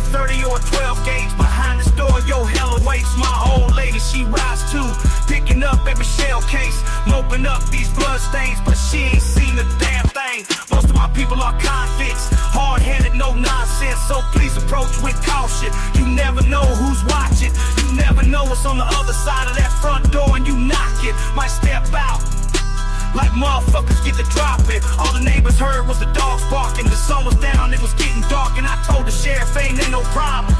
Like them bobbers.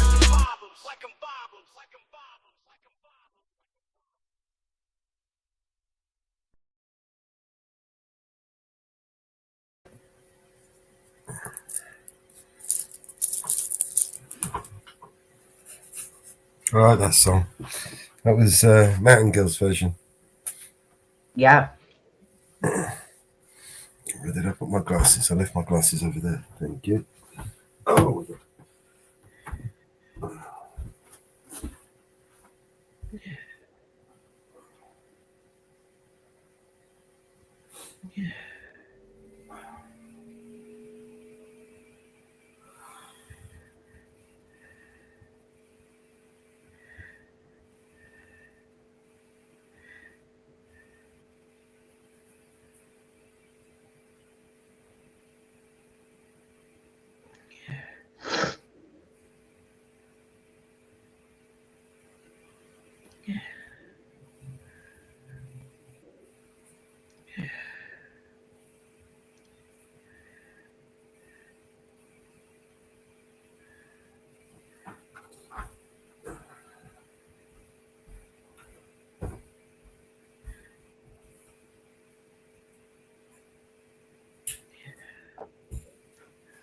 Oh, yes, that was a good one.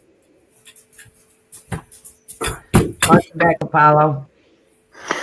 Yes, sorry.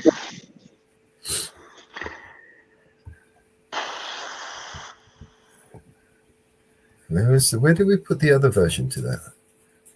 Maybe on the one before. Hang on. I don't think I uploaded the supports version.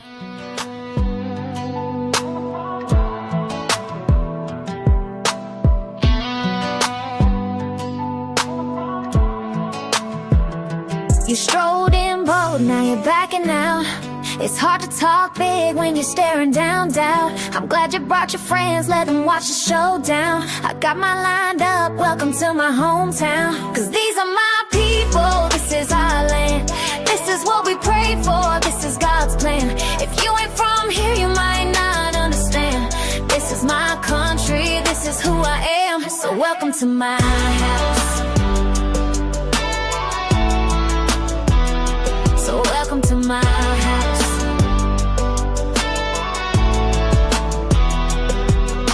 I'll stand up for mine, you better believe it. Today's not your day, mark my words, I mean it. You should turn and walk away. Time to believe it, know this 12-gauge remedy will do my speaking. Don't push me to the edge, boy. I'm aiming for your head, boy. All I see is red, boy. Cross that line and you'll regret, boy. I'm giving you a chance, boy. See the devil in a glance, boy. If I knock you off your stance, boy, I told you don't fuck with mine.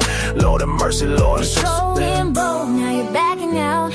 It's hard to talk big when you're staring down doubt. I'm glad you brought your friends, let them watch the showdown. I got mine lined up, welcome to my hometown. Cause these are my people, this is our land.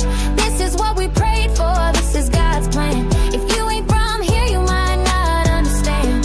This is my country, this is who I am. So welcome to my house. So welcome to my house.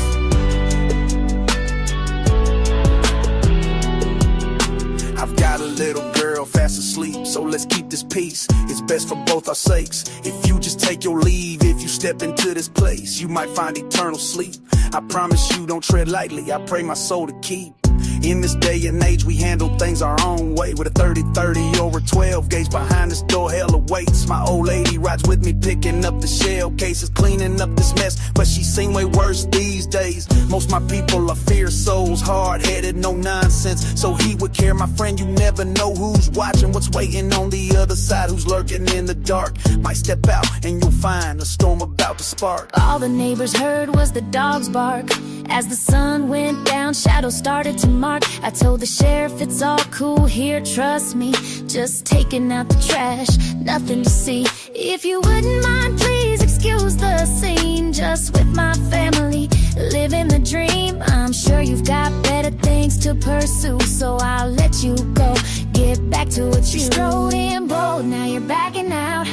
It's hard to talk big when you're staring down doubt. I'm glad you brought your friends, let them watch the showdown. I got mine lined up, welcome to my hometown. Cause these are my people, this is our land. This is what we pray for, this is God's plan. If you ain't from here, you might not understand. This is my country, this is who I am. So welcome to my house. Lord have mercy. So welcome to my house. Thank you, Mountain Girl. It was inspired by me. I thought I wanted to give it a female voice and try and change it up a little bit. And I think that's what inspired the song. And I don't have it here, man. Where is it?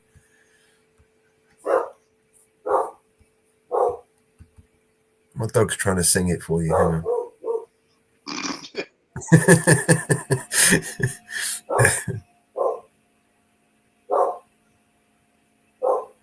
No, it's not that song, Bella. Shut up. No, it's not on this machine, man. What did I do with it?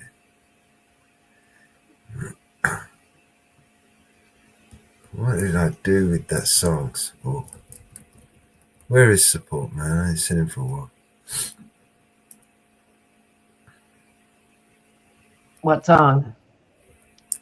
The one that we sent to Mountain Girl.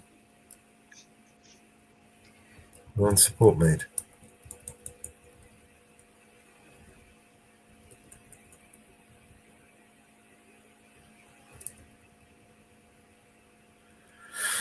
I don't know where I put it, man.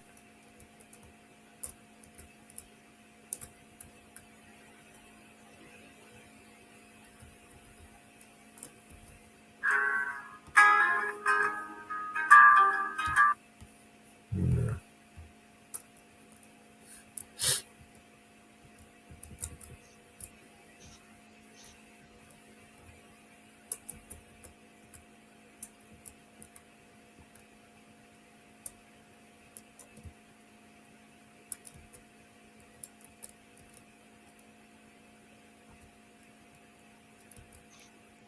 Is it this one?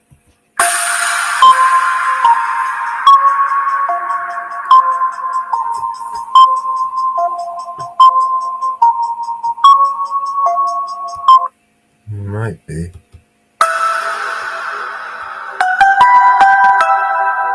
No. I can play them anyway, but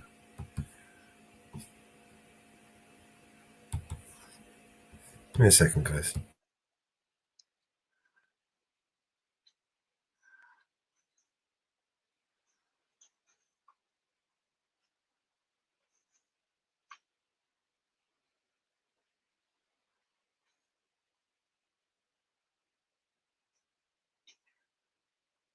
Support's at work.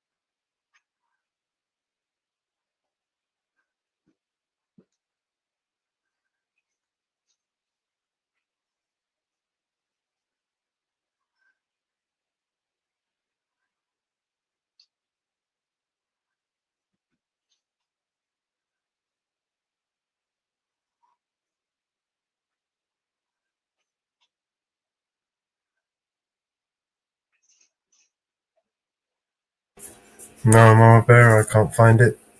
Damn. Where did you send it to me?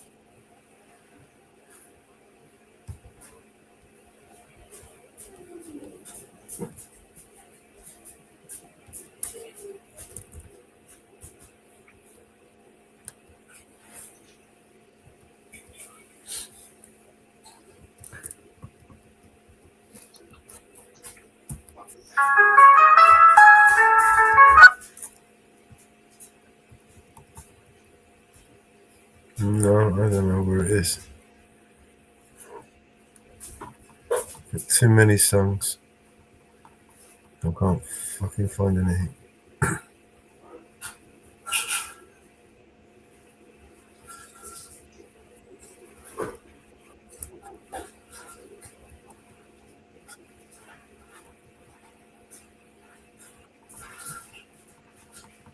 Maybe Mattingill can send it to me.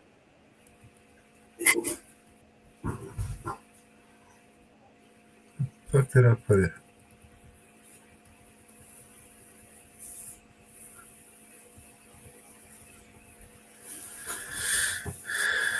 I don't even remember what he called it on.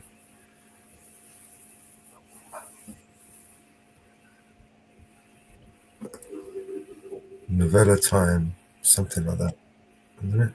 Or was that a different one?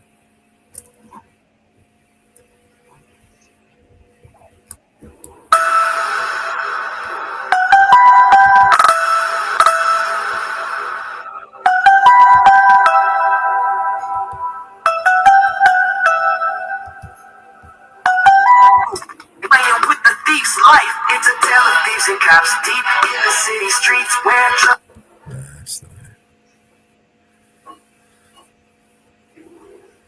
I don't know. Can't find it. Sorry.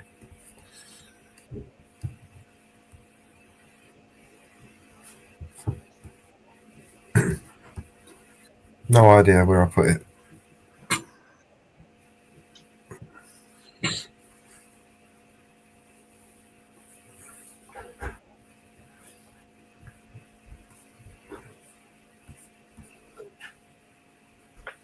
I must have downloaded it on this machine in order for me to send it over.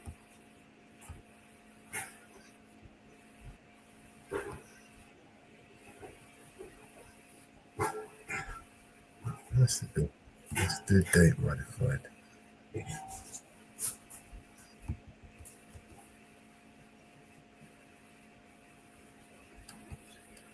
Fuck.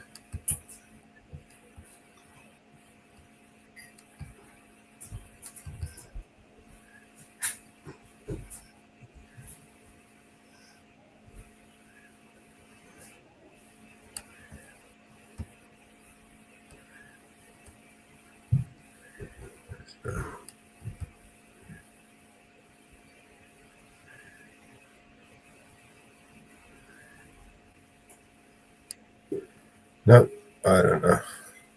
Can't find it. Never mind.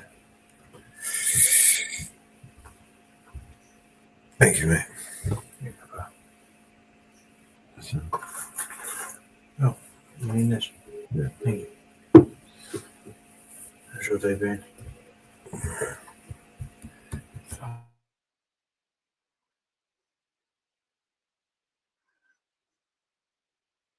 I've got the last file he sent, but I don't know which one's in the file.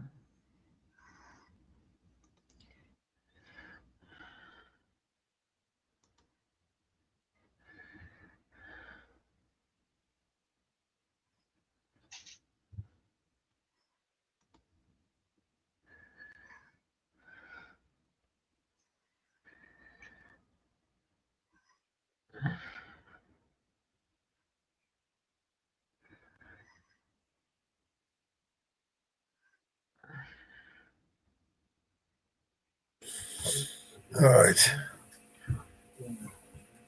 What else should we play, Robert? Should we play some music? Yeah, go ahead and play some music. Yeah, I have to answer some emails. Sorry. All right. Do what you got to do. I'm gonna find a song. Hurricane Love. I'm in Love in the Ghetto.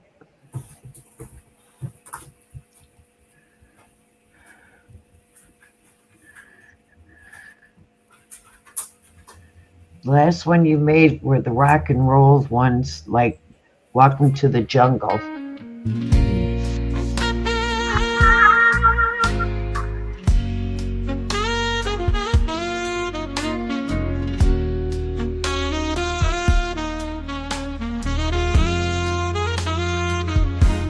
I've been in love, oh honey, you know it's true. From that very moment that I first saw you. Love is wild, my darling, in it I've been reeling.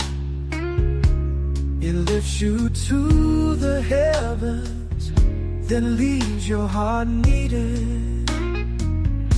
So please, oh please, won't you stay right here? Since you've been gone, I'm drowning in my tears. Suzanne takes you down to her place near the river. You can hear the boats go by. You can spend the night beside her. And you know that she's half crazy, but that's why you want to be there. And she feeds you tea and oranges that come all the way from China. And just when you mean to tell her that you have no love to give her, and she gets you on her wavelength, and she lets the river answer that you've always been her lover. And you want to travel with her, and you want to travel blind, and you know that she will trust you, for you've touched her perfect body with your mind.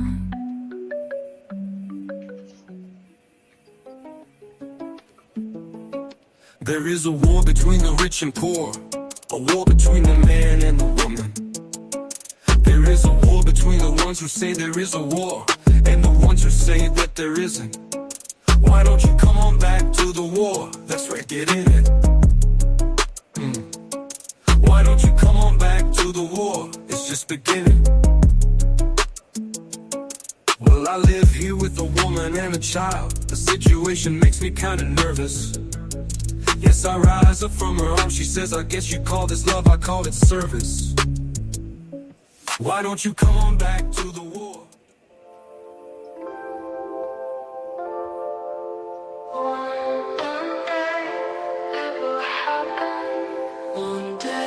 One day, it will all come true. This one. Let's see if we remembers this one. One day, when you're up to it. It's an Inferno song. We'll get lighter, and two songs ready to shine just for you. I can feel it, I can feel it. One day, it will happen. One day, it will all make sense. One day, you will blow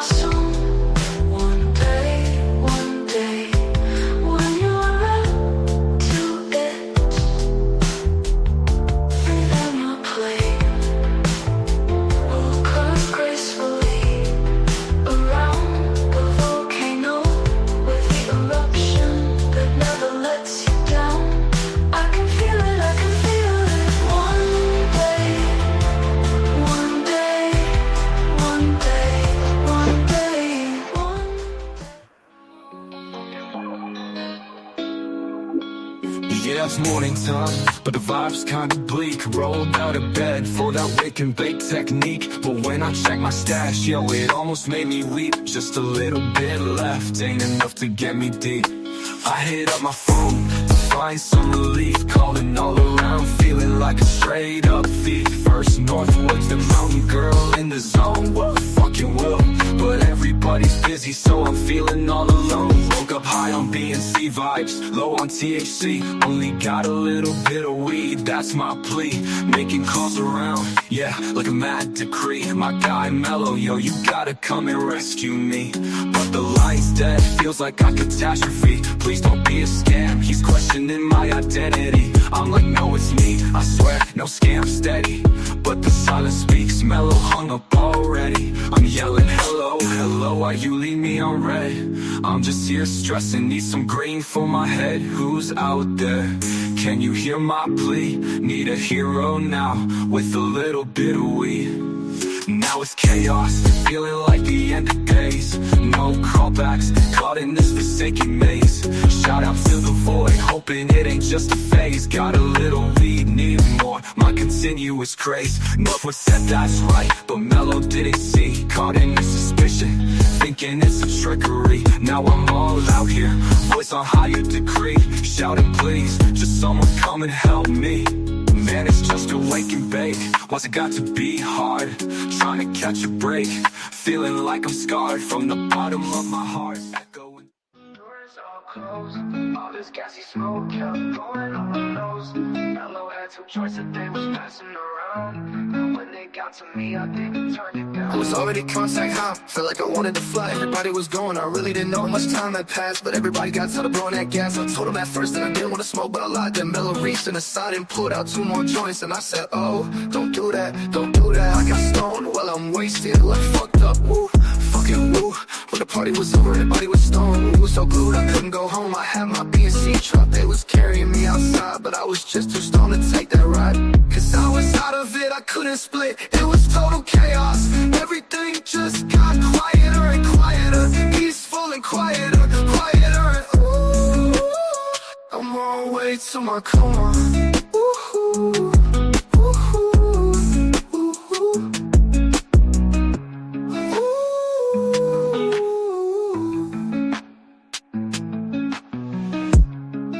at this you to nitty-gritty. There's a little place where everything's pretty. My guy's weed store is the talk of the town. Shelves lined up with renown, never bring you down. Ooh, my guy weed store, a candy store for the mind. Jet fuel, sour diesel, all the finest you can find. We be smoking on that gas, feeling top of the class. In my guy's paradise, the time just flies on past. From the door comes a haze, sweet and blazing under gaze. Purple haze to amnesia, it's a never-ending maze. Feeling irie in the smoke, every puff we take and toke. Granddaddy purple got me so.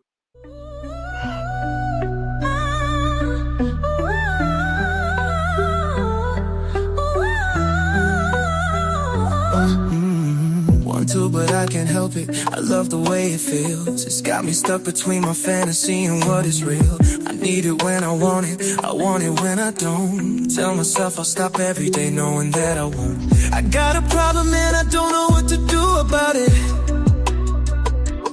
Even if I did, I don't know if I would quit, but I doubt it. I'm taken by the thought of it. And I know this much is true. Baby, you have become my addiction. I'm so strung out on you. I can barely move, but I like it. And it's all because of you. And it's all because of you. And it's all because of you. And it's all because never get enough. She's the sweetest drug.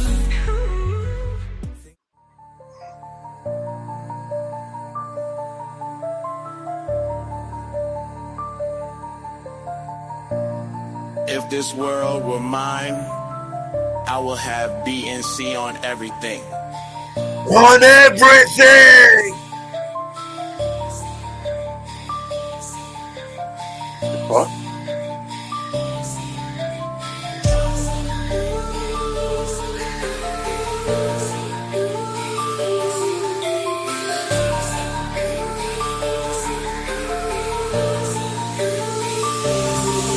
Hey, Roman numeral 7, babe, drop it like it's hot. If this world was mine, I'd take your dreams and make them multiply.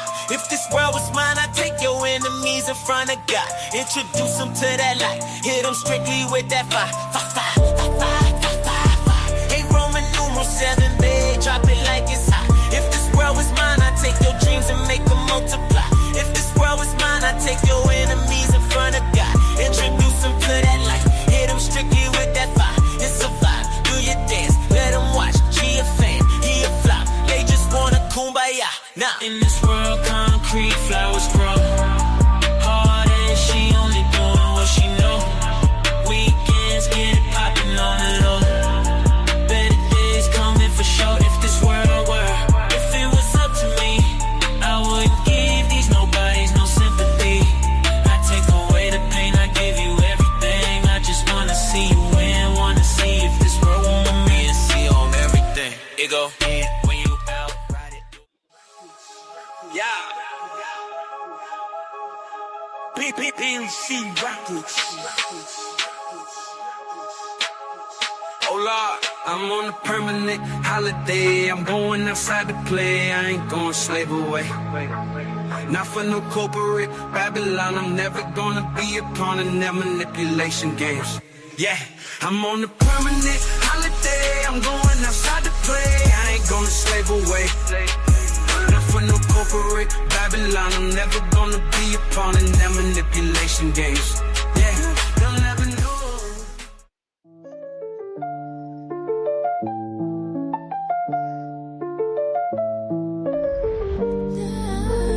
Yeah, we living in a world where the truth's under attack. Mello's vigilante got the spotlight on the facts. Eyes on the audit, we ain't taking no more lies. Government corruption, we expose it, open skies. They think they can just play us, manipulate the game. But we digging deep, turning whispers into flames. Grab the mic, hit the streets, let the message unfold. Transparency, that's the anthem, time to break the mold. Mellow, mellow, eyes on the audit, shining light on the shadows like we going all in. Take a stand, break the chains, truth's a weapon, it's our name in the frame. We expose the lies, let the world see the signs. Vigilante media, call it divine. No more sleeping on the couch, it's time to educate. Every headline that we read, man, it resonates. Behind closed doors, they making deals in the dark, but we armed with the truth, igniting a spark. They can't silence the voices, we'll break through the seams. From city halls to capitals, we're setting the scene. Government puppeteers pulling strings like insanity, but we cutting ties, demanding our humanity. Mellow, mellow, eyes on the audit, shining light on the shadows like we going all in. Take a stand, break the chains, truth's a weapon, it's our name in the frame. We expose the lies, let the world see the signs. Vigilante me.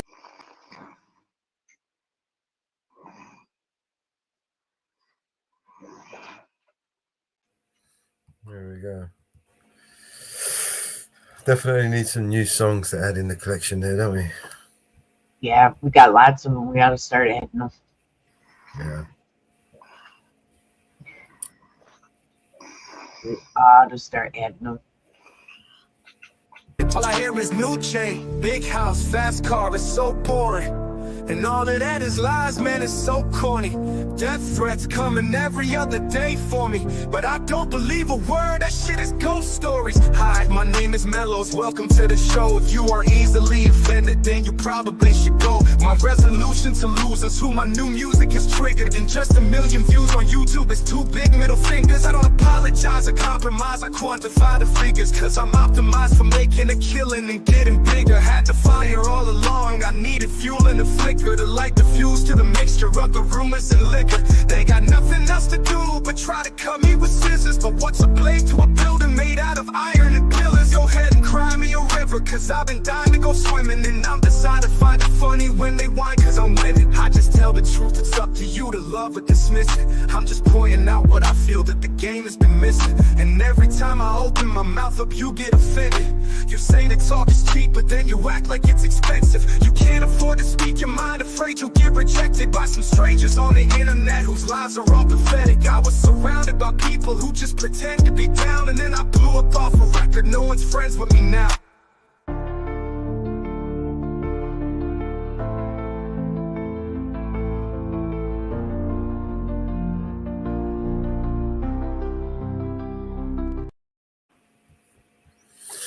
All right. What else we got?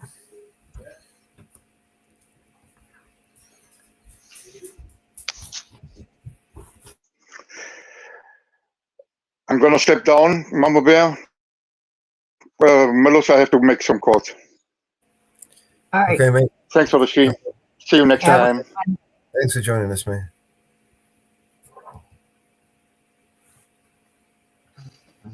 Have a good one.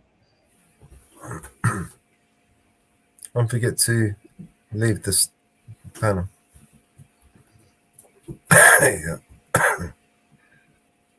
go.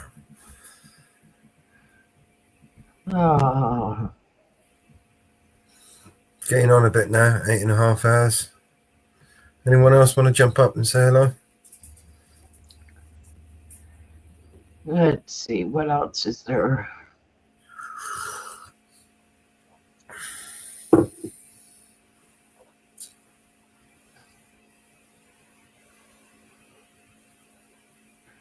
Yeah, we definitely have to release some more songs. Hopefully, support can help with that.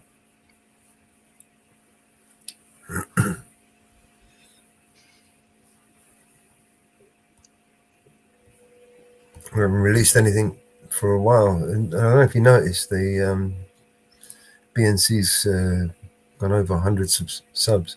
Yes, I have.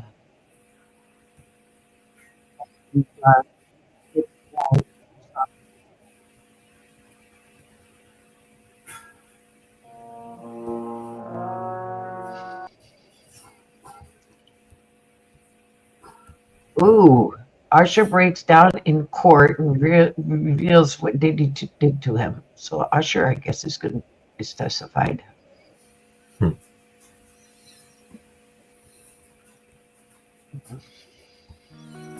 Daddy, huh?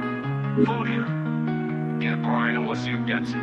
Call me, Elena. I'm so tired. Just call me, Elena. I'll be there in a minute, I promise. Stop. I wake up, shut the door. Somebody save me from myself. I've spent so long living in hell. Another pills, I start to spiral. Message to my daughters, I don't even deserve the father title. Haley, I'm so sorry. I know I wasn't there for your first guitar recital. Didn't walk you down the aisle. Missed the birth of your first child. Your first podcast, looking down, sweetie. I'm so proud of how you turned out. Sorry that I chose drugs and put them above you. Sorry that I didn't love you enough to give them up. How the fuck do I not love you more than a pill? Looking up to the ceiling from this floor. Wonder, will somebody save me from myself? I've spent so long living in hell. They say my lifestyle is bad for my health. It's the only thing that seems to help. Elena, sorry that you had to hear me fall in the bathroom. Sorry that I missed you graduate, Nate. I should just congratulate you on being a dad to Carter and Liam. Look at your little bro. Sorry I left you. Sorry that I'll never get to hold or hug my little nephew Stevie. I'm sorry I missed you. Grow up and I didn't get to. You're the dad I wanted to be you. Things I wanted to see you do. This is my song from me to you. Sorry I gave up, but I'm just so defeated. God, what the fuck you want me to do? From myself, I've spent so long living in hell. They say my lifestyle is bad for my health. It's the only thing that seems to help. I've been staring at the video of Haley almost daily, of her playing a guitar. It helps, maybe that'll give me the power to fight. But the addict in me's a coward. He told me that I can't do it. Had a second chance, blew it. It's like I'm stuck inside an alternate reality. But I know I'll turn it around and be able to walk her in lady one day. The odds are as proud as can be. Right now I'm just weak as I fall further down in this deep hole and farther in the ground I sink. As they lower me in my coffin, I feel the tears all falling down on my cheek. I'm a lost cause. Baby, don't waste your time on me. I'm so damaged beyond repair. Life has shattered my hopes and my dreams. I'm a lost cause. Baby, don't waste your time on me. I'm so damaged beyond repair. Life has shattered my hopes and my dreams.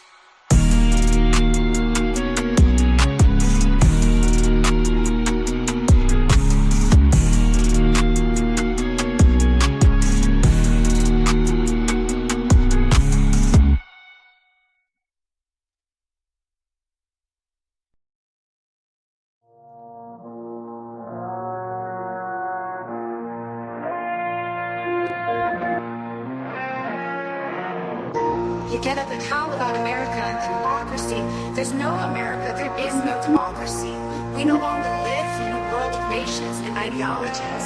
The world is a college of corporations, inexorably determined by the immutable bylaws of business. The world is a business, and I've chosen you to preach this evangel. For my free market, healthcare robbing, stock stealing, retirement fund fucking with niggas. Fuck you little credit card scamming, jewelry stealing, crack selling, liquor store robbing motherfuckers. Shout out to the homies Carnegie, OG Willie Randolph Hearst, Farouk, Rockefeller, the real Rockefeller, my main bitch Leona, Guadalupe Louis the 13th, Scott Rothstein, Jack Abramoff on your head. My Rothschild niggas, let's get this money. I spend my day pairing America overseas. Pension for the workers, nigga, please.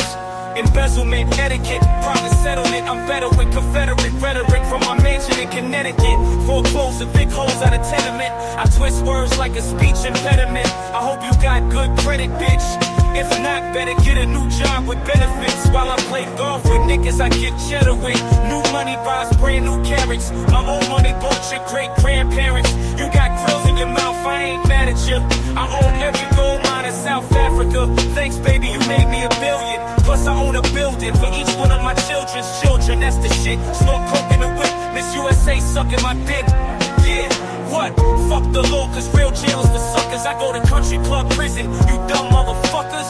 I am the 1%, you fucking bitch.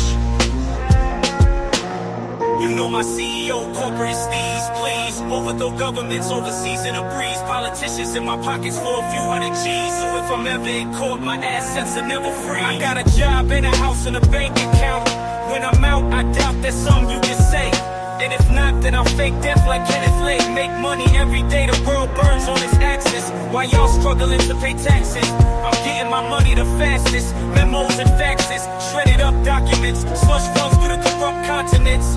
But they don't want me indicted, cause they don't want my dirty laundry aired when I fight it. Don't get my lawyers excited, cause what good is the law if you can't rewrite it?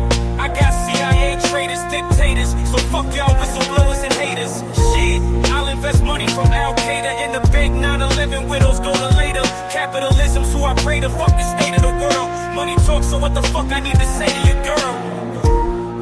I don't pay them to fuck. I pay them to leave.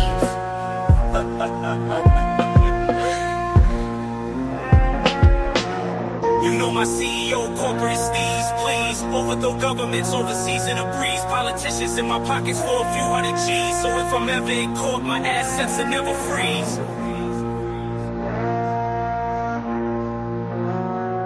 You know my CEO, corporate steez, greed. I treat countries like the IMF, down on your knees. Real gangsters run the world, fuck what you believe. I'll cut down a forest while you niggas burning some trees. I'll get your family murdered for a couple of G's. Cause your working class money ain't fucking with me. You think rappers are rich cause the songs you heard. My labels make the money and haven't rapped a fucking word. Shot in the ocean, coasting with the sails out. Hey America, thanks for the bailouts. I made off with the Bronco and Brosiano. Got away scot-free like El Vaticano. Activists, get mad at me cause of my tax-free charity. 80% to the staff and company, and 20% to the homeless and hungry. The country gotta pay the Fed reserve. Kick back to the banksters. How did you learn? You protest. protest cops or patrols on the street. But I bought City Hall, so I own the police. Email, Facebook, and the shit you tweet. All the phone companies, so I heard you speak. And my suggestion is your correction. No election, sex with no affection. No invention will benefit the world of man. Will exist till I've got the money in my hand. World Bank, interest rate, damn rape on the spot. But I'm a gangster, you gon' take my money, like it or not, nigga. I got your country in my pocket, motherfucker. You know my CEO, Masonic Steez, cheese. Only little people pay all these taxes and fees. Since you were born, we've controlled what you watch and you read. Pretty soon we're gonna own the fucking air that you breathe. I take what I want, fucker, I don't have to say please. I convince you that it's good for you, take it and leave. You think presidents are a face of the nation. I put them all where they are, end of the conversation.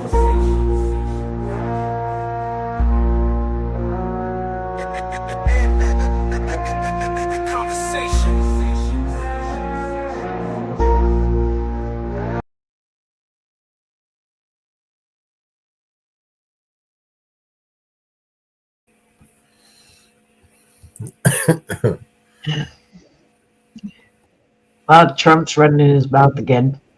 Oh, yeah. Yeah. Here's one for Trump.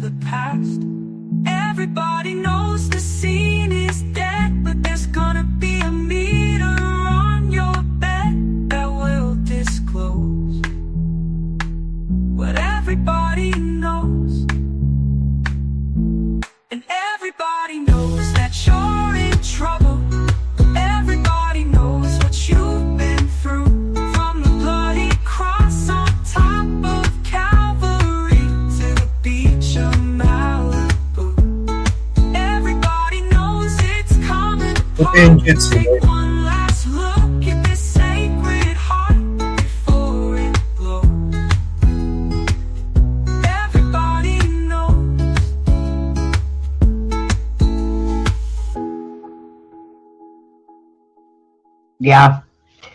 Oh.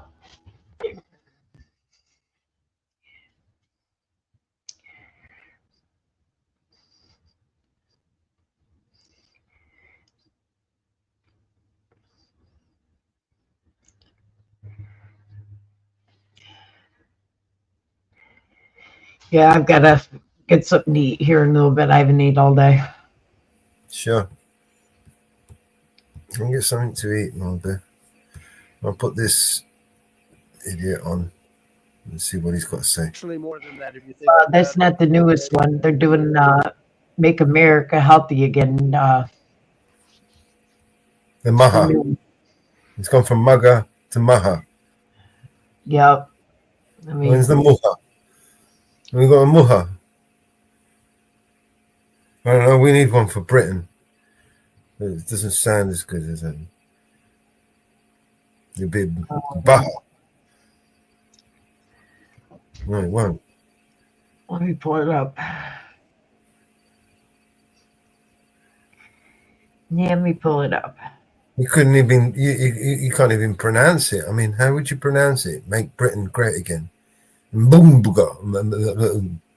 yeah, I mean, shit. It's not even pronounceable. It sounds shit, you know. Got to come up with a better slogan again.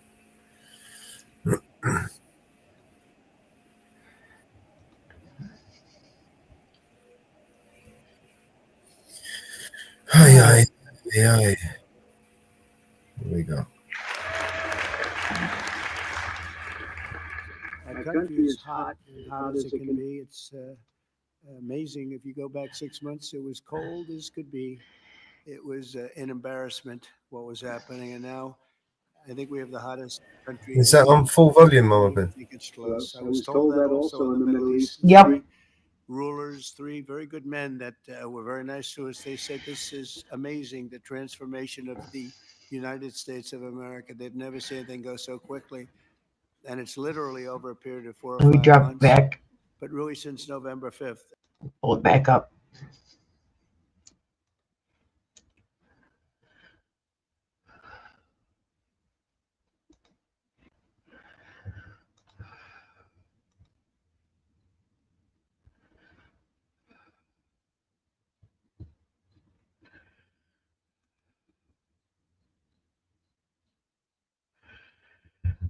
I figured it out, Mountain Girl. It's a silent M, so it would just be booger for short.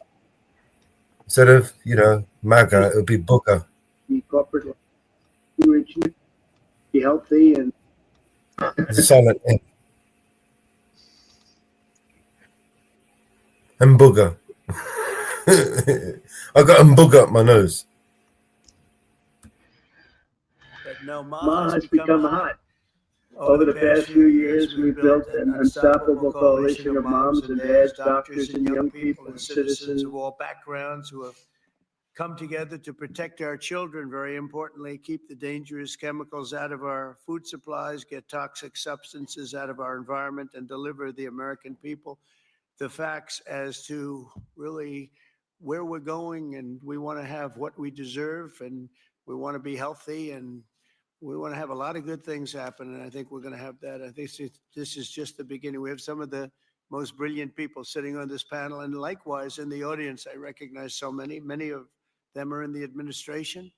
With us today is the man who fought harder than anyone I know to bring these issues to the center of American politics, our Secretary of Health and Human Services, Robert F. Kennedy Jr. Bobby, thank you very much.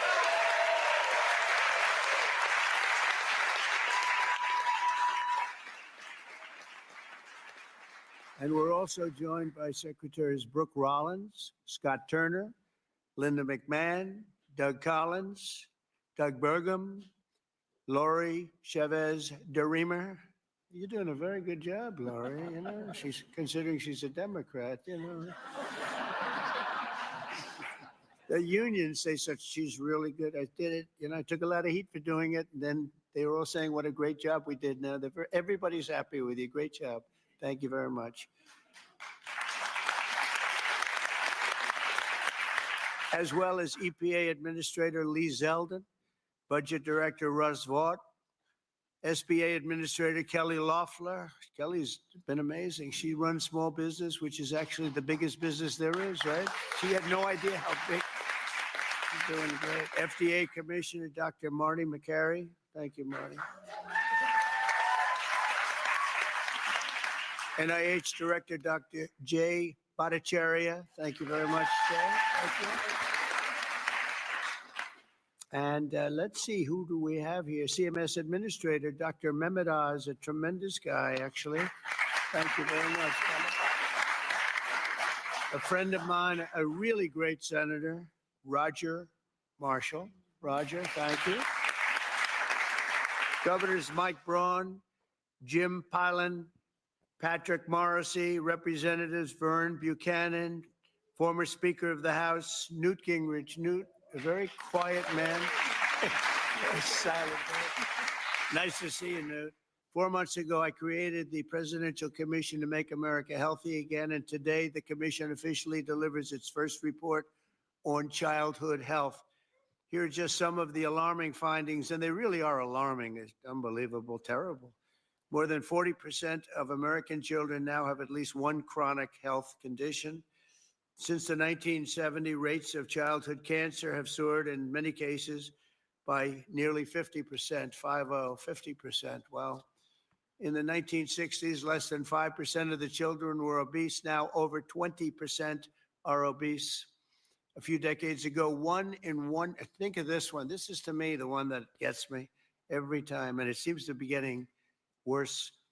Just a few decades ago, 1 in 10,000 children had autism. Today, it's 1 in 31.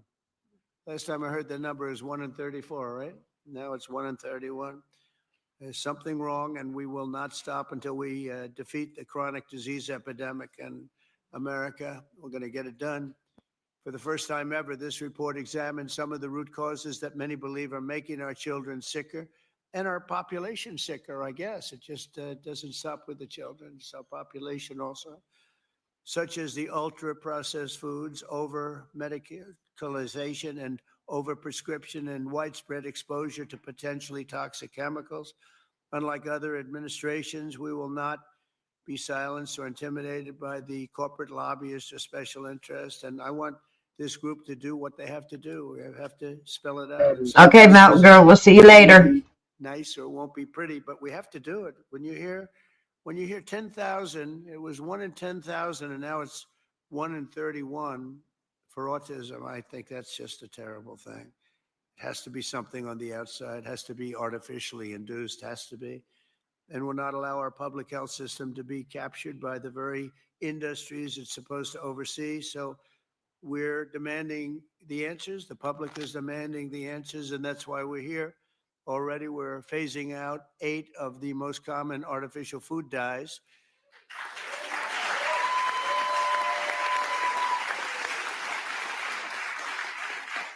And we ended the most serious conflicts of interest at the FDA. We had a lot of conflicts over there. Earlier this week, we approved a SNAP waiver request from Nebraska so they can stop taxpayer dollars from being used to make our children obese. I understand requests from 3 more states will be approved shortly, and more are expected to come in the following weeks. Over the next 80 days, the commission will build on its work in this report to develop a roadmap to bold and transformative public health reforms for our consideration. It's a consideration, and we'll lay out the facts. Let me say congratulations to the entire MAHA movement. This movement has become very hot. People are really, I tell you, they're going crazy over MAHA. They're going crazy, right?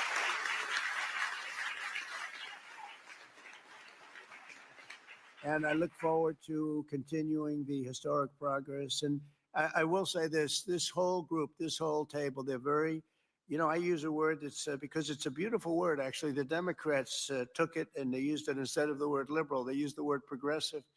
And normally I'd say you're very progressive, meaning they're not progressive. You are progressive. They shouldn't be allowed to use that word. And so therefore I'm not going to use it to describe you, but you are far forward thinkers. You're amazing thinkers, and we appreciate having you. It's this tremendous talent around this table, the most respected people anywhere in the world, actually. And I've been a fan of Bobby for years. He came up to see me 13, 14, 15 years ago, I remember, and he left. And I made a couple of the statements that he made because I agreed with the same thing, and we both went through hell. Do you remember that? It was a massive, but you know what? We turned out to be right. It was sort of interesting. But I've been a friend of Bobby, and he's been a foe too. You know, he's tried to stop a couple of my jobs. In one case, he did stop a job, and I was really angry. And then about 4 months later, we went into like a depression. And I saved a hell of a lot of money by the fact that you stopped it. You're welcome. So I never minded. I always said, thank you very much for stopping that big job I was going to do. But he's a fantastic guy. And Bobby, we're with you all the way. And your beautiful wife is right sitting in the front row. And she's always been right there with you. And, you know, it was very interesting. When Bobby came, I really wanted Bobby to join. And he was doing very well as a candidate, really well. He was being treated very unfairly by the other side, but he was doing so well that they treated you unfairly. They had no choice. I think they said, in order to qualify, Newt, you had to have 80% of the vote. Okay, do you remember that deal? You had to have 80% of the vote in order to qualify to run against Joe Biden. And Bobby thought that was a little unfair, and that was about it. And he came on board, and we got very lucky, but you really helped, and I want to thank you very much, really. We're with you all the way.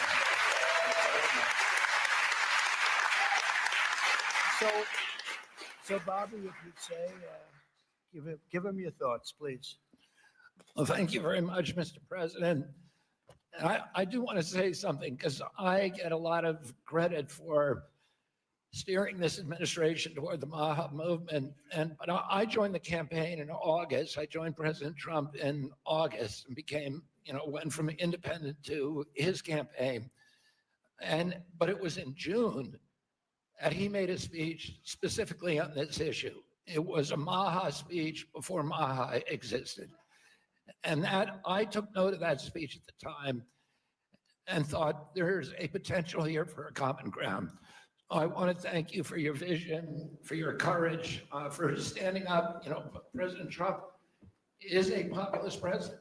He's a president, he's blamed for giving money to billionaires and all this stuff. We hear about that all the time. But he is on the side of the middle class, the working class, the poor in this country. Did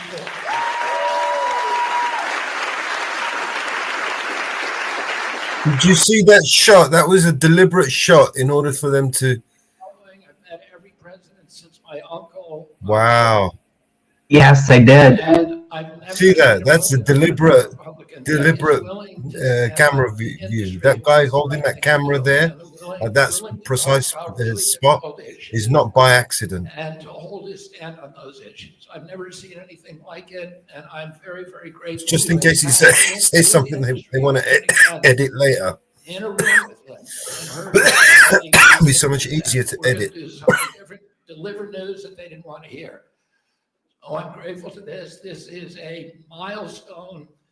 There's never in American history has the federal government taken a position on public health. Look at that camera angle, man. That is blatant, Marv. Yeah? This is live, right? It's not just one cabinet secretary. It's the entire government. Oh, look, we've got the chat on the screen now. I can say again, I talked a little bit about when I met Rachel Johnson as a boy. My uncle tried to do this, but he was killed and it never got done. And ever since then, we've been waiting for a president who would stand up and speak on behalf of the health of the American people and say, I see that. There is no difference between good economic policy, good environmental policy, and good public health policy. We can have all of them, but we need to have cabinet, and we need to go forward as a single people. I want to thank you for that, President Trump.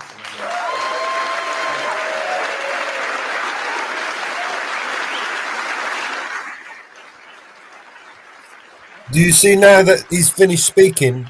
He's zoomed out of him and he doesn't need that shot anymore. For common sense. We've relied too much on conflicted research, ignored common sense, or what some would call mother's intuition. It's common sense that ultra-processed, nutrient-poor food contributes to chronic disease. It's common sense that excessive. See, now he's reading from the script. They don't need to worry about what he's going to say. Children. It's common sense that exercise and healthy food should come before prescriptions and see that? It's common sense that not all calories are equal in nutritional value. It's common sense that over-medicating kids is dangerous. It's common sense that we can celebrate the innovations of modern life while also demanding fearless inquiry into ameliorating the negative effects of medication, agriculture, and environmental practices. It's common sense that I think they could have manufactured that just to get people deserves more talking. scrutiny than independent studies. I'm so proud of this cabinet, and particularly Secretary Rollins and Administrator Zeldin, who, again, I'll say it a third time, worked late nights, early into the morning to make this happen. And to all the leadership from the White House staff, beginning with Stephen Miller and Heidi Overton, Dr. Heidi Overton, with Vince Haley.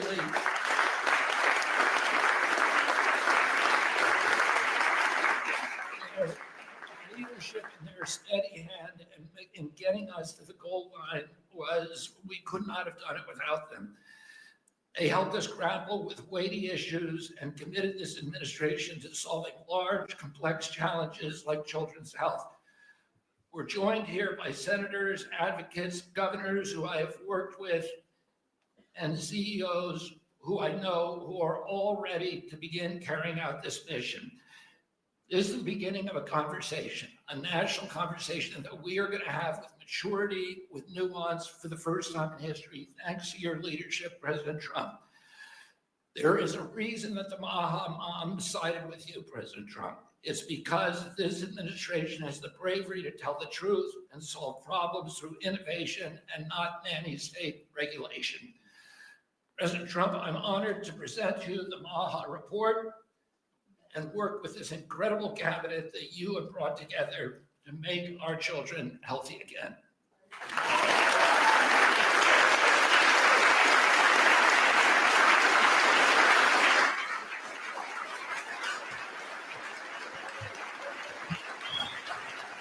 I don't want to hear another bad word about Donald Trump. Three things. First, on behalf of an extremely grateful nation and on behalf of a lot of extremely grateful Maha moms who are out there, Secretary Kennedy and Mr. President, thank you. I see a Maha mom and grandma and our amazing chief of staff right there, Susie Wiles. I see a Maha mom and Caroline Levitt and all across our cabinet. Sir, my oldest son, Luke, is here. Stand up, Luke. I am a Maha mom of 4. And this hits particularly close to home for every single one of us in this room. That's the first thing. The second thing is that you mentioned, sir, in your remarks that we are on track to sign multiples of SNAP waivers to get junk food and sugary drinks out of our food stamp system. And I am so proud.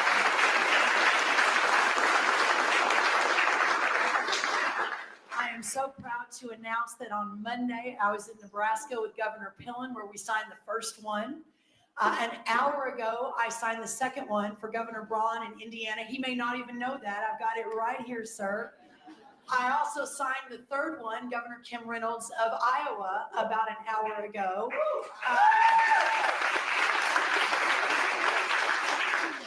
With a half a dozen more coming down the line. And sir, that has never happened before. Under Republican or Democrat administrations, we have never made that happen before. So I am so proud and so grateful for your leadership. Morrissey here, who was the first one to apply from West Virginia.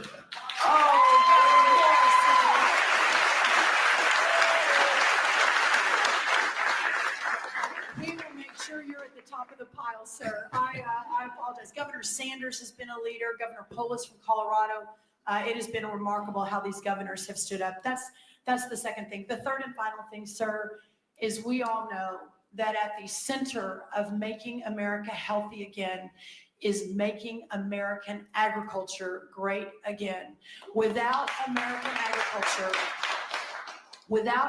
agriculture at the center of this discussion, we have the most robust, the safest, the best agriculture system in the world.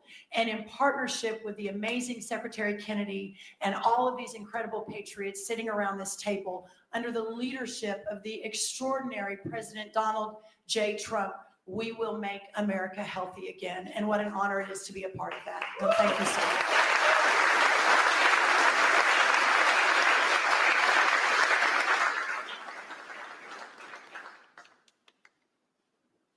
Mr. Policy, what did you say? Big policy man here.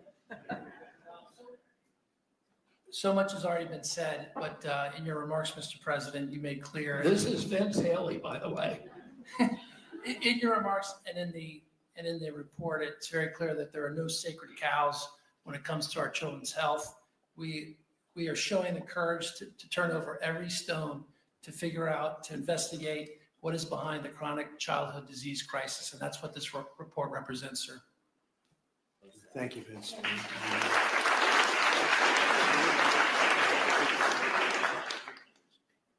Most have already spoken. That's very good. But the fake news wasn't here. What's going on? I mean, Oz, I want to thank you for your work. Would you have anything to say to the media? Thank you, sir. I think it's a moral failing if you don't address this, but it's definitely a financial failing as well. 50% of children are on Medicaid or on the CHIP program. It is an obligation we all have to address this reality. As you know, the cost of Medicaid has gone up 50% in 5 years. Right. I thank you very much for having the bravery to commission this report, Secretary Kennedy, Secretary Rollins, Lee Zeldin, and everybody else on this panel for being able to effect what has not been done since this law for Medicare and Medicaid was written in 1965. God bless you. Thank you very much, Oz.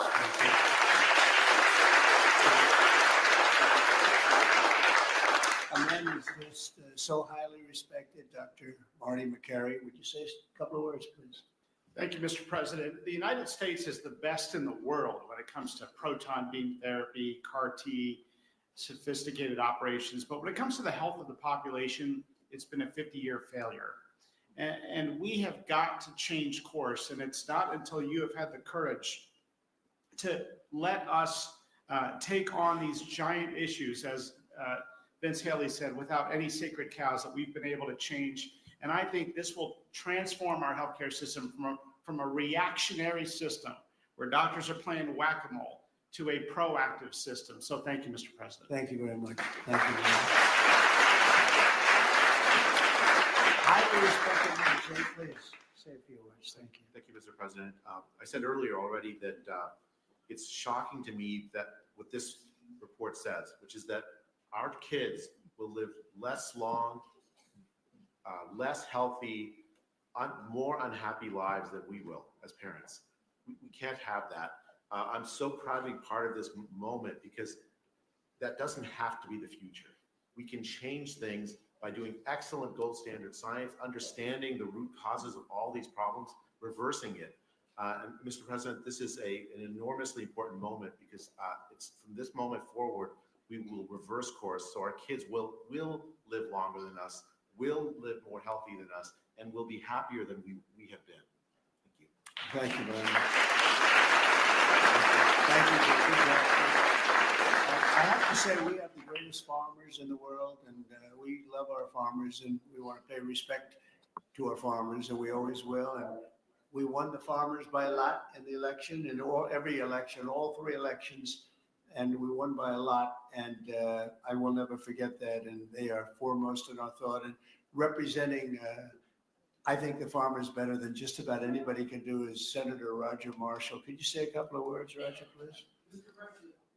Mr. President, we're not tired of winning yet. Congratulations. What a week you've had overseas, one win after another, one big, beautiful bill across the House floor this morning. You're the best closer in the game, and this is one of the greatest days of my life, professionally speaking, as well.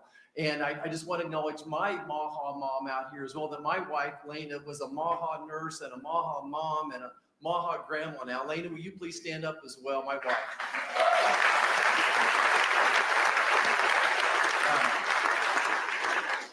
Mr. President, as you know, I spent 25 years delivering babies most every day. We saw a huge epidemic of diabetes, of pregnancy, and this has exploded in so many different directions now. We have an epidemic in mental health in our youth, obesity rates 20, 30%, 20% of our children on a prescription drug, 60, 70% of adults on a prescription drug. We can do better than this. And it does start with the farmer. It starts with soil health. And I just want you to know that our farmers are so committed to this as well. And so many of them are already doing great things. They're making the soil healthier. They're using less pesticides. They're doing all the right things. It's going to take a little bit more effort and time to get everybody with those practices. But the American farmer and rancher were the original environmentalists, the original conservationists, and they'll be right here working beside us. And we appreciate your support of them as well. Thank you, Roger. Great.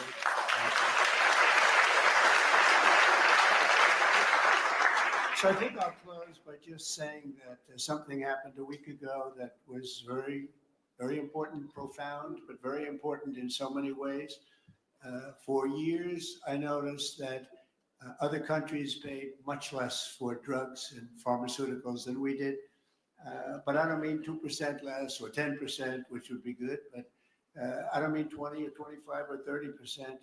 I mean, sometimes we paid 10 times more, 12 times more, 13 times more than other countries where people I'm paying more for my prescription. to Mexico and seen going into other countries, leaving on trips and bringing their drugs home because they'd get in London, they'd be able to buy a drug for 1/10 the price of what it costs in New York City. And I watched this, and I watched it during my term, and I didn't like it. And it's a very complex system, but we're smart also, maybe much smarter than they are. And at some point, we had to figure out, I heard it was the middleman. Nobody told me who the middleman was. Nobody knew who the middleman was. Nobody ever heard. All I heard is the middleman. I said, they've got to be the richest people in the world, whoever they are. We don't even know if there is a middleman. All I know is that the drugs were 10 times higher and sometimes more than that. And I really got into it over the last year, and I figured the whole system out. And for various and sundry reasons, the United States of America was being screwed, and we were being taken advantage of and being laughed at for years and years. And I said, it's not going to happen anymore. And I brought a great gentleman, the head of Eli Lilly, in, who's great. He really is. He's great. He's done a fantastic job, and others also of the companies. And I have it out with him. I had debates with him, actually, and pretty much it was a debate that was impossible to lose. You had to be a real bad debater to lose that debate because they couldn't justify it. They tried to say, well, we pay for research and development, and the United States has agreed to pay for 100%. I said, why? Why are we paying? And by the way, that wasn't even the number because it's still way too high. If you took all the research and development, but you have other countries that are a lot more vicious than us in terms of their representatives. And they'd set a price for a drug and they'd say, tell the United States to pay for the rest. We were subsidizing the whole world. And I said, we're not going to do that anymore. We've been a laughing stock for so many years. The last 4 years, we've been a laughing stock. I said it. We're a laughing stock, and now we're the most respected and we're the hottest country in the world. We're going to remain that way. We're going to do that with drug costs, too. And so I said, I'm going to do something that's a very unpopular thing to do with a small number of people, mainly the people that own the drug companies and others. And I'm not even blaming them. They were able to get away with it, but it was really other nations that took advantage of us because the drug companies were under their thumb. And they would say, this is what I'm going to pay. And the European Union was right at the top of the list. Let me tell you, we're going to pay $20 for this, and we're not going to pay any more. And America would pay $240 for the same thing that they're paying $20. They said, tell America to pay for the rest. So for years, they went along aimlessly, and they did it. And I started making changes, and I'll never forget the end of my first term, which was very successful. We had the best stock market ever. We had the best economy ever of any president. We went up 88% in the stock market, as an example, and I think 116% in one of the other indices. And we had, we're doing well, but this whole thing with the drug costs always bothered me. And I started really studying it, and it's very complicated stuff. And I said, you know what? we are paying so much more. And I demanded favored nations. We're the biggest buyer, we're the best buyer, we're the most solid buyer, we're the one that paid for all of the research and development. And they said, we're going to do something that's earth shattering. So at the end of my first term, I was so proud because it's the first time in 28 years that any president reduced drug prices during the course of 4 years. And you know what the number was? 1/4 of 1%, but it was down 1/4. Think of it, 1/4 of 1%, very little. Essentially, they remained the same. But I wanted to get it down, and I was so proud. I thought I was the greatest guy in the world. I took it down 1/4%. And I had news conferences. I was bragging. I'm the only one that did it 28 years. And then I said, that's not very much because we were still paying so much more. And I decided I've got to break the system. And it's the most powerful lobby in the world. You definitely did do that. He ain't lying. He did break it. He broke the shit out of it. Over the Senate, over the House, over the governors, over everybody. And they spend There's more one money thing, than one true thing he said. And I said, I don't Fuck care. you know. Got to do what I have There's to do hope. what's right. There is hope. You see? I declare the favored nations, most favored nations, where the United States from now on is going to pay the exact same price as the lowest price anywhere in the world. In other words, if you take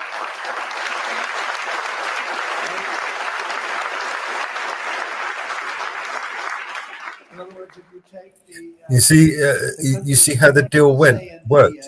Where they're losing out on the pharmaceutical products, they're gaining on the golden shower project. You know, 'cause it's the same people, the same investors, European Union countries as a whole, that same would money be men. fine. Or take individual countries within the European Union, or take various countries that nobody's even heard about. We pay the lowest. And what that's going to mean, and I'd like to put somebody to police it because it should start immediately. It shouldn't start in 2 years, 3 years, 5 years. They'll say, yes, it kicks in. They always say kicks in, Marty. It kicks in, sir, in 4 years, you know, and then 4 years they get it changed. It should mean, so remember I told you I was happy with 1/4 of 1%. It could mean anywhere from 70% to 89% reduction in drugs and pharmaceuticals. That's right? And I've actually had some congressmen call me and they say, sir, look, could we talk about this? I said, no. They wanted to talk because you know, there's tremendous power against them. And I understand that. And every one of them was covered. Senators were. I see Roger smiling, and Roger probably was too. But you know what? He wants to do the right thing, right? He wants to do the right thing. And we're doing the right thing. We're taking advantage of, and forget the drug company, we're taking advantage of by other countries that insisted with the drug companies that they were going to pay X dollars, and we're not paying any more, and you're not doing business here. And they were nasty about it because these people are almost sort of afraid of them. And we are going to now get a reduction in drug costs of up to 89% in some cases, but 50% would be a bad number. So think of that, 50% versus 1/4 of 1%. Think of that, 85, 89, 91, 72%. It's going to be massive numbers. It's going to be incredible for Medicaid, incredible for all forms of healthcare. Medicare is going to have a huge impact, so big that nobody can calculate it. I mean, this thing could drop by 25, 30%. The drugs are a very big part of it, right? So very big part. So it'll affect everything. It'll affect your whole life. The amount of money you're going to be saving is going to be incalculable. Nobody can believe I had the courage to do it. I don't think it's courage. I think it would have been courage not to do it. I tell you what, not to do it would have taken far more courage because I was tired of it. And I was listening to these guys, and they are, you know, they make a lot of money every year, millions and millions of dollars a year. And I agree, because at the beginning, because of the complexity, you'd walk out of a room, you'd hear them talking, and, you know, they almost convince you that it's a great system, it's a wonderful system, even though we were paying 10 times more. That's why they make $30 million a year, because they were good, but not any longer. And one of them just threw up his hands after I was just pounding on him. He said, I can't do it anymore. It's the hardest thing I have to do is trying to justify this damn thing. I can't do it anymore. One of the biggest companies, I just can't do it anymore. You're right. And as soon as he said that, that was like incredible because I understood exactly he couldn't do it. He said it's the hardest thing he had to do is trying to justify why we're paying $200 for something and somebody else is paying $12. That is a neighboring country. Take Canada. I mean, people go up to Canada to shop because the prices are so much less, and it's not going to happen anymore. So we're going to take the lowest country anywhere in the world, and that's what we're going to be paying, and we'll be saving from 50 to 89%. And these are big, these are tremendous numbers. There's not going to be anything where we're paying 10 times more than somebody else. And one thing that is very important, and it's got to be implemented. It's done. I've done the order. It's done. But we have to get somebody that's got a lot of strength and a lot of power because you have to implement it because these countries are going to go down fighting. They don't want this to happen. Why don't we get Bill Gates? He could do it. There are many more people involved in the world than there are here.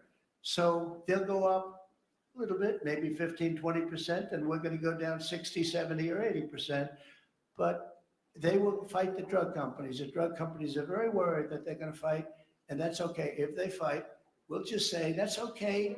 We are not going to let you sell any more cars into the United States, or we're not going to let you sell any more wine or liquor or alcohol or something that's actually much more important to them than the drugs. And we're going to be able to force that issue if we need to. They should do it. We're basically equalizing. They should do it. And, you know, the drug companies should do just as well. There shouldn't be a hit on their stock. I don't think it will be. It's basically, it's going to be the same amount of money, but it's going to be redistributed. And it's going to be redistributed. So they're going to pay a little bit more and we're going to pay a lot less. A little bit more because there's so many more. So, you know, it's a bigger number. And so, Bobby, I'd like to ask you and Dr. Oz and Marty, perhaps, and Jay, and maybe representing the world's politicians. I can ask Roger, who's so great with this whole subject, if you would be very, very tough and very, very, very powerful in a sense. It's not easy. You know, you're going to have to get this done. The drug companies are going to say, well, they won't do it. And maybe they won't. And if they don't do it, we're going to not do business with that country or those countries. But we're going to have to be very tough until it's totally stabilized and equalized. And Oz, I mean, I see your eyes are gleaming because you've been talking about this for a long time, but you've never had anyone willing to do it. But I'm willing to do it. And I think it's going to go down as one of the most important things we've ever done because drug costs are going down. Think of it. Then every year for 21 years, the costs have gone up. And now they're going down maybe by 85, 80. I'm telling you, 89% in two instances, 89% cut. Nobody's ever seen anything like it. So I'd like to ask Oz in particular, because you and I know each other. He's a very tough hombre, this one. He's tough as hell. And so if you can lead the group, and it's not going to be easy. You're going to have to get in and you're going to have to fight. If you do it, you can have within a period of weeks, you can have drug costs that drop like a rock, okay? So you as a group, I have great confidence, and if you don't do it, I am firing every single one. Good luck, guys. All right? Can you hear me?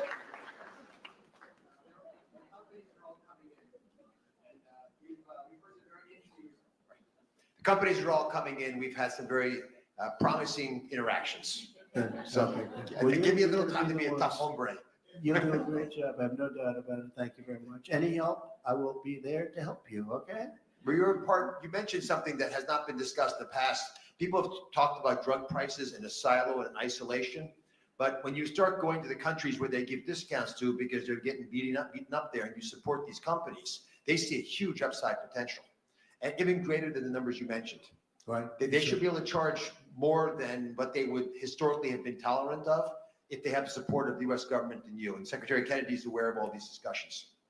Well, they were artificially low and artificially high. We were artificially high. They were artificially low. We're not going to let that. And I think you're going to be able to handle it pretty easily. But speed is very important because we can do this immediately. This doesn't take 2 years, 3 years. It doesn't take a month. So do the best you can. Thank you very much. Thank you, everybody. Thank you very much. Are we concluding, Bobby? to Thank you, finish it Mr. up. President. Let's all give a hand for President Trump. Whoop, whoop, whoop, whoop! Yay! Donald Trump, the savior!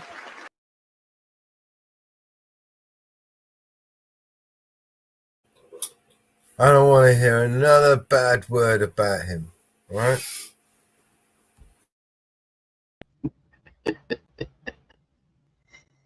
Oh, God. You see? You don't want to hear another bad word about him. Single-handedly saved the world right there. You know? He's like James Bond, Captain America, fucking Incredible Hulk, all rolled into one.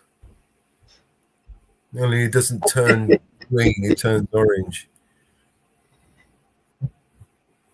You know? Hey, maybe he is, you know, like Marvel. Didn't Marvel just do a Captain America movie where the president turned into a Hulk? He's an orange Hulk.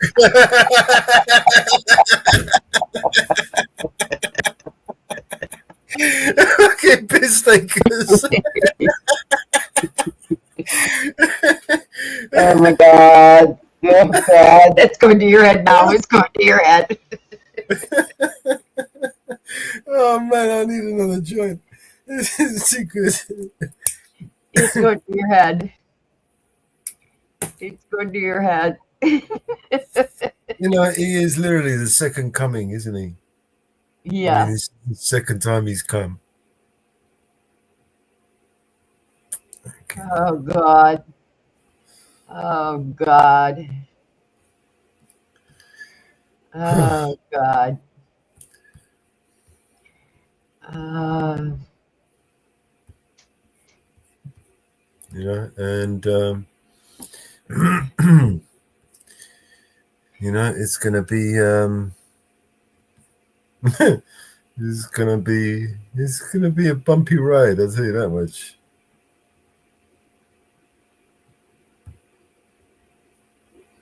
Oh, yeah. Oh, but you feeling all right? You feeling tired? Yeah, I'm getting sore sitting here. Yeah, same here. My neck's getting all sore. I think we'll wrap it up here anyway. We've given it a good show. We've been on almost 10 hours. Yeah, I'll do. I hope you guys enjoyed the show. Thank you, everybody, for tuning in and staying with us. Thank you, Mama Bear, and everyone else who joined the panel. Yes, thank you all. And you all have a good afternoon, evening, whichever it may be. Yeah. And Stay safe. yeah. Donald J. Trump is now president of the United States. President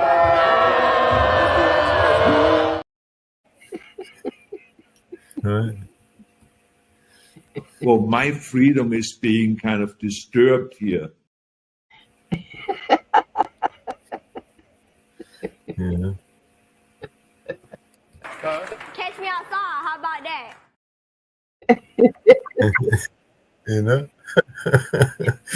And everybody jump on over there to Northwoods. He's live right now. Yep. Say hi. Then we said hi, and we'll be tuning in. I'm going to go and relax in the front room. And That's what I'm going to do. Yeah. And I'll be tuning in and listening. Thank you, everybody. Ariel, anybody wants to join us in Jitsi? It's open. I'll be in there all day. Yes, I've had an interesting day today. I gotta unwind some. So, everybody jump on over there to Northwoods. Say hi to Mountain Girl in Northwood. So, enjoy your day. Enjoy your evening. See you guys on the next one. You bet. Yeah, there's always going to be a next one.